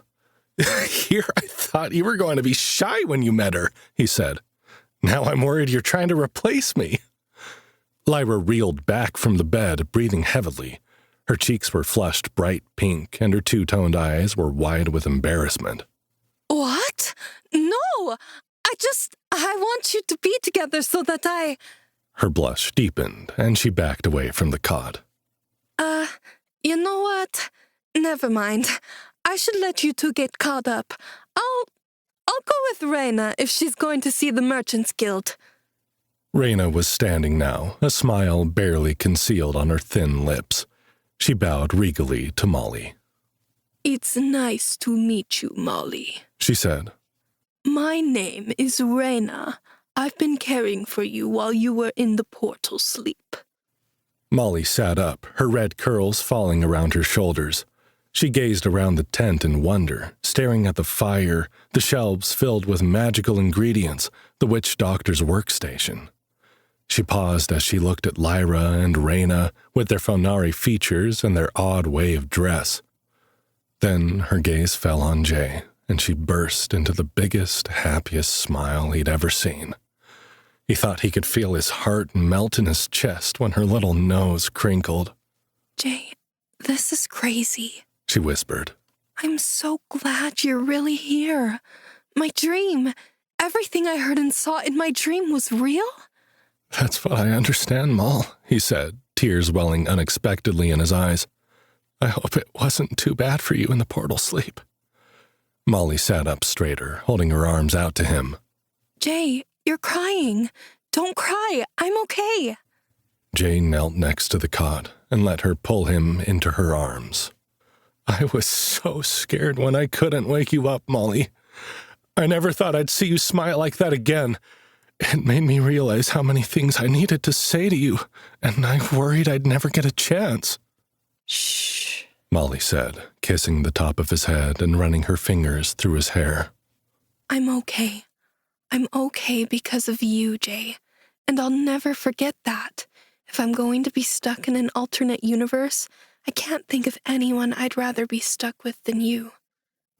Lyra cleared her throat awkwardly, and Reyna made her way toward the tent door. We'll leave you two alone for a bit, the fox girl mumbled as Reyna flashed her long, sharp-toothed grin. Thanks, Lyra, Jay said, moving to sit next to Molly on the cot. Wait, Molly said, glancing between the two of them. Lyra, you should stay with us too. No, Lyra said, flattening her ears. I think Jay wants to talk to you alone. I don't want to... Molly blushed so deeply that even her freckles changed color. Please? She said. I know what he wants to talk about. There are things I need to say too, but I want to talk to you too. Reyna bowed once more and ducked out of the tent, letting the door close behind her with a swish. Lyra glanced at the door as if it had become an impenetrable force field. She sidestepped so that she wasn't standing right in front of the door, but didn't come any closer into the room. Okay, you two go first. I'll wait. And I won't listen, I swear. Molly looked like she wanted to protest further, to invite the fox girl closer, but Jay wasn't sure he wanted an audience for the conversation they were about to have. He said, "Thank you, Lyra." Molly sighed and turned back to him. She took his face between her hands and gazed at him for a long time, her sea-blue eyes searching for something that Jay hoped she would find. His heart beat so loud in his chest, he was certain that she could hear it. He felt more nervous than when he'd been fighting for his life in the dungeon. When she didn't say anything, Jay couldn't handle the tension anymore. "Molly, there's something I need to tell you," he said. "Something I thought you knew, but maybe I should have said it out loud. I love you, Jay," she said, speaking at the same time as him, their words overlapping like the layers in a perfect cake. I always have. "I love you too," he said, his mouth going dry. "You're my best friend, Molly, but it's not just that. I'm in love with you." I know, she said. Me too. I've been in love with you since we were 8 years old and you taught me how to tie my shoelaces. Jay laughed. "That was nothing. You always hated those Velcro shoes your mom made you wear." No one has ever taken the time to teach me anything like that, Jay. She whispered. Mom never had time for me. Or, if she did, my stepdad would give her shit for coddling me. I wanted so badly to learn, but I didn't have anyone to show me until you came around. Molly pulled his face to hers, kissing him the way she had when they were 16, with all the awkward teenage passion still there, rekindling every emotion he'd ever had for her and banishing every doubt. When she finally broke away, he searched for her face for some kind of answer. "Molly, what happened?" he asked. "Why have we never talked about this?" Tears formed in Molly's eyes, and she bit her lip, glancing over her shoulder at Lyra, who stood against the wall of the tent, looking like she'd rather be just about anywhere else. "Because I wasn't ready," she said, her voice shaking. I'm still not ready. I've been so scared, Jay. Growing up, Mom and Barry would fight all the time. Mom was always drunk, and he'd get mad. But it wasn't just that. He'd hit her. Me and Mom never really got along, but I loved her. I didn't want to see her get hurt. Barry knew that, and anytime I did something he didn't like, he'd take it out on her, and Molly sucked in a shuddering breath and burst into a sob deeper than anything he'd ever heard from her. "Shit, Moll, I didn't know that. Why didn't I know that?" Jay's heart broke. He'd known Barry was a jerk, but he hadn't had any idea it was like that. Guilt flooded through him as he remembered Molly's stepdad glaring at him through the window the last time they'd shared a kiss. He should have known something was up, but he was too caught up in his own head, thinking it was some problem of his that he'd never even asked. "Please don't blame yourself, Jay." Molly squeezed her eyes shut tight. "I'm going to tell you this because I need you to understand, but there was nothing you could have done. He was crazy, Jay. When he caught me kissing you, he threatened to kill her. I didn't know what to do. Part of me knew he was just a bully. It was just a threat, but I couldn't be sure. I was scared if I told you he'd go after you too. He used to brag about all the guys he knew on the police force, how he could get away with anything he wanted. He said no one would believe me if I told them what he was doing." Her words came out in a rush, like she'd been holding them in for so long that now that she'd started, she couldn't stop until it was all out in the open. Jay waited for her to finish, his heart aching, wishing he knew what to say, and knowing nothing would be enough. "Molly," he said, taking her hands. "Molly, listen to me. He's dead. Barry died years ago. I went with you to his funeral. Now I wish I'd helped him get there a little faster. But he can't hurt you anymore." "I know, Jay." Molly sniffed, letting out a tiny laugh. "It's so stupid. And that's one of the reasons I never felt I could talk about it. It doesn't make sense. When he died, I thought I'd finally be free of that fear. Mom packed up and moved to the freaking Bahamas and is living the rest of her life getting sunburned and drinking pina coladas. If she can be free, I should be able to too, right? But it's like every time I think I might be okay, I turn into that little girl again. I get scared, I shut down, and Jay, I love you more than I have ever been able to say, but I'm not ready." Jay pulled Molly against his chest, letting her cry, feeling a storm of emotions brewing inside him that had nowhere to go. "Take all the time you need. Even if you're never ready, I'll be here for you." "I know," Molly said, sniffling again. "I know. The reason I'm telling you all this is because for the first time in my life, I feel like I'm going to be ready soon." "It's not a rush," he said. "I'm not going anywhere, Molly." She pulled back, putting her hands on his shoulders and staring into his eyes. "You don't understand," she said, shaking her head and smiling suddenly. "Jay, something happened to me when I was in that portal sleep. Something changed. Raina talked to me a lot when I was unconscious. She said that people often undergo challenges when they get stuck in the dream state. That happened to me. I saw all these things from my past and how I could have done things differently." Molly, what happened isn't your fault, Jay said. You know that, right? Yes. She said. It didn't make me feel like it was. It made me feel empowered. It showed me the strength I have inside that had been there all along and how powerful it can be if I use it. Does that make sense? I think it helped me to start to process all of this. I don't want you to be sad, okay? I'm not sad anymore. I feel like whatever damage Barry did to me when I was a kid is starting to heal, finally, after all these years. Do you see? Jay shook his head, thinking of the strange symbiosis he had with the dungeon and wondering if it was connected somehow. Maybe? Listen, she said, looking up at Lyra and motioning the fox girl over to the bed. Raina told me other things, too. Lyra reluctantly came to stand by the bed, and Molly grabbed her hand, pulling her down to sit on her other side. The cot groaned under the weight of the three of them, and Molly laughed. What did she tell you? Lyra asked, cocking her head sideways. Jay would have expected her ears to be flattened to her head like they did when she was embarrassed, but the fox girl looked curious more than anything. She told me how her husband, that Runolf guy, had 3 wives besides her. Molly said. How strong delvers often have more than one partner. And I think that might be a good thing for you, Jay. For us, I mean.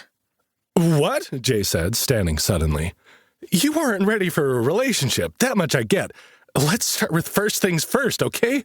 It's a big step from no relationship to multiple girlfriends or wives.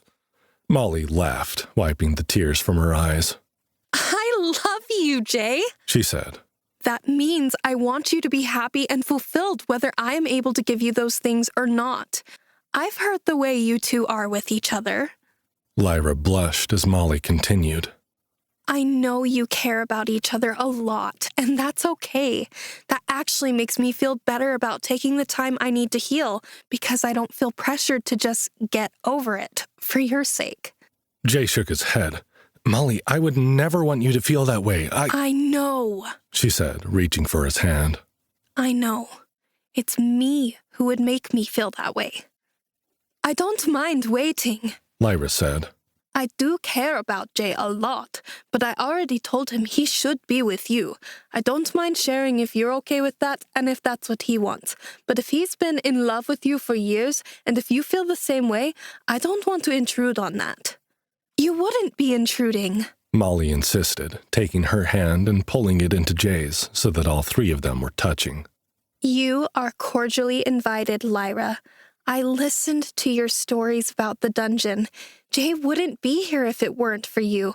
So, in a way, I owe it to you that we've been able to have this conversation at all. I have some things to work through, and I think delving might help me to do that. So I would like to join your party if you really want me to. And Jay, if you want to be with Lyra, I want you to have that. When I'm ready, I'll join you too. I'm sure we can make it work if that's what you want.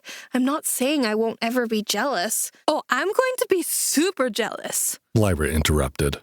You two have known each other forever, and you have all these curves and those boobs and the adorable freckles. Molly, I was jealous of you even when you were unconscious, but I'll deal with it. Molly grinned, wrinkling her nose.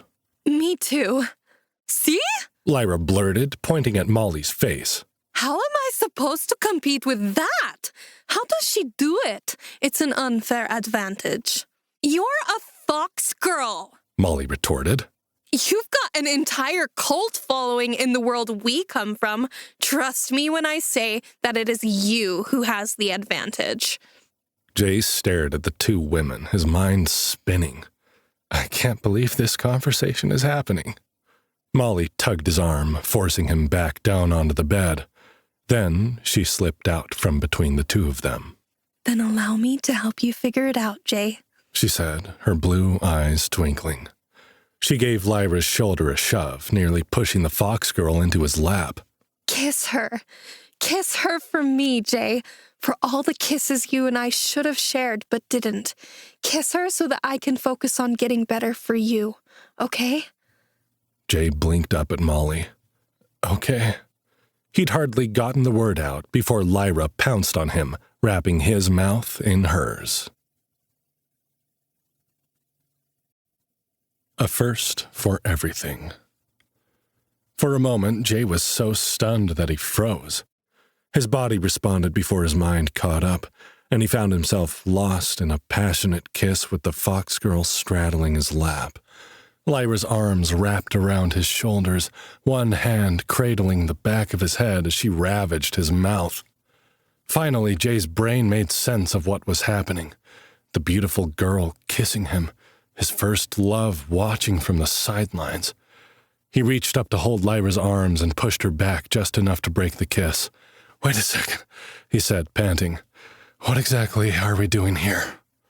Molly's cheeks were flushed, her lips wet and parted, as if watching Lyra kiss him was turning her on too. She said, "What do you want to do?" Lyra bucked her hips, grinding herself into his rock-hard erection. "Feels to me like he wants to do more than kiss." "That's not fair," Jay protested. "I'm not going to lie and tell you I'm not into this. But I'm not going to do something in the heat of the moment that we're all going to regret once the fire burns out, okay?" "The only thing I regret," Molly said, "is that it has taken us this long to talk about everything. Jay, I know you've been with other women. I've never been upset with you for that. You probably thought my lack of a reaction to your hookups was apathy, but it wasn't.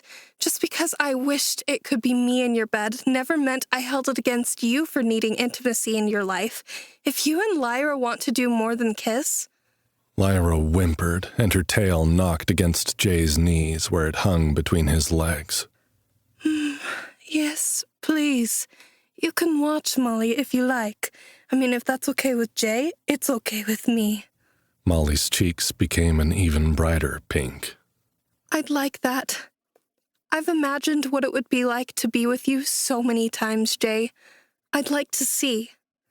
Jay swallowed hard. The ardent desire in both of the women's expressions was increasingly difficult to ignore. "Promise me this isn't going to mess anything up between us," he said, looking at Molly first and then at Lyra. "Both of you. I need you to promise that this is something we can work through. I'd rather not have either of you than to ruin my friendship with one or both of you." Lyra's thighs tightened as they squeezed the outsides of his legs. "Jay, this is normal for the finale," she said. "I promise it won't be a problem." Molly nodded, kneeling next to the bed like she was about to say her prayers, looking like a girl who had a lot of sinful thoughts to seek forgiveness for. "Jay, I promise. If you want her, I want you to have her. Someday, when I'm ready, I want you to have me too. Please." Jay picked Lyra up from his lap and set her on the cot. He stood, covering his face with his hands and rubbing fiercely, trying to wake himself up if this was a dream. He paced to the other side of the tent and then back again. When he didn't wake up, and both Molly and Lyra were still watching him with those flushed, glassy-eyed expressions, he sighed in defeat. "Well, I'd have to be fucking crazy to say no to this," he said. "So, I guess we're doing this." The firelight flickered off the girls' faces as they glanced at each other with expectant looks. The fox girl's ears flicked to attention. She grinned at Molly. Molly grinned back and nodded. "Quick!" Lyra shouted, launching off the cot toward him. "Get him out of those clothes before he changes his mind!" Molly laughed breathlessly and followed her.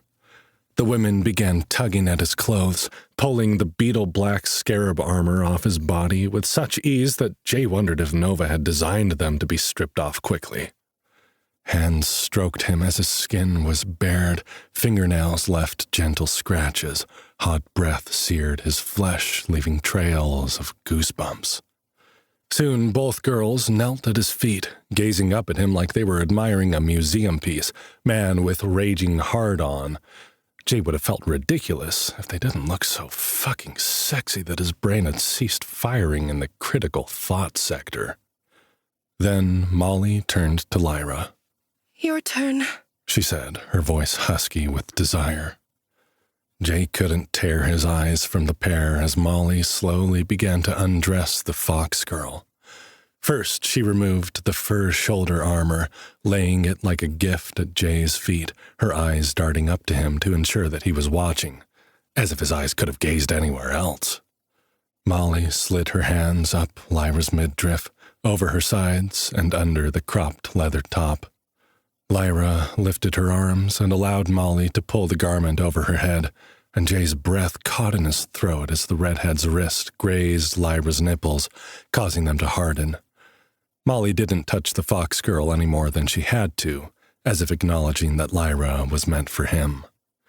Though Jay had admired Lyra's naked form before, having her presented to him in this way felt intensely more erotic.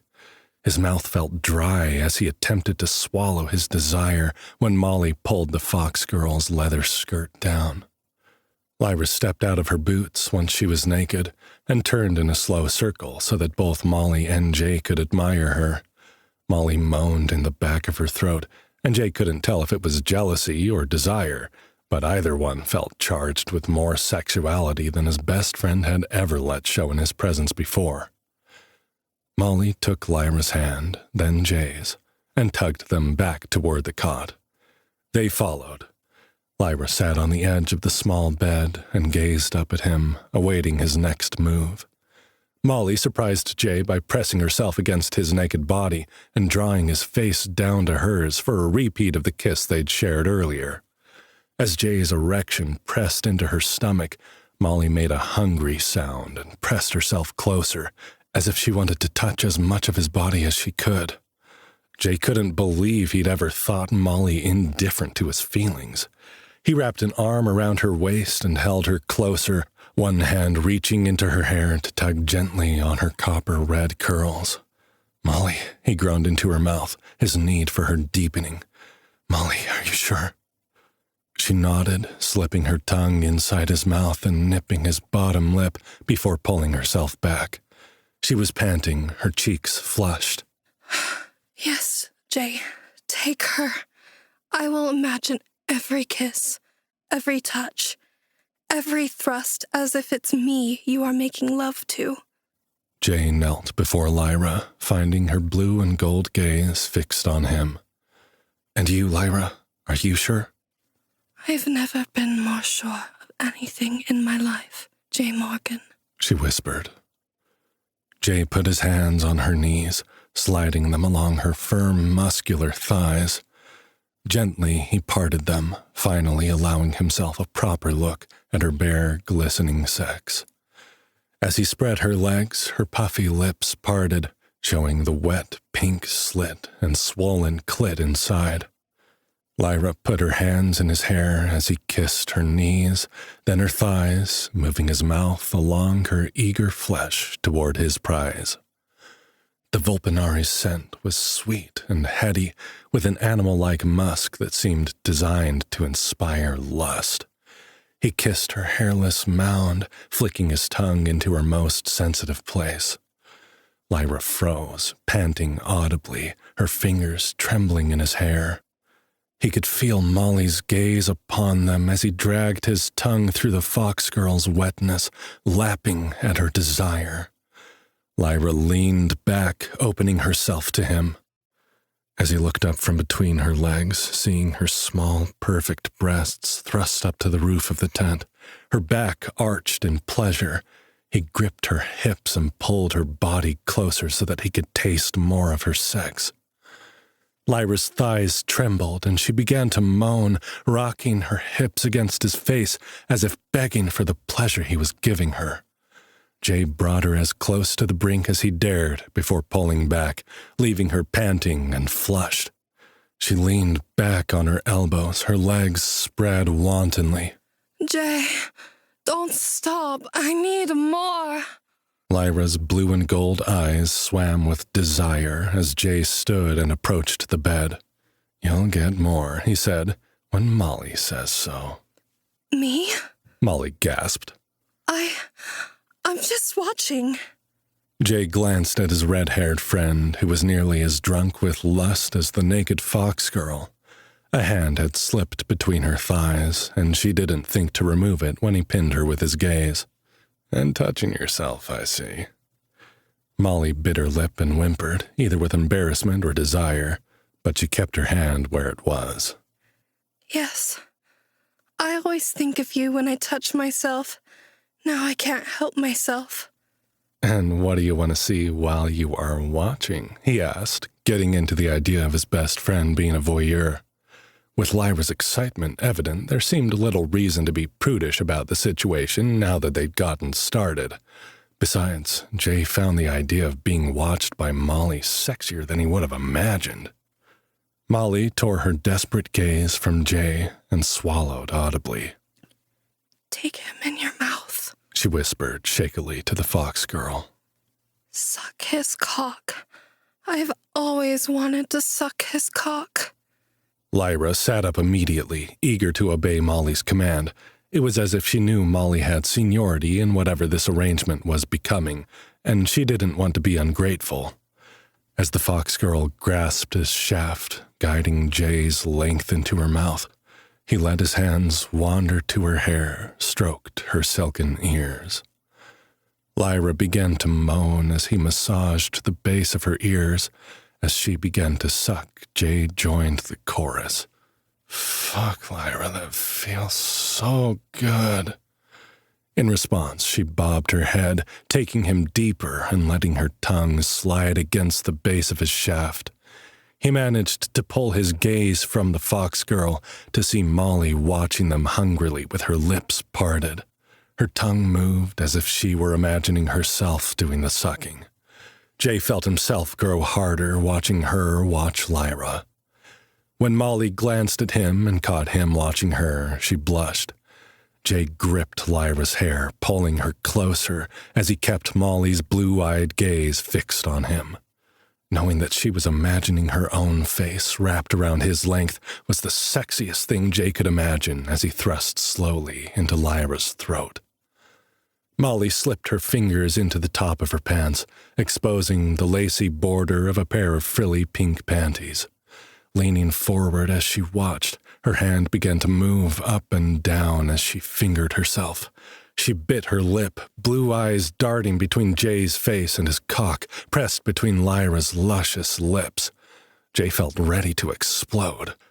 "I'm gonna come in her mouth if you don't ask me to stop," Jay panted, his eyes locked on Molly's self-pleasuring hand. "Oh, God, yes." Molly groaned, her finger moving faster. Then, as if struck with sudden indecision, she blurted out, No, wait. Not yet. Jay, you have to fuck her.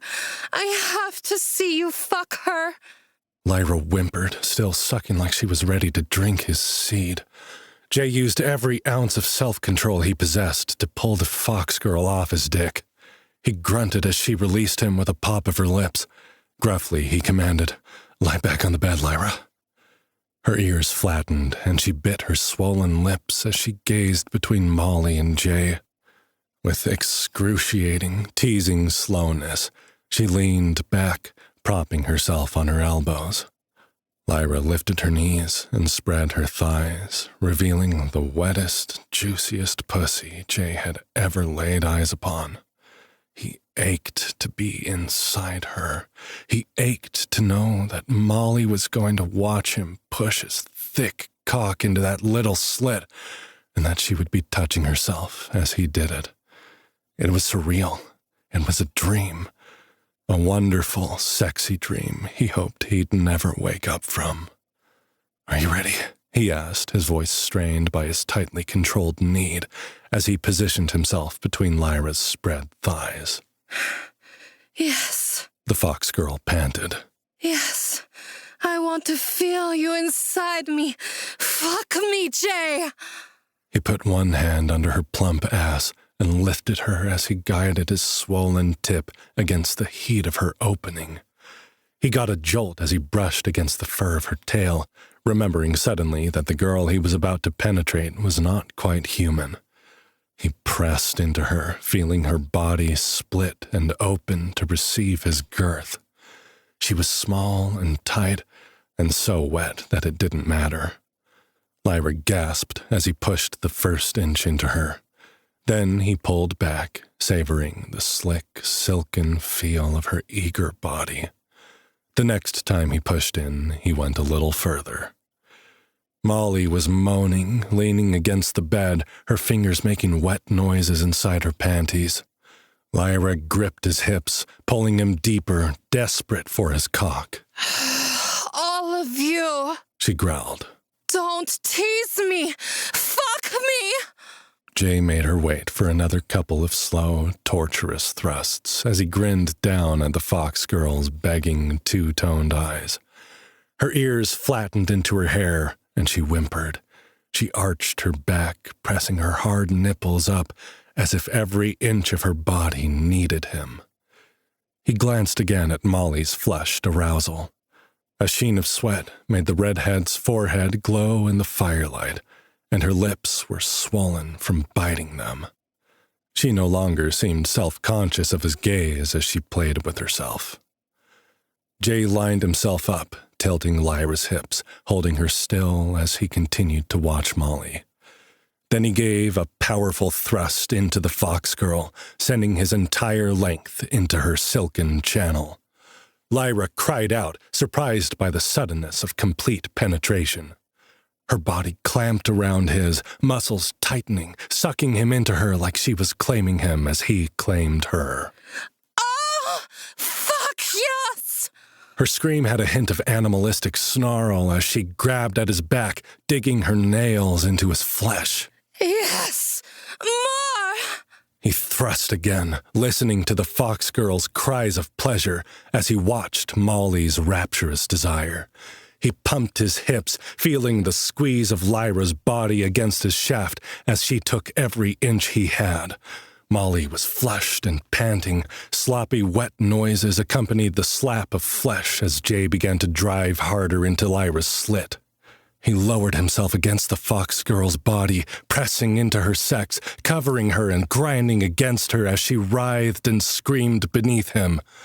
Lyra came first, bucking her hips up to meet him, shoving her sensitive clit against his stomach as she wrapped her legs around his waist, clinging to him as she cried his name. Oh, fuck, Jay! Molly moaned, her fingers flicking rapidly. Come inside her now. Oh, God, please. I need it. I'm so close. Jay, barely keeping the tide of his climax at bay, released his control, hammering his hips into the fox girl's twitching, pulsing pussy.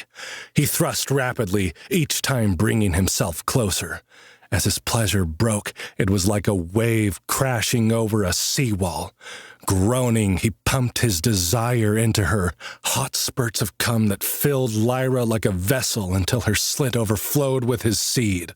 "Oh, God!" Jay gasped, hit with another wave, his eyes still fixed on his best friend, who was lost in her own pleasure. "Molly, come for me. It's so fucking hot." Molly cried out, collapsing against the side of the cot, as if she'd only been waiting for his command. Jay pulled out of the fox girl's channel just in time to release another final rope of cum that splashed over her bare mound and up her belly, leaving a sticky white trail on Lyra's sweaty, glistening skin. Jay. Lyra moaned, scooping up the semen with her fingers and bringing them to her mouth. You taste incredible. Jay dropped himself down on top of her, nuzzling the side of her neck and leaving nipping kisses along her throat and over her collarbones and down to her pert, teasing nipples. Lyra giggled and squirmed beneath him. Jay laughed, pinning her to the mattress. "Don't squirm so much, or I might have to do that again." Promise? Lyra asked, her blue and gold eyes half-lidded with warm, sleepy desire. Jay looked up at Molly, who was leaning against the cot, watching them with a small smile on her full lips. "You okay, Moll?" he asked, suddenly worried about all of the things he'd forgotten about in the moment. "You want to come up here with us?" Molly's smile stretched wider. I don't know if the cot will hold all three of us. "If we break it, I'll buy Raina another one," Jay said, picking Lyra up and rolling her over his side. He laid down in the middle of the narrow cot, one arm holding the fox girl's naked body next to his. His other arm reached for his beautiful, copper-haired best friend. "Come here, Molly, please." Molly stood shakily, her clothes slightly askew. Then she lowered herself onto the cot, which groaned beneath the weight of the three lovers. But it held. She lay down on Jay's other side, her head on his chest, her hand on his stomach. Lyra flipped one leg over his, staking her claim. Molly giggled and did the same. He could feel both of their hearts and his own beating in a steady rhythm. "Thank you, Molly," Lyra whispered. "He's wonderful. He is, isn't he?" Molly said, kissing Jay's chest. "Thank you for letting me be a part of it." Jay squeezed them both, at a loss for words. He kissed the fox girl between her silken ears, his left hand stroking the curve of her ass and the fluffy base of her tail. Lyra was so fresh and new and different. She inspired all kinds of thoughts of adventure, sexual and otherwise. Then he kissed Molly, whose soft herbal scent and copper-red curls were as familiar to him as his own hands. She felt safe, like home, like somewhere he would always be comfortable.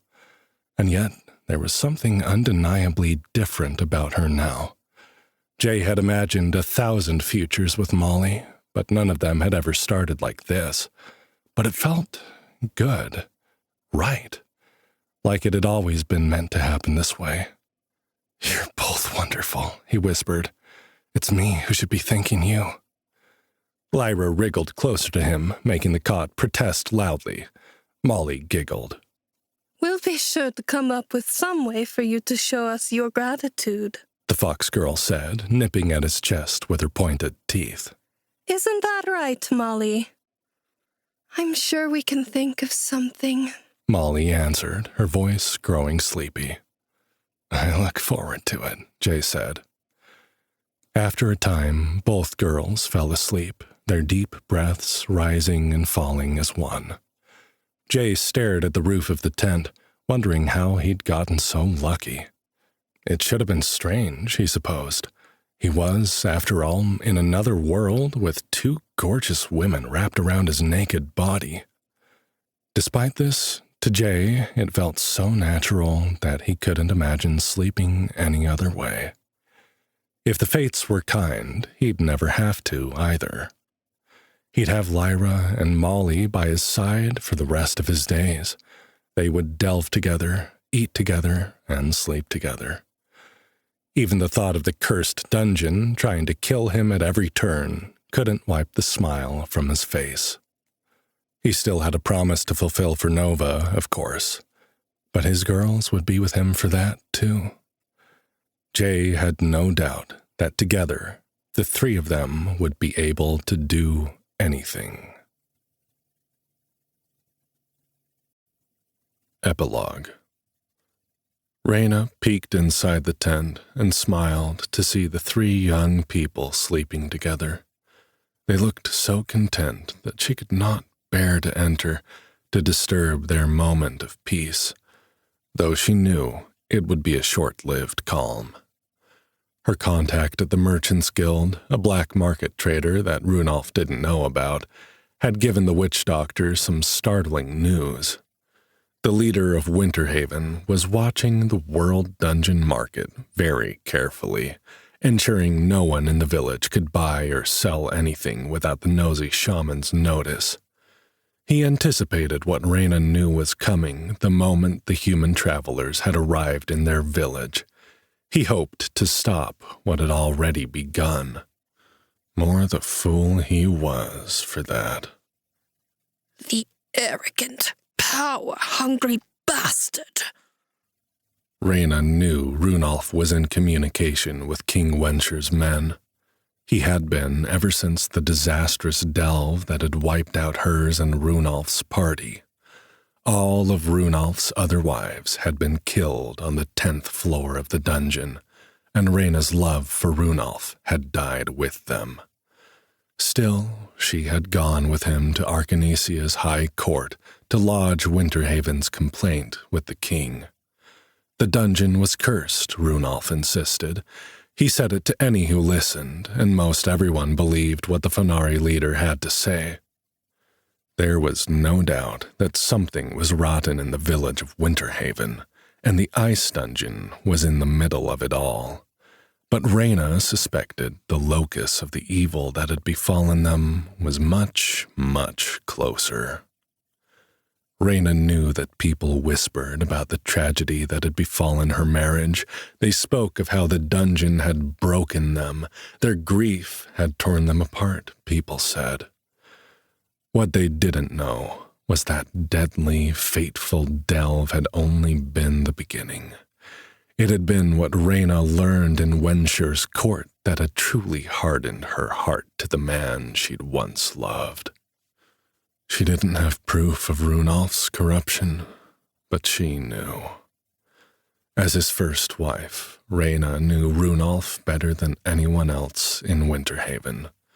She knew when he began to change, and she'd known enough to hide her suspicions, unlike his other wives, those sadly lost to the cursed dungeon. Tears pricked Reyna's eyes as she watched Jay with his women, sleeping peacefully without a care in their hearts, not knowing the tragedy that threatened to befall the community that relied on the ice dungeon. Somehow, Jay Morgan was at the center of it all, not the cause of their troubles, but perhaps Reyna dared, for just a moment, to let herself believe. Perhaps he would be their retribution. She had given up her place beside Winterhaven's leader, but she was not powerless. Reyna had allies and contacts that Runolf, for all his snooping and spying on their people, had yet to discover. She was prepared to do whatever it took to help Jay and his women when the time came. As the old wolf woman closed the tent flap behind her, slipping into the cold night air, she felt a shiver pass over her head that had nothing to do with the tundra winds. Change was coming to Winterhaven. Change was coming, far swifter than any yet realized. Continued in Arcane Arctic 2, coming June 2024. Please enjoy a sample of the Royal Guard Publishing title, Game of Castles, written by Marcus Sloss and performed by Christian J. Gilliland and Raya Kane today. Chapter 1. 10,000 feet above Corpus Christi. Bon voyage. Wind whipped across my face, gushing in from the airplane's open door. The skydiving wasn't new to me, but this time a tingling sensation coursed through every fiber of my being. Either the burrito from lunch wasn't cooked right, or my sixth sense for danger desperately wanted to warn me. Adam, you look a bit green! Janice shouted with a teasing grin. Her blue eyes sparkled with excitement, helping ease whatever bothered me. I could see her hunger to reach the bottom, and I definitely shared her enthusiasm. Whenever Janice invited me to jump out of a plane, it always came with a perk. The after-sex was legendary. I barely managed to smile in reply. Janice slapped me on the shoulder, leaping out of the plane with a shit-eating grin before I could reply. Long screams of joy were quickly drowned out by the howling wind and the engine's roar. I inhaled a deep breath, locked eyes with the jump instructor, and received a hesitant nod of approval. To me, life was meant to be celebrated, even when things went wrong. A rough childhood with a rotation of stepfathers didn't help. A bit of trouble with Johnny Law during my teenage years didn't change my desire to punch people. I had struggled to finish college, swapping into trade schools simply to have something. In hindsight, I had more regrets than fond memories, and yet I tried to always stay positive. And yeah, I had some successes. Most notably, I worked my ass off to build a plumbing business, and we had just landed a big contract. And to offset my failures, I enjoyed a good thrill as much as a sweaty romp in the sheets. An occasional bar fight, some deep-sea spearfishing, and skydiving kept the insane part of my brain in check so I could straighten out my life. So when Cameron pointed his head for me to jump a second time, I jumped. I loved the exhilaration of entering freefall, finding nothing else quite like it. However, that feeling of unease hit a level 20 in my mind until excessive amounts of sweat flowed out of every pore on my body. I quaked as something more sinister coursed through me. Even though I had a stomach of iron and a constitution of steel, the wave of sickness overpowered me. My desire to vomit never culminated into a projection, and against all my efforts, my vision darkened. Chapter 2. Location unknown. Orientation. I do enjoy the stubborn ones, A sultry voice whispered from above. I groaned awake, finding myself on a bed of soft grass inside a serene glen with white-barked trees surrounding me. Butterflies danced from flower to flower behind a gorgeous elven maiden who stole my breath with her beauty. She wore a sheer dress that hugged a curvy frame with plump nipples protruding with just the right amount of enticement. Of course, none of this made sense, so I blinked and then grinned at the distraction, not hating when I woke up near a solid 10. My ability to land girls at the bar, while somewhat legendary, normally didn't involve me blacking out. Shit! I remembered I should be skydiving. And not only that, my outfit changed to simple white robes with a leather belt around my waist. Either this vile witch killed me, or I was still in the air and having a very lucid dream. Where am I? I growled, scrambling to my feet. Easy, cowboy. You're safe. You encountered an issue with Greg, not me. Her haughty tone seemed playfully amused, catching me off guard. Greg? As in my business partner? The elf nodded in reply. He's hardly a problem, being such a pushover and all. I rudely snorted. Just ask his wife. You underestimated him. She swirled a hand forward until it rested palm up right in front of me. An image leaped to life like a hologram. I witnessed an overview recording of me and Greg having lunch before my plane ride. My business partner wasn't the kind of person who jumped out of perfectly good airplanes, and I remembered the lunch as mundane. We talked about the Kilson contract we'd secured a few weeks ago, and the tone was positive about how that extra money would change everything.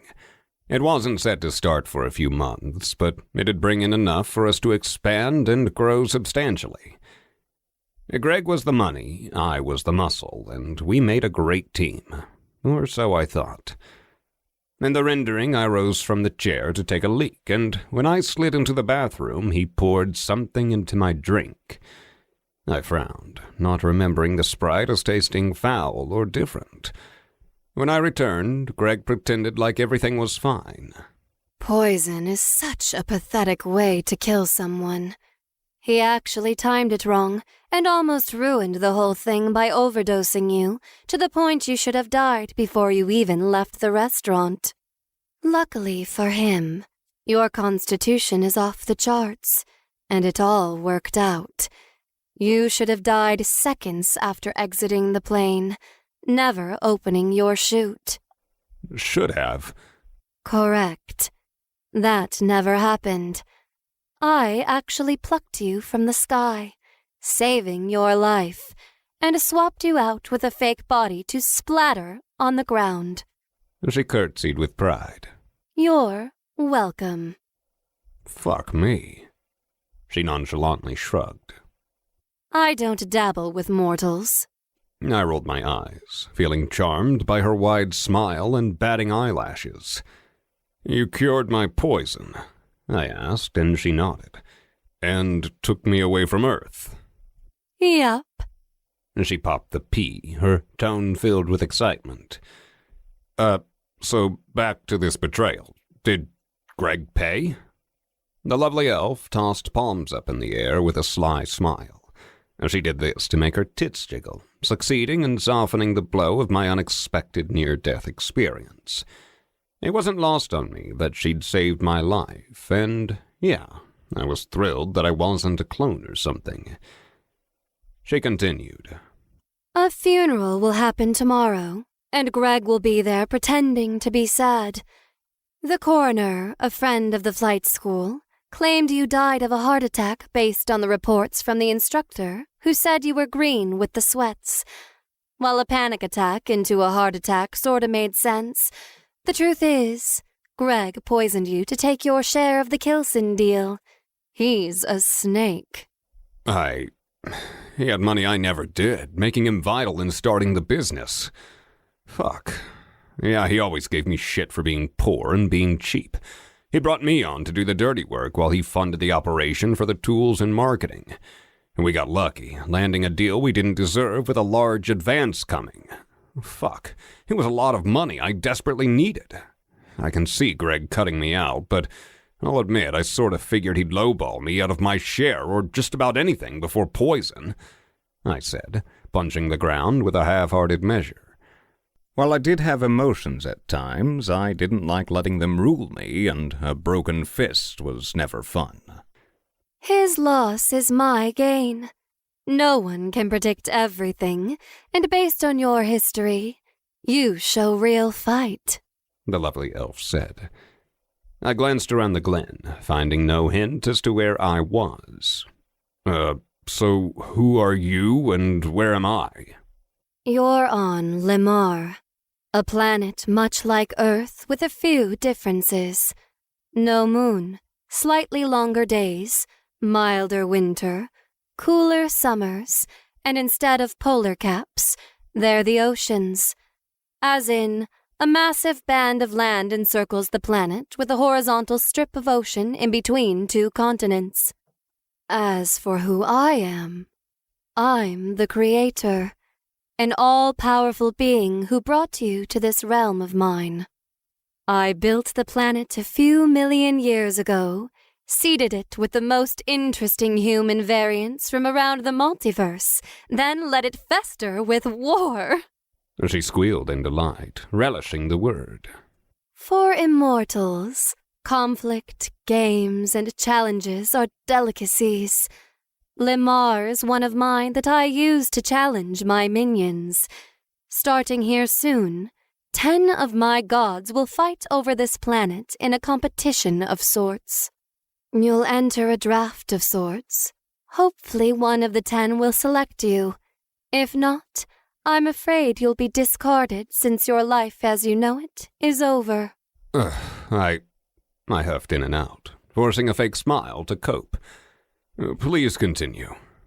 If selected, you'll receive a short overview with your god so you can understand what is about to happen. But basically, you're going to compete in the game of castles against other champions. Who the gods select is paramount, and this is a way of testing their abilities to read individuals.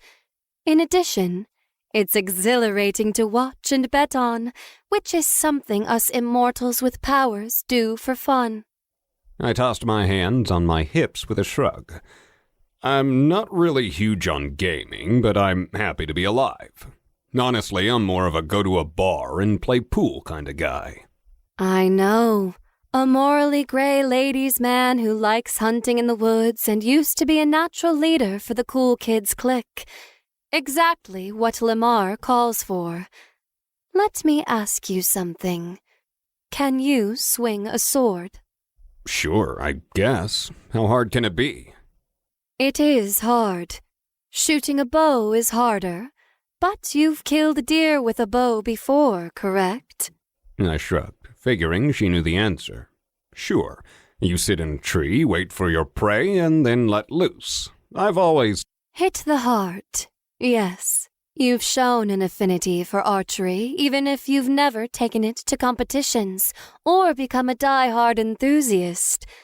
I say this because you will need to realize the cozy life on Earth is over. You'll become embroiled in danger, and it's good for me to set expectations. Nothing is given besides the basics. Everything is earned, the Creator said. I smiled. Hey, that's how my whole life has been. My life on Earth as I know it is over. You brought me to Lamar, and I have to work to make a life. Okay, I'm interested. What can you tell me? The god who picks you will brief you on the details, but I'll generalize briefly. When you kill stuff, nothing happens until you're out of combat. Once you're safe from danger, which requires going all the way to your base sometimes, you'll advance just as if life were a video game. The more you advance, the more of a superhuman you become. By level 10 in any attribute, you will essentially be a demigod. And yes, there's a cap. Once you hit 20 in a stat, it becomes a hard limiter. At that point, in strength, for example, your muscles can't physically get any bigger. Once you hit a cap, you can grind additional points that only make a marginal difference. Strength, for example, can get a surge bonus for a small boost of even more raw power. How are you tracking so far? I blinked a few times before jumping in an attempt to see more of the world. After a complete spin, I noted a few odd squirrel-type critters, and the butterflies were larger than on Earth. It seemed close to home, but definitely different, and the elven ears were legit. Decently, but like I said, not big on gaming. Ugh. Gaming isn't all that difficult, and this is simplified for the masses. Use your sword or bow to kill things. Don't die and grow an army out of a base. Make your god happy. This is real life with magic on a planet controlled by gods that I rule over. Lamar is wondrous or treacherous, depending on your experiences. Oh, and if you die, you die. The premise of Game of Castles is simple. Establish a base, rescue or recruit help, amass armies, exploit the environment for your people, and conquer your enemies. I held my palms outward. Okay, I'm listening, but not fully understanding. Don't die makes sense. Nothing is too crazy besides, I paused with a grimace. Everything is magic. I held up my palms. Get a home, build it up, and use magic. Is this a generated thingy? Procedurally, not preceded. But I understand. Yes and no. There's a lot to conquer already there. And yes, sometimes we generate threats to awaken the competition. However, we don't try to put 3 ogres in your path on your 7th mission. Instead, a festering ogre problem may prohibit your movement. It may never do anything of note, or it might attack a random outpost you wanted to absorb. Think of it in that sense instead of the controllers directly interfering. Lamar is ripe with challenges while having countless years of established lore and history. And yes, this is rushed a bit because no one wants to spectate 40 hours of you handling orientation. The planet is a cesspit of a place. A real degenerate's haven in some areas, while a bastion of hope in others. Part of why I picked you is because you're an unknown. Maybe good, maybe evil. Makes the selection process that much more interesting. What do you mean by a cesspit of a place? I asked. Oh, you know. In many regions, it's about as grim dark of a world as it gets. I raised an eyebrow at this. Fine. You're a big boy. Evil abounds. Civilized society is topped down with brutal wars over constant territory disputes. Outside the cities, monsters use the fairer races as slaves with rape, torture, mutilation, food, and worse. Either you blend in, or create a bastion of hope, or become a monster of the monsters. I frowned. Right. Kill bad things, get rewards. Some bad things are really bad. However, I have one final thing to tell you before I send you to God selection. This is not Earth, and while there are many champions, each of them will stand out to other champions, and to regular people through your feats as well as gains. You'll never know true peace or tranquility. While we call it the game of castles, there is no cozy castle building. You will be on campaigns and in fights far more than you will ever be behind a castle. If you accept this, state your name, and you go to selection. I puffed out my cheeks before releasing a long exhale. I, Adam Clear, agree to go to Lamar to compete in a brutal world. Or is it on? On. Wonderful. And with that, I hope you don't get Kirgo. He hates humans. The Creator said, blasting with a blinding light until I knew no more. Chapter 3. Woodrift Empire. Selected. Fingers snapped in front of my face, stirring me from a peaceful slumber. I yawned awake with a refreshing stretch. My body felt limber, light, and... Whoa, I muttered, immediately noticing that I'd lost some muscle. What the fuck? Oi, you with me? A handsome man said. Sure, his nose was long, his ears were pointy, and his skin was a tinge of purple, but he reminded me of that Bradley Cooper actor. And yeah, I super wasn't into dudes, but his charisma and charming smile ruined my anger a bit. Plus, he lacked the warts or boils associated with the mythical race. Yeah, definitely very human-like, to the point I only grew more confused. I patted down my arms, then thighs. Where'd my muscles go? Part of the restart is to arrive as an average person on Lamar. From here, you will become something more than average, and that's an understatement. For now, you're 25, spry and lean. This will rapidly change with a few levels. And the Creator should have gone over this, he said, waving me from the bench I sat on to join him in a bustling city. A morning breeze joined a sun that cast down through scattered clouds with drifting trails of smoke. I glanced around to find myself with an odd glow while wearing the robes from the glen. Once again, I patted my leaner frame. While I worked out at the local gym before work, I wasn't a gym rat or anything. I enjoyed being fit as a single guy, and exercise left me feeling vibrant for the rest of the day, so I didn't expect to stay this week. The bench I sat on rested along a busy road where people walked to and fro in clumps. A stench of dung hung in the air, while side chatter contained a bit of a roar that bounced between merchant shops. After a quick scan over my shoulders, I learned I was in the middle of a stone city with thatched roofs, where no buildings went higher than a few stories. The people, which was a broad term for what I saw, were a mix of everything, but not like what the fantasy stories portrayed. For the vast majority of the residents of the town, they were human or a human variant.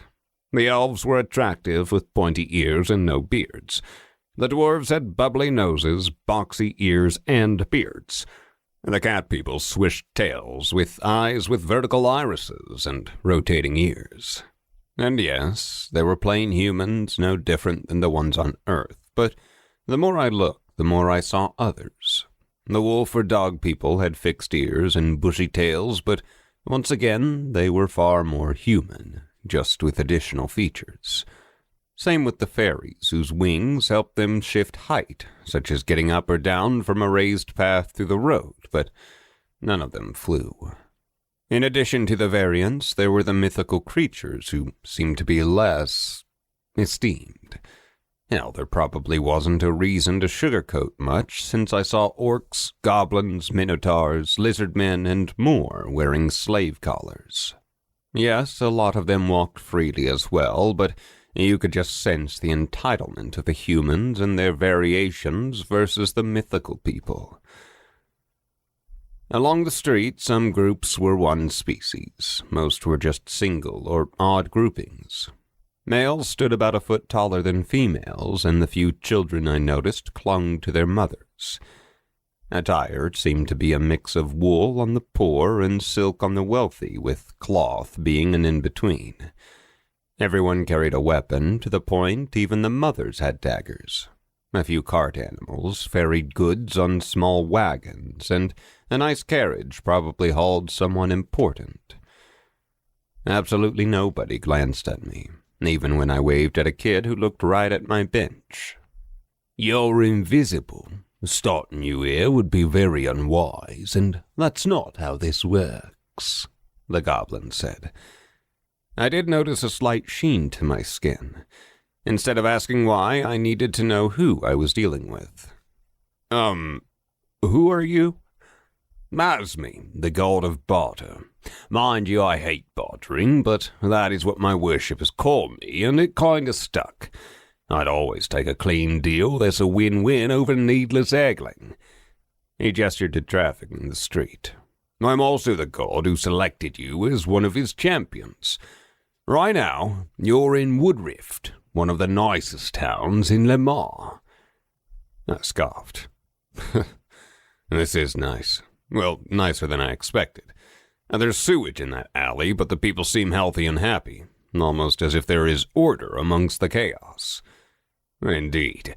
Those burly fellows with the fancy domats and padded cloaks are enforcers. Emperor Marvo is big on rules that only apply to his lands. If you get out of line, you rot in a cell for a few weeks or you hang. Then turn for the harsh but fair rule, and this city and this realm prosper." Asmi pointed to a pregnant mother with 2 happy kids in tow. "Yeah, they seem content, but..." I wagged a finger at a child who followed an elven mother with a father who swished a cattail. None of the kids looked like half-breeds. "The mother matters. Elven women birth elven babies. Who the father is only affects the looks, not what species is born. That is also why dwarves are a bit taller than Earth myths. Same with goblins being taller than you might assume, and why minotaurs are shorter. We normalize the species to allow better unity, even if clumps of similar groups form regardless. But that is basic stuff you can learn later. I have limited time, so please follow me." Asmi walked through a fearsome-looking man with wolf ears without any hesitation. I stepped through a group of elven women who held their heads down low to avoid eye contact with others. They chatted, seeming happy, but their diminished height and smaller frames meant they had to be mindful of others. "Patriarchy is the name of the game here. It is everything. No, and I'll use some Earth lingo since it's a favorite vacation spot of mine. The only species with larger females and males are the minotaurs, and they are big, passive babies who crave affection," Asmi said with a head-shaking scoff. "None of them know about this game of castles?" I asked, hopping over a pile of horse dung as if I needed to. Asmi chuckled, guiding us onto an elevated walking path in the middle of the road. Keep up. Yes, it's in their history, but from a forgotten time. And no, not like you will. You're special. There are legends of the game of castles from past competitions. Inside those legends will be tales of rising threats in the wilds, or areas outside civilized bastions like this city. Right now for them it's an average Tuesday, which, you get 7 days of the week, 12 months a year, 24 hours a day, plus or minus a few minutes. All of it is different than on Earth, but to keep your brain focused on where it needs to be, survival, the translation and integration provided by the Creator will make life on the Maw smooth. We shifted right at an intersection, passing a large water fountain the populace used to fill buckets with. Animals drank straight from the water that people hauled to their homes, and, my stomach turned a bit. An older mage with a long beard cast a swirling blue spell. He pulled thickening tendrils of water magic from the air, growing the creation. The crowd watched him, not nearly as enthralled as I was. A flaring vibrance glowed off the magic until it condensed in a large bubble. He shot the spell into the middle of the fountain, adding to the water and creating joy for the children. Magic comes in many forms, most of it relatable to natural elements. That was a master mage performing a master spell that would seem rather basic to a champion. For that mage, he spent decades to attain that level, never being able to cheat by killing wildlings in the woods or conquering dungeons of danger. Asmi said, leading us around the fountain to stop at a section of town that seemed to be the start of an industrial or service area. What magic do I have? I asked. We'll find out after orientation. Believe it or not, it's based on a dice roll that all champions are subject to. All right, here are 2 shops. 2 doors rested near a road that split them. The buildings were 2 stories tall, wide, and exceedingly long. On the left is a carpenter, and on the right is a stonemason. Follow me, Asmi said, walking through the wall instead of using the carpenter's door. Passing through a wall felt oddly satisfying and incredibly strange. On the inside of the shop's entrance, 3 waiting chairs faced a small shop. A homely dwarven woman stood behind the counter, showcasing furniture schematics for a werecat woman who wore a fancy summer dress. The floor was covered in a fine layer of sawdust, while a scent of freshly cut wood filled my nostrils. We passed through the counter and beyond a back wall, arriving in a long workshop. All sorts of tools and raw wood were neatly organized on the outskirts, while a team of crafters created products in the middle. A set of stairs led to a second floor with a small balcony area that had simple banisters. 6 children watched the workers from between railings while their mothers ensured they stayed out of trouble. This business is run by Uzak, that ugly orc right there. He pointed to an orc with gray and black hair who instructed an older elf how to finish an edge. Uzak was born a free orc who started crafting chairs in this very shop just like this little fellow, Asmi said, pointing to a young lad of about 12 years who had a mouse tail and ears. He inherited the shop legitimately after his boss failed to pay the local underlords their bribes. Uzak pays them, earning his place in the hierarchy of Lamar. To most he scrounges by, but he has open books and takes a small cut for his 5 wives. I scoffed. 5 wives? It was time for that. Successful men draw women to them on Lamar. It is a patriarchy at its finest. 2 of his wives are former slaves he bought and freed. They're happy, and Uzak works tirelessly to provide for his growing family. I brought you here to showcase that and more. Most young males join the military, marching off to war for their lords and dying on the field of battle.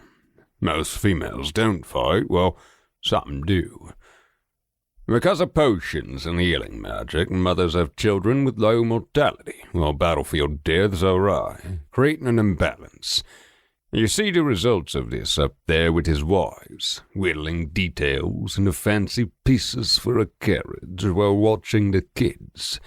Meanwhile, Uzak here is completing orders whilst his eldest daughter manages at the front desk.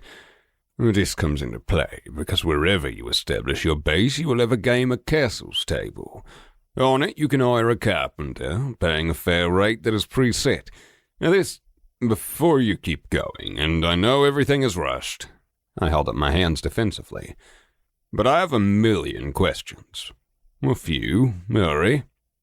What do I pay him with?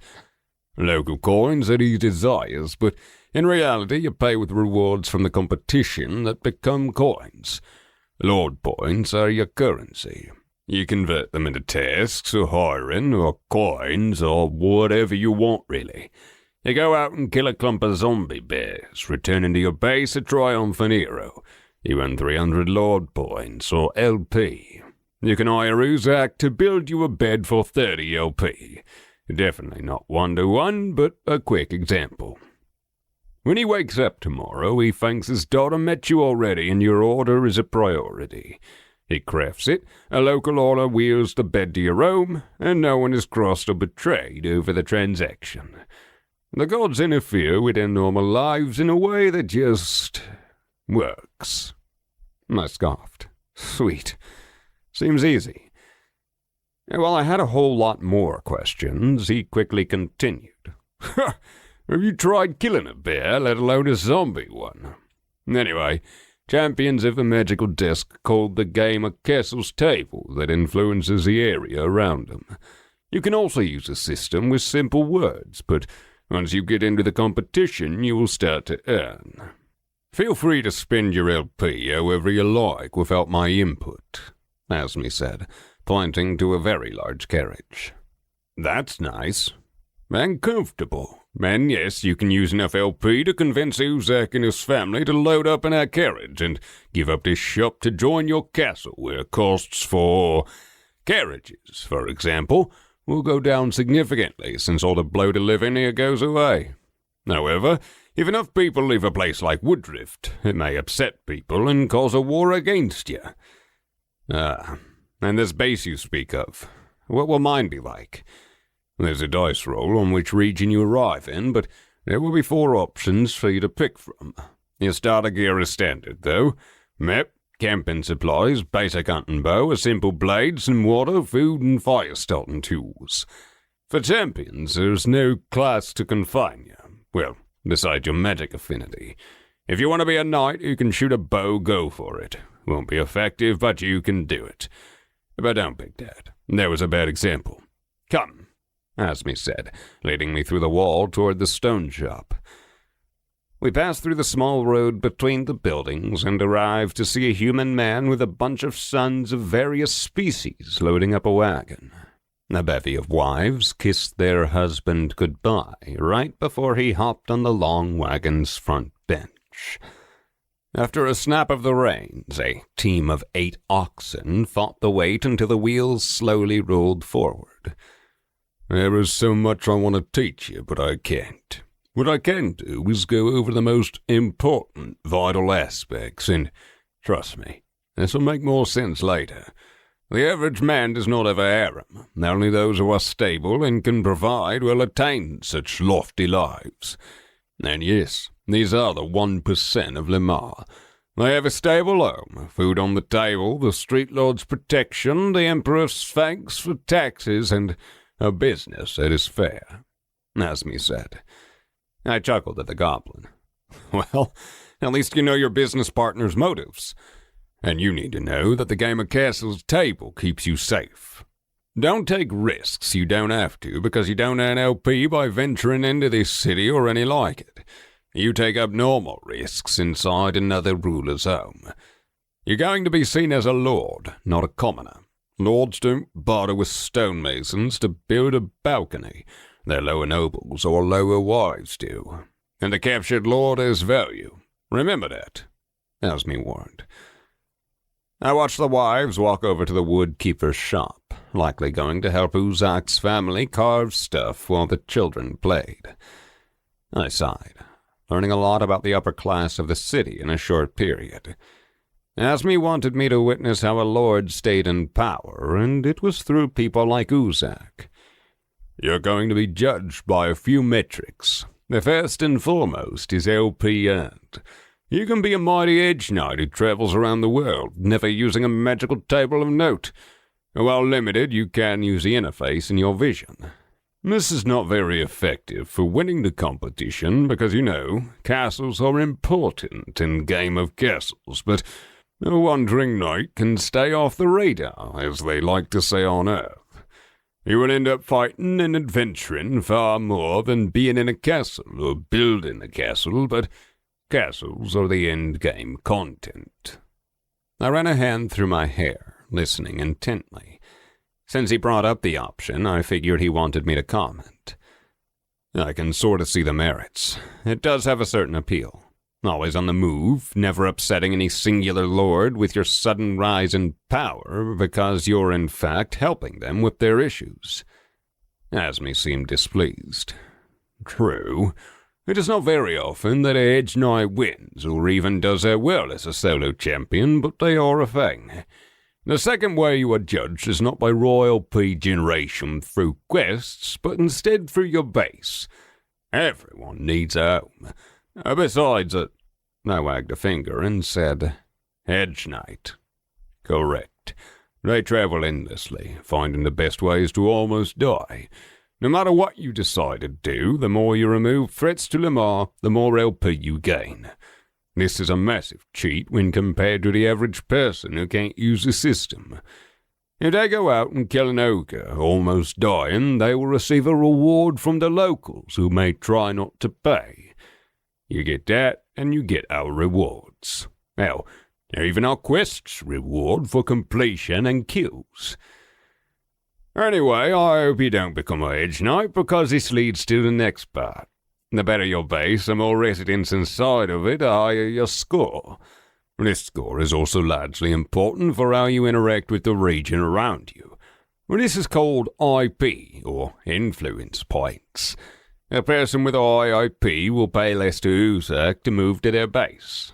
IP does not reward you directly with riches, but is more or less a way to receive discount acquisitions. It is also important to note, tracking IP is almost impossible because it is a subjective number to the locals. During your competition, your IP score will be a generic number, even though it is a case-by-case thing. Then there are MP, or military points. This is the size of your army multiplied by their gear, training, and organization ratings. The higher the MP and the higher the IP you have in our region, the cheaper new recruits or mercenaries become. Finally, there are FP, or family points. As you've seen, a strong male with a large family is normal. This goes beyond that. A lord with unhappy nobles will face rebellions, betrayals, and sabotage. In addition, a happy family unit is just as important. With that said, not everything is about being nice. Fear works just as well because loyalty is what matters. The higher your FP, the more secure your rule is, making it harder for enemies to attack you from the inside. I snorted a headshake, folding my arms. I hear you. Kill things, build a base, raise an army, and bind a family unit to me to rule over my gains. And remember, almost everything has value. On Earth, a deer's heart, eyes, and tongue are discarded. On Lamar, you use them for all sorts of potions while the hide makes boots, not some kid in China. Asmi burst into a roaring laughter that only I heard. His joke wasn't exactly funny, and I suspected child labor was far worse here than on Earth. Okay, and what's the motivation for me? Why should I care if you win, and when does this competition end? How many champions are there? Can an opposing god convince his clergy I am a threat? He flashed a charming smile that did little to help. 10 gods, 10 champions each. In no way, shape, or form can I try to connect you to your potential allies. You are all sort of zoned into sections anyway, and Amor is incredibly vast in landmass compared to Earth, in addition to slow travel. As for a crusade against you, absolutely. Assuming you acquire a castle, build it up, and amass an army, you will have a religion. Barter will be yours, the god of death who has a bunch of churches a few regions over and whose champion died to a worm, can whisper in his cleric's ears to call for a crusade against you. But he can't promise immortality or special favors to assassinate me. Basically, who is going to want to kill me, and why am I competing? Assume everyone. I won't go into our rules for the game of castles because it goes back to assuming you will be targeted by everyone beside your closest ally. As for compensation, well, you're alive when you shouldn't be. But the competition lasts for 100 years with 100 contestants, and only I get rewards for winning it. I couldn't help but rudely scoff. Seems unfair. His index finger shot up. But you do get something for competing. Immortality. You're 25 years old, but champions don't have to age. For every child you have and raise to the age of 3, you will stop aging for a year. Have 10 kids tomorrow, stay in your 20s for a decade. Asmi said with a sly grin. Wait, the hedge knight sucks then? I said, not everyone likes kids, but in theory he can have many kids on his travels. Drop the hedge knight thing. The goblin god sadly shook his head. I implore you. I rocked on my feet, eventually shrugging. Not sure why I can't just buy immortality with lord points, and yeah, I like having a home. Phew. There are 2 rules in nature, survival and reproduction. Prove you can do both. And with that, our time is up. When you spawn at your starting location, remember I had nothing to do with it. If you want to talk to me, use LP, or I may use some of my winnings to visit you, Asmi said, patting me on the shoulder. The world around me dimmed until I drifted off to a gentle sleep.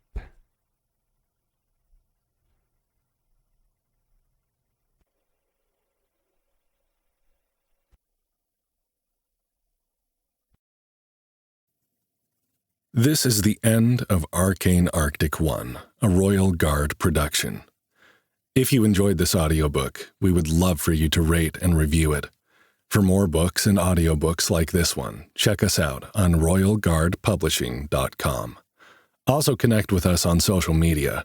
We are active on Facebook, TikTok, Twitter, Reddit, and Instagram. We can't wait to hear from you. You have been listening to Arcane Arctic 1, written by Peter North, performed by Evan Glasser and Renee Glasser. Text copyright 2024, Peter North. Production copyright 2024, Royal Guard Publishing LLC. All rights reserved.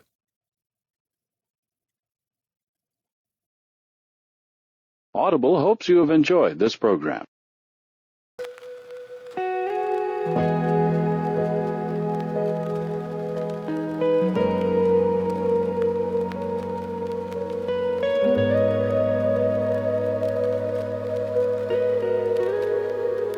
The city lights fade into the rearview glass. Empty roads and memories I cannot pass. I whisper your name to the midnight air. You were the one, but now you're not there. Rain on the window posts in my mind, driving in circles, trying to rewind. Under the moon